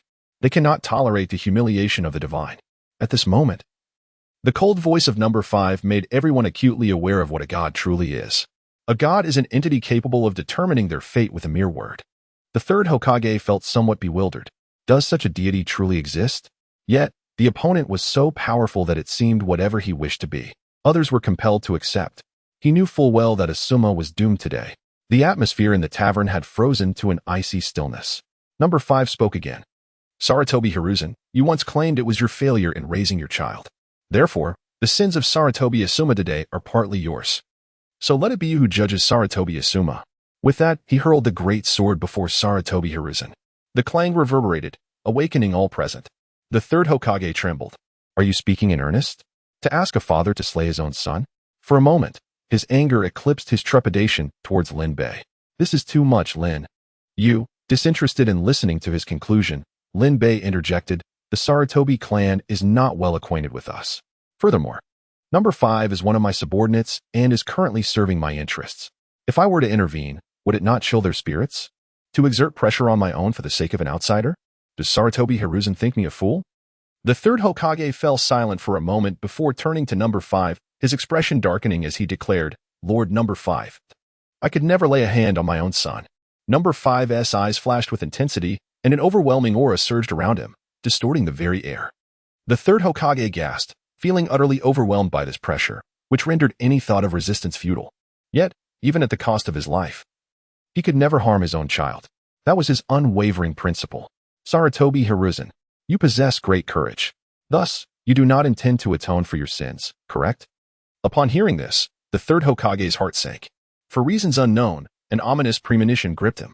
The very next moment, his foreboding was confirmed as number 5's emotionless voice echoed. If that is the case, then the entire Sarutobi clan shall bear your sins.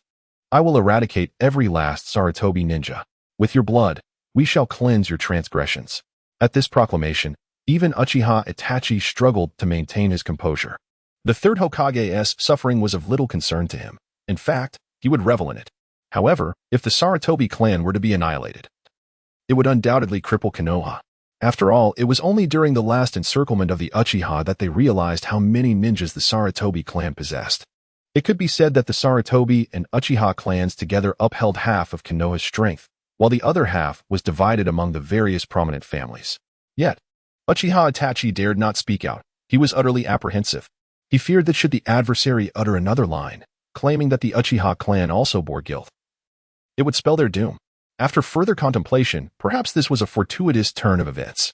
The Sarutobi clan had indeed drawn too much from Konoha. Their demise might ultimately benefit the village. He hoped the third Hokage would stand firm. As for the third Hokage, he was utterly stunned. You dare to speak of extermination? He stammered, "How can you be so cruel?" He regarded number 5 as one might a butcher, unable to suppress a step backward. Casting a glance at Uchiha Itachi, he found him looking down, avoiding his gaze. Konoha seemed unwilling to intervene. A chill coursed through the third Hokage's heart. "I am not cruel," number 5 replied. "Consider the number of individuals within the Sarutobi clan. How many have perished, directly or indirectly, due to Danzo's actions? The Uzumaki clan is your ally, and Uzumaki Mido was the wife of the first Hokage. Yet, you stood by and even facilitated their annihilation. Why did you not deem yourselves cruel then? If it were not for my deity, the Uchiha clan would have been annihilated by you. Moreover, you manipulated Uchiha Itachi into committing such an act, compelling them to turn against their own kin. At that moment, did you not perceive the cruelty of your actions?" Each word struck the hearts of those present like a hammer. The tale of the Uzumaki clan has already spread throughout the ninja world. In truth, every ninja village is well aware of those sordid affairs, though the lower-ranked shinobi and civilians remained oblivious until now. However, the second matter mentioned by number 5 was truly horrifying. They harbored no doubts regarding the veracity of his words, for he was indeed a servant of the divine. The individuals brought by Uchiha Itachi gazed at him in disbelief, while Hong stared incredulously at the third Hokage. She had initially thought it was somewhat cruel for number 5 to force the third Hokage to kill his own child. Little did she know that the third Hokage himself had committed similar acts. What was even more egregious was that number 5 merely urged him to slay his son, while the third Hokage commanded Itachi to eliminate all of his blood relatives, despite the fact that his son had heired first. Yet, what sins had the Uchiha clan committed? They had been victims from the very beginning, consistently oppressed and marginalized by Konoha. In that moment, a vivid image of hell and demons formed in Hong's mind. Itachi pressed his lips together and stated, "Indeed, that was the original trajectory of fate. Not long ago, I received orders from the third Hokage. Fortunately, I encountered Boss Lin, who awakened me to the truth. It turns out that for all these years, I had been ensnared in the web of lies woven by the third Hokage. Had it not been for Boss Lin, you would all have perished beneath my blade." A chill suddenly enveloped the necks of several Uchihas. In an instant, their gratitude towards Boss Lin surged like a mighty wave. The third Hokage's complexion turned pale, and he involuntarily took a step back. The opponent had thrown these facts in his face, leaving him unable to refute them. He even began to doubt whether he had committed too many wicked deeds, finally facing retribution today. At that moment, number 5 spoke again. "Sarutobi Hiruzen, do you not relish sacrificing one to save the entire village of Konoha? Now, it is time for you to make a choice.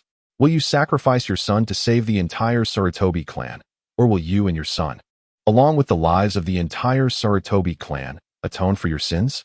The third Hokage trembled. What a devilish choice this was. Scenes flashed through his mind. The first Hokage, Uzumaki Mido, Senjitobarama, the Cloud Village, Hyuga Hizashi. It was all a cycle of reincarnation. He had once made choices for others. Now, it was his turn to make a choice. Chapter 64, My Deity is Merciful. The third Hokage took a deep breath and slowly exhaled.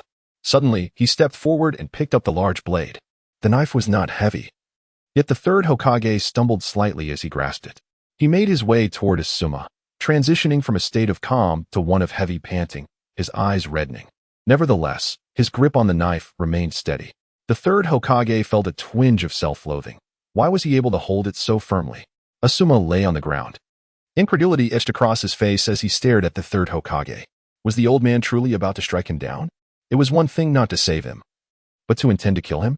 The third Hokage cast a glance at Asuma, then shifted his gaze to the unguarded fifth beside him. For a fleeting moment, he contemplated seizing the opportunity to deliver a fatal blow, believing that even a god could perish if struck at the neck. Yet he ultimately remembered that the fifth was merely one of the servants of the divine. Even if he could slay the fifth, what would it matter? The certainty of the Sarutobi clan's demise weighed heavily on his mind. The third Hokage's expression hardened with resolve. Konoha must remain unharmed. The Sarutobi clan must not suffer. It was simply a sacrifice of one. Surely, you would forgive me, Asuma. I am sorry. With a swift motion, the blade fell. A head soared into the air, crimson droplets sparkling like ice crystals in the sky. Asuma's head rolled on the ground, his eyes blinking in disbelief. Unbeknownst to him, he had met his end at the hands of his own father, all for the sake of a woman. Regret enveloped him as he lost consciousness entirely. The third Hokage's legs buckled, and he knelt before Asuma, feeling as if he could no longer wield a blade. In an instant, he appeared aged. as though life itself was slipping away. The fifth waved his hand, and the large knife vanished. Very well, your attitude suffices for atonement. The third Hokage, like a marionette, mechanically lifted his head and uttered, Asuma's corpse. Take it back, and grant it a proper burial, Linbei instructed.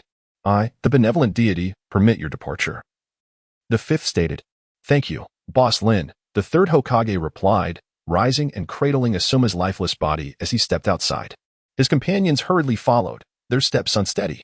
Upon exiting the tavern, the third Hokage paused momentarily. He gazed up at the sky and murmured, I have lost. He had succumbed to the Uchiha clan, and, more egregiously, to Linbei, a foreigner, a god. From this point onward, victory would forever elude him. Inside the tavern, the fifth had vanished.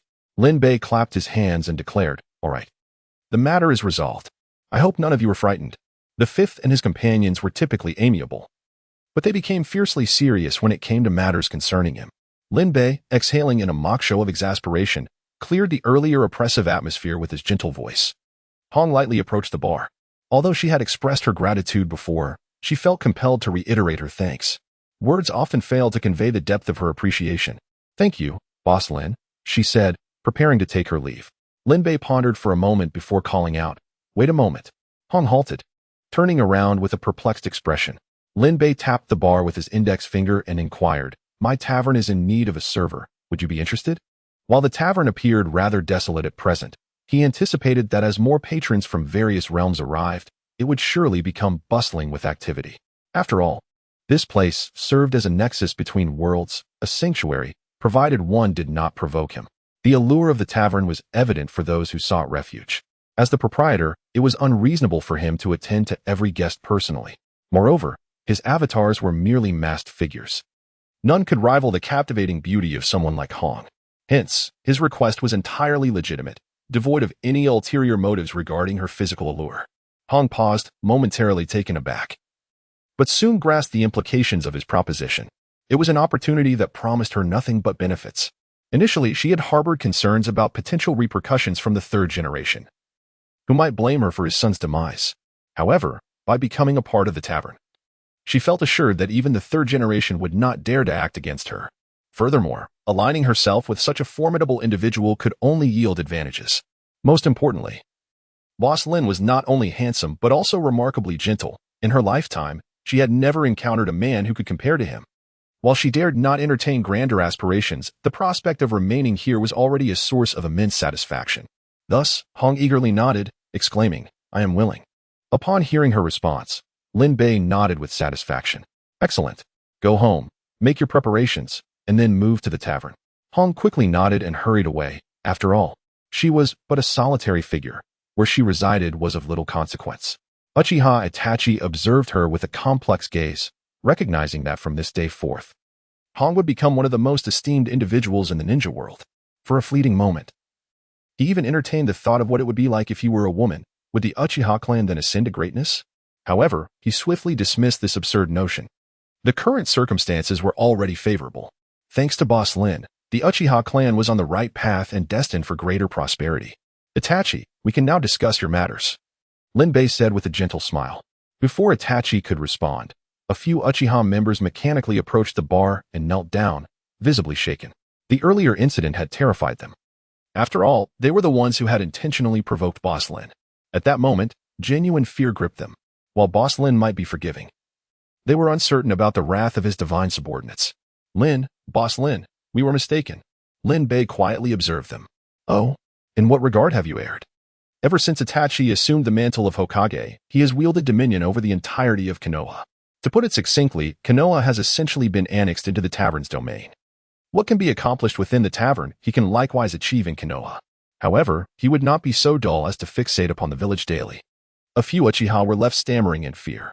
Observing this, Itachi promptly interjected, These individuals were dispatched by me to safeguard Kurenai Yuhi. At the time, Asuma Sarutobi sought out Kurenai, and these individuals inadvertently divulged her whereabouts to him. But who could have anticipated that Asuma would be rendered so speechless? Upon concluding his explanation, Itachi awaited Linbei's judgment. Linbei grasped the situation. It was merely an attempt to vex the third Hokage through him. This matter could be significant or trivial. Just as Lin Bei had recently acquired an aide and was in good spirits, he declared, in that case, having succumbed to folly, "You shall be penalized to spend 3 days in the realm of beasts." As soon as the words left his lips, all but Itachi among the Uchiha transformed into cats. The tavern erupted with a chorus of meows. The Uchiha were initially startled, but soon elated. Merely turning into cats was hardly discomforting. Moreover, it was only for 3 days. Boss Lin is truly benevolent. Chapter 65. The Breakthrough of Konoha, and I Am the God. Within the Hokage's office, Nara Shikaku was taken aback. He could scarcely believe his eyes. Before him stood Uchiha Itachi, accompanied by another individual. Nara Shikaku glanced at Uchiha Itachi, then at the seated version of Itachi. With a somewhat grim expression, he remarked, "So, Lord Hokage, you have been maintaining a shadow clone here all along?" The two Itachis calmly replied in unison, "This is of little consequence. As long as you are present in Konoha, no issues will arise." Nara Shikaku found himself at a loss, uncertain whether to be angered by Itachi's irresponsibility or to feel pleased by the trust placed in him. Therefore, "You ventured out solely to find this individual? He is, after all, a criminal." Nara Shikaku's gaze fell upon the person behind Itachi, Orochimaru, one of the legendary Sannin. Nara Shikaku genuinely did not anticipate Itachi would manage to retrieve this individual. Yet, he maintained his composure. Itachi, still resonating with his characteristic echo, stated, "A criminal? What crime has he committed?" Nara Shikaku blinked. "Who better than you Uchiha knows what crimes have been committed? Ah, it appears Konoha is quite hostile towards me. Itachi, do you truly have the means to persuade them?" Orochimaru's sultry voice echoed, even going so far as to lick his own face in front of Nara Shikaku. Itachi replied nonchalantly, "In truth, it is quite simple. You bear no guilt. At most, you have been deceived by Danzo Shimura. The primary cause lies with the third Hokage and his advisors. You too are a victim, and in some respects, this is indeed the truth. Orochimaru has never directly harmed the people of Konoha. By the time those experimental subjects reached him, they were already deceased. He could remain blissfully unaware, serving merely as an emotionless instrument of experimentation." Nara Shikaku suddenly comprehended the situation. Indeed, the third Hokage and Danzo have accumulated debts that cannot be ignored. Ultimately, all blame rests upon these two individuals. Nara Shikaku then inquired, "What, then, is the intent of the Hokage in insisting on Orochimaru's return?" Orochimaru paused, only to break into laughter. Itachi coolly uttered 4 words, "Impure world reincarnation. No, please don't kill me. Do you wish to incite a war between the Cloud Village and Konoha? This man must be a fool. War is already on the horizon. And yet he dares to wield threats of conflict." In an instant, the ninja from the Cloud Village was reduced to ashes. The divine servant nodded towards Lin Bei before vanishing. "How many waves have there been now?" "They truly possess remarkable perseverance," Lin Bei remarked casually. "The barriers of Konoha seem to allow outsiders to navigate around them effortlessly."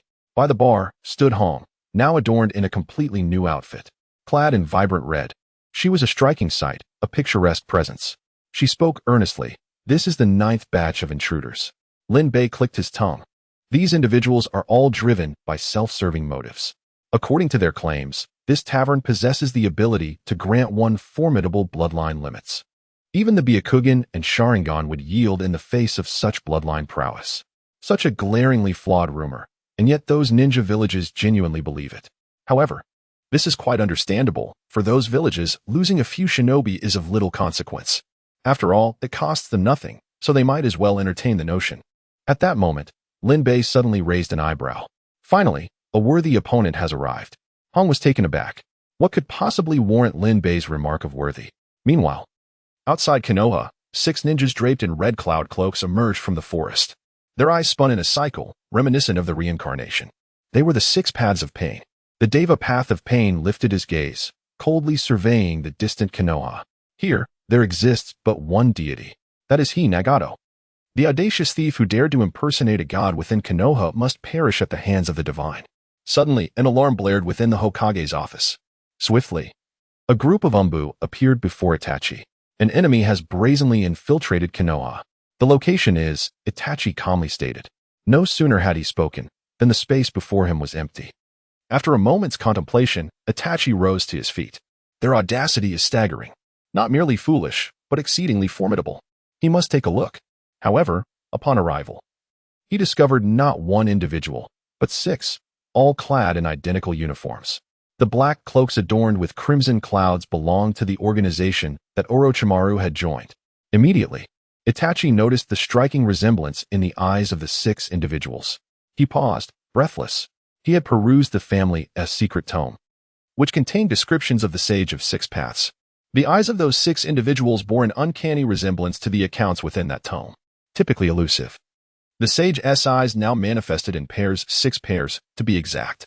It was difficult for him not to believe that they possessed some extraordinary advantage. Those were the Rinnegan. The eyes of the legendary Sage of 6 Paths. Everyone, be cautious. The Umbu ninjas were momentarily taken aback. What is the Rinnegan? And who is the Sage of 6 Paths? However, since the Hokage had advised vigilance, they decided to heed his warning. At that moment, Deva Pathpain stepped forward and spoke. Ninjas of Konoha, tell me, where is the tavern that dares to usurp the name of the divine? Upon hearing this, Itachi's heart stirred, and he inquired, who are you? Devapath replied coldly, I am God. Itachi retorted, there seemed to be quite a few gods lately. He felt a sense of uncertainty. The Rinnegan, after all, belonged to the Sage of 6 Paths, the mythical figure credited with founding the ninja religion, and could be regarded as the very origin of ninjas. According to the records in the tome, the sage's powers were largely encapsulated within those eyes. To claim divinity in this context did not seem exaggerated. Yet Lin Bei's demeanor was equally unfathomable. Just his subordinates were enough to leave them at a loss. Who among these 2 factions was truly stronger? Should he notify Lin Bei now? Itachi, possessing some knowledge, felt a heavy heart. Meanwhile, the Umbu were entirely oblivious. Upon hearing someone proclaim themselves as a deity, their first reaction was amusement. One ninja, lacking in restraint, let out a laugh. The atmosphere, which had been eerily silent, shifted awkwardly at the sound of his laughter. 6 pairs of Rinnegan slowly turned to fixate on the chuckling Umbu. The targeted ninja's heart raced.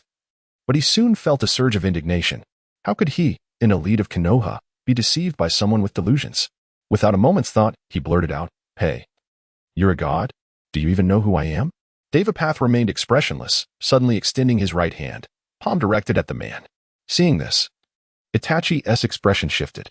Be careful, but it was too late. Universal pull, a force of attraction inexplicably emerged. The Umbu ninja had yet to react before being yanked forward, soaring towards Devapath. However, Devapath's eyes widened once more. A force, contrary to expectation, was suddenly exerted upon the individual. Chapter 66. The veil has been torn. What more is there to say?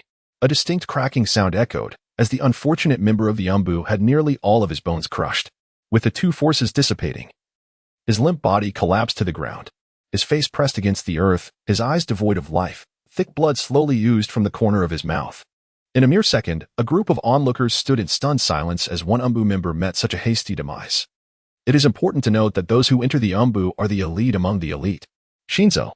Several Umbu members finally regained their senses. You bastard. I will kill you.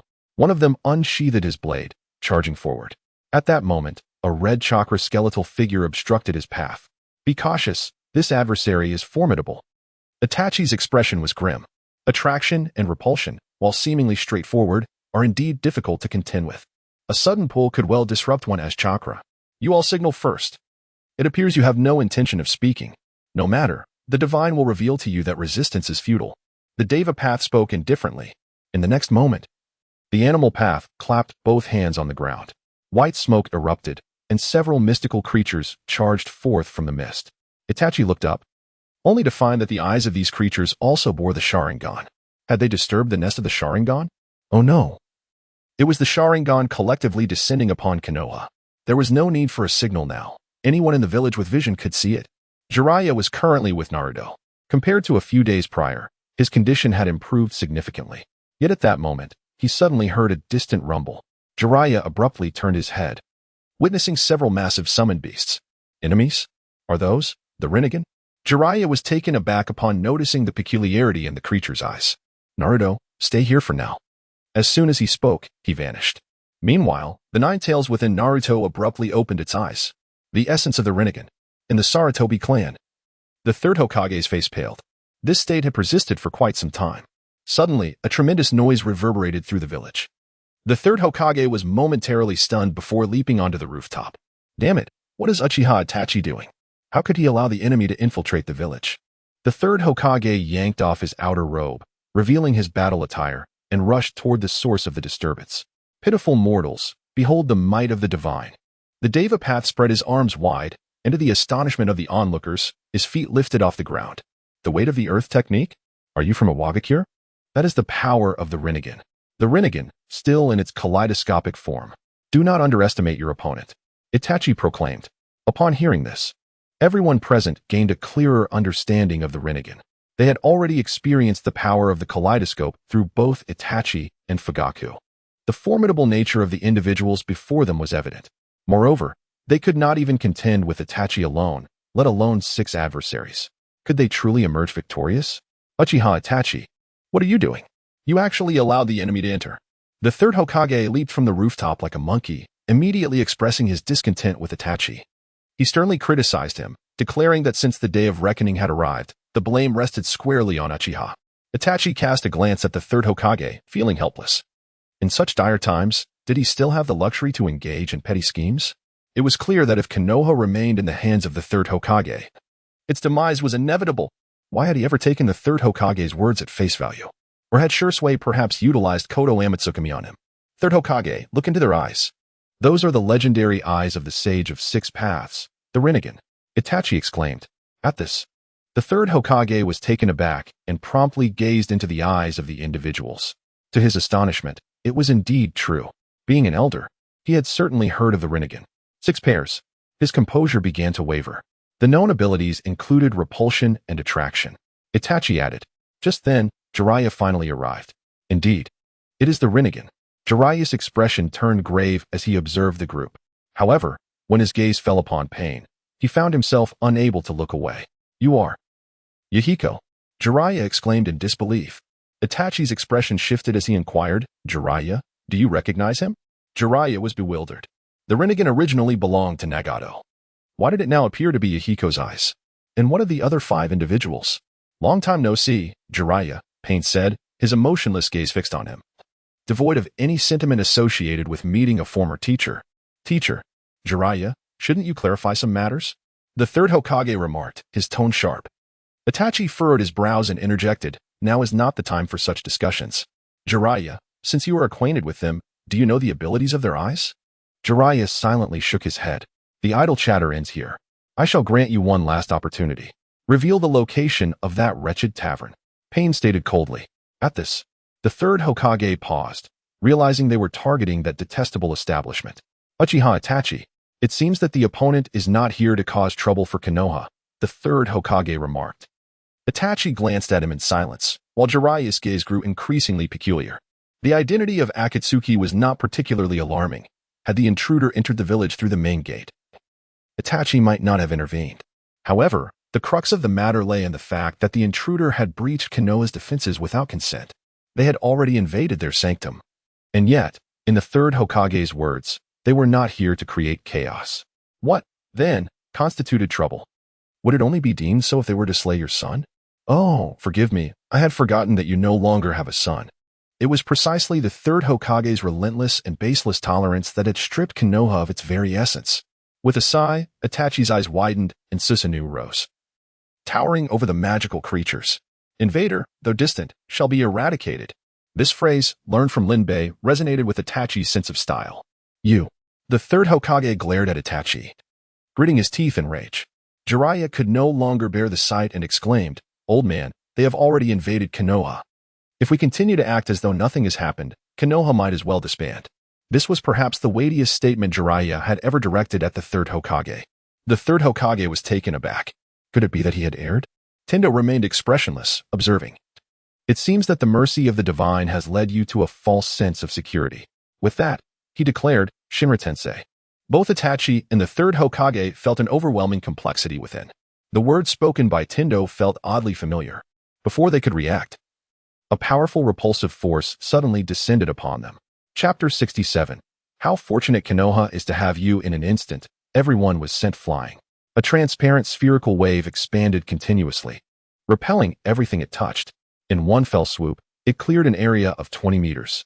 Even Itachi's Susanoo could not withstand this force and was hurled away. Seizing the moment of confusion, Tendo reached out, pulling an Umbu ninja towards him. He tossed the unfortunate soul to the realm of human path, who then placed a hand on the ninja's head. As chakra flames ignited from his hand, the unfortunate individual's expression became one of sheer agony. His eyes rolled back, and drool escaped from his gaping mouth. So that was it. They had found what they sought. The realm of human path effortlessly yanked a gelatinous entity from the unfortunate ninja's body, causing him to perish instantly, without a moment's delay. Jiraiya and the others, having regained their composure, witnessed this horrific scene with chills running down their spines. That jelly-like substance, could it possibly be a soul? The Rinnegan can casually extract other souls? How is this to be played out? Then, the Deva path descended, abruptly lifting the creature path, causing him to soar into the air. He flew towards the Tavern of all realms, unhesitant, like a moth drawn to a flame. Stop! Itachi's expression darkened as he manipulated Susanoo to intervene. However, at that moment, several missiles struck Susanoo's chest with unerring precision. The violent explosion left deep fissures in Susanoo's exterior. Itachi's expression changed once more as he looked down, only to see a peculiar figure offering him a sinister smile. The figure's arms, unlike those of a human, were emitting smoke. With the other arm raised, more missiles were launched. Senjutsu, Big Ball Rasengan. Jiraiya burst forth from the side, brandishing a half-meter diameter orb, intent on pressing it against the Azura path. At that moment, the hungry ghost path intervened, raising its hand to meet the massive orb unarmed. Jiraiya was taken aback. Was the opponent jesting? Yet, in the next second, his expression shifted dramatically. The figure's arm remained unscathed. It was absorbing chakra. That was the Senjutsu, Big Ball Rasengan, capable of creating a crater over 2 meters deep in the hardest rock. In but a second, the immense chakra was entirely absorbed by the opponent. After consuming it, the hungry ghost path advanced, hands reaching out towards Jiraiya. Seeing this, Jiraiya flicked his hair, each strand resembling thousands of needles, momentarily obstructing the foe. Seizing the opportunity, he withdrew. The figure, with a broad face and thick neck, could absorb chakra. At this revelation, Itachi felt a weight in his heart. To absorb chakra? His Susanoo was composed entirely of chakra. Was he not doomed? No, this person must be dealt with first. The Rinnegan would likely be ineffective against the Mangeki. With that in mind, Itachi fixed his right eye on the hungry ghost path and suddenly opened it wide. Whoosh! Black flames instantly engulfed the hungry ghost path. Despite being surrounded by the inferno, the hungry ghost's expression remained unchanged. Amaterasu is chakra too. He could absorb that as well. Yet, despite his rapid absorption, when the black flames dissipated, he was left as a charred husk. Initially, Itachi's heart sank at the thought that the opponent could absorb even Amaterasu. Fortunately, he had still perished. Itachi let out a long sigh of relief. However, before he could turn to confront others, he noticed the Hell Path, who had remained in the shadows and not engaged in battle, approached the charred corpse, summoning an oddly large head. That large head opened its mouth, extending a tongue like an arm to ensnare the charred body, and began to chew. Upon witnessing this bizarre scene, Itachi felt a sudden jolt in his heart. Instinctively, he sensed that something ominous was afoot, prompting him to intervene immediately. However, he was besieged by several summoned beasts, leaving him to helplessly observe as a large head feasted voraciously. Soon after, a pristine hungry ghost emerged from its maw. Goodness, it even comes with resurrection. The Rinnegan is truly revolting. Damn it, I've chosen the wrong target. I should have eliminated that person first. Jiraiya landed upon the shoulder of Susanoo, unable to restrain himself. He cast a glance at the third Hokage, who had feigned death since the onset of the conflict, and sighed inwardly. What on earth is this old man doing? Regardless, it seems that his presence makes little difference in this battle. Eureka! At that moment, the remaining 4 individuals spoke in unison. In the next instant, they vanished, leaving only a cloud of smoke. All present were momentarily taken aback. Itachi suddenly exclaimed, "This is bad. That is a summoning technique. They've already located Boss Lin." Upon hearing this, the third Hokage's eyes flickered with a hint of delight. With the legendary sage's eye, can you still maintain your lofty demeanor? Jiraiya paused momentarily before responding. Speaking of which, we have done our utmost. Boss Lin shouldn't hold it against us. Itachi sighed, saying, I am merely concerned. After all, that is the Rinnegan. If those two were to clash in Konoha, how much would remain of the village in the end? Jiraiya replied, Are you worried about Boss Lin? Itachi was taken aback and shook his head. Boss Lin is unfathomable. I do not know how powerful he truly is. Yet the Rinnegan poses the same threat to us. Huh, I told you he is a calamity. He has brought such great misfortune upon Konoha. If anything happens to the village, he should bear full responsibility. You Uchiha cannot absolve yourselves from this. The third Hokage glared at Itachi. Though Itachi was reluctant to engage with the third Hokage, the latter persisted. He coldly directed his gaze at the third Hokage and replied, "Is that so? We Uchiha merely informed the ninja world of the atrocities you and Danzo have committed. We have never implicated Boss Lin in any of this. So who was it that leaked Boss Lin's information? Who spread the rumors about the tavern in the Myriad Realms?" At this, the third Hokage's expression shifted slightly, his face betraying a hint of discomfort. He struggled to formulate a rebuttal, but no excuses came to mind. Jiraiya suddenly turned around, staring incredulously at the third Hokage. "Old man, were you the one who brought that person into the village?" "What do you mean brought in? Don't phrase it so harshly. It was you all along. Clearly, he appeared out of nowhere, and yet you allowed him to remain in Konoha. I did this all for the good of the village." The third Hokage appeared flushed, his neck veins bulging as if he had suffered a great injustice. For the village? This statement, previously unremarkable, now stirred a sense of nausea within Jiraiya for reasons unknown. Is your version of benevolence towards Konoha to place it in a perpetual state of potential annihilation?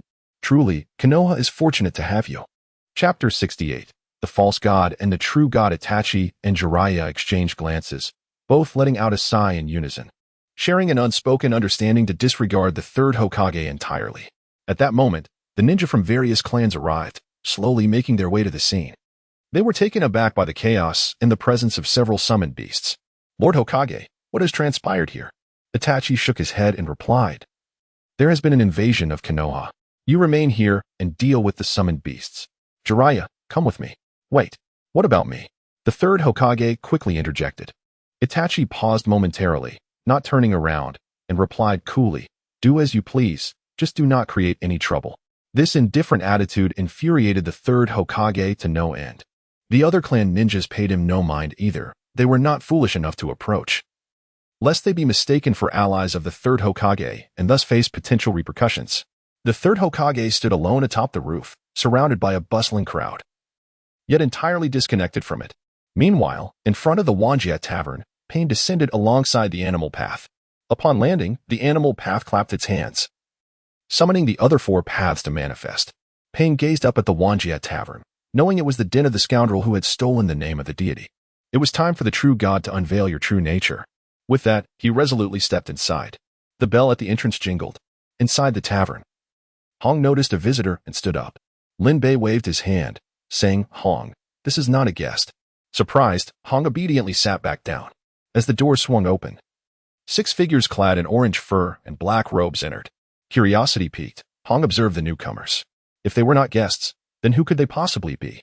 Pain, accompanied by his entourage, approached Lin Bei and slowly spoke. "You are the despicable thief who has stolen the name of the deity?" At this, Hong realized the situation and recognized that they had come seeking trouble. She gazed at Pain and his companions with pity. Poor child. Despite the insult, Lin Bei maintained a calm smile, finding the situation amusing rather than infuriating. After all, his adversary appeared to be an individual suffering from a severe case of delusions of grandeur. With a smile, he replied, "Stealing the name of the deity?" In the great tree crafted from paper within the forest beyond Konoha, Nagato, known as Pain, displayed a flicker of astonishment upon hearing his name spoken so boldly. He had not anticipated that the other party would so readily utter his identity. Logically, apart from Conan, Uchiha Itachi, and Jiraiya, no one else should be privy to his true name. Conan would never divulge it, and while Jiraiya was aware, he remained ignorant of Nagato's position as the leader of the Akatsuki. Thus, the only possibility remained that enigmatic figure who claimed to be Uchiha Itachi. With a subtle manipulation of the Deva path, he remarked coolly, "Was it that self-proclaimed Uchiha Itachi who informed you?" Indeed, he was not to be trusted. However, "I can answer your question, for I am the sole deity in this world. All others who bear the title of God must meet their end at my hands, as it is my divine duty to eradicate them." Lin Bei chuckled lightly, turning to face Hong and inquired, "Hong, who do you think resembles a god more? Him or me?" Without hesitation, Hong replied, "Certainly, it is you, boss. A true deity would never flaunt their divine title." She immediately felt a strong aversion towards this individual. Upon hearing this, the Deva path slowly turned its gaze toward Hong. "Is that so? Then I hope that after I eliminate the god you speak of, you will share the same sentiment." Hong remained unperturbed, her expression calm. "What an extraordinary individual we have here." Lin Bei stretched languidly, settled into a chair, and found a comfortable position before speaking, Nagato, what is the source of your confidence? Is it merely a pair of eyes that emboldens you to such arrogance? To this, the Devapath responded matter-of-factly, of course. This pair of eyes is more than sufficient. They are the eyes that only a god can possess. The legendary sage of the Six Paths, the progenitor of the ninja world, was also the owner of these eyes. The power contained within them is beyond the comprehension of mere mortals like you. At this revelation, Hong's expression turned perplexed. So, these concentric eyes have such an origin? But who exactly is the sage of the Six Paths? Noticing her confusion, Lin Bei elaborated. In ancient times, a celestial being descended upon this planet. Her name was Kagaya Otsutsuki. She was the progenitor of chakra. After receiving worship, she bore 2 children. One of them was named Hagoromo Otsutsuki, the sage of the Six Paths known in ninja lore. His eyes are called the Rinnegan. Possessing these eyes grants one the power to move mountains, fill seas, and create all things. As for the extent of the sage of the Six Paths' strength, Lin Bei pondered for a moment before continuing. The 9-tailed beasts within the ninja realm were all his pets. Hong, having experienced the might of the tailed beast firsthand, recalled how her father had perished at the hands of the 9 tails.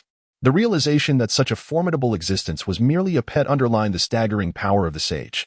She suddenly formed a vivid impression of the sage of the Six Paths. However, the celestial god? Hong discreetly cast a glance at Lin Bei. Could it be that Lin Bei was the one blessed to bear 2 children, Kagaya Otsutsuki? But can men also give birth? No. After all, he is a deity. It is not surprising that he differs from mortals. Perhaps it is the male gods who are responsible for childbirth. Moreover, for a god, changing gender or form must be quite effortless. A wave of sadness unexpectedly washed over Hong. Meanwhile, Nagato, hidden within the paper tree, was momentarily taken aback. He had never heard of what Lin Bei mentioned. What is this Kagaya Otsutsuki? And the celestial god? Such esoteric words. The god of the heavenly path spoke. It is inconsequential. You only need to know that I, with these eyes, am a god. That is sufficient. Indeed. Lin Bei couldn't help but smile slightly. Nagato furrowed his brow and controlled the heavenly path to ask, "What are you laughing at?" Why did he feel such frustration despite the other's agreement? Ha ha ha. It reminds me of something joyful. Nagato, let me pose you a question, Lin Bei said. The heavenly path responded calmly. The god has permitted it. Nagato's mood was somewhat peculiar. He should be swiftly eliminating the opponent and departing with ease. Yet, he found himself wanting to hear what the other might say. Moreover, simply killing him lacked a sense of ceremony. He wished for the other to acknowledge that he was the true god. Lin Bei smirked and asked, Nagato, tell me, without those eyes, what are you? Without his eyes, what is he? For a moment, Nagato was momentarily stunned. If he had watched Naruto, he could easily claim to be the chosen child of the Uzumaki clan. A genius capable of mastering all 7 forms of ninjutsu.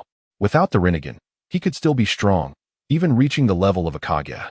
Chapter 69. The Challenge of the Heavenly Path, but alas, Nagato had never watched Naruto. He currently relied almost entirely on the power of the Rinnegan in battle. If he were to lose his eyes, he would instantaneously become incapacitated, a mere shell of his former self.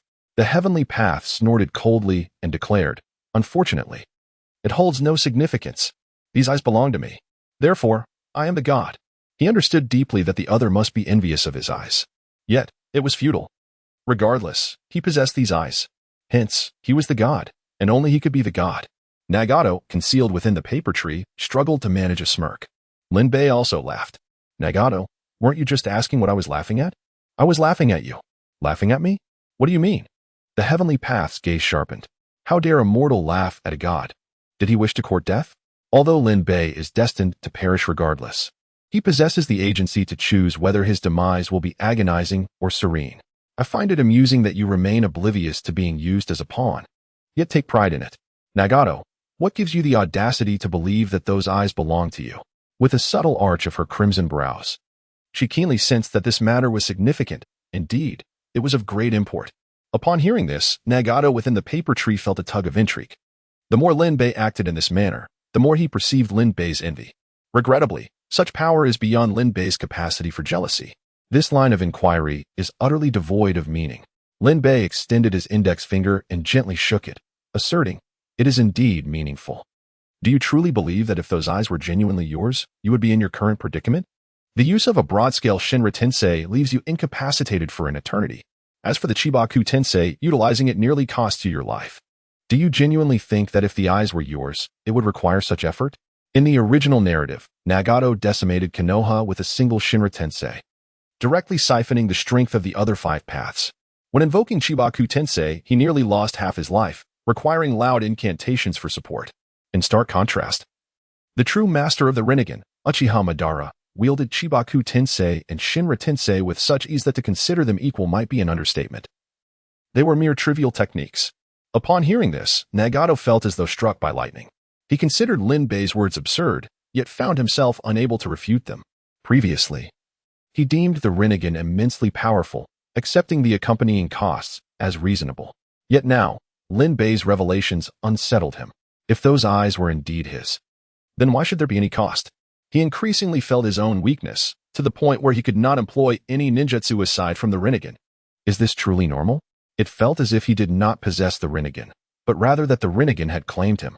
However, what terrified Nagato even more was the realization of how intimately the other party understood the Rinnegan, even knowing of Chibaku Tensei, a technique he had never displayed before outsiders. A chilling hypothesis surged through Nagato's mind. If those eyes were not his, could they possibly belong to the very person before him? Otherwise, how could he be so certain? How could he possess such intimate knowledge? Why would he dare to label himself as a god? Could it be that the one who usurped the title of divinity was not Lin Bei, but he himself? In an instant, Nagato's mind was thrown into disarray. Yet, he quickly steeled himself. The Devapath declared, "No, these are my eyes. I have possessed these eyes since birth. The power now resides in my hands. Whatever you say is futile. I am the god. Now, let me demonstrate what divine power truly is. No need. In the name of divinity. There is no need for recognition by others. It is enough to manifest this power. Thus, he is indeed a god, with divine strength.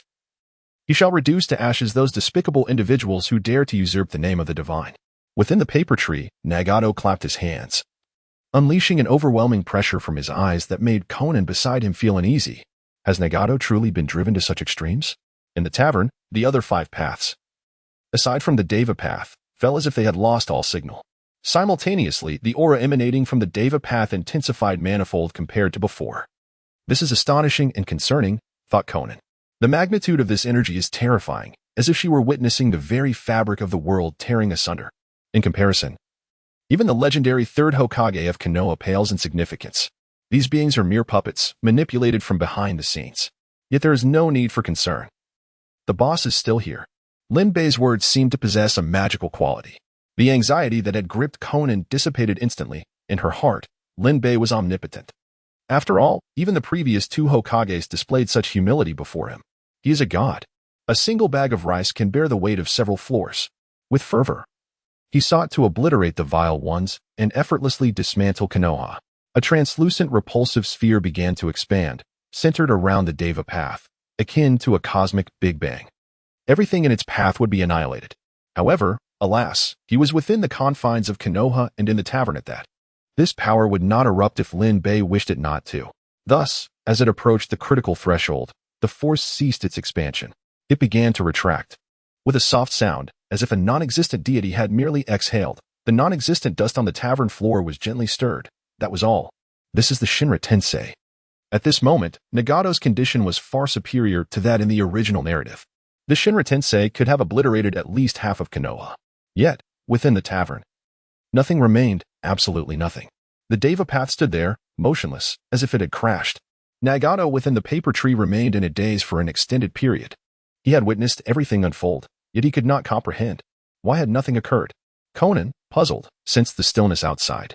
They were not far from Konoha, and she was acutely aware of the devastation his technique could unleash. Logically, the entirety of Konoha should have been obliterated by such a move. With such a tremendous commotion, there should be palpable tremors here. Yet, why was it so tranquil? After such a prolonged period, the calm persisted. Nagato, did you ultimately fail? Conan inquired tentatively.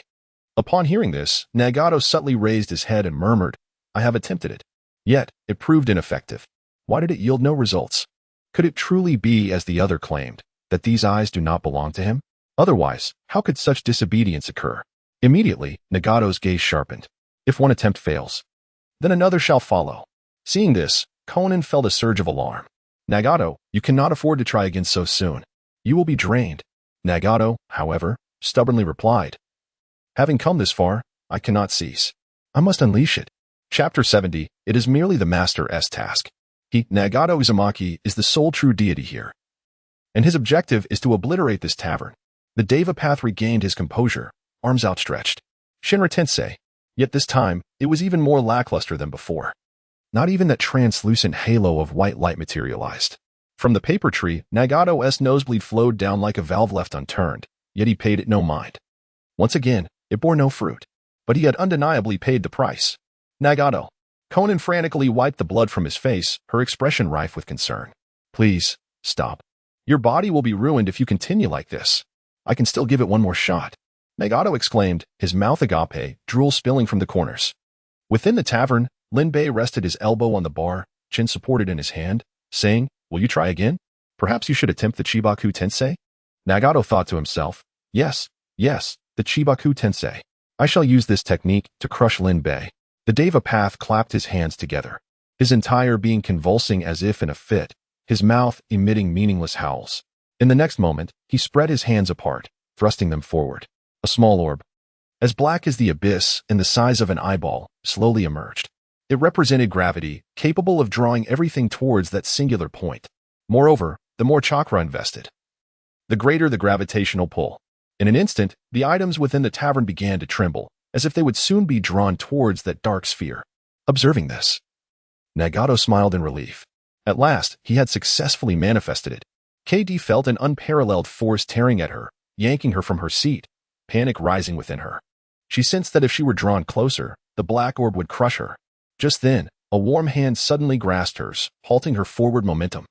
She turned her head and locked eyes with Linbei, who wore a gentle smile, feeling the warmth and strength of his grip. KD was instantly filled with a profound sense of security. Her cheeks flushed. How tender. Such a person, regardless of gender, could be cherished. At the very least, he now presents himself as a man, though he remains uncertain whether she holds any regard for him. Contemplating this, Hong felt a pang of melancholy. Enough of this. Linbei snapped his fingers, and the tavern, which had been quaking as if in an earthquake, suddenly fell silent. In that moment, tranquility enveloped the space, leaving only the black orb suspended in the air, obstinately attempting to stir chaos, but to no avail. Its gravitational pull seemed to have vanished. With a gesture, Linbei beckoned the orb, which joyfully soared towards him. Grasping the small sphere, he remarked nonchalantly, I declare it mine. As his words echoed, the deity of heaven sensed a surge of attraction. He stumbled forward, his expression one of horror. That was his celestial star. No. Just as he was about to crash into the bar, drawn towards the orb, Linbei cleared his throat. Consequently, the gravitational pull dissipated once more. The deity of heaven stood frozen, seemingly bereft of spirit. How could he accept this? It was his. In his possession, it was treated with utmost care. Yet it was indifferent to him. Even to merely touch it, he had to plead fervently, relishing the brief moment of triumph. But why did it obey Linbei so readily? They had only just met, and yet it seemed to surrender itself entirely to him.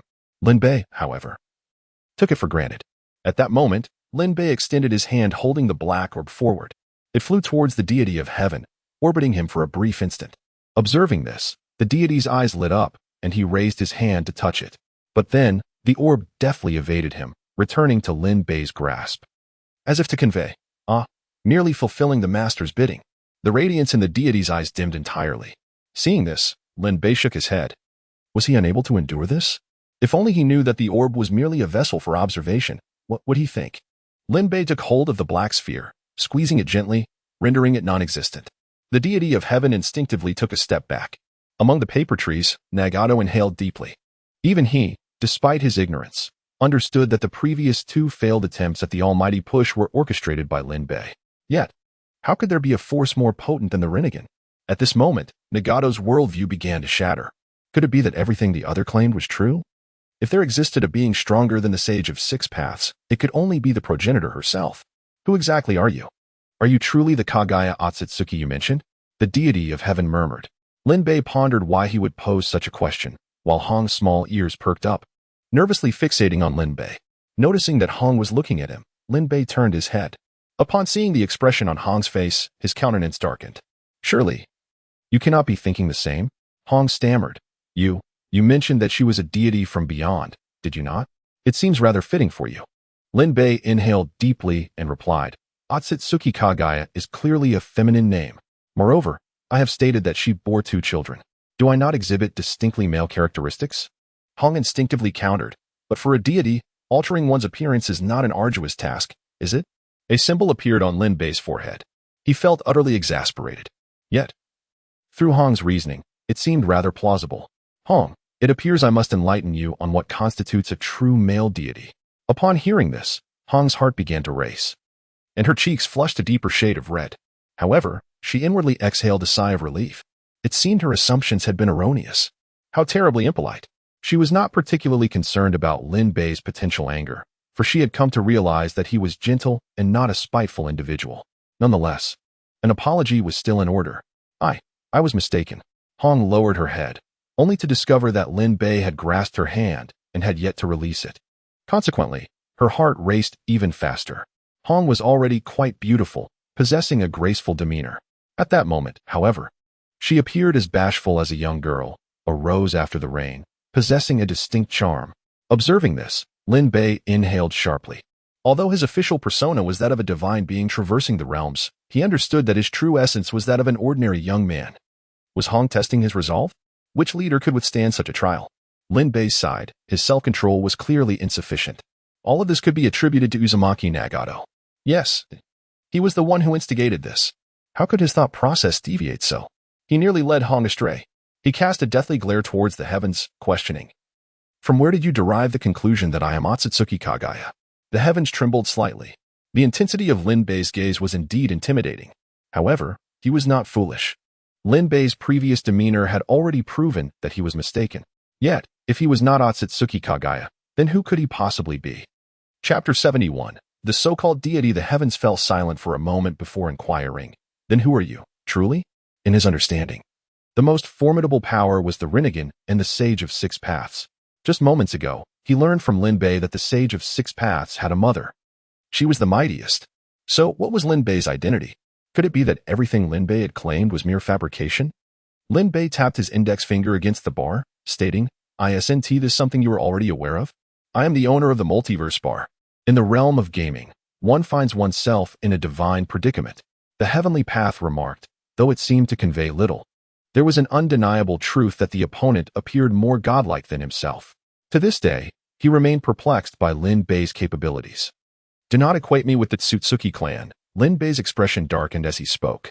In comparison to you, they may be regarded as deities, yet to me, they are no different than you.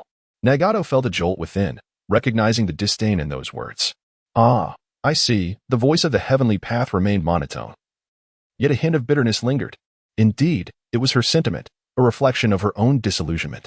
She had long believed herself to wield divine power, to liken herself to a god, only to discover that her understanding of divinity was insignificant in the eyes of true gods. Yet, Red soon regained her composure. Boss, did you just mention the Tsutsuki clan? They're a collective? The notion struck her as astonishing. A celestial lineage? Yes, precisely. What's so peculiar about that? It has been said they possess overwhelming power in the ninja world, which is why they are venerated as deities. But are they truly divine? The heavenly path took a step back, feeling increasingly unsettled. It seemed as if an array of beings far superior to him had suddenly emerged. He had once believed himself to be the strongest, yet he was unaware that without the Tsutsuki, he was not the mightiest. Even his mentor, Jiraiya, surpassed him. The Sage mode was hardly inferior to the Rinnegan, and Jiraiya's combat experience far outstripped Nagato's.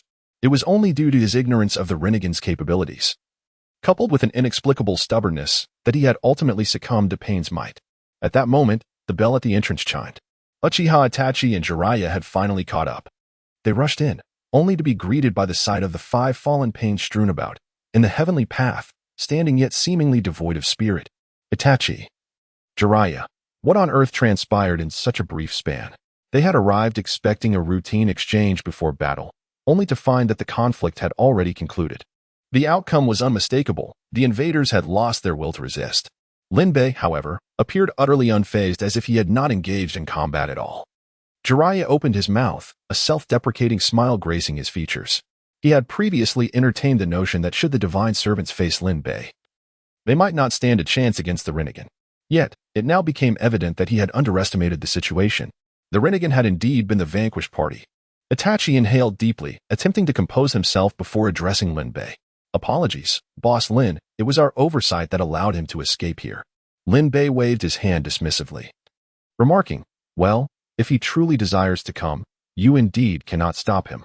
Observing that Lin Bei bore no ill will towards them, both Itachi and Jiraiya exhaled in relief. Boss Lin, those. Itachi gestured towards the figures on the ground. They are all puppets. If you wish, you can send them directly to the incinerator. Itachi and Jiraiya were taken aback. These are puppets. They had been thoroughly bested by a mere 6 puppets? But who possessed such audacity to create puppets using 6 pairs of Rinnegan? At that moment, it seemed as if the Deva path had suddenly awakened. Lifting its gaze towards Lin Bei. You may call me Boss Lin.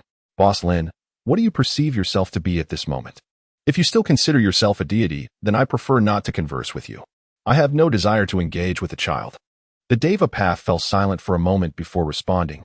No, having witnessed greater powers, I no longer regard myself as a god. Upon uttering these words, Nagato, far away within the paper tree, felt a sense of relief wash over him. The name of God was both his pride and his burden. Itachi and Jiraiya exchanged glances, gasping in astonishment. What justified this individual's arrogance before them, while he appeared so docile in the presence of others? What? Are you suggesting that the other is Boss Lin? Oh, in that case, it's nothing to worry about. Boss Lin, is what you said true? These eyes truly do not belong to me. After realizing Lin Bei's superiority, he began to ponder his words. A strong individual has no need to deceive the weak. A conviction he held firmly. Of course, if you understood the conditions required to awaken the Rinnegan, you would know that it is entirely beyond your reach. Conditions for awakening the Rinnegan? Itachi and Jiraiya suddenly looked up, as if they had heard a magic word. They had grasped the power of the Rinnegan. Within a matter of minutes, they had encountered irresistible gravitational and repulsive forces, soul extraction, advanced weaponry, and resurrection, among other formidable abilities. However, the notion of resurrection was subject to debate, given their status as puppets. Nevertheless, it remained enticing enough to stir Itachi's desire to exchange his eyes. What is it? The Deva path inquired. Lin Bei cast a glance at Itachi and Jiraiya before saying, do not entertain such thoughts. The Rinnegan is entirely linked to one's bloodline. Others can only obtain it by usurping it from someone else. However, the cost of such an acquisition, I believe this esteemed Nagato can thoroughly attest to. Nagato felt a twinge of embarrassment. Fortunately, the stoic Deva path was present before everyone. Nagato, it truly is you. Jiraiya abruptly turned his head to face Nagato, his pupils constricting. And Yahiko, has he truly perished? The Deva path averted his gaze, offering no response to Jiraiya. Boss Lin, what lineage must one possess to wield the Rinnegan? Lin Bei tapped his index finger on the bar. Ah, that I shall not disclose to you. The Deva path and Itachi were taken aback by this unexpected retort. Itachi's perception of Lin Bei began to crumble, yet he felt a sense of relief. It appeared that this divine being still retained a semblance of humanity. Why?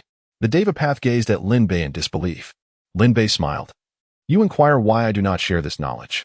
Perhaps you should reflect on why I am obligated to divulge it to you. Just because you ask. Does that mean I must comply? Nagato, who do you think you are? And with whom do you believe you are conversing? Chapter 72, The Hidden Leaf Cannot Endure Without Me. Nagato's heart trembled. Indeed, he was the weakling. A weakling so utterly shameless. Attempting to extract information from the strong merely through words. Such a notion was unfathomable. Itachi hesitated before speaking. Boss Lin, is there a price for this information? We in the Leaf can offer compensation. Certainly, Lin Bei replied. Disclosing this information poses no loss to me. But that does not imply I am inclined to impart it directly to you. Do you comprehend? He, the proprietor of the Infinite Realm Tavern, could not be taken advantage of. Understood. Itachi and Jiraiya nodded vigorously. The Deva path appeared enlightened.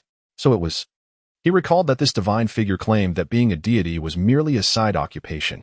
Thus, his primary role was that of a tavern owner, a merchant. If finances were involved, he felt rather confident, for he had Conan, a machine capable of producing explosive tags imbued with emotion. For a ninja, explosive tags could even serve as currency. Now, it is time for you to make your offer.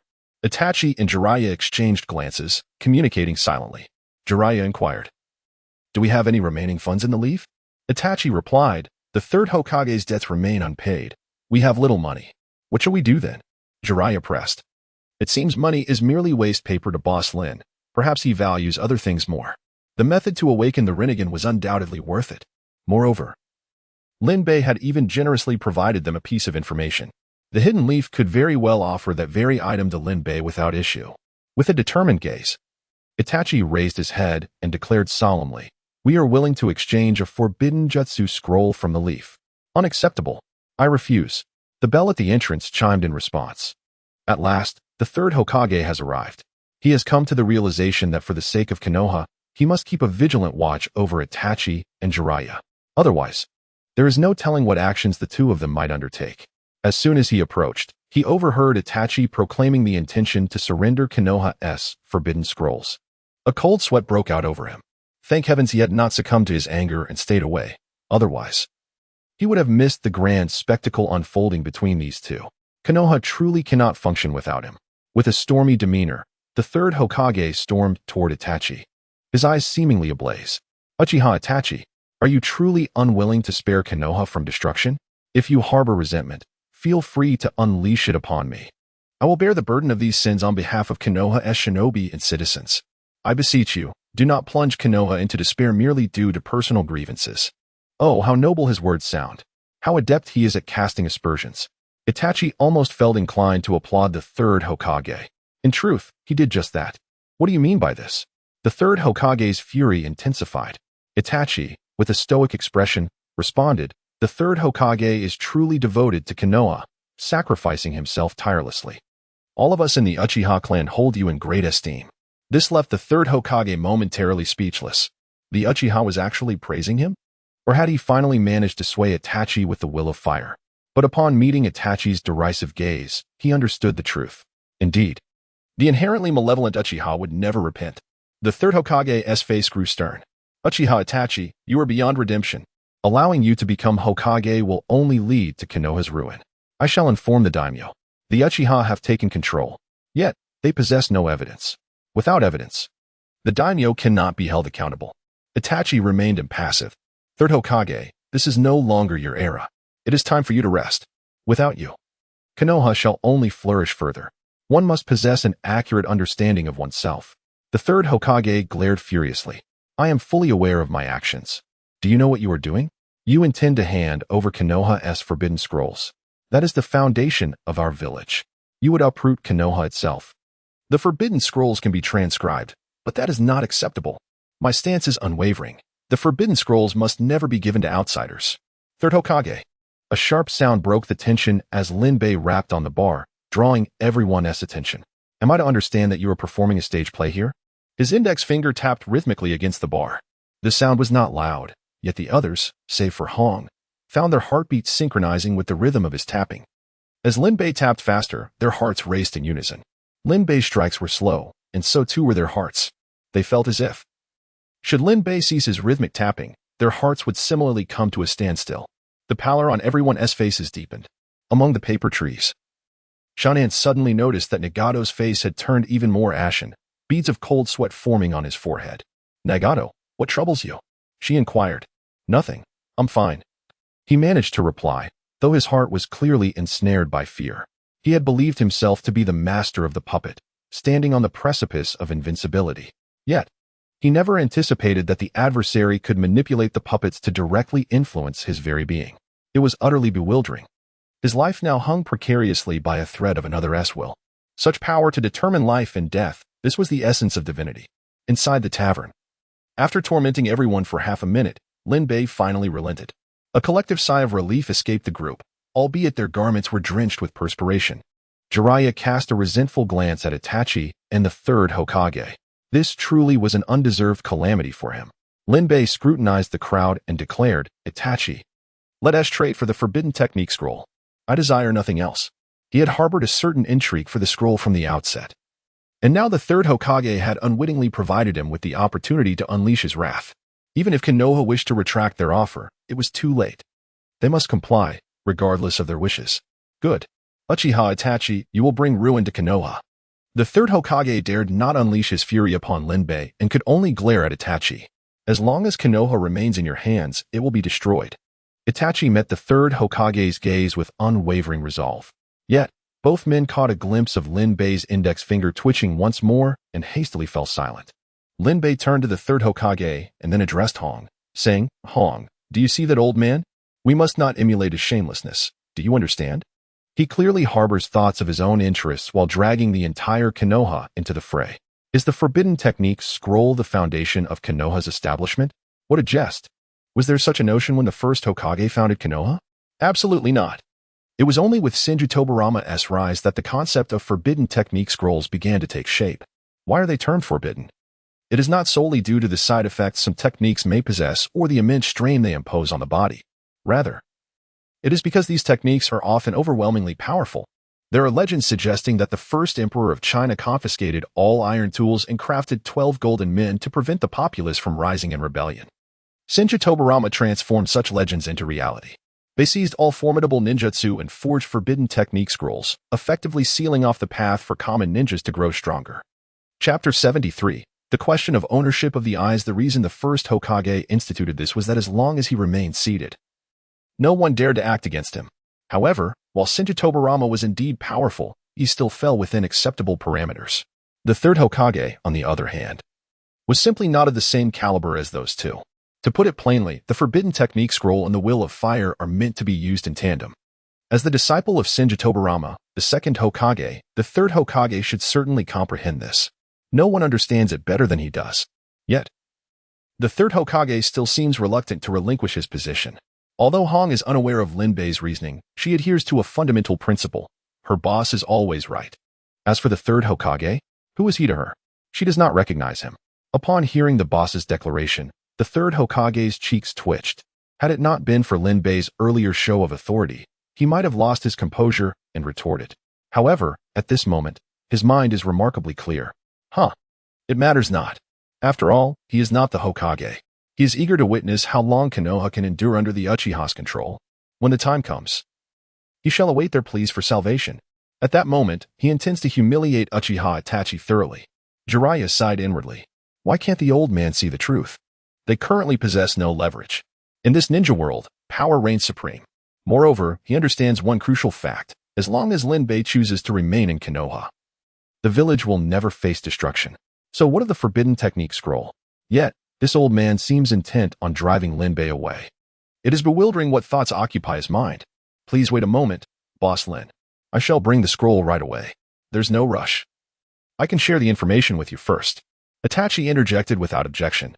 Lin Bei then turned to Pain, inquiring, so what price are you willing to pay? What? My Konoha has already suffered such grievous losses, and you dare to convey intelligence to this enemy of Konoha. The third Hokage could no longer contain himself and exclaimed. Although he was unaware of the specific intelligence, whatever could be exchanged for the Forbidden Technique Scroll must be earth-shattering information. How could such intelligence be disclosed to an outsider, especially an enemy? His patience had worn thin. Yet, as soon as he spoke, he regretted it. He felt an urge to slap himself. How could he be so forgetful? Indeed, Lin Bei fixed him with an impassive gaze. Are you instructing me on how to conduct my affairs? And no, I wouldn't dare, the third Hokage replied weakly. Lin Bei narrowed his eyes and stated, so, you indeed harbor such intentions, yet you lack the courage, correct? The third Hokage stammered. I was wrong, Boss Lin. Embarrassment colored his features. Sigh, how dull. I expected you to accomplish something for Konoha. Are you already capitulating? When your life is at stake, you abandon your village. Lin Bei clicked his tongue disapprovingly. The third Hokage's complexion shifted between green and white. You may leave. Lin Bei waved his hand. And the third Hokage was already standing at the door. He was momentarily taken aback before finally exhaling in relief. However, upon glancing up, he noticed a new sign at the entrance that had not been there before. It read, no entry for the third Hokage and dogs. The third Hokage was stunned for a few seconds and suddenly spat out a mouthful of blood. Inside the tavern, Tiandao inquired, Boss Lin, what do you desire? Whatever you wish for, I shall provide. Indeed. Then I shall ask for your Rinnegan, Lin Bei replied. Certainly. Lin Bei regarded Tiandao with a look of approval, recognizing that Nagato was not coveting power that did not belong to him. However, Itachi and Jiraiya, who were unaware of this matter, were expressions of shock. Can one truly bestow the Rinnegan upon another? How extravagant. Lin Bei then turned to Hong and jested. And what about you, Hong? I want one too. But I belong to the boss myself, she said, dazed. That's against the rules. Lin Bei cleared his throat, acknowledging her point. Itachi's expression was somewhat complicated. Speaking of which, there are many beauties among the Uchiha clan. That being said, You all must listen closely. The method to awaken the Rinnegan is actually quite simple. It involves gathering the chakra of Ashura and Indra. After he spoke, the group was left utterly bewildered. What on earth? Who are Ashura and Indra? Just like that. They expect us to hand over our forbidden scrolls and Rinnegan? It feels like we've been duped. Yet, they dared not voice their thoughts. Lin Bei continued. This is indeed the method to awaken the Rinnegan. I have not spoken falsely. However, Itachi, considering you are my esteemed client, I will provide you with additional information about these two individuals. Upon hearing this, Itachi and the others finally relaxed, albeit with a newfound label for Lin Bei as a shrewd merchant. What should have been a transaction had been presented by him as an added bonus, and they found themselves thanking him. These two are, in fact, the sons of the Sage of Six Paths. The revelation shocked everyone. The sons of the Sage of Six Paths? That must have been eons ago. They have long since turned to dust. So where did this pair of Rinnegan come from? Their suspicion towards Lin Bei stemmed primarily from the incredibility of the claim. I understand your doubts. You wonder how, if they have turned to ash, Nagato possesses the Rinnegan. Fear not, for I am about to explain. I am entirely fair and ensure satisfaction for both parties involved in this transaction. The group wore expressions that suggested agreement. Lin Bei continued, as I mentioned, the Rinnegan requires their chakra. While their physical forms are indeed gone, their chakra remains. In every era, there will always be a couple of individuals who inherit the chakra of Ashura and Indra. You may also interpret that those two individuals are the reincarnations of Ashura's sons. Of course, this selection was not arbitrary. The lineage left by Ashura comprises the Senju and the Uzumaki, while that of Indra encompasses the Uchiha. Now, can you guess who the reincarnations of the previous generations Ashura and Indra are? The crowd was momentarily taken aback. They had not anticipated that the matter would be so enigmatic. However, their guesses were truly mere conjectures. What is particularly special about the Senju and Uchiha? Itachi's eyes suddenly gleamed as he remarked, the first Hokage and Uchiha Madara? Indeed, these two figures far surpassed others in terms of prowess. They were beings capable of dominating the ninja world. Previously, many had wondered why these two were so formidable. Now, the mystery was unveiled. It turned out they were the reincarnations of the Sage of Six Paths sons. To Lin Bei, the Sage of Six Paths was insignificant. Yet to them, he was akin to a deity. Lin Bei affirmed, precisely, it is indeed them. He then turned his gaze towards Pain. So, do you now comprehend to whom those eyes of yours belong? Upon hearing this, Pain was momentarily stunned. The shift in topic was rather abrupt. Soon, he regained his composure. His tone tinged with urgency. Could it be that this Rinnegan is one of theirs? Itachi and Jiraiya exclaimed in disbelief. Impossible. Back in the day, Uchiha Madara possessed merely a Sharingan. Moreover, he had perished in battle against the first Hokage at the Valley of the End. The first Hokage's eyes were completely normal. How could he possibly possess a Rinnegan? Itachi queried, perplexed. Lin Bei maintained a smile and replied, seeing is not always believing. How can you be so certain of what you hear? Pain had previously encountered someone claiming to be Uchiha Madara. At this, Pain's body trembled. He felt as though Lin Bei could see right through him. How did he know everything? Boss Lin, are you implying that he truly is? Of course not. Uchiha Madara is already deceased. Jiraiya's eyes flickered as he remarked, Boss Lin, if he is indeed dead, does that mean that back in the Valley of the End, Uchiha Madara did not die? A chill swept through the hearts of those present. Itachi slowly uttered 4 words, Izanagi. Jiraiya followed suit. So, Uchiha Madara faked his death, coincidentally obtaining the first Hokage's chakra, which allowed him to awaken the Rinnegan. The two exchanged glances, a cold sweat forming on their backs. An Uchiha Madara without the Rinnegan was already able to stand toe-to-toe with the first Hokage. Thus, with the Rinnegan awakened, he would surely be the most powerful being in the ninja world. Pain murmured, so, my eyes are Uchiha Madara's eyes? Why indeed? Lin Bei smiled and said, this news I shall bestow upon you free of charge. For the Rinnegan possesses a technique known as the samsara, capable of truly resurrecting the dead. The heavens seemed struck by thunder. No wonder at all. Previously, Lin Bei was filled with such joy. It turns out he was merely a foolish jester, exploited by others while assisting them in counting their riches. Reflecting on his earlier proclamations of divinity, he felt an overwhelming urge to travel back in time and extinguish his own existence. Yet, how could Uchiha Madara be certain that Nagato would utilize this technique? Jiraiya furrowed his brow. The answer came from Itachi. The eyes are the windows to the soul. I have left some contingency within them. Not to mention that infamous figure of the ninja world, Uchiha Madara. Furthermore, Nagato himself believed those eyes belonged to you, making it hard to fathom that Uchiha Madara would leave anything behind on him. In that moment, even Itachi could not suppress a surge of sympathy for this adversary. A mere puppet. Thank you, Boss Lin. The Deva Path suddenly proclaimed. Now that I am aware, I shall no longer be at the mercy of Uchiha Madara. I do not require your gratitude. You should come in person first. Alternatively, you could have that girl beside you bring the eyes. Speaking of which, Konoha recently introduced a renowned organ transplant specialist from the ninja world. You might as well have them assist in cloning an eye. After all, concerning Uchiha Madara, you are part of the same faction. Upon uttering these words, Itachi felt his face twitch. It seemed Lin Bei had never left the tavern. Yet he effortlessly unveiled Orochimaru's existence. He was the one who secretly brought Orochimaru back. The only one who knew was Nara Shikaku. Jiraiya suddenly turned to Itachi. An organ transplant specialist? It couldn't be that person, could it? Itachi nodded expressionlessly. We shall meet eventually. His sins lie with the third Hokage and Danzo. Do not direct your anger at the innocent populace, Jiraiya remarked, while the Deva Path's expression twitched again. Within the paper tree, Nagato's face displayed astonishment. The enemy was aware of his presence near Konoha, even knowing that Conan was by his side. He had been seen through.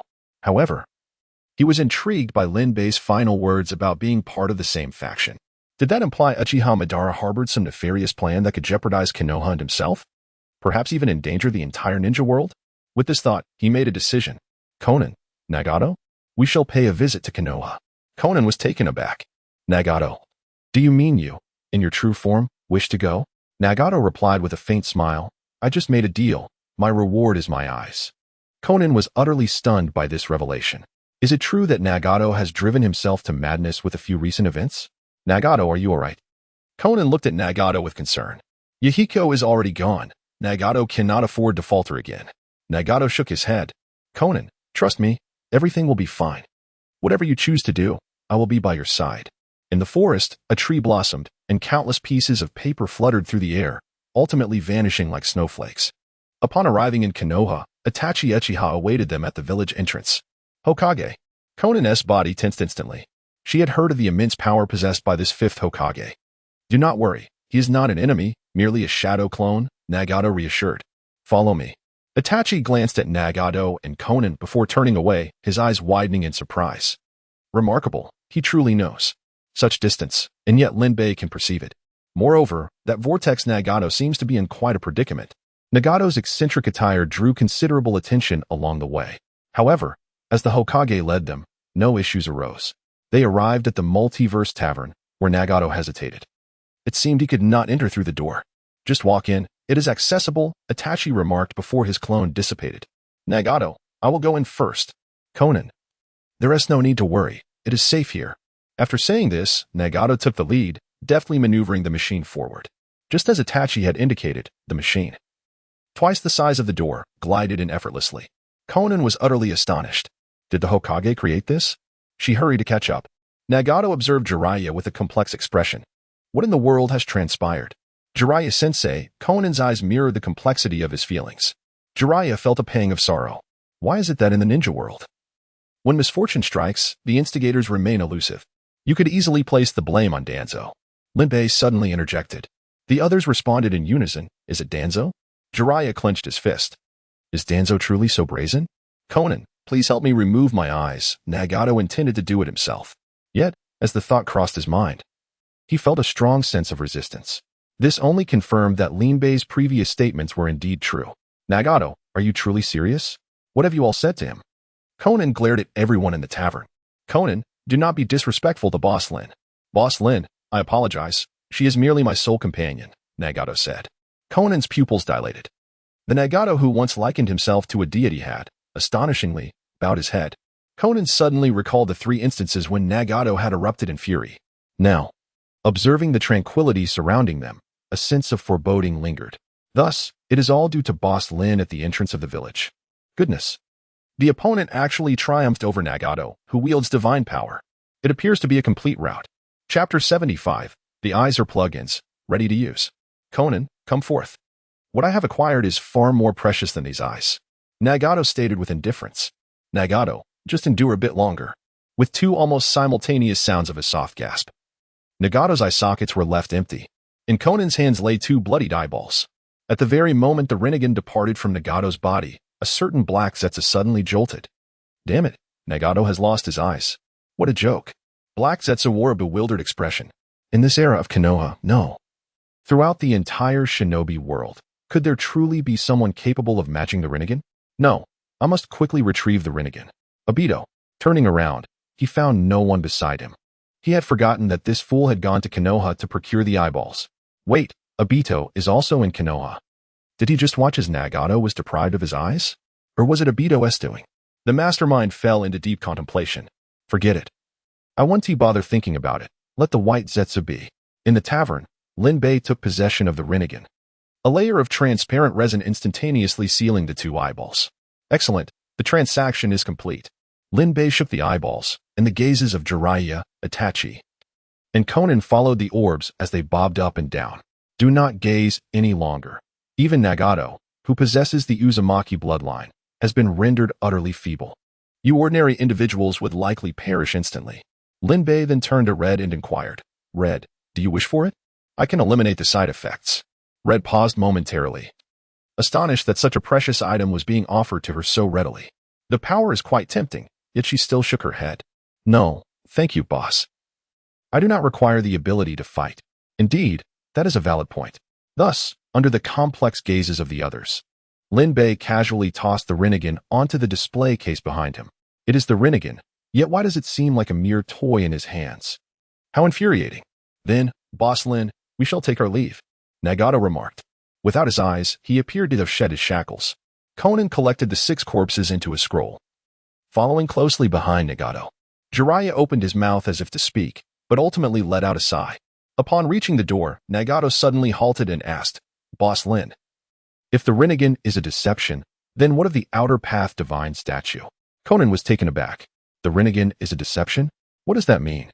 Linbei replied candidly, the outer path divine statue, that is yet another ruse. Indeed, it is all a web of deceit. Nagato let out a bitter smile. Thank you, Boss Lin, for enlightening me. Upon exiting the tavern, Nagato was suddenly engulfed in confusion. Everything that had transpired before was a fabrication, a script penned by some unseen hand. If the very purpose of his survival is a mere fabrication, then does he still require existence? Nagato, I am uncertain of what you have come to know. However, I shall remain by your side. Conan, thank you. There is no need for gratitude between us. Conan inquired once more, shall we return, Nagato? Nagato fell into silence. Perhaps we ought to postpone our return. I believe it would be wise to heed Boss Lin's counsel first. Even one's own eyes do not belong to oneself. So, does the Akatsuki truly belong to him? He now feels that aside from Conan, everyone else who approaches him has ulterior motives. The very moment he returns to the organization, he fears he may face peril. Although Konoha was previously an adversary, at least it does not resemble the Akatsuki, which is filled with ruthless individuals. Conan possesses the strength to ensure her own safety here. At that moment, distant commotion could be heard. Several masked ninjas were leaping across the rooftops. What is happening? Nagato asked. It has nothing to do with us, Conan replied. I cannot be mistaken, can I? Nagato? Conan? Suddenly, a voice filled with astonishment resonated through the air. Gradually, a figure adorned with a mask appeared. It's you. Nagato's ears perked up. He could never forget that voice. After all, he claimed to be Uchiha Obito. It is I. However, Nagato, could you please clarify what is going on? The astonishment within Obito's words was almost indescribable. Nagato's eyes had vanished. That was the true Nagato. The Sharingan was gone. Who in Konoha could possibly match Nagato? Moreover, despite the loss of his eyes, Nagato was still alive. Who could enlighten him on what transpired? It is precisely what you see. If there is nothing else, kindly step aside. Nagato harbored no fondness for this masked individual. His instincts told him that this person must have some connection to Uchiha Obito. Furthermore, it was this very individual who informed him of the outer path golem and the tailed beast weapons. It is all a sham. Of course there is something. A matter of utmost significance. Nagato, tell me, where have your eyes gone? Obito demanded. Nagato arched an eyebrow and replied. You seem to care more about my eyes than I do. Obito paused momentarily and responded, of course I care. You are the leader of the Akatsuki. The stronger your abilities, the better. Nagato let out a cold chuckle and retorted, is that so? Whose Akatsuki is it then? And who are you? Spare me the absurd name. Obito was genuinely taken aback. What on earth had happened to Nagato? He had merely visited Konoha. I have already stated, I am Uchiha Itachi. Let us assume you are Uchiha Madara. Regardless of your identity, my eyes have no connection to you. Conan, let us depart. You cannot leave. First, tell me the whereabouts of the Rinnegan. Toby could no longer contain himself. Why does it seem that Nagato has become significantly more formidable? No comment. Nagato replied coldly. TCH. Uzumaki Nagato. Without the Rinnegan, even the former version of myself would have bested you, let alone the current me. If you refuse to speak, both of you shall perish. Conan warily positioned herself in front of Nagato. Nagato, you must escape. I will hold him off. You cannot withstand me. Toby finally removed his mask. Two identical patterned eyes fixated intently on Conan. Now that he had reclaimed his eyes, he no longer needed to conceal his identity. A shock surged through Conan. Why does the mere gaze of those eyes invoke such a sense of impending doom? In the next moment, the space around her began to distort. In a mere 3 seconds, Conan was torn into countless fluttering pieces of paper. Those paper fragments evaded the spatial confinement and reassembled into Conan beside Nagato. She gazed at Toby in horror. Space-time technique. It can only be evaded, not resisted. Yet, she was safe. But what of Nagato? Nagato, enter the tavern. In her desperation, she recalled the tavern owner, who might surpass even the Rinnegan-wielding Nagato. If it were him, perhaps this individual.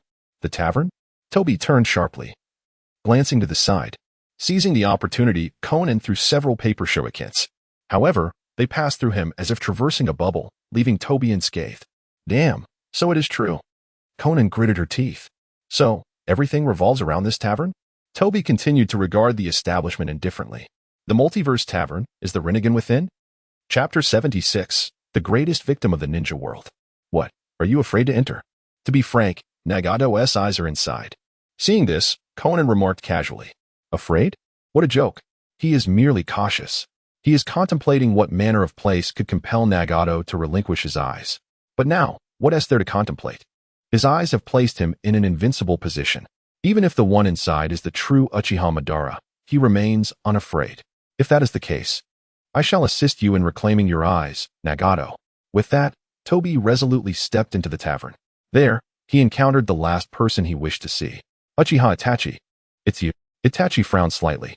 He recognized the voice. He never expected this individual to have survived Amaterasu. Truly, fate is resilient. Are you Uchiha Obito?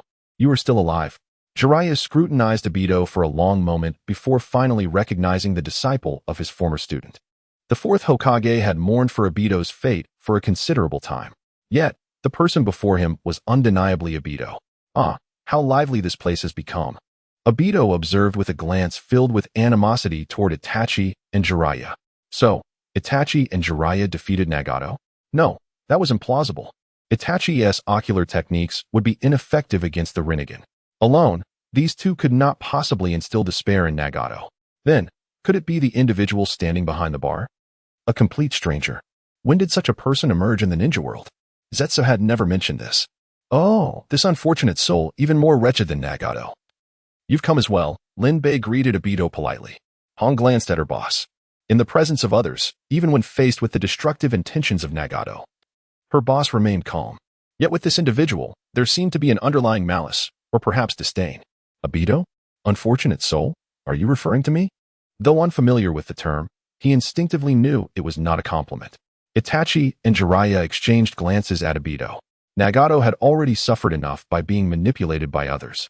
This person was apparently even more unfortunate? What on earth are you talking about? And who exactly are you? You speak as if you know me well. Obito furrowed his brow. However, his gaze soon drifted past Lin Bei, landing on the Rinnegan displayed behind her. Found it. It was indeed here. Obito disregarded everyone else and began to walk forward, moving in a straight line and ignoring any obstacles in his path. He seemed to glide through them like a specter. Jiraiya's pupils contracted. His ocular technique. He possesses the Manjiki, Itachi remarked solemnly. Such ocular techniques could often prove to be quite perplexing. Obito passed through the bar and stood before the display case, reaching out for the eye. Hong frowned. Indeed, this individual was rather unpleasant. Hey, don't you think that's a bit rude? Lin Bei interjected, extending his hand toward Obito. At this, Obito scoffed internally. If you could catch me, I would gladly call you father. He disregarded her completely and was about to grasp the Rinnegan. Yet, Just as his fingers were about to make contact, a hand appeared on his wrist, firmly holding him in place. Feeling the strength around his wrist, Obito was momentarily taken aback. Why was he being restrained? It seems you need to calm down. Lin Bei applied slight pressure, casually tossing Obito aside. Suddenly, a multitude of ice blocks materialized, burying Obito completely. Itachi and Jiraiya appeared calm on the surface. Yet inwardly, they were both taken aback. The fact that such a powerful ocular technique could be so easily countered was astonishing. After struggling for a considerable time, Obito finally extricated himself from the icy prison. He incessantly rubbed his arms, a thin layer of frost creeping across his face. "Why can you touch me?" he inquired, disregarding the cold. This question, if left unanswered, would haunt his sleep that night. Previously, he had believed himself to be invulnerable by nature. How reckless he had been. Having now compromised himself, the most pressing concern was no longer the Rinnegan, but rather his ability to escape. Is it so strange that I could encounter you? Foolish one. Do you truly believe that a pair of eyes can render one invincible? Lin Bei interjected. Oh, by the way, Jiraiya. He is the very perpetrator responsible for the death of your disciple's wife. At this revelation, Jiraiya abruptly turned his head. Disbelief etched across his features as he gazed at Obito. Are you the one who caused the Night of the Nine Tails? Obito fell silent for a moment, then suddenly laughed maniacally. It was I. Why? He was your teacher, Jiraiya exclaimed. The fourth Hokage and the third Hokage were not the same. He had genuine affection for his students. Red was taken aback. So this man killed his own teacher? No wonder the boss has this attitude. But he failed to protect Rin. Rin is dead. Why is he still alive? Obito shouted. Is that the reason? Jiraiya was taken aback. Is that not sufficient? Obito gritted his teeth, his eyes brimming with hatred. Jiraiya found it difficult to comprehend. What a ludicrous justification. Rin was a ninja. What ninja is immortal? Just because she died on the battlefield, he believes he must kill his teacher? This logic eludes me. Ah, how deeply romantic. For the one he loves, he turns on his own teacher. Truly remarkable. Lin Bei applauded in admiration. What do you know?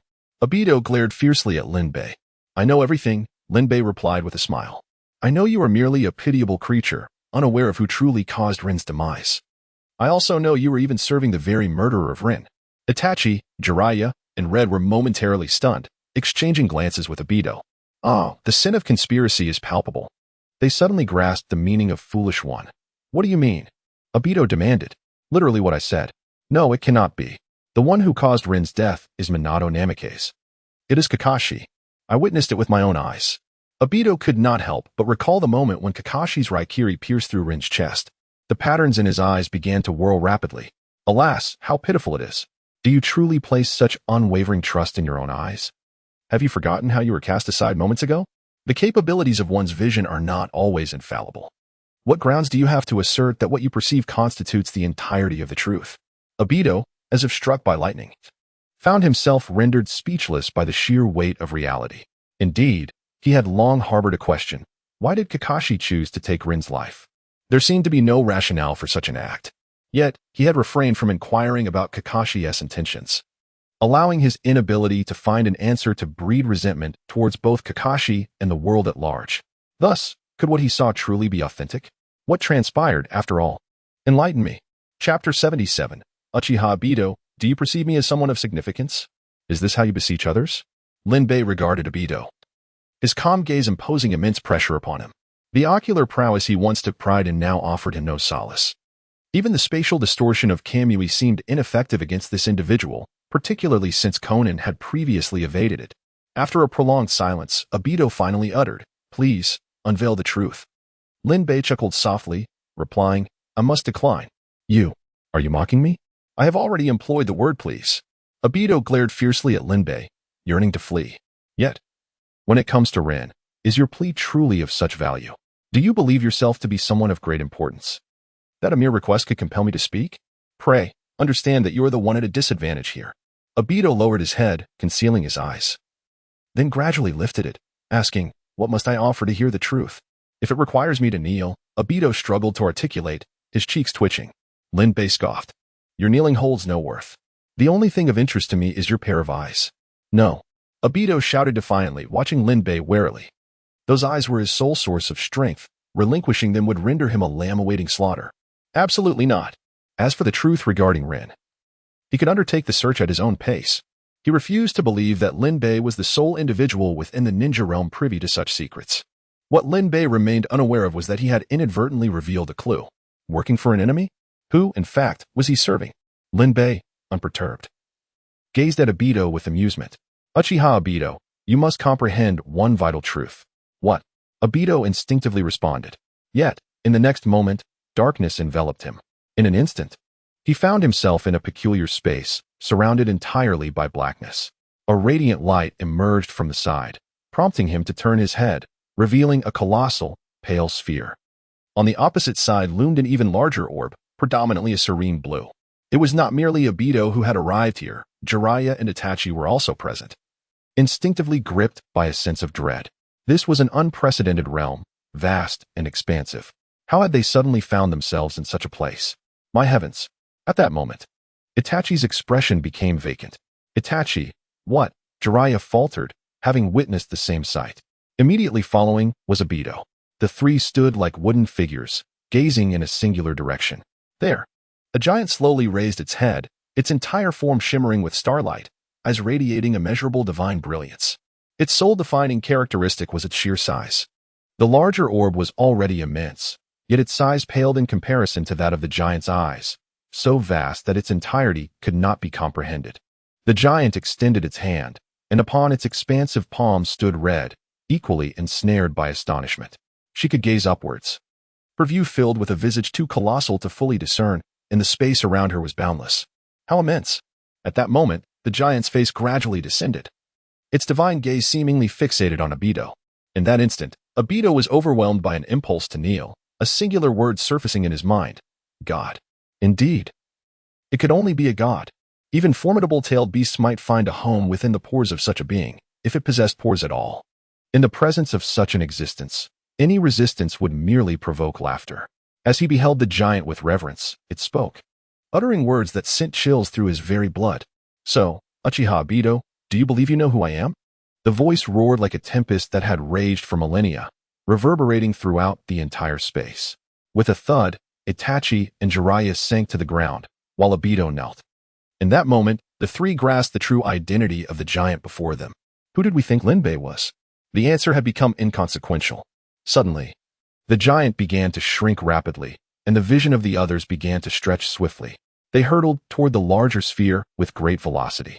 Despite the swiftness, they could still discern the approaching scenery, the ninja world, the land of fire, and the hidden leaf village. Following that was the Tavern of all realms. Their vision sharpened in an instant. They had returned to the tavern, a space neither cramped nor overly spacious. Itachi and Jiraiya remained seated on the ground, while Obito continued to kneel before Lin Bei. The expressions on their faces bore the weight of profound astonishment, as if it might tumble from them at any moment. The arrival of the shocking revelation left no room for fear. It turned out that the large sphere they had just seen was the very planet they inhabited, while the smaller sphere was the moon. Their planet was nearly the same size as each other's eyes. In other words, if one were to blink, could they not obliterate the entire realm with their eyelids? Red felt a wave of dizziness wash over her, her legs giving way as she stumbled backward. Just as she thought she would fall onto the empty ground, a soft chair miraculously appeared behind her, catching her securely. In a daze, she looked up at her boss. B-boss, that was what you could understand as the energy-saving combat mode. Energy-saving? Red questioned her own sanity. Had she misunderstood the term previously? How could such a massive presence be considered energy efficient? What then would the standard mode entail? Red was profoundly astonished by her boss's power. It took a full minute for Obito and the others to regain their composure. They lowered their heads, too intimidated to meet Lin Bei's gaze. The spectacle they had just witnessed would remain etched in their memories for a lifetime. As for whether it was an illusion, that question never crossed their minds. After all, illusions could not materialize from thin air. They must conform to human cognition. The scene they had just witnessed had utterly surpassed their imaginations. It could only be real. Why you? Obito's lips trembled, unable to articulate a single word. Call me Boss Lin. Why yes, Boss Lin. How proud and defiant Obito was, yet before Lin Bei, he felt compelled to bow low. Indeed, who did he think he was, and who did he believe Lin Bei to be? To put it bluntly, he should feel honored that someone of Lin Bei's caliber would take notice of him. Uchiha Obito, do you understand now? Lin Bei spoke calmly. Why yes, I understand. Your kindness and generosity command my respect. I willingly offer you this pair of Sharingan. Obito declared respectfully. I am indeed generous. Your eyes are merely a means to atone for your transgressions of attempting to seize items in the tavern. The information regarding Rin is a gift from me to you. Lin Bei stated with an air of conviction. Upon hearing this, Obito's heart trembled. Had Lin Bei spoken such words earlier, he would have dismissed them outright, perhaps even cursing him for his audacity. Yet now, he felt Lin Bei's words resonated with truth. Lin Bei was exceedingly generous and magnanimous. He, Obito, was truly unworthy. Chapter 78. I am truly unworthy. Please wait a moment, Boss Lin. I need to retrieve something from the Kamui space. And then I shall present you with this pair of Sharingan, Obito said respectfully. Lin Bei casually nodded in agreement. Obito, receiving permission, nodded in acknowledgement and then vanished into thin air. Itachi instinctively wanted to offer a word of caution, but promptly decided to remain silent. The disparity in their existence was insurmountable. If Lin Bei sought someone, that individual could be found even if they hid at the ends of the earth. He could not fathom that Lin Bei would be hindered by a mere kaleidoscopic ocular technique. Moments later, a figure emerged, Obito, holding a crude test tube containing 2 eyeballs floating in liquid. Upon witnessing this, Itachi felt a twitch at the corner of his eye. It seemed as though Sharingan manifested everywhere. Anyone could produce a Sharingan, but why was no one showcasing the Byakugan? It appeared the issues surrounding the Hyuga clan's branch family and main house were due for resolution. With a smirk, Obito nonchalantly revealed his own Manjiki Sharingan amidst the incredulous gazes of the onlookers. Boss Lin, I hope you can forgive my previous ignorance and offense, he said, placing the Manjiki on the bar. Lin Bei picked up the 2 eyeballs, sealing them as before and placing them beside the Rinnegan. Functional ocular techniques could indeed rival the value of the Rinnegan. Obito then skillfully extracted the 2 Sharingan, swiftly pressing them into his eye sockets. Within mere seconds, his nerves connected seamlessly. After a few rotations, aside from some blood around the eye sockets, there was no discernible difference. Itachi and Jiraiya's mouths twitched uncontrollably. This individual was undeniably peculiar. Even a medical ninja would not recover this swiftly from such a procedure. Obito was indeed dark and secretive, his methods brutally ruthless. He must harbor some secrets within. Given that, I shall refrain from pursuing your transgressions. As for Lin's matter, I believe you have already speculated, Lin Bei remarked. Upon hearing this, Obito pursed his lips and replied, yes, Uchiha Madara and Kaguya, right? Uchiha Madara. Did you just utter that name correctly? Itachi and Jiraiya were taken aback. How could this name surface? Obito nodded. Indeed, it is the Uchiha Madara you are thinking of. I have encountered him. It was he who saved me. Itachi and Jiraiya felt a weight settle within them. What schemes was Uchiha Madara orchestrating? Lin Bei continued. Yes, those 2 individuals. They have long set their sights on you. After all, in the ninja world, finding someone as extreme as you, who also possesses cherished desires, is truly rare. Even among the most radical of the Uchiha, you stand out as exceptionally explosive. Oh, the one beside you is also quite extraordinary, though due to my influence. He has not reached his full potential. Uchiha Itachi interjected, enough with the insults. The child was merely misled by a few old fools. Obito held no grievance towards Lin Bei's assessment of him. In hindsight, it seemed he did indeed have a penchant for extremes. It is indeed a most peculiar affair that Kakashi would take the life of Rin. He finds himself devoid of answers. His resentment only deepening rather than prompting a quest for understanding. How foolish of him. Little did he anticipate that there was someone else who could rival his predicament. Obito cast a surprised glance at Itachi. Could it be that he too had slain a mentor for the sake of his beloved? Yet, given the circumstances in the village, it would seem improbable that the Uchiha had any mentors at all. Itachi was nearly taken aback. However, he soon discerned that Obito's gaze towards him was tinged with an additional layer of envy. Lin Bei continued, Uchiha Obito, have you never pondered why Kakashi would wish to kill Rin? Witnessing the event firsthand, it is understandable that your emotions overwhelmed you, causing you to forget everything. Yet, after such a lengthy period of reflection, to have not contemplated this matter is quite abnormal. Obito was momentarily taken aback, and then a wave of realization washed over him. Lin, are you implying that I bear the remnants of Uchiha Madara's influence? Lin Bei shrugged and replied, not exactly. Uchiha Madara would certainly leave behind a contingency. But he can only exert control over your body, not your thoughts. What I mean is, your state is indeed quite unusual. Obito replied, all right, I understand. No need to continue this morbid dissection, please. He inquired, so what was it for? It was not Kakashi who killed Rin. She took her own life. At this revelation, Obito was momentarily stunned. This answer was utterly unexpected. Suicide? How could that be? How could Rin? Linbei sighed for the overly sensible child that Rin was and explained, Uchiha Madara, through the hidden mist village, had forced the three tails into Rin's body. Their plan was to send Rin to Konoha and incite chaos with the tailed beasts. In a bid to protect Konoha, Rin willingly ran into Kakashi's Raikiri. So that was how it was. Obito felt as if he were crumbling, almost lost. As Linbei elucidated, he was transported back to that fateful day. It was Rin who had chosen to collide with Kakashi. How utterly despairing she must have felt in that moment. His heart ached. Uchiha Madara. Obito's teeth ground together in frustration. How could he ever harm such a kind and lovely soul? Linbei did not cease his narration. Subsequently, the shadowy figure took a hapless fool to witness the live unfolding of events. One could only wonder what thoughts occupied that fool's mind. Despite witnessing Kakashi's actions, he harbored no ill will towards him. Instead, he directed his resentment towards Konoha and his own teachers. Uchiha Obito, how can I even express my thoughts on your situation? Others began to regard Obito with an increasingly perplexed gaze. Indeed, it was utterly incomprehensible to witness one's beloved perish before them, and in such a humiliating manner, was undeniably tragic for Obito. Yet, the current state of Obito offered little sympathy to those around him. Itachi harbors a deep admiration for the fourth Hokage.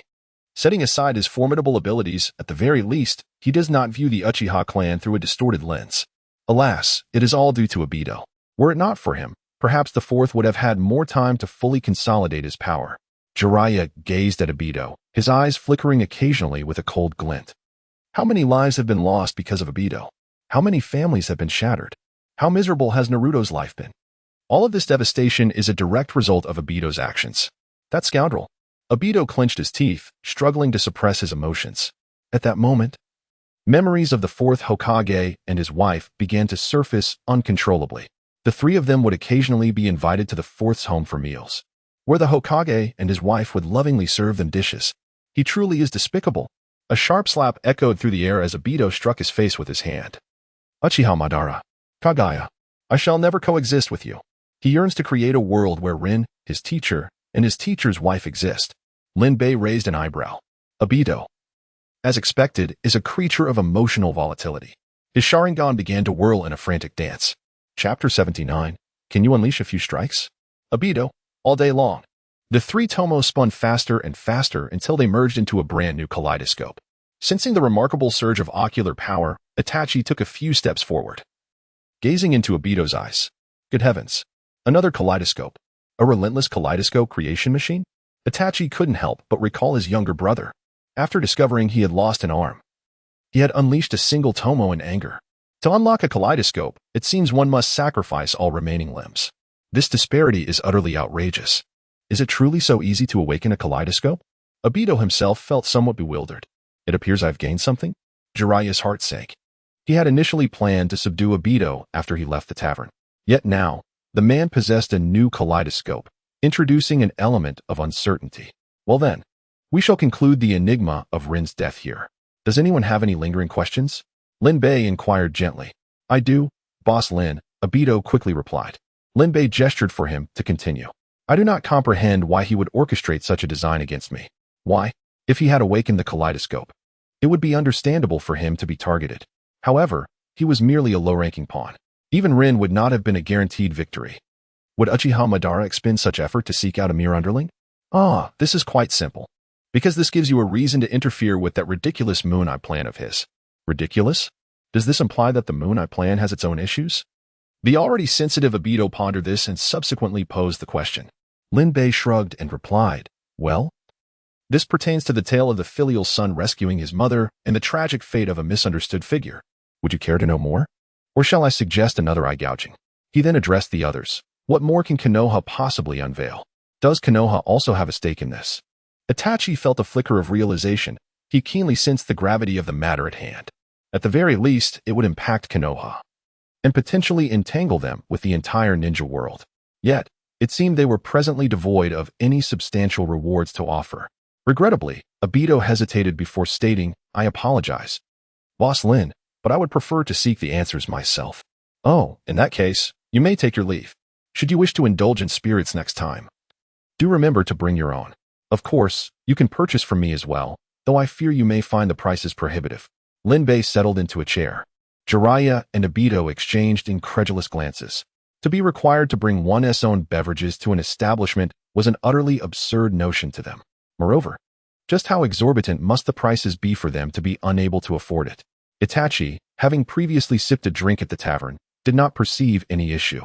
That divine liquor was, in truth, priceless. A cup costing 10 million ryo was rather inexpensive in comparison to its true worth. Yet it was quite costly relative to their assets. Obito bowed deeply to Linbei before turning to depart. Today, he realized that everything had been meticulously orchestrated.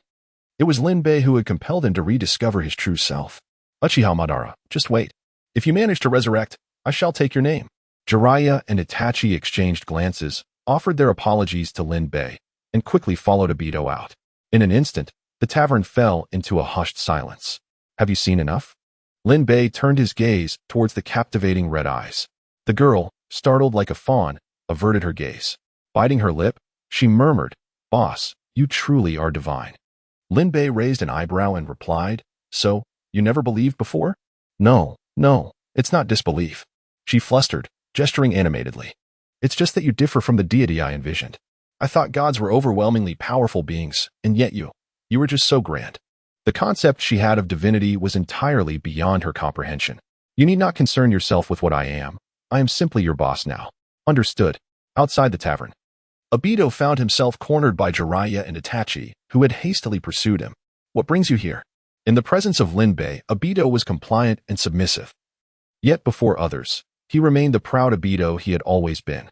Jiraiya remarked, "You are the instigator of the Nine Tails incident, the very perpetrator responsible for the demise of the fourth Hokage and Kushina." Itachi, with an impassive expression, replied, "The Uchiha clan, already struggling in Konoha, has been further burdened by your actions. You even contemplated exterminating the Uchiha clan." Madara's cheek twitched as he retorted, "And so?" Itachi stated, "Thus, it would be prudent for you to remain in Konoha for the time being."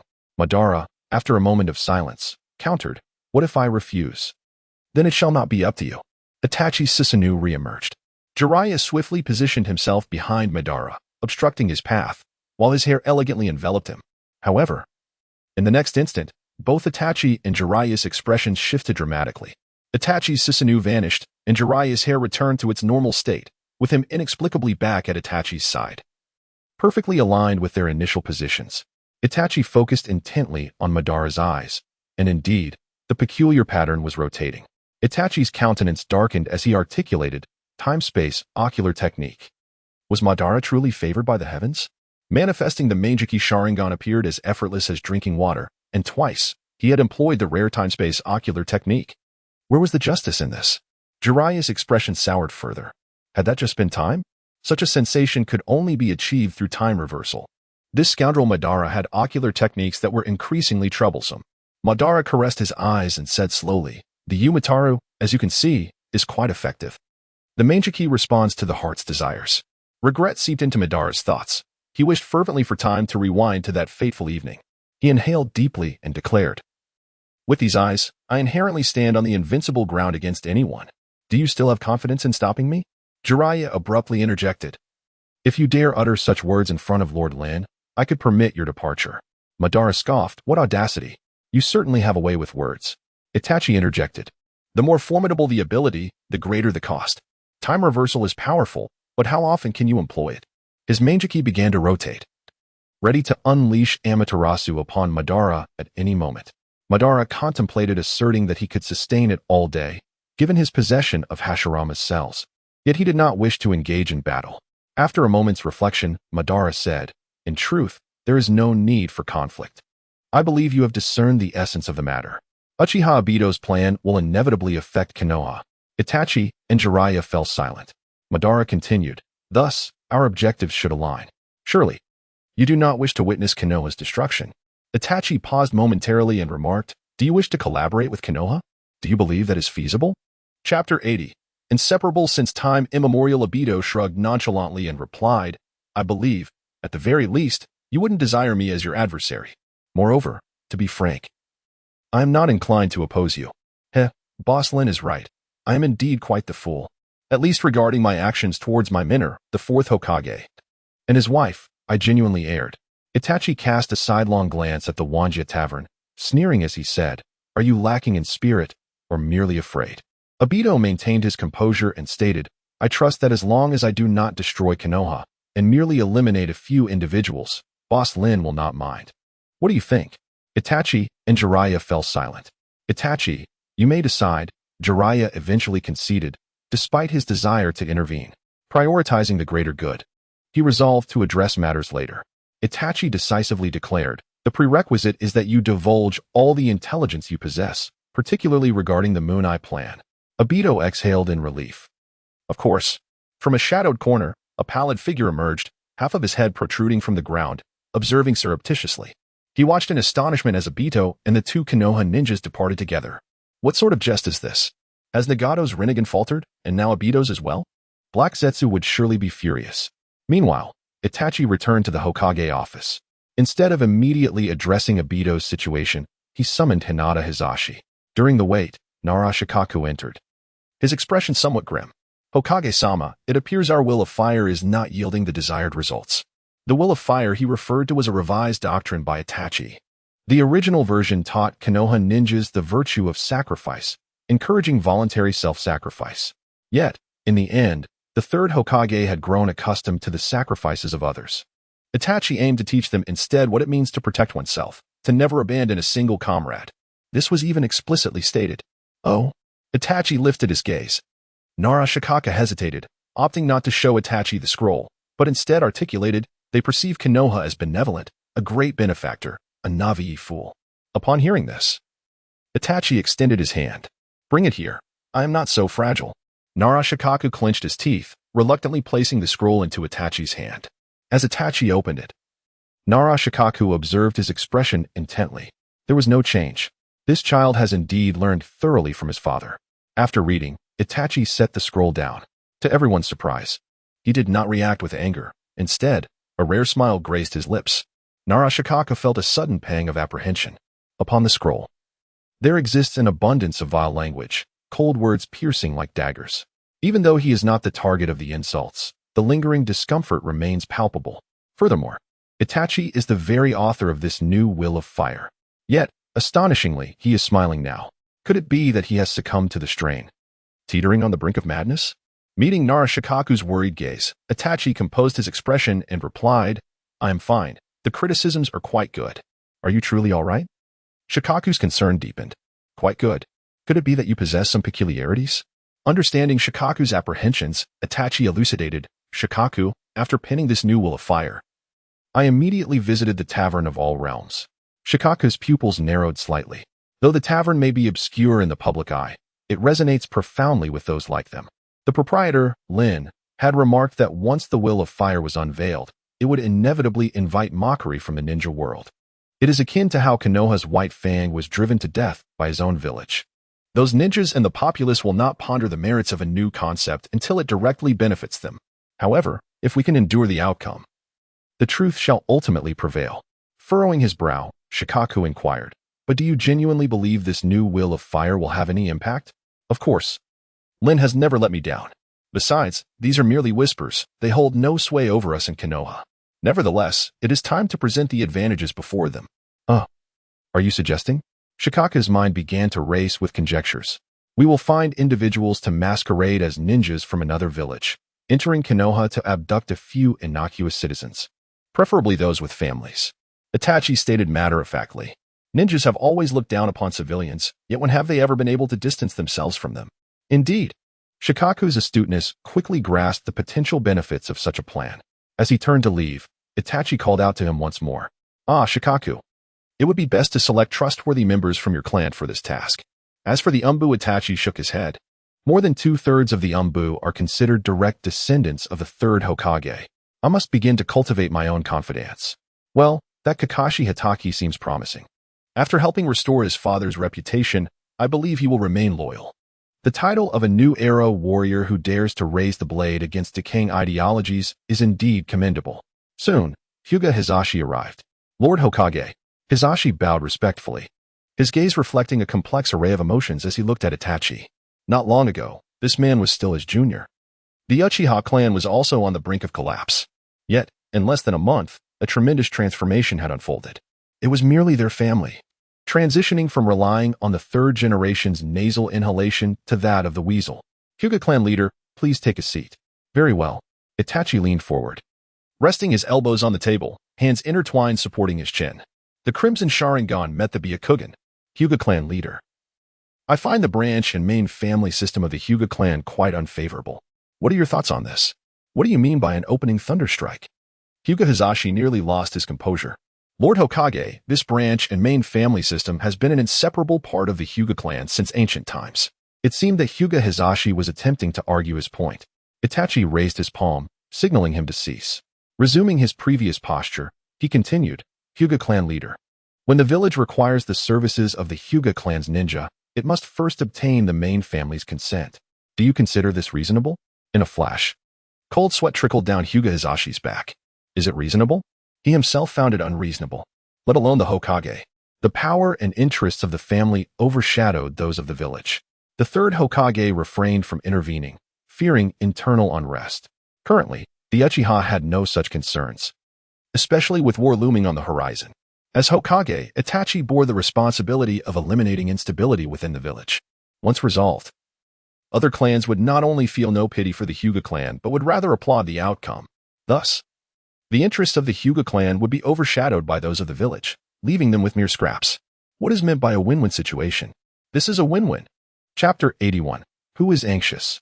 In any case, we are not. Hyuga Hizashi emerged from the Hokage office in a daze. He turned to glance at Hokage Rock. Unbeknownst to him, Itachi's statue had already been completed. It was dusk. On Hokage Rock, the scene of yin and yang displayed the transition from dusk to dawn. Itachi's visage lay shrouded in shadow. Yet Hyuga Hizashi understood that Konoha was moving towards dawn. Perhaps it was time for the Hyuga clan to change. Before his brother's death, Hyuga Hizashi felt little. After all, he had grown accustomed to it. But now, it was his own younger brother. Having suffered, he wished to avoid experiencing the same pain again. Yet the thought of those stubborn old men caused his head to throb. Inside the office, Itachi, Obito, and Jiraiya convened. Now, Uchiha Obito, share your story. Under the gaze of two formidable experts, Obito felt no trepidation.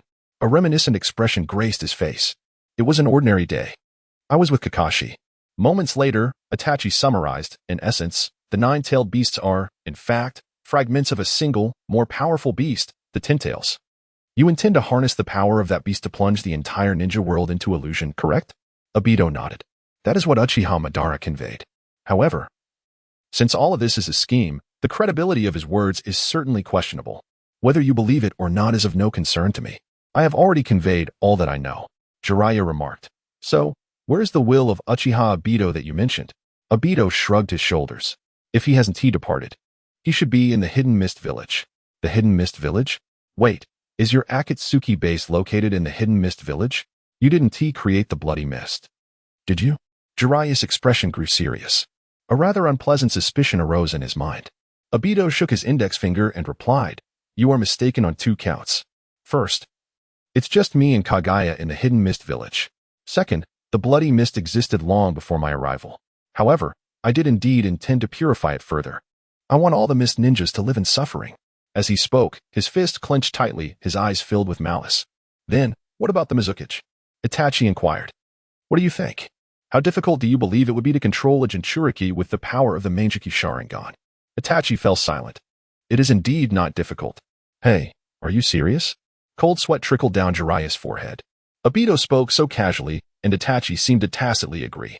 Is the Uchiha clan truly that formidable? Suddenly, he began to understand why the second Hokage was so antagonistic towards the Uchiha. Who wouldn't be bewildered? The Jinchuriki can be controlled at will. Thus, even if you abandon it, and Nagato of the Uzumaki clan also relinquishes it, there remains the possibility of Uchiha Obito's resurrection? Itachi stated. Obito nodded. He remarked, I have heard that Konoha possesses a forbidden technique called impure world reincarnation. Why not first resurrect Uchiha Obito through this technique and control his soul? I know where his body is buried. No. Itachi replied without hesitation. Obito looked at Itachi in astonishment. He did not perceive him as a narrow-minded individual. Do you have any idea why this technique is classified as forbidden? It is solely because this technique plays with the dead and requires sacrifices. As long as one knows the hand seals, they can dispel impure world reincarnation. At that point, we would be facing an Uchiha Obito who is unafraid of injury, with infinite chakra and boundless stamina. Upon hearing this, Obito fell silent. Indeed, that does sound rather terrifying. Just then, he suddenly recalled something and said, I believe we should not rush. The one who should be anxious is Uchiha Obito. Itachi and Jiraiya were taken aback. Why? Obito explained, the outer path golem can only be controlled by the Rinnegan. And currently, Uchiha Obito's eyes are in the Tavern of all realms, including Obito. The three of them suddenly exhaled in relief. Uchiha Obito is an existence so powerful that it is beyond their resistance. Before Boss Lin, they were but ants that could be effortlessly crushed. Jiraiya declared, I must return to the mountains. Itachi was taken aback. The mountains? Jiraiya recalled that the other party was unaware, but with Obito present, he continued, Lord Hokage, I shall elaborate upon my return. Itachi nodded in understanding, while Obito remained indifferent. The following day, just before noon, several shadowy figures launched a sudden assault on the village. Alarms blared within Itachi's office. Lord Hokage, several Umbu appeared. Unknown individuals have invaded Konoha. Proceed at once. Yes, the shadowy figures moved with remarkable agility, leaping across rooftops. Yet, at that moment, several Umbu, along with members of the security team, swiftly approached from both sides. As they drew near, the security team finally discerned the intruders. It's the hidden Cloud Village. Damn thieves. Surrounded by numerous ninjas, the Cloud Village shinobi clearly panicked. They jumped down from the rooftops into the streets, hastily seizing a few civilians before making their escape. Showing no intention of engaging in combat with the Konoha ninjas, the Umbu, witnessing the dust kicked up by the fleeing Cloud ninjas, were left bewildered. Is the hidden Cloud Village out of their minds? They've come to Konoha to abduct a few civilians? Are those individuals their creditors? In their moment of confusion, they forgot to pursue the assailants. By the time they regained their senses, the intruders were nearly out of the village. Ninja-sama, please save our family head. We beg you, cried the relatives of the victims, kneeling in the street, their voices filled with despair. What they took was not merely a person, it was our very lives. The Umbu felt a sense of hesitation. After all, Konoha had not suffered any losses. They truly did not wish to intervene. A few civilians hardly seemed worthy of their effort, and they contemplated brushing the matter aside. At that moment, several members of the security team kindly helped the civilians to their feet. Rise. Worry not.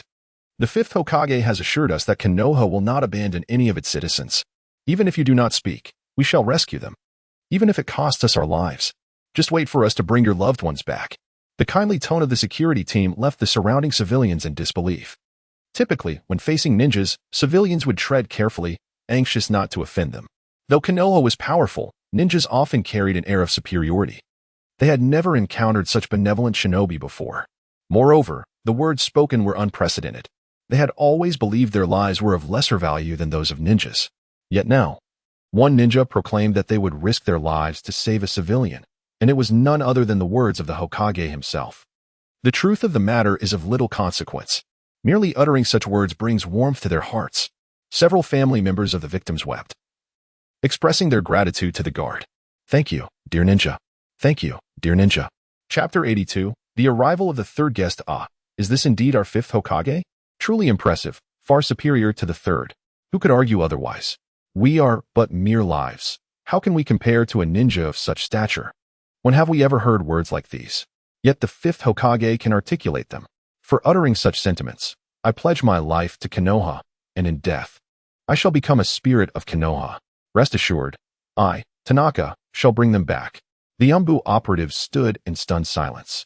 It was only when the guards hastily departed to pursue the thieves that they regained their senses. What just transpired? The guards have left. Yet why do these ninjas remain still? Adorned in masks, they appear rather intimidating. What you may not know is that these are the legendary Umbu, trusted confidants of the Hokage. The fifth Hokage has only just assumed office and has no time to spare. These individuals are remnants from the past. Do you suggest they are from the third? The disparity is immense. One who feasts upon the grains we cultivate while looking down upon us, oblivious to our suffering. The other treats us and our kin as equals, willing to sacrifice their life for us. Indeed, comparisons can be quite revealing. Indeed, the third has been reduced to nothing in contrast. Thankfully, the fifth Hokage is formidable enough to have ousted that old thief. Otherwise, we would be left wondering what fate awaited us. Long live the fifth Hokage. The Umbu's expressions turned somewhat pallid. for the first time. They found interactions with civilians to be rather troublesome.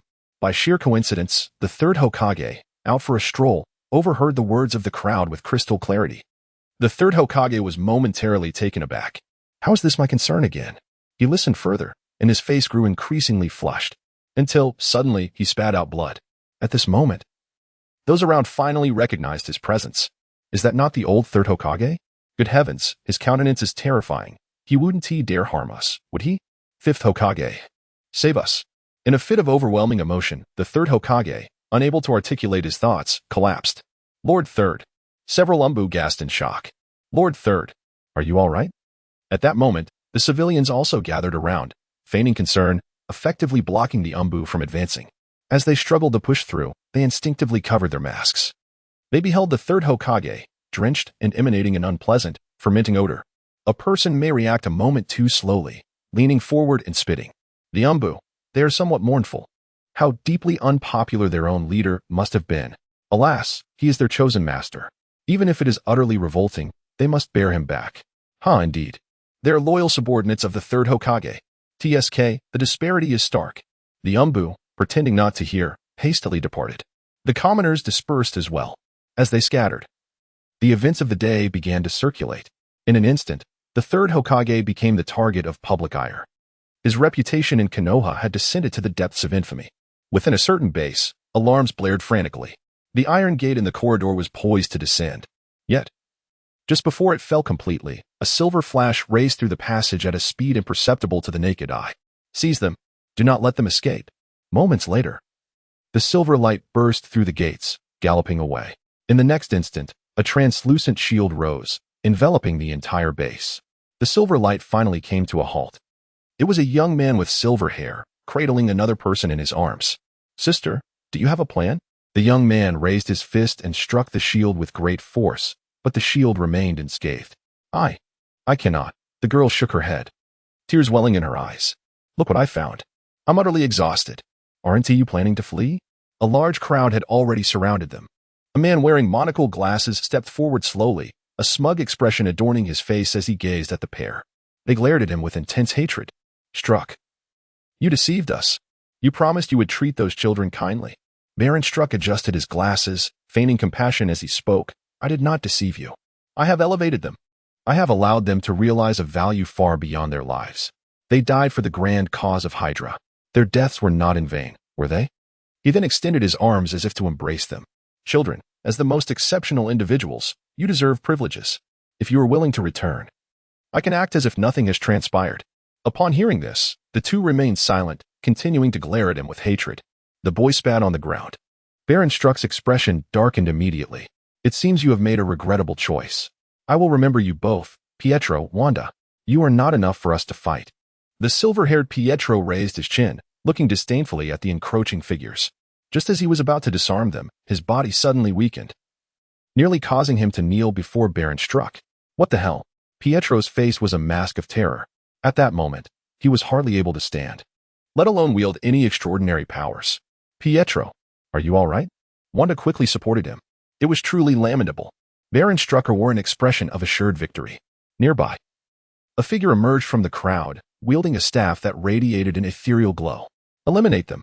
Strucka commanded, his demeanor chilling. Several advanced-looking firearms began to charge. In the next moment, energy beams were unleashed towards the two. Pietro gazed despondently at the incoming energy, once capable of evading such attacks with ease. But now he could only watch helplessly. No. Wanda's eyes blazed with crimson light. A swirling mist of scarlet energy surged forth to meet the beams, annihilating them in an instant. How is this possible? Strucker's surprise was palpable for the first time. Your powers are derived from this staff. Theoretically, you should be like your brother, unless... A fervent glimmer flickered in Strucker's eyes. Unless your abilities do not originate from the staff. Destroy that one. Leave Wanda. Yes. In an instant, energy surged through the air. Wanda's strength was soon depleted. After blocking yet another energy beam, she turned pale, nearly collapsing. Once more, the beam shot forth. Wanda's energy flickered and ultimately vanished as the beam approached menacingly. In the blink of an eye, amidst the gaze of onlookers, Wanda and Pietro vanished into thin air. Simultaneously, the bell at the entrance of the multiverse tavern chimed. Chapter 83, ordinary superpowered beings Lin Bei observed as two individuals entered the tavern. One was a youth with silver hair, while the other had long brown locks. Donned in a dark, elegant dress. The moment they stepped into the tavern, Lin Bei discerned their identities. Quicksilver Pietro and Scarlet Witch Wanda.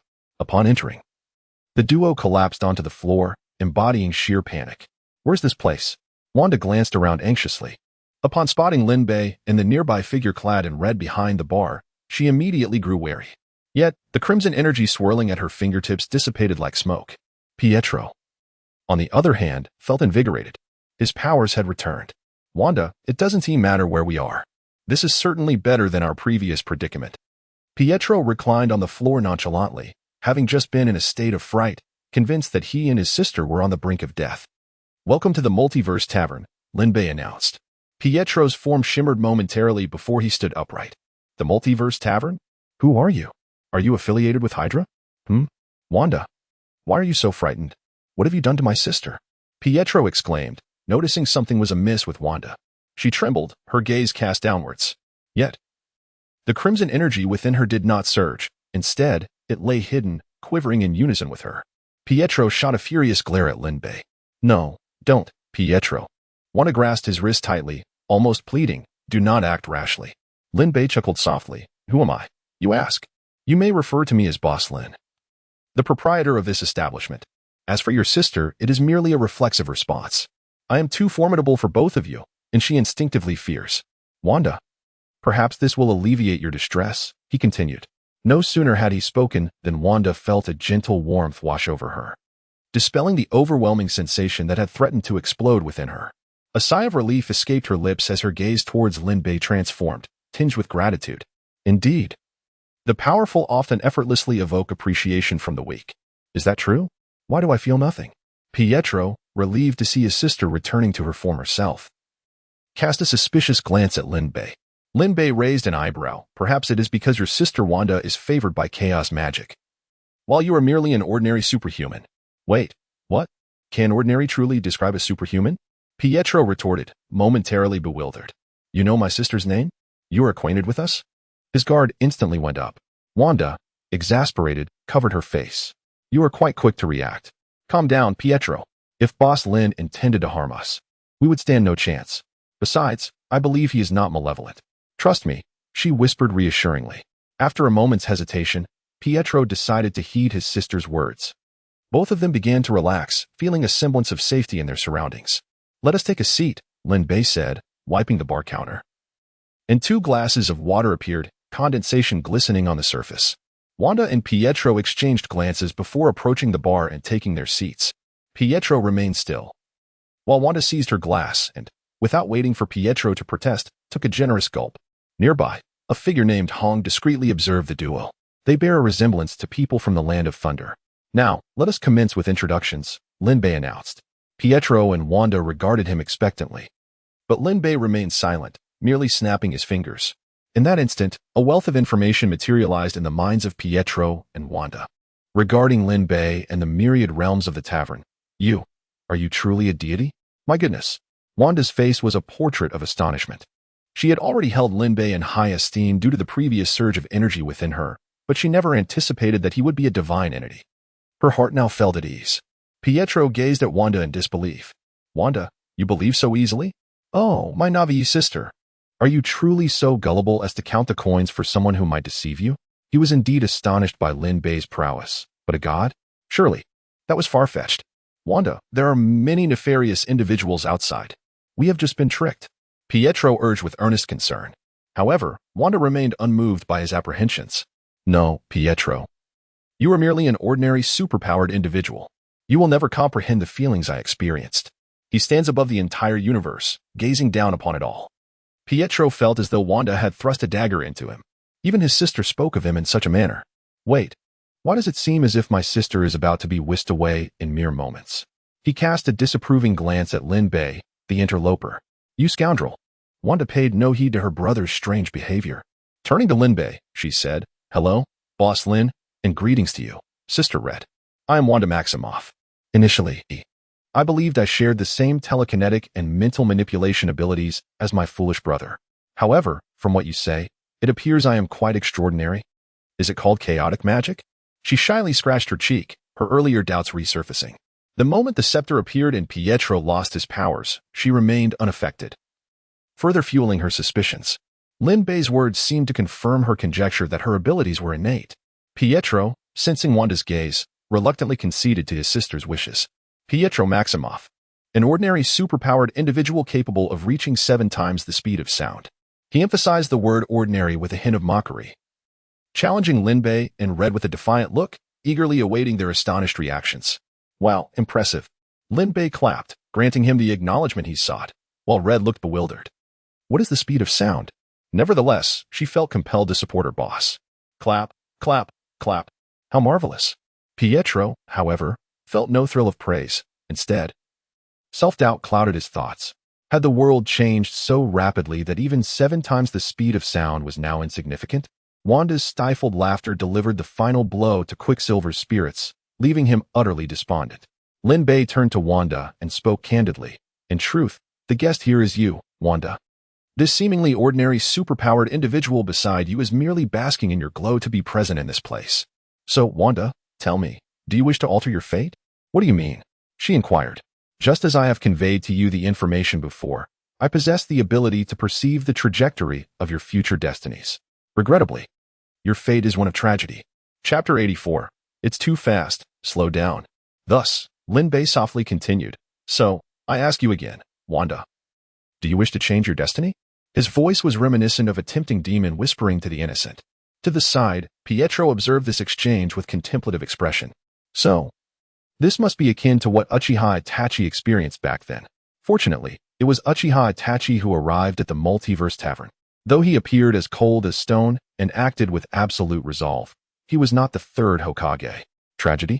Wanda seemed somewhat perplexed. Her previous life could certainly be deemed tragic. Biting her lip, she tentatively asked, Then, may I inquire about my fate? She was aware that this request might be overly ambitious, yet her curiosity lingered. Otherwise, she felt perpetually adrift, as if floating on the surface of water. Wanda, do you truly believe in such things? How could fate possibly be visible? Pietro exclaimed with exaggerated disbelief. Wanda shot him a glare, prompting him to fall silent. She then turned her gaze back to Lin Bei with a hint of embarrassment. Lin Bei smiled and replied, Of course, you may, with a snap of his fingers. Another vision unfolded in Wanda's mind, fleeing from Hydra, joining the Avengers, defeating Ultron, falling in love with Vision, yearning for children and family. The realization that a robot cannot bear offspring, the ensuing loss, magic, and the realm of illusions. Wanda, are you all right? Pietro's worried shout jolted her back to reality. She felt a chill on her face and instinctively reached up to touch it, only to discover that she was weeping profusely. What have you done to my sister? You bastard. Pietro's temper flared uncontrollably.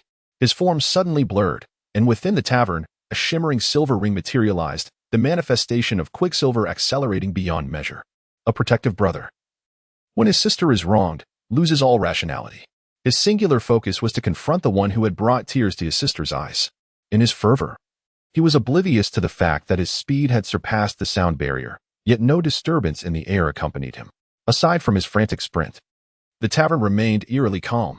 Red watched in shock as Pietro rocketed past. It's too fast.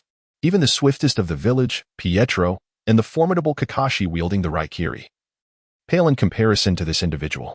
No, there exists no basis for comparison whatsoever. She struggled to fathom the spectacle that would ensue should this speed collide with a person. Pietro, halt at once. Wanda's reaction was a beat too slow. However, by this time, Pietro had reached his utmost velocity, rendering Wanda's voice inaudible to him. 7 times the speed of sound. Quicksilver unleashed a brief silver streak, his fist raised as he recklessly charged towards Lin Bei. At that moment, all the previous discontent within Pietro evaporated. Speed, the fastest of speeds. 7 times the speed of sound. Who could possibly stand in my way? What gods?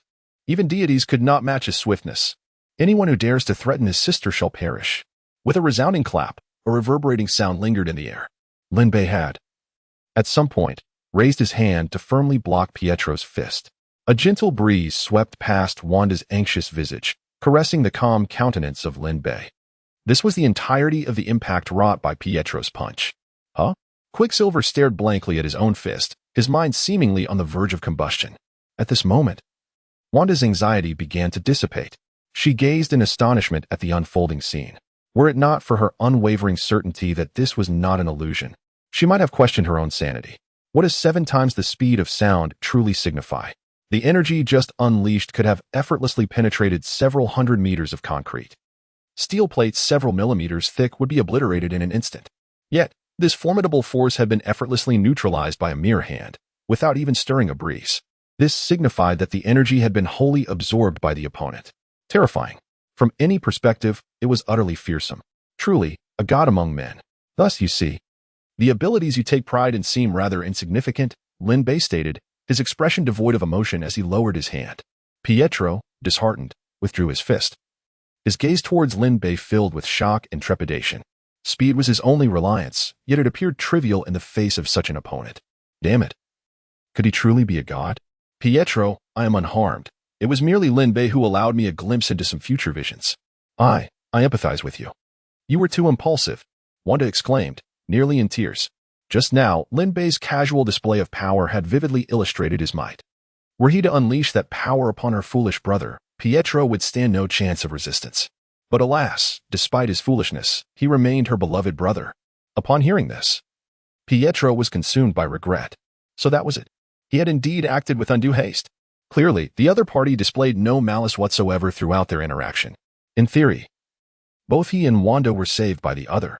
Everything seemed to be progressing favorably. Yet, he single-handedly brought about its ruin. I apologize, Mr. Lin. It was my impulsiveness, Pietro said decisively, bowing deeply.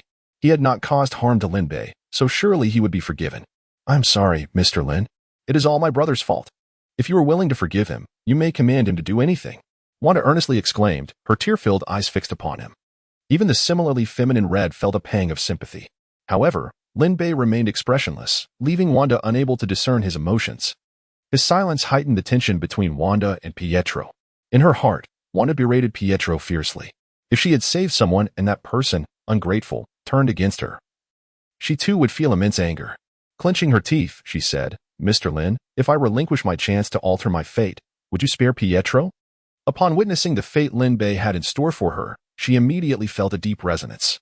Thus, she had no doubts about whether that was indeed her true destiny.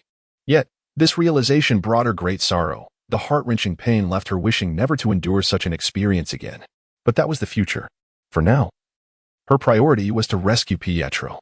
Wanda, you have misunderstood something, Lin Bei finally spoke. Wanda's heart eased slightly, and she quickly inquired, what is it?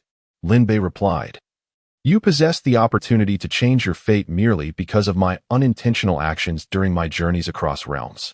It is akin to when you, out of sheer boredom, create a path for the ants by a puddle. You are not obligated to do so, nor have you ever sought any benefit from these ants. You simply occupy yourself with something to do. Do you understand what I mean? Chapter 85. Mr. Lin truly is a magnificent being. Upon hearing these words, Wanda and Pietro's faces turned ashen. Wanda comprehended Lin Bei's implication entirely. This indicated that she possessed no bargaining chips. The opportunity to alter her fate was a gift bestowed by Lin Bei but did not rightfully belong to her. Attempting to trade Lin Bei's gift was utterly ludicrous.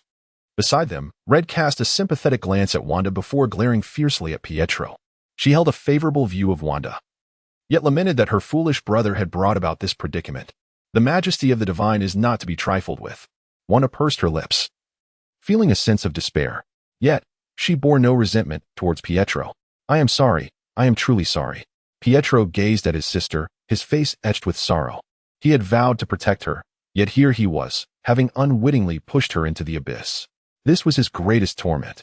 They had arrived in this world together, and it was only fitting they should depart it together as well. Wanda forced a smile, inhaling deeply before looking at Lin Bei and saying, Boss Lin, please proceed. I'm truly sorry, but I cannot stand idly by while you take Pietro's life.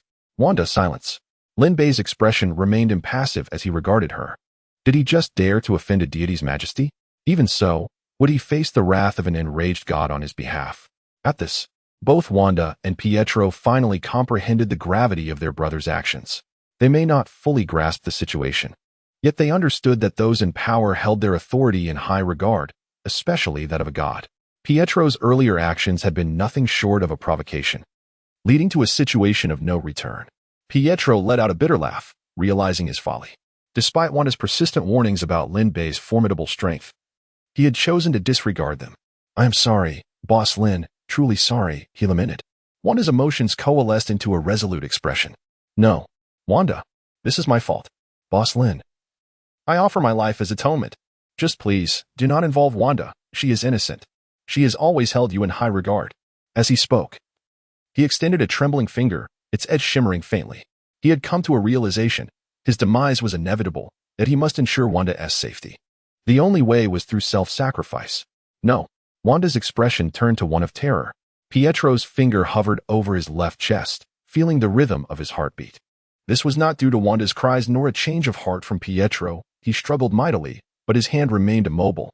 Wanda breathed a sigh of relief, her body feeling weak. Lin Bei turned to Pietro and remarked, "You show a semblance of responsibility."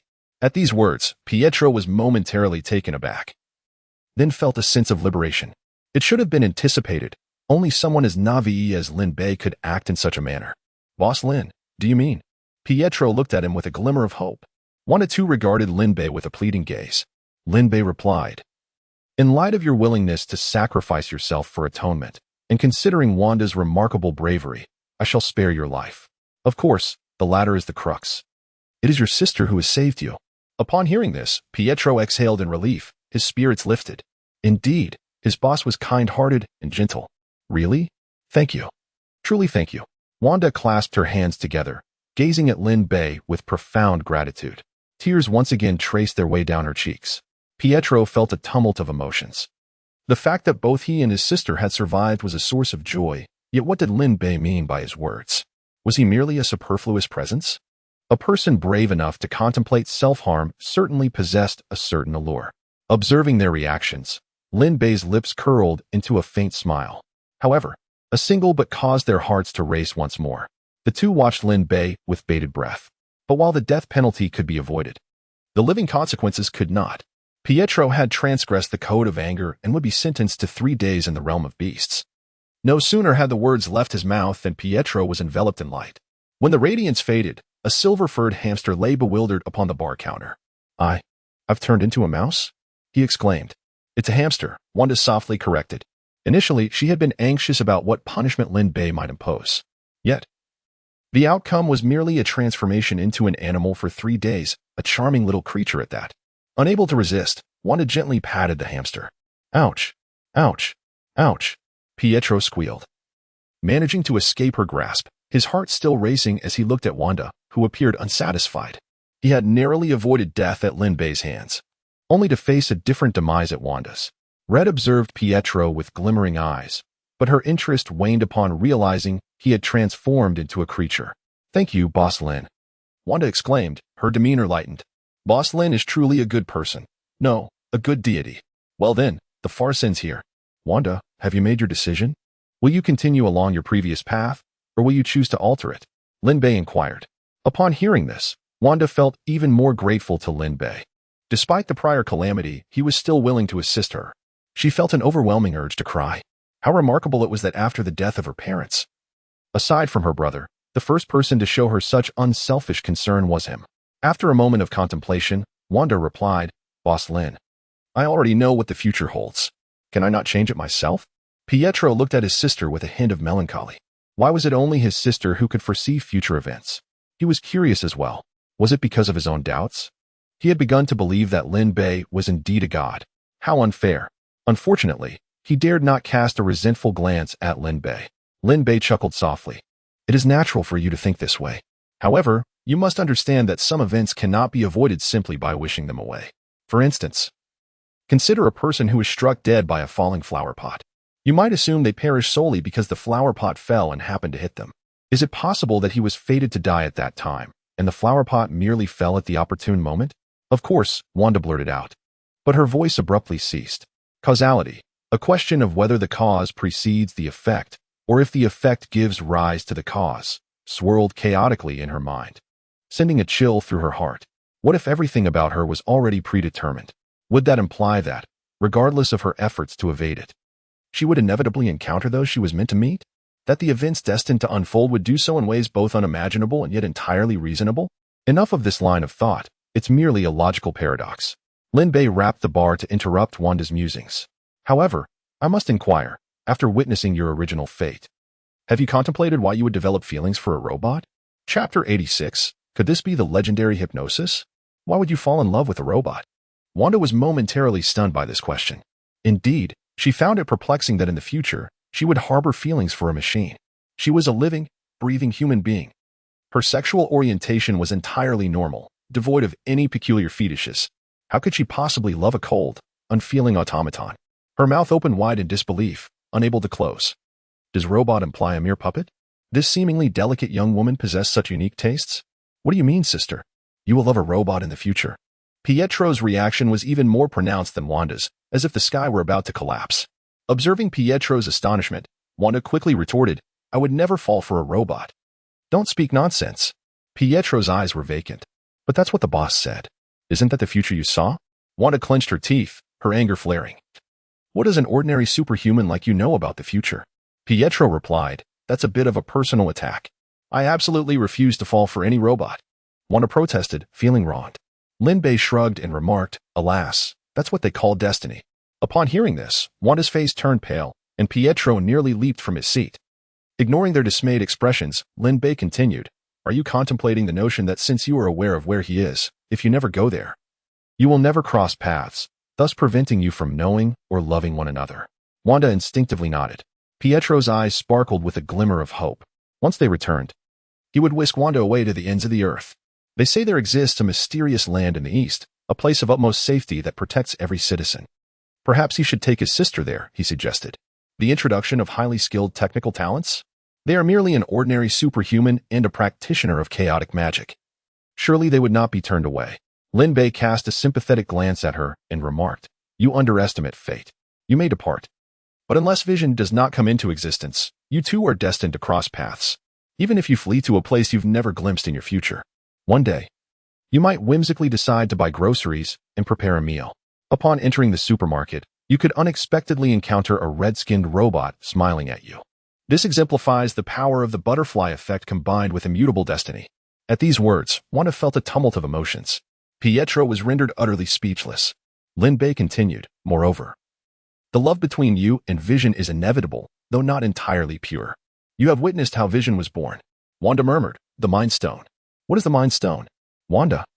We should return and destroy this stone, Pietro declared fiercely. Lin Bei couldn't help but applaud him, saying, you truly are remarkable, even contemplating the destruction of the Mind Stone. Pietro, oblivious to the sarcasm, scratched his head and chuckled sheepishly. Not at all. I still cannot compare to you. Seeing this, Wanda felt a weight lift from her heart. She sighed, the Mind Stone is the manifestation of the fundamental laws of the universe. In other words, the likelihood of destroying the stone is akin to the probability of obliterating the universe itself. Do you comprehend what I am saying, my foolish Pietro? Ah. I never anticipated my future brother-in-law would be so formidable, Pietro responded, astonished. Wanda's expression darkened. Is this what calling him brother-in-law means? Does her brother intend to drive her to despair in order to inherit her fortune? Taking a deep breath, she smiled apologetically at Lin Bei. Mr. Lin, I apologize. But may I take action here? Lin Bei smiled slightly and gestured for her to proceed. Certainly, brawling in a tavern was unacceptable, yet this was a family matter. Thank you, Mr. Lin, Wanda said, flashing a shy smile. However, when she turned her gaze back to Pietro, her expression turned icy in an instant. After a tremor that shook the ground, a bruised and battered Pietro lay unconscious at the bar. Witnessing the entire scene, the red-eyed observer was left dumbfounded. This seemingly gentle and delicate girl exhibited such ferocity. Once Pietro was dealt with, Wanda turned back to Lin Bei with an apologetic smile, as if she were an entirely different person. Clearing her throat, she felt it was time for her to break the awkward silence. So, Mr. Lin, are you suggesting that it was Vision who used the power of the Mind Stone against me? The thought of this possibility cast a shadow over Wanda's countenance. A flicker of disdain flashed in her eyes. If that were truly the case, then Vision's actions were utterly despicable. Disgusting. Lin Bei cleared his throat before continuing. Perhaps he intended to do so, but ultimately did not go through with it. The truth is, although your abilities are innate, the process of their manifestation involves the Mind Stone. That scepter serves as the vessel for the Mind Stone. Moreover, Vision can also be considered a conduit for it. Thus, you two are naturally drawn to one another. Do you understand? Wanda, biting her lip, responded in confusion. So, what you mean is my feelings are indeed fabricated, correct? Her future appeared tragically bleak. The very thing she cherished most, for which she would willingly sacrifice everything, was fundamentally a mere illusion. Were it not for the fact that these events had yet to unfold, Wanda might have succumbed to despair. Creating a world without vision. Wanda, do not worry. Isn't Linbei here?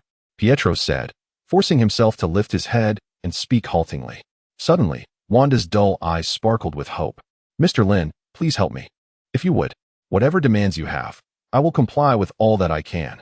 The Mind Stone seemed remarkably powerful. Could it conquer the universe? Linbei paused, then replied, as you wish. At his words, both Wanda and Pietro sighed in relief. Mr. Lin, how will you proceed? Do you have any means to handle the Mind Stone? It is a cosmic-level artifact, Pietro inquired. Wanda's words had sounded quite esoteric. He had only grasped the concept of the universe. Just how immense is the universe, and what kind of energy would be required to obliterate it? You need not worry about that. The Mind Stone cannot be destroyed. Otherwise, your universe would face dire consequences, Linbei stated calmly. Wanda and Pietro exchanged a glance, both feeling a bit parched. Linbei had not denied his capacity to annihilate the Mind Stone, had he? What kind of individual were they encountering? It was somewhat bewildering. Wanda, you need not worry about your future. The moment you consented to let me alter your destiny, it was already transformed. Now, let us roll the dice. Chapter 87.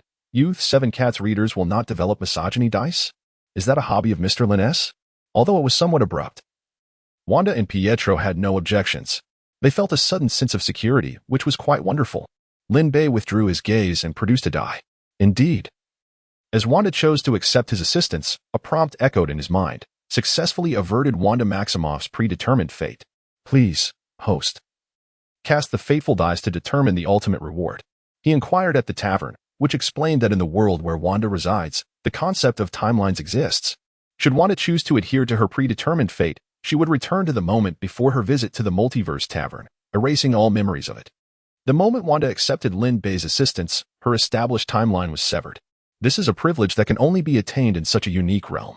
Thus, the destiny Linbei had just discussed with Wanda, as long as the higher deities do not intervene, is non-existent. As for the fact that she would fall in love with Vision, that is indeed true. The force of mutual attraction is formidable, capable of subtly altering one's thoughts. Linbei produced the fateful dice and remarked, "Please wait a moment. I shall wash my hands." No sooner had he spoken than he vanished. A full 20 minutes elapsed before Linbei reappeared, freshly bathed and fragrant. He grasped the fateful dice once more and cast them forth. Pietro and Wanda exhibited no impatience, intently observing the dice. Ultimately, 6 pips faced upward. Linbei felt a surge of exhilaration at the sight of the 6, quite splendid. Rolling a 6 grants a frequency extraction. The acquired ability will be enhanced based on existing foundations. Congratulations on obtaining the essence of chaos. In an instant, Linbei felt no discernible change. While at the tavern, he was in a state of true invincibility. Invincible 1 or invincible 1. He remained invincible. The essence of chaos is indeed powerful. Yet it clearly does not equate to true invincibility, at least not in the context of the tavern. In other realms, however, splendid. The tavern owner has just rolled the highest number. Pietro applauded enthusiastically. Yet, he soon realized that Wanda, Linbei, and the lovely young lady were all gazing at him with blank expressions. How awkward. He sheepishly ceased his clapping. Pietro, dear friend. If you find yourself at a loss for words, it is perfectly acceptable to remain silent, Wanda gently suggested. Oh. Pietro, feeling dejected, lowered his head. After selecting a new world as was customary, Linbei declared, in that case, let us commence addressing your matters. Upon finishing his statement, he turned to Hong and inquired, Hong, would you like to explore other worlds? At this, Hong felt a mixture of trepidation and excitement. Is it truly the world of Wanda and Pietro? Do other worlds genuinely exist? While Linbei was absent, she had exchanged a few words with Wanda and discovered that there were many things she spoke of that Wanda could not comprehend, just as she struggled to understand much of what Wanda conveyed. In that moment, she had begun to speculate. Now, hearing Linbei's words, her suspicions were confirmed. Pietro and Wanda were equally taken aback. What astonished them even more was that this formidable entity, Linbei, was actually going to take matters into his own hands. Although they only saw Linbei and Hong, they refused to believe that someone of Linbei's caliber would lack a capable team. Wanda's heart raced a little. Could it be that Lin, the boss, was stepping in personally because of her? Speaking of which, Lin was quite handsome. Lin Bei chuckled and remarked, "Of course. There exist other realms. What do you think? Where do you suppose I came from?" Thus, Hong became the first in the ninja world to learn of Lin Bei's origins. Upon hearing this, Hong felt a surge of curiosity. It is the nature of humanity to be inquisitive. However, after a moment's hesitation, she smiled and said, "Never mind. I'll stay behind to help the boss manage the shop." With a snap of his fingers, a figure materialized out of thin air. It was another Lin Bei. "Hello. Main body. Hello, clone." The two Lin Beis exchanged smiles, as if gazing into a mirror, leaving the three onlookers utterly astonished. Lin Bei turned to Hong and said, "Now, someone is here to watch the shop." Upon hearing this, Hong nodded with delight. She was eager to explore the new world. The clone, noticing her excitement, lowered its head and sighed. "Alas, the world has deteriorated, and divine sentiments have become antiquated. The main body can skip work to go on a date with a young lady, yet I, the clone, must take his place. Is there any justice in this? Any laws? Any divine essence?" Pietro and Wanda stared in disbelief at Lin Bei's clone. This clone certainly had a distinct personality. Meanwhile, Hong maintained a calm demeanor, although her ears had quietly turned red. So, it was indeed for a date? Lin Bei's expression was unchanging, his composure unwavering. Yet, it appeared that this clone had quite the rebellious streak. Seeing the clone shaking its head and preparing to utter more shocking words, Lin Bei materialized behind it and delivered a swift kick. "Ouch! Who dares to kick my backside? You treacherous, sly, despicable little ah." "It is the illustrious and striking main body," the clone quickly amended. "I thought, who else could be close to me but the main body?" Turning to face Lin Bei's darkened expression, the clone offered an awkward smile. Lin Bei remained expressionless. "Since you are aware, why continue with the insults? Hong, let us depart. The tavern is now in his hands. We shall enjoy ourselves for a few more days." "All right." Hong's eyes sparkled with excitement. Pietro was exhilarated. "Wanda, your fate is about to be rewritten." Wanda responded with a cool "Oh." "Hey, what's wrong, Wanda? You seemed so happy just now." Wanda shook her head. "It's nothing." Yet, a faint glimmer of disappointment flickered in her eyes. Although she understood that she had only just met Lin Bei, yet, upon realizing that the individual was not exclusively there for her, she could not suppress her feelings of disappointment. Humanity, the doppelganger now stood behind the bar. The original self, reveling in joy. Lin Bei did not glance back. He merely waved his hand and exited the tavern. Following him were Red, Pietro, and Wanda. The moment Lin Bei stepped out of the bar, he was engulfed by a sensation of expansion, not in his physical form, but in his consciousness. In the span of a mere second, his awareness enveloped the entirety of the earth. Then, the rate of expansion accelerated further. In another second, the entire solar system lay bare beneath his consciousness, the speed surpassing that of light. Soon, the vast universe had been traversed by his awareness. Lin Bei tilted his head back and sighed contentedly. Power, indeed. The primordial chaos was undeniably formidable. In that fleeting moment, he felt an overwhelming sense of omnipotence within this universe. Wanda's power stemmed from the deity Thon. However, the moment he arrived in this universe, he had assumed certain aspects. Becoming the source of Thon's power, he conservatively estimated that his strength could rival that of the Phoenix Force. It turned out he was invincible even in this Marvel universe. Chapter 88. The Ancient One's unease. Lin Bei had previously harbored some concerns. Yet now, he felt untroubled. For he existed only before the dawn of the universe. Once he created the cosmos, it would naturally no longer contain his presence. This meant that the pinnacle of power in this universe consisted of the living tribunal, the five great gods, and the Phoenix Force. Moreover, the destructive capacity of the Phoenix Force exceeded that of the former two. He estimated he could indeed contend with the Phoenix Force. "Ah, truly, it is desolate as snow. Is this the new world?" Red approached Lin Bei, marveling at the street before them. Those four-wheeled iron boxes could travel at such astonishing speeds. And those buildings, how tall they soared. The tallest structure in Konoha was merely the Hokage's office, a few dozen meters high. Yet here, such heights were commonplace. Wanda and Pietro gazed in bewilderment at their surroundings. They recalled entering the tavern at the Hydra base in Sokovia, with Baron Strucker pointing a gun at them. How had they emerged from the tavern only to find themselves in an unfamiliar city? They turned their heads and beheld a modern array of shops interspersed with a classically styled bar. A dark wooden sign overhead read Tavern of All Realms. Below it, a notice proclaimed, "Drinks are expensive. Please bring your own beverages." Wanda and Pietro remarked, Customers come to a tavern to drink, yet you require them to bring their own? Why then do you even call it a tavern? Only in their thoughts do they dare to entertain such notions, yet they refrain from voicing them aloud. Here we stand in Hell's Kitchen, Manhattan, New York. Am I not correct, Master Ancient One? Lin Bei did not gaze at Wanda and Pietro, but rather fixed his attention on an unoccupied space. The others followed his gaze.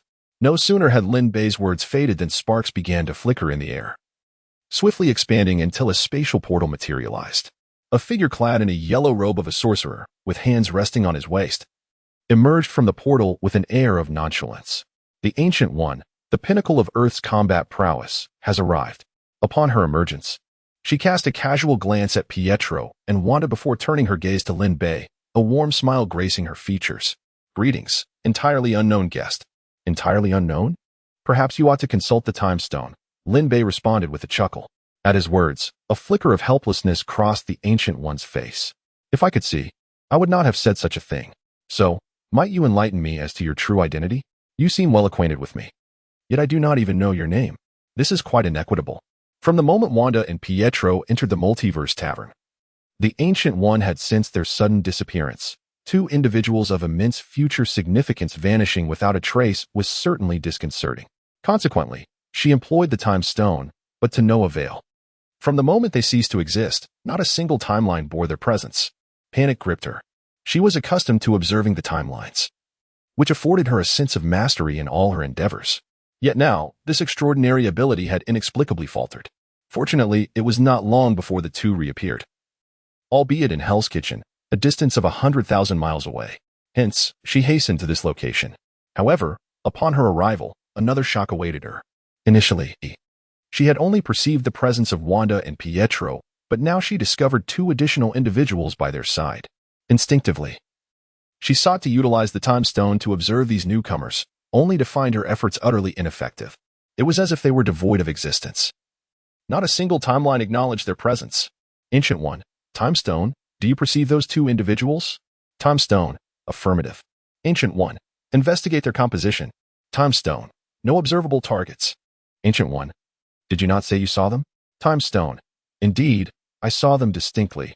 One male, one female. The male is rather handsome. The female, quite beautiful. Ancient One, then investigate them. Time Stone, no observable targets.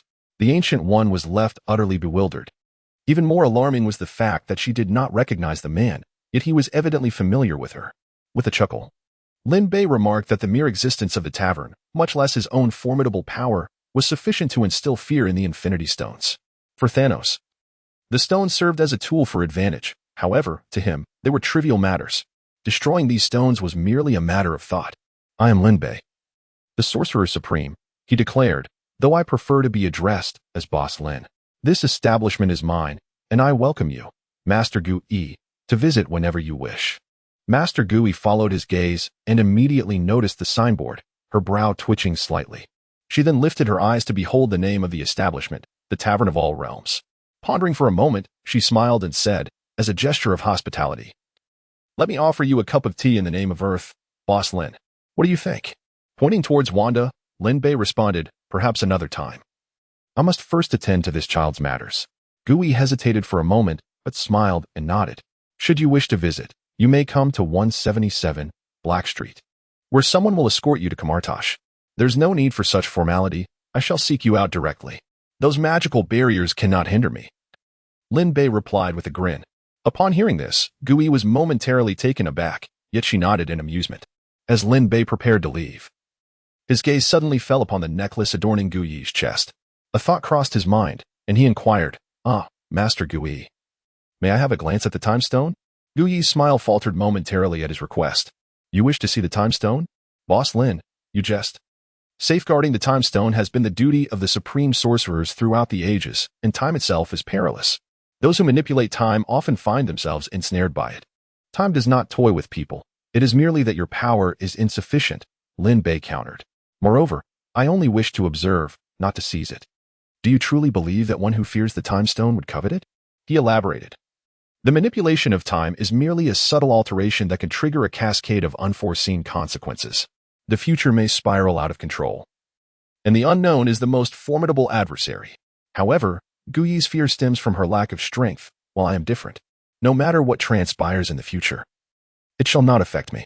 The so-called manipulation of time is nothing but a harmless prank. Gui felt a tumultuous wave of emotion surge within her. This individual claimed that the Infinity Stones feared him. Such audacity was unparalleled. Yet, what if he spoke the truth? Allowing him a mere glance would not pose any danger, especially since she remained present. It would be unwise to antagonize someone so oblivious to the depths of their own ignorance over such a trivial matter. Chapter 89. Ruthlessly extracting in front of the original partner, Gui pondered for a moment and cautiously inquired, "Is it truly just a single glance?" Lin Bei chuckled heartily. "Does this imply the mage has consented? Very well, then." With a beckoning gesture, a surge of golden energy enveloped the eye of Agamotto at Gu Yi's chest. In the midst of Gu Yi's astonished gaze, the artifact began to disassemble, revealing the verdant gem within, the Time Stone. Upon its emergence, the Time Stone quivered, seemingly yearning to escape. Yet, the golden energy swiftly ensnared it, resolutely pulling it back. A colossal hand grasped the Time Stone, and in that instant, its luminosity faded. Disguising itself as an ordinary stone, Gui slowly closed her mouth, having witnessed the Time Stone's demeanor before Lin Bei. This was far removed from the once mighty Time Stone. It resembled a child nurtured with care by a stern father, now confronted by that very father wielding 7 wolves. It was she, not Lin Bei, who had been arrogant. She had attempted to confine this universe within the limits of her understanding, forgetting her own words during her pilgrimage, that beyond humanity, there are others. And beyond the heavens, there are realms yet unknown. While she was lost in thought, Lin Bei had already seized the Time Stone and began to extract its essence. He tapped into the primordial force of chaos, attuning himself to the power of time. At that moment, he realized his perception of the Time Stone had been flawed. He had assumed its primary proficiency lay in observing timelines, but in truth, it articulated parallel universes. The future glimpsed through the Time Stone was not necessarily destined to unfold. Thus, Gui often reiterated her mantra, persistently exercising her agency to rectify various factors to ensure the future she desired materialized. However, as he grasped the Time Stone, he discovered that its power extended far beyond mere observation. It was the genuine essence of time itself. Although it pertained solely to this universe, it was sufficient for Lin Bei to draw parallels. What an impressive force it was! In a moment, Lin Bei opened his hand, and a stone radiating a faint luminescence reappeared in Gu Yi's line of sight. Just moments ago, it had feigned its state. Now, it had indeed been thoroughly drained of essence. It appeared feeble, yearning for its original form. Yet, Lin Bei's spirit soared. This marked the first occasion he had acquired power through his own efforts, rather than relying on a tavern, and it was indeed formidable power. This sparked his interest in other gems. "Here you are, mage," he said, extending his hand to return the gem. The eye of Agamotto reassembled as if nothing had transpired. Yet, the Ancient One knew that she and the Time Stone could never return to the past. A glimmer of realization sparkled in her eyes as she spoke. "Then I extend my gratitude to you, Boss Lin." What had once been regret now transformed into a sense of relief. The Ancient One departed. Lin Bei remarked, "Then let us also make our leave. We shall head to Sokovia and eliminate Baron Strucker. The Mind Stone is in my possession, ensuring that even if Vision is reborn, Wanda will not be drawn to him." Pietro and Wanda paid no heed to the Ancient One, nodding fervently in agreement. In a flash, a golden light appeared, swiftly expanding into a passage wide enough for a single person to traverse. The edges of the passage shimmered with a sharp golden hue, and despite its golden appearance, anyone who beheld it would instinctively utter the word chaos. Lin Bei boldly stepped into the passage, followed sequentially by the other 3. At that moment, in Sokovia, Baron Strucker was nearing madness. Those 2 had vanished before his very eyes. Go find them. All of you idlers, go search for them. If you cannot locate them, do not return. Yes. At that instant, a golden spatial portal emerged in an open area. What is that? Baron Strucker's pupils dilated. He loathed the emergence of uncontrollable situations. Step by step, a young man emerged from within. Following him was a woman, along with Pietro. Wanda. Baron Strucker gazed in sheer disbelief at the restored Wanda and Pietro. Their reappearance was as inexplicable as their disappearance. "Baron Strucker, did you ever anticipate this? We have returned. This time, we shall not be driven to flee like hapless prey."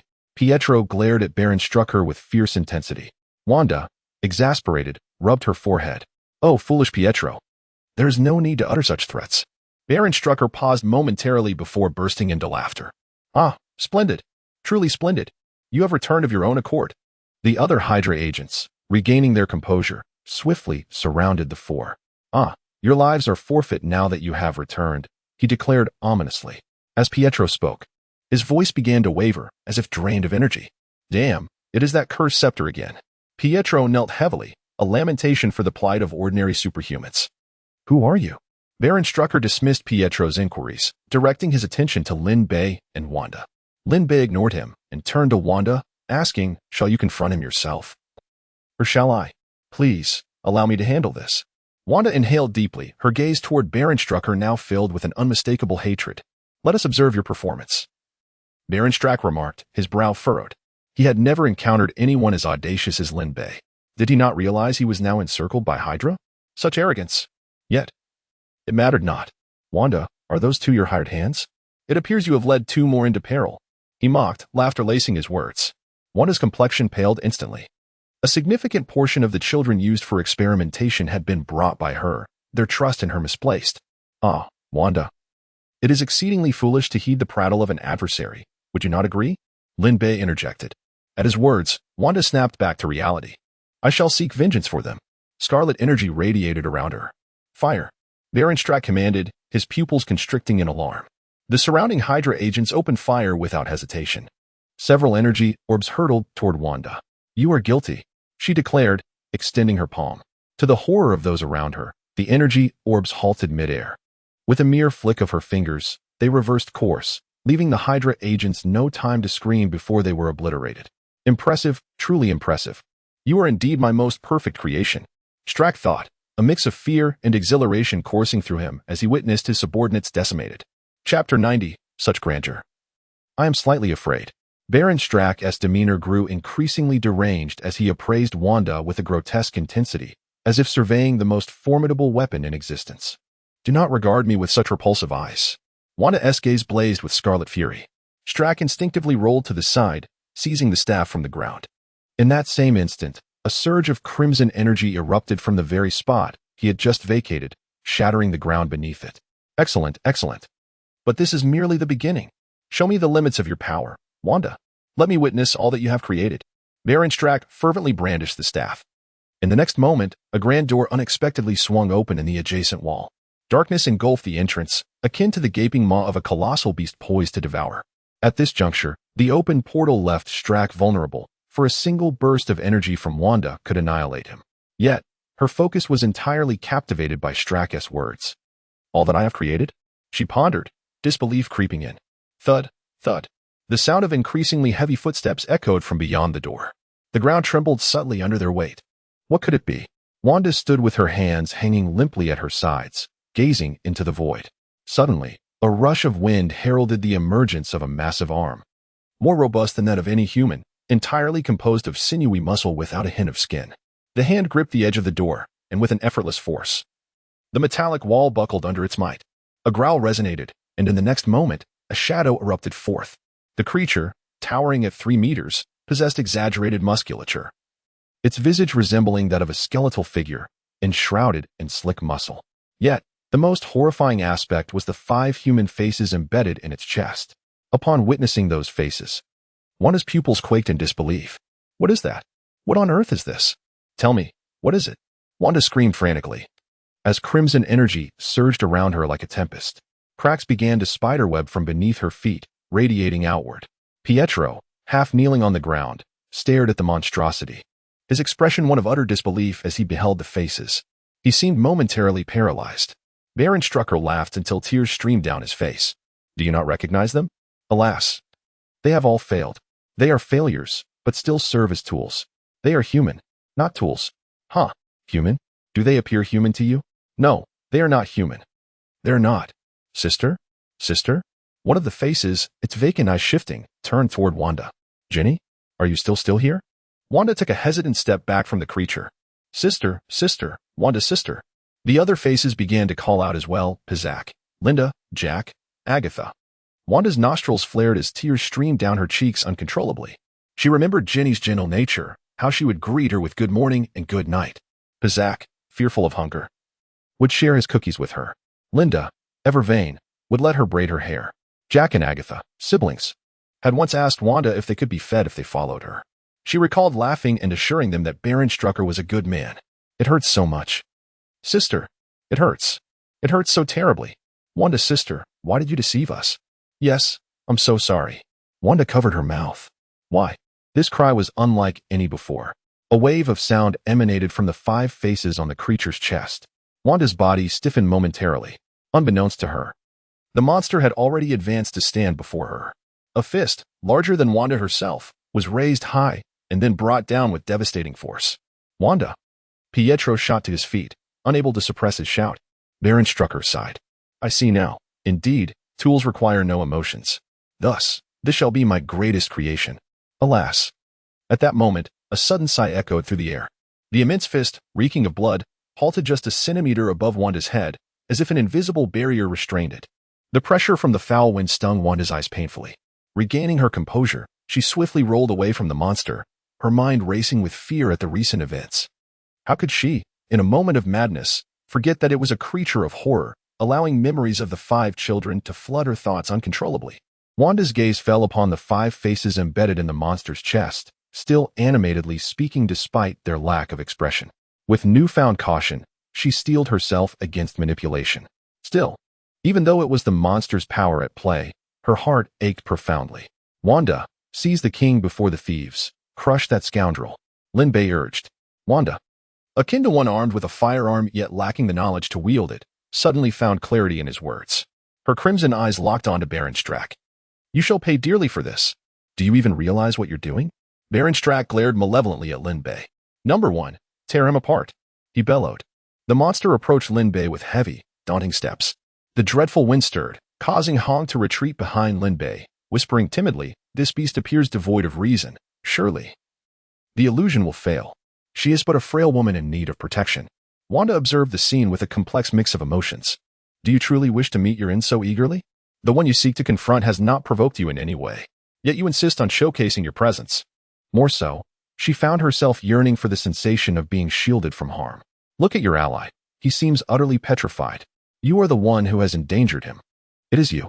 Baron Strack shouted with exhilaration. The greater the mental turmoil, the easier it was to manipulate. Become even more agitated. You remain unaware of the entity you face. Wanda shook her head with a sigh. Baron Strack, perplexed, wondered why she remained so composed. The monster leaned down and roared at Lin Bei. Ah, that creature is immense and terrifying. I am frightened. Hong clutched Lin Bei's garment, embodying a pitiful and helpless demeanor.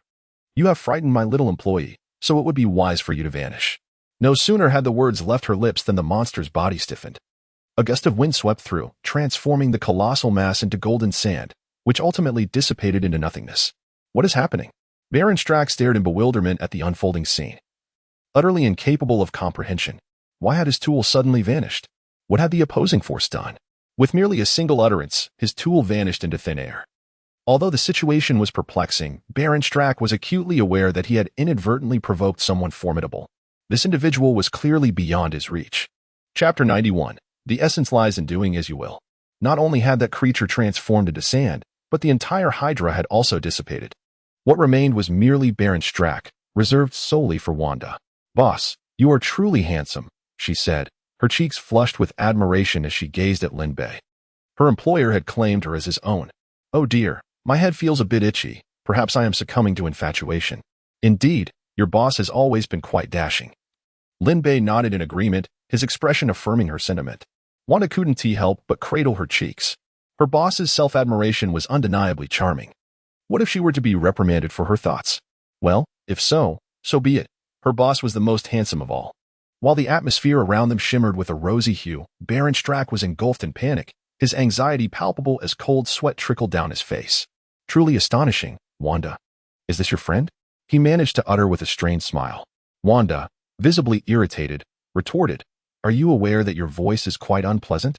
Wanda, you have yet to grasp the essence of your powers. Do you comprehend the concept of chaos magic? Lin Bei interjected suddenly. Wanda shook her head in bemusement. This was a term she had only just learned from Lin Bei.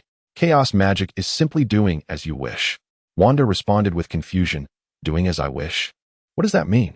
Observing Wanda's bewildered expression, Lin Bei continued. The power of doing as you will allow me to illustrate.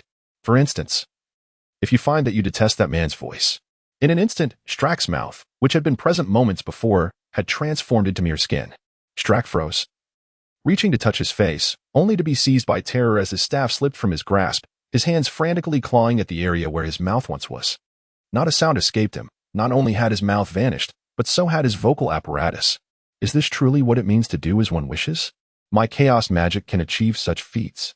Wanda's eyes widened in astonishment, glimmering with newfound understanding. Could it be that she possessed such extraordinary power? Pietro, who had collapsed to the ground, stared at Wanda with disbelief.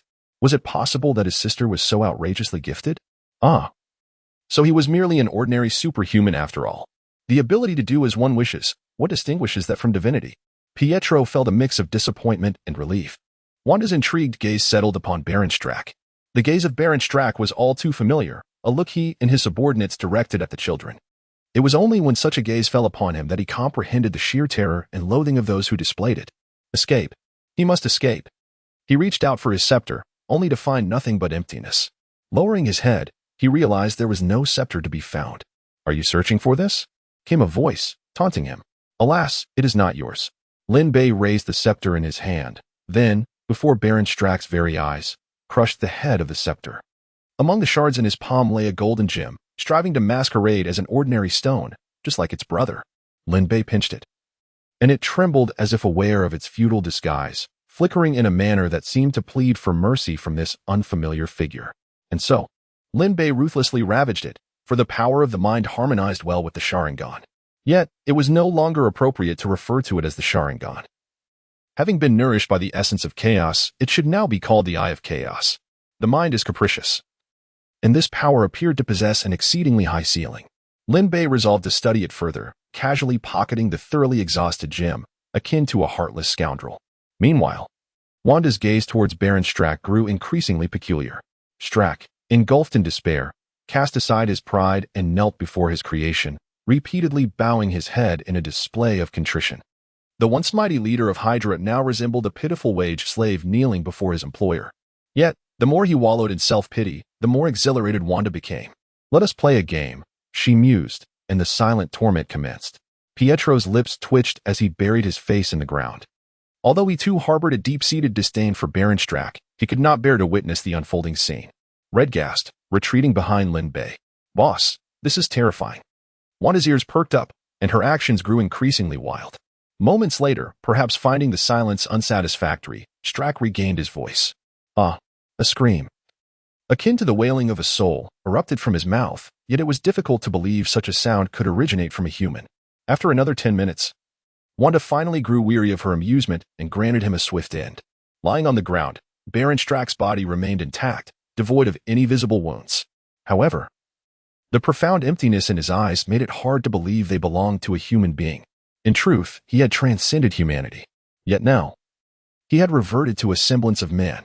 This, indeed, was the essence of chaotic magic. I have avenged you, Wanda said slowly, a twisted smile fading from her face. Pietro rose and placed a reassuring hand on her shoulder. They wouldn't harbor any resentment towards you. Wanda replied with an impassive expression. I would prefer if they loathed me.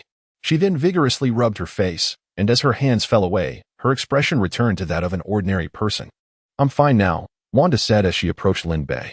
Thank you, I truly appreciate it, Mr. Lin. By the way, what are your plans moving forward? If you still wish to join the Avengers, you must be prepared for the possibility of losing Pietro. In the film, the adversary met a rather pitiful demise. This world has witnessed similar scenes, yet this time, Pietro chose to avert his gaze rather than sacrificing himself to shield the other from bullets. Ultimately, he was slain by Ultron during the climactic battle, which is somewhat acceptable. Lose me? Mr. Lin, are you suggesting I might meet my end in the future? Pietro exclaimed in disbelief. But I'm moving at 7 times the speed of sound.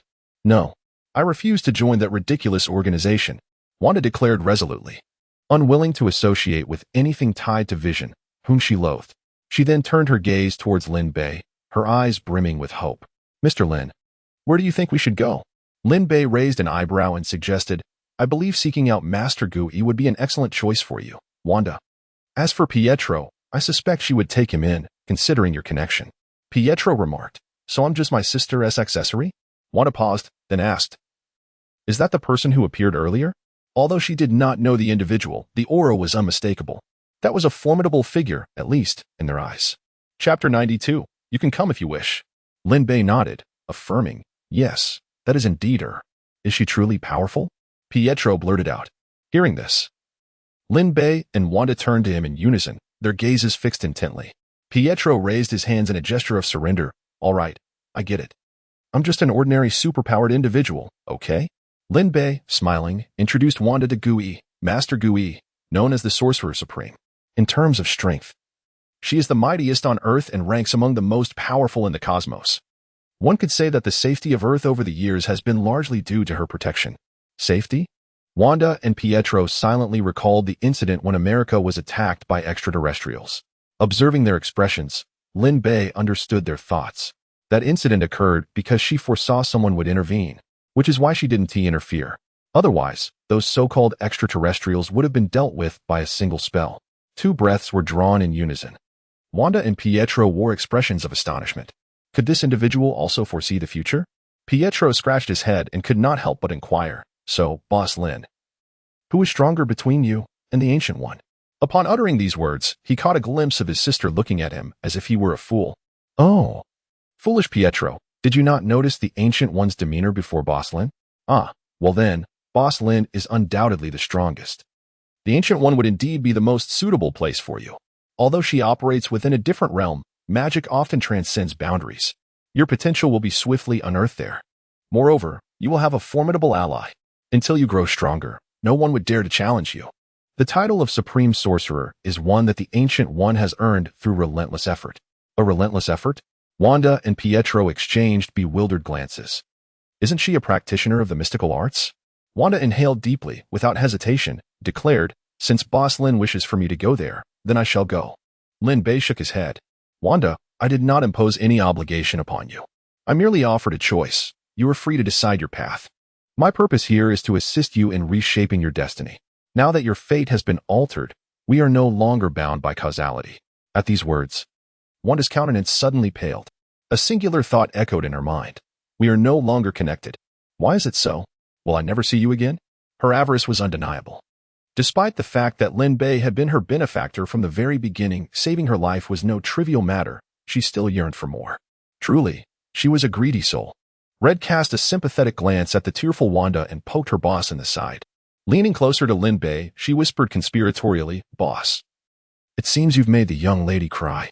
Lin Bei shot her a glare. In the beginning, such a look from him would have left Red trembling for days. Yet now, having grown accustomed to Lin Bei's temperament, she felt no trepidation and even stifled a chuckle. Lin Bei sighed, exasperated, and remarked, I never said we could not meet again. You are aware that my shop is in Hell's Kitchen. If you wish to come, you're welcome. Upon hearing this, Wanda, who had been sinking into despair, was instantly buoyed back to the surface. Moreover, a towel flew in and dried her off, allowing her to lie on the beach and bask in the sun. A chilled fruit juice was within arm's reach. The tears that had yet to spill were quickly stifled. Wanda looked at Lin Bei with delight. Boss Lin, are you serious? Can I really go if I wish to? Lin Bei, both amused and exasperated, replied, Of course. I run a shop. How could I possibly turn away a customer? However, if one wishes to indulge in spirits, do remember to bring your own libations. Upon hearing Lin Bei being referred to as a guest, she felt a slight pang of sadness. Nevertheless, the mere opportunity to see him occasionally sufficed. Very well. Yet, I have resolved to seek my fortune with Master Gui. Lin, could you kindly direct me on how to reach there? Wanda beamed with a radiant smile. He'd advise and feast well. Lin Bei, being such a formidable figure, undoubtedly possesses a broader perspective than she. Most importantly, she believed that Lin Bei would not bring her harm. Even if he were to plunge a knife into her, she would perceive it as a necessary surgery, administered for her own ailment. Allow me to escort you. It so happens that Gui has invited me for tea. Indeed. Thank you, Lin. Wanda promptly patted the somewhat distracted Pietro. Shouldn't you express your gratitude to Lin? Oh, thank you, Lin. Pietro, coming back to his senses, regarded Lin Bei with a complex expression. Alas, since Lin Bei's arrival, his sister's demeanor towards him had noticeably soured. One might wonder if the delicate flower he had protected for so many years would be taken away. In Kamartage, within the sanctum, Gui sat cross-legged, indulging in her daily tea ritual. In the next moment, a spatial portal materialized before her. shrouded in a twilight haze that even the most magically endowed eyes could not penetrate. Guyi's heart raced. She had glimpsed countless futures, yet none had revealed this portal. However, a thought crossed her mind, offering her some solace. Indeed, Lin Bei emerged from within, accompanied by several others. Lin. It's quite a surprise to see you again so soon, Guyi remarked with a smile. Lin Bei unceremoniously seated himself across from her, poured himself a cup of tea, and took a sip. Drink up, Master Guyi, do not hold back. This is what we call taking the initiative. Guyi chuckled, shaking her head in bemusement. Yet, Lin Bei's interruption brought her a sense of calm. Although this individual remained inscrutable, he did not seem like one who would whimsically threaten the destruction of the earth. Please, take a seat. Do not be so formal. Make yourselves at home. Lin Bei produced 3 additional cups, filling one for each of them. Hong, without hesitation, nestled beside Lin Bei, dutifully adhering to his words. A model employee indeed. Wanda, observing this, promptly greeted Master Guyi before taking her place on Lin Bei's other side, gingerly lifting her teacup as if to immerse her entire face within it. Pietro, stiff with formality, bowed slightly to Guyi. Master Guyi. Guyi acknowledged with a subtle nod. The group fell into silence, sipping their tea. After 3 cups, Lin Bei finally broke the silence. Master Guyi, had I not come to partake in your tea, you might not have felt entirely at ease. Thus, I am here. You need not worry about my intentions regarding the earth. Simply regard my presence as that of a tourist. Upon hearing this, the Ancient One felt a profound sense of relief. Such an entity would never stoop to deception. If she claimed to be here for leisure, then indeed, she was. Moreover, even if she harbored ulterior motives, what could she possibly achieve? Even the time stone, in her possession, behaved submissively, akin to a mere trinket. Chapter 93. The Abandoned Strange. The earth remains a splendid place. I hope Mr. Lin finds it to his liking, the Ancient One remarked with a smile. Lin Bei remained noncommittal. There is indeed much beauty in the world, yet there exists an equal measure of filth. He gestured towards Wanda, inquiring, and what is your assessment of her, Master Sorcerer? The Ancient One had already begun to scrutinize the 2 individuals Lin Bei had brought. Pietro was a mere glance away from being seen through, an ordinary superhuman, nothing more. However, Wanda intrigued her more with each passing moment, leading her to exclaim, a natural talent for magic. As the conversation shifted to her, Wanda finally lifted her gaze and offered a smile to the Ancient One. Wanda was inherently favored by chaos magic. Her future achievements would surely elevate her to the status of a supreme sorceress, Lin Bei jested. Originally, Wanda's potential was exceedingly high. The Lord of the Underworld, Thon, and the Ancient One shared an equal standing with the Trinity of Vishandi. However, Lin Bei had seized Thon's debt note, shifting Wanda's patronage to himself, thus elevating her status to match that of Thon, if not surpassing it. The Ancient One gazed at Wanda in astonishment, not anticipating Lin Bei's lofty assessment of the girl. Given Wanda's potential, ascending to Supreme Sorceress was indeed plausible. Yet, in Lin Bei's words, it had become the baseline. While I may not surpass you, I possess strength in my own right. Thus, she found herself indebted to Lin Bei. What an exceptional heir, the Ancient One thought, casting a warm smile towards Wanda. Wanda, would you be willing to remain in Kamartash? Wanda promptly replied, Master Ancient One, I am willing. The Ancient One nodded with a smile, feeling quite pleased today. Pietro interjected, so, is no one here to keep an eye on him? Alas, I cannot wait any longer. I must take the initiative. Master Ancient One, what do you think of me? If my sister is a genius among geniuses, then surely I must be a genius as well. He stood up, displaying his muscles like a peacock. The Ancient One regarded him, hesitating to speak. Please, do not hold back. You invited this discourse, he urged. With a sigh, the Ancient One responded delicately, I believe there are many paths in this world beyond magic. You might consider exploring other avenues. Pietro's expression stiffened. Wanda couldn't help but chuckle. Pietro gazed at his sister mechanically, realizing that she could be so heart-wrenching. Wanda cleared her throat, suppressing her laughter, and said, Master Gu, Pietro is quite swift. You may assign him tasks such as moving objects, cleaning, or running errands. Upon hearing this, Gu displayed a smile. Is that so? Originally, I intended for him to reside here temporarily.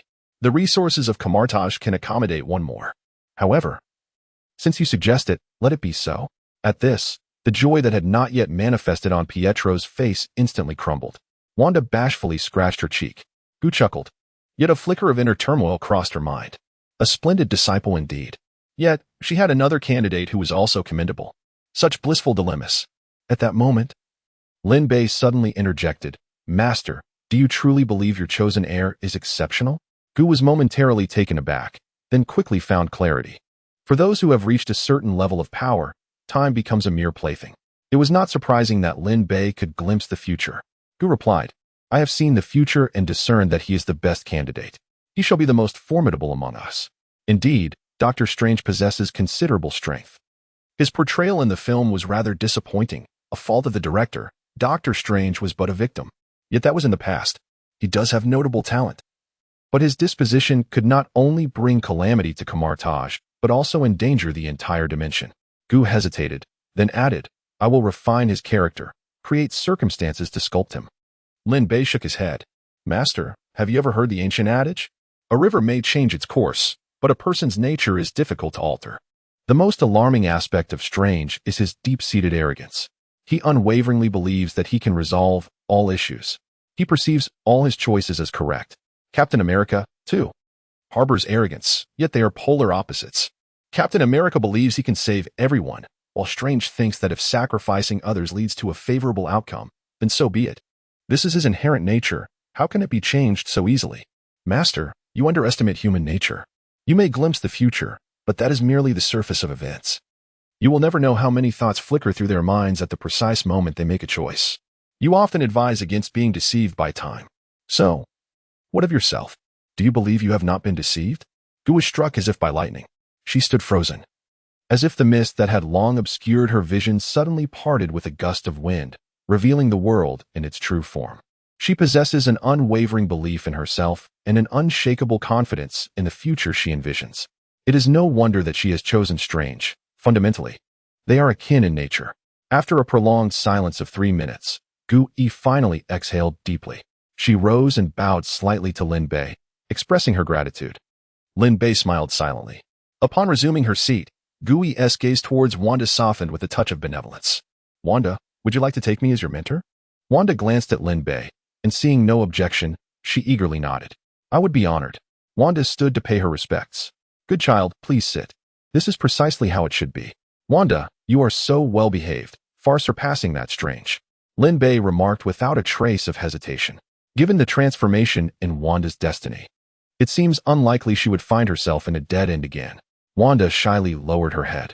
He complimented me on my good behavior. Gu sighed inwardly, recognizing the challenges that lay ahead for the young girl. Foolish child, the one you admire is rather difficult to handle. Your teacher cannot serve as your support. It is up to you to strive. With that said, Master Gu, we shall take our leave, Lin Bei stated. Gu promptly stood. Are you departing so soon? Lin Bei? Wanda inquired, her tone tinged with reluctance. You appear somewhat easy to intimidate, Lin Bei remarked, playfully pinching Wanda's delicate cheek. Confronting has a branch in New York. You can visit any time. Wanda's face flushed with warmth, secretly delighted by the thought. Gu shook her head. Silly child, he clearly sees you as a child.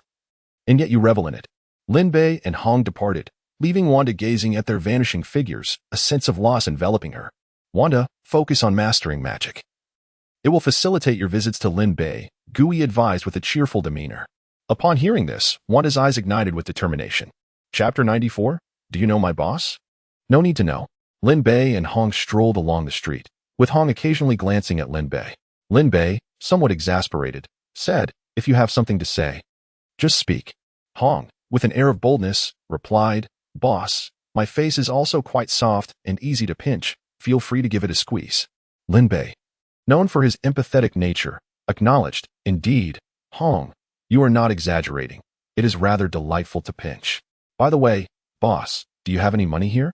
She inquired. No, but someone does. They have already sought us out. It would be rather inappropriate not to ask for some funds. In a certain maritime domain, an airborne mothership hovered overhead. This was one of the headquarters of SHIELD, inside the office. Director Nick Fury wore a solemn expression as Deputy Director Hill reported on the situation. Currently, it appears to be a supernatural phenomenon. The tavern in question eludes all attempts at discovery, as if it materialized from thin air. Among the 5 individuals who appeared, 3 remain equally inscrutable. The other 2, upon comparison, bear a striking resemblance to the skeletal features of 2 deceased children recorded in Sokovia, Wanda Maximoff and Pietro Maximoff, siblings. Nick Fury listened intently, tapping his index finger rhythmically against the table. Natasha was nearby. She should be sent to investigate this enigmatic tavern. Indeed, the efficiency of a high-ranking agent is remarkable. Nearly 5 minutes after receiving the directive, Natasha, now donned in the guise of an exquisite urban woman, stood before the tavern named the Multiverse. What a peculiar name. She mused silently, recognizing the characters as belonging to a mysterious ancient civilization from the East. It was highly probable that the proprietor had connections to that nation. The establishment seemed utterly out of place, yet possessed a unique charm upon closer inspection. However, what captivated her attention most was the signboard. She scrutinized it carefully, confirming that this establishment indeed resembled a tavern. Yet, why was it necessary for her to bring her own libations? Natasha detested individuals who eschewed conventional norms. Taking a deep breath, she adorned her face with a smile that was subtly inviting, yet not overly forward. The bell above the door chimed as she entered. Behind the bar, her doppelganger, Lin Bei, lifted his gaze to regard the newcomer. The visitor was strikingly beautiful, yet exuded a potent allure. "Welcome," he remarked. "It appears this lady has not brought her own refreshments." Leaning casually on the bar, he showed no inclination to rise and greet her. As Natasha strolled further inside, she surveyed the interior, ultimately realizing that Lin Bei was indeed the tavern's sole occupant. Yet, despite his ordinary appearance, Natasha, seasoned by her experiences, understood that appearances could be deceiving. Maintaining her facade, she approached the bar and seated herself, making an effort to exude charm without appearing overtly contrived. "Are you the proprietor of this establishment?" she inquired. Upon hearing her words, his expression shifted dramatically as he replied, "No, I am merely a hapless employee. My unscrupulous boss has taken a young lady on a trip, leaving me here all alone in this tavern." He shook his head dramatically, feigning a sense of deep grievance. Natasha's expression stiffened, taken aback by his unexpected demeanor. After a moment, she chuckled. "Ah, indeed, that sounds rather unfair to you. By the way, is that sign outside the tavern also pinned by your boss? He certainly has a distinctive flair." Lin Bei scoffed. "Distinctive flair? He is nothing more than a heartless tyrant who exploits his employees. It's utterly outrageous. Simply outrageous." Subsequently, the doppelganger berated Lin Bei for half an hour, with each line of dialogue unique and unrepeatable. Natasha maintained a stiff expression throughout, finding it difficult to interject. "Ah, my apologies, I seem to have startled you. However, dear guest, if you have not brought your own beverages, you shall have to remain seated here." Natasha let out a sigh of relief. Thankfully, the other party was capable of normal conversation. She quickly inquired, "But isn't this an establishment for drinks? Did we not come here to purchase and enjoy them?" "Indeed, we do sell beverages here. Moreover, we offer only one type of drink each day. However, the price may be quite beyond your means," came the response. Natasha's eyes flickered momentarily, and she asked, "So, does that mean the drink changes daily?" "Precisely, each beverage has its own distinct effect. You are unlikely to afford it. But if your employer is willing to reimburse you, then it would not be an issue. So, would you care to try?" Natasha felt a twinge of sensitivity. She could not shake the feeling that the person before her spoke with hidden implications. "My employer is quite a miser. He would certainly not reimburse his employees," she replied, feigning a bitter smile. The doppelganger nodded in agreement. "Indeed, your employer does seem rather stingy. Not only that, but he is also greedy and rather arrogant." Natasha's heart skipped a beat. This felt awry, very awry. She maintained an outward calm, sporting a curious expression, and jested, "It sounds as though you know my employer." The doppelganger shrugged. "I do not know him, but why do you say that?" "It stands to reason," the doppelganger explained, "that all employers embody such traits: stingy, greedy, arrogant, and paranoid, always believing there are schemers plotting against them." Natasha paused, momentarily taken aback. "Damn," she thought, "he genuinely seems to have discerned her identity." Instantly, she relaxed. "Ha ha ha, in that case, you are quite right. My employer indeed embodies all those characteristics." "Isn't that so?" The doppelganger grinned. "But you could always plead with your employer. Perhaps he might relent and acquiesce to your request. After all, it is evident that you are an esteemed employee." Natasha shrugged, replying, "Esteemed, perhaps. But to beg my employer for a single drink would be rather humiliating, wouldn't it? Is that so? Do you feel ashamed because you believe the value of my drink to be too trivial?"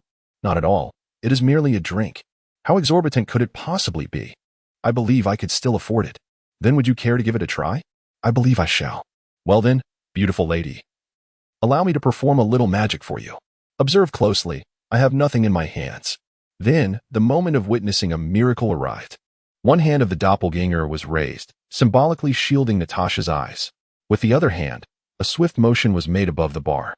As the doppelganger withdrew both hands, a glass of emerald liquid quietly rested upon the bar, as if it had always been there. Remarkable, Natasha marveled. Even with her keen eyesight, she could not discern the flaw in this illusion.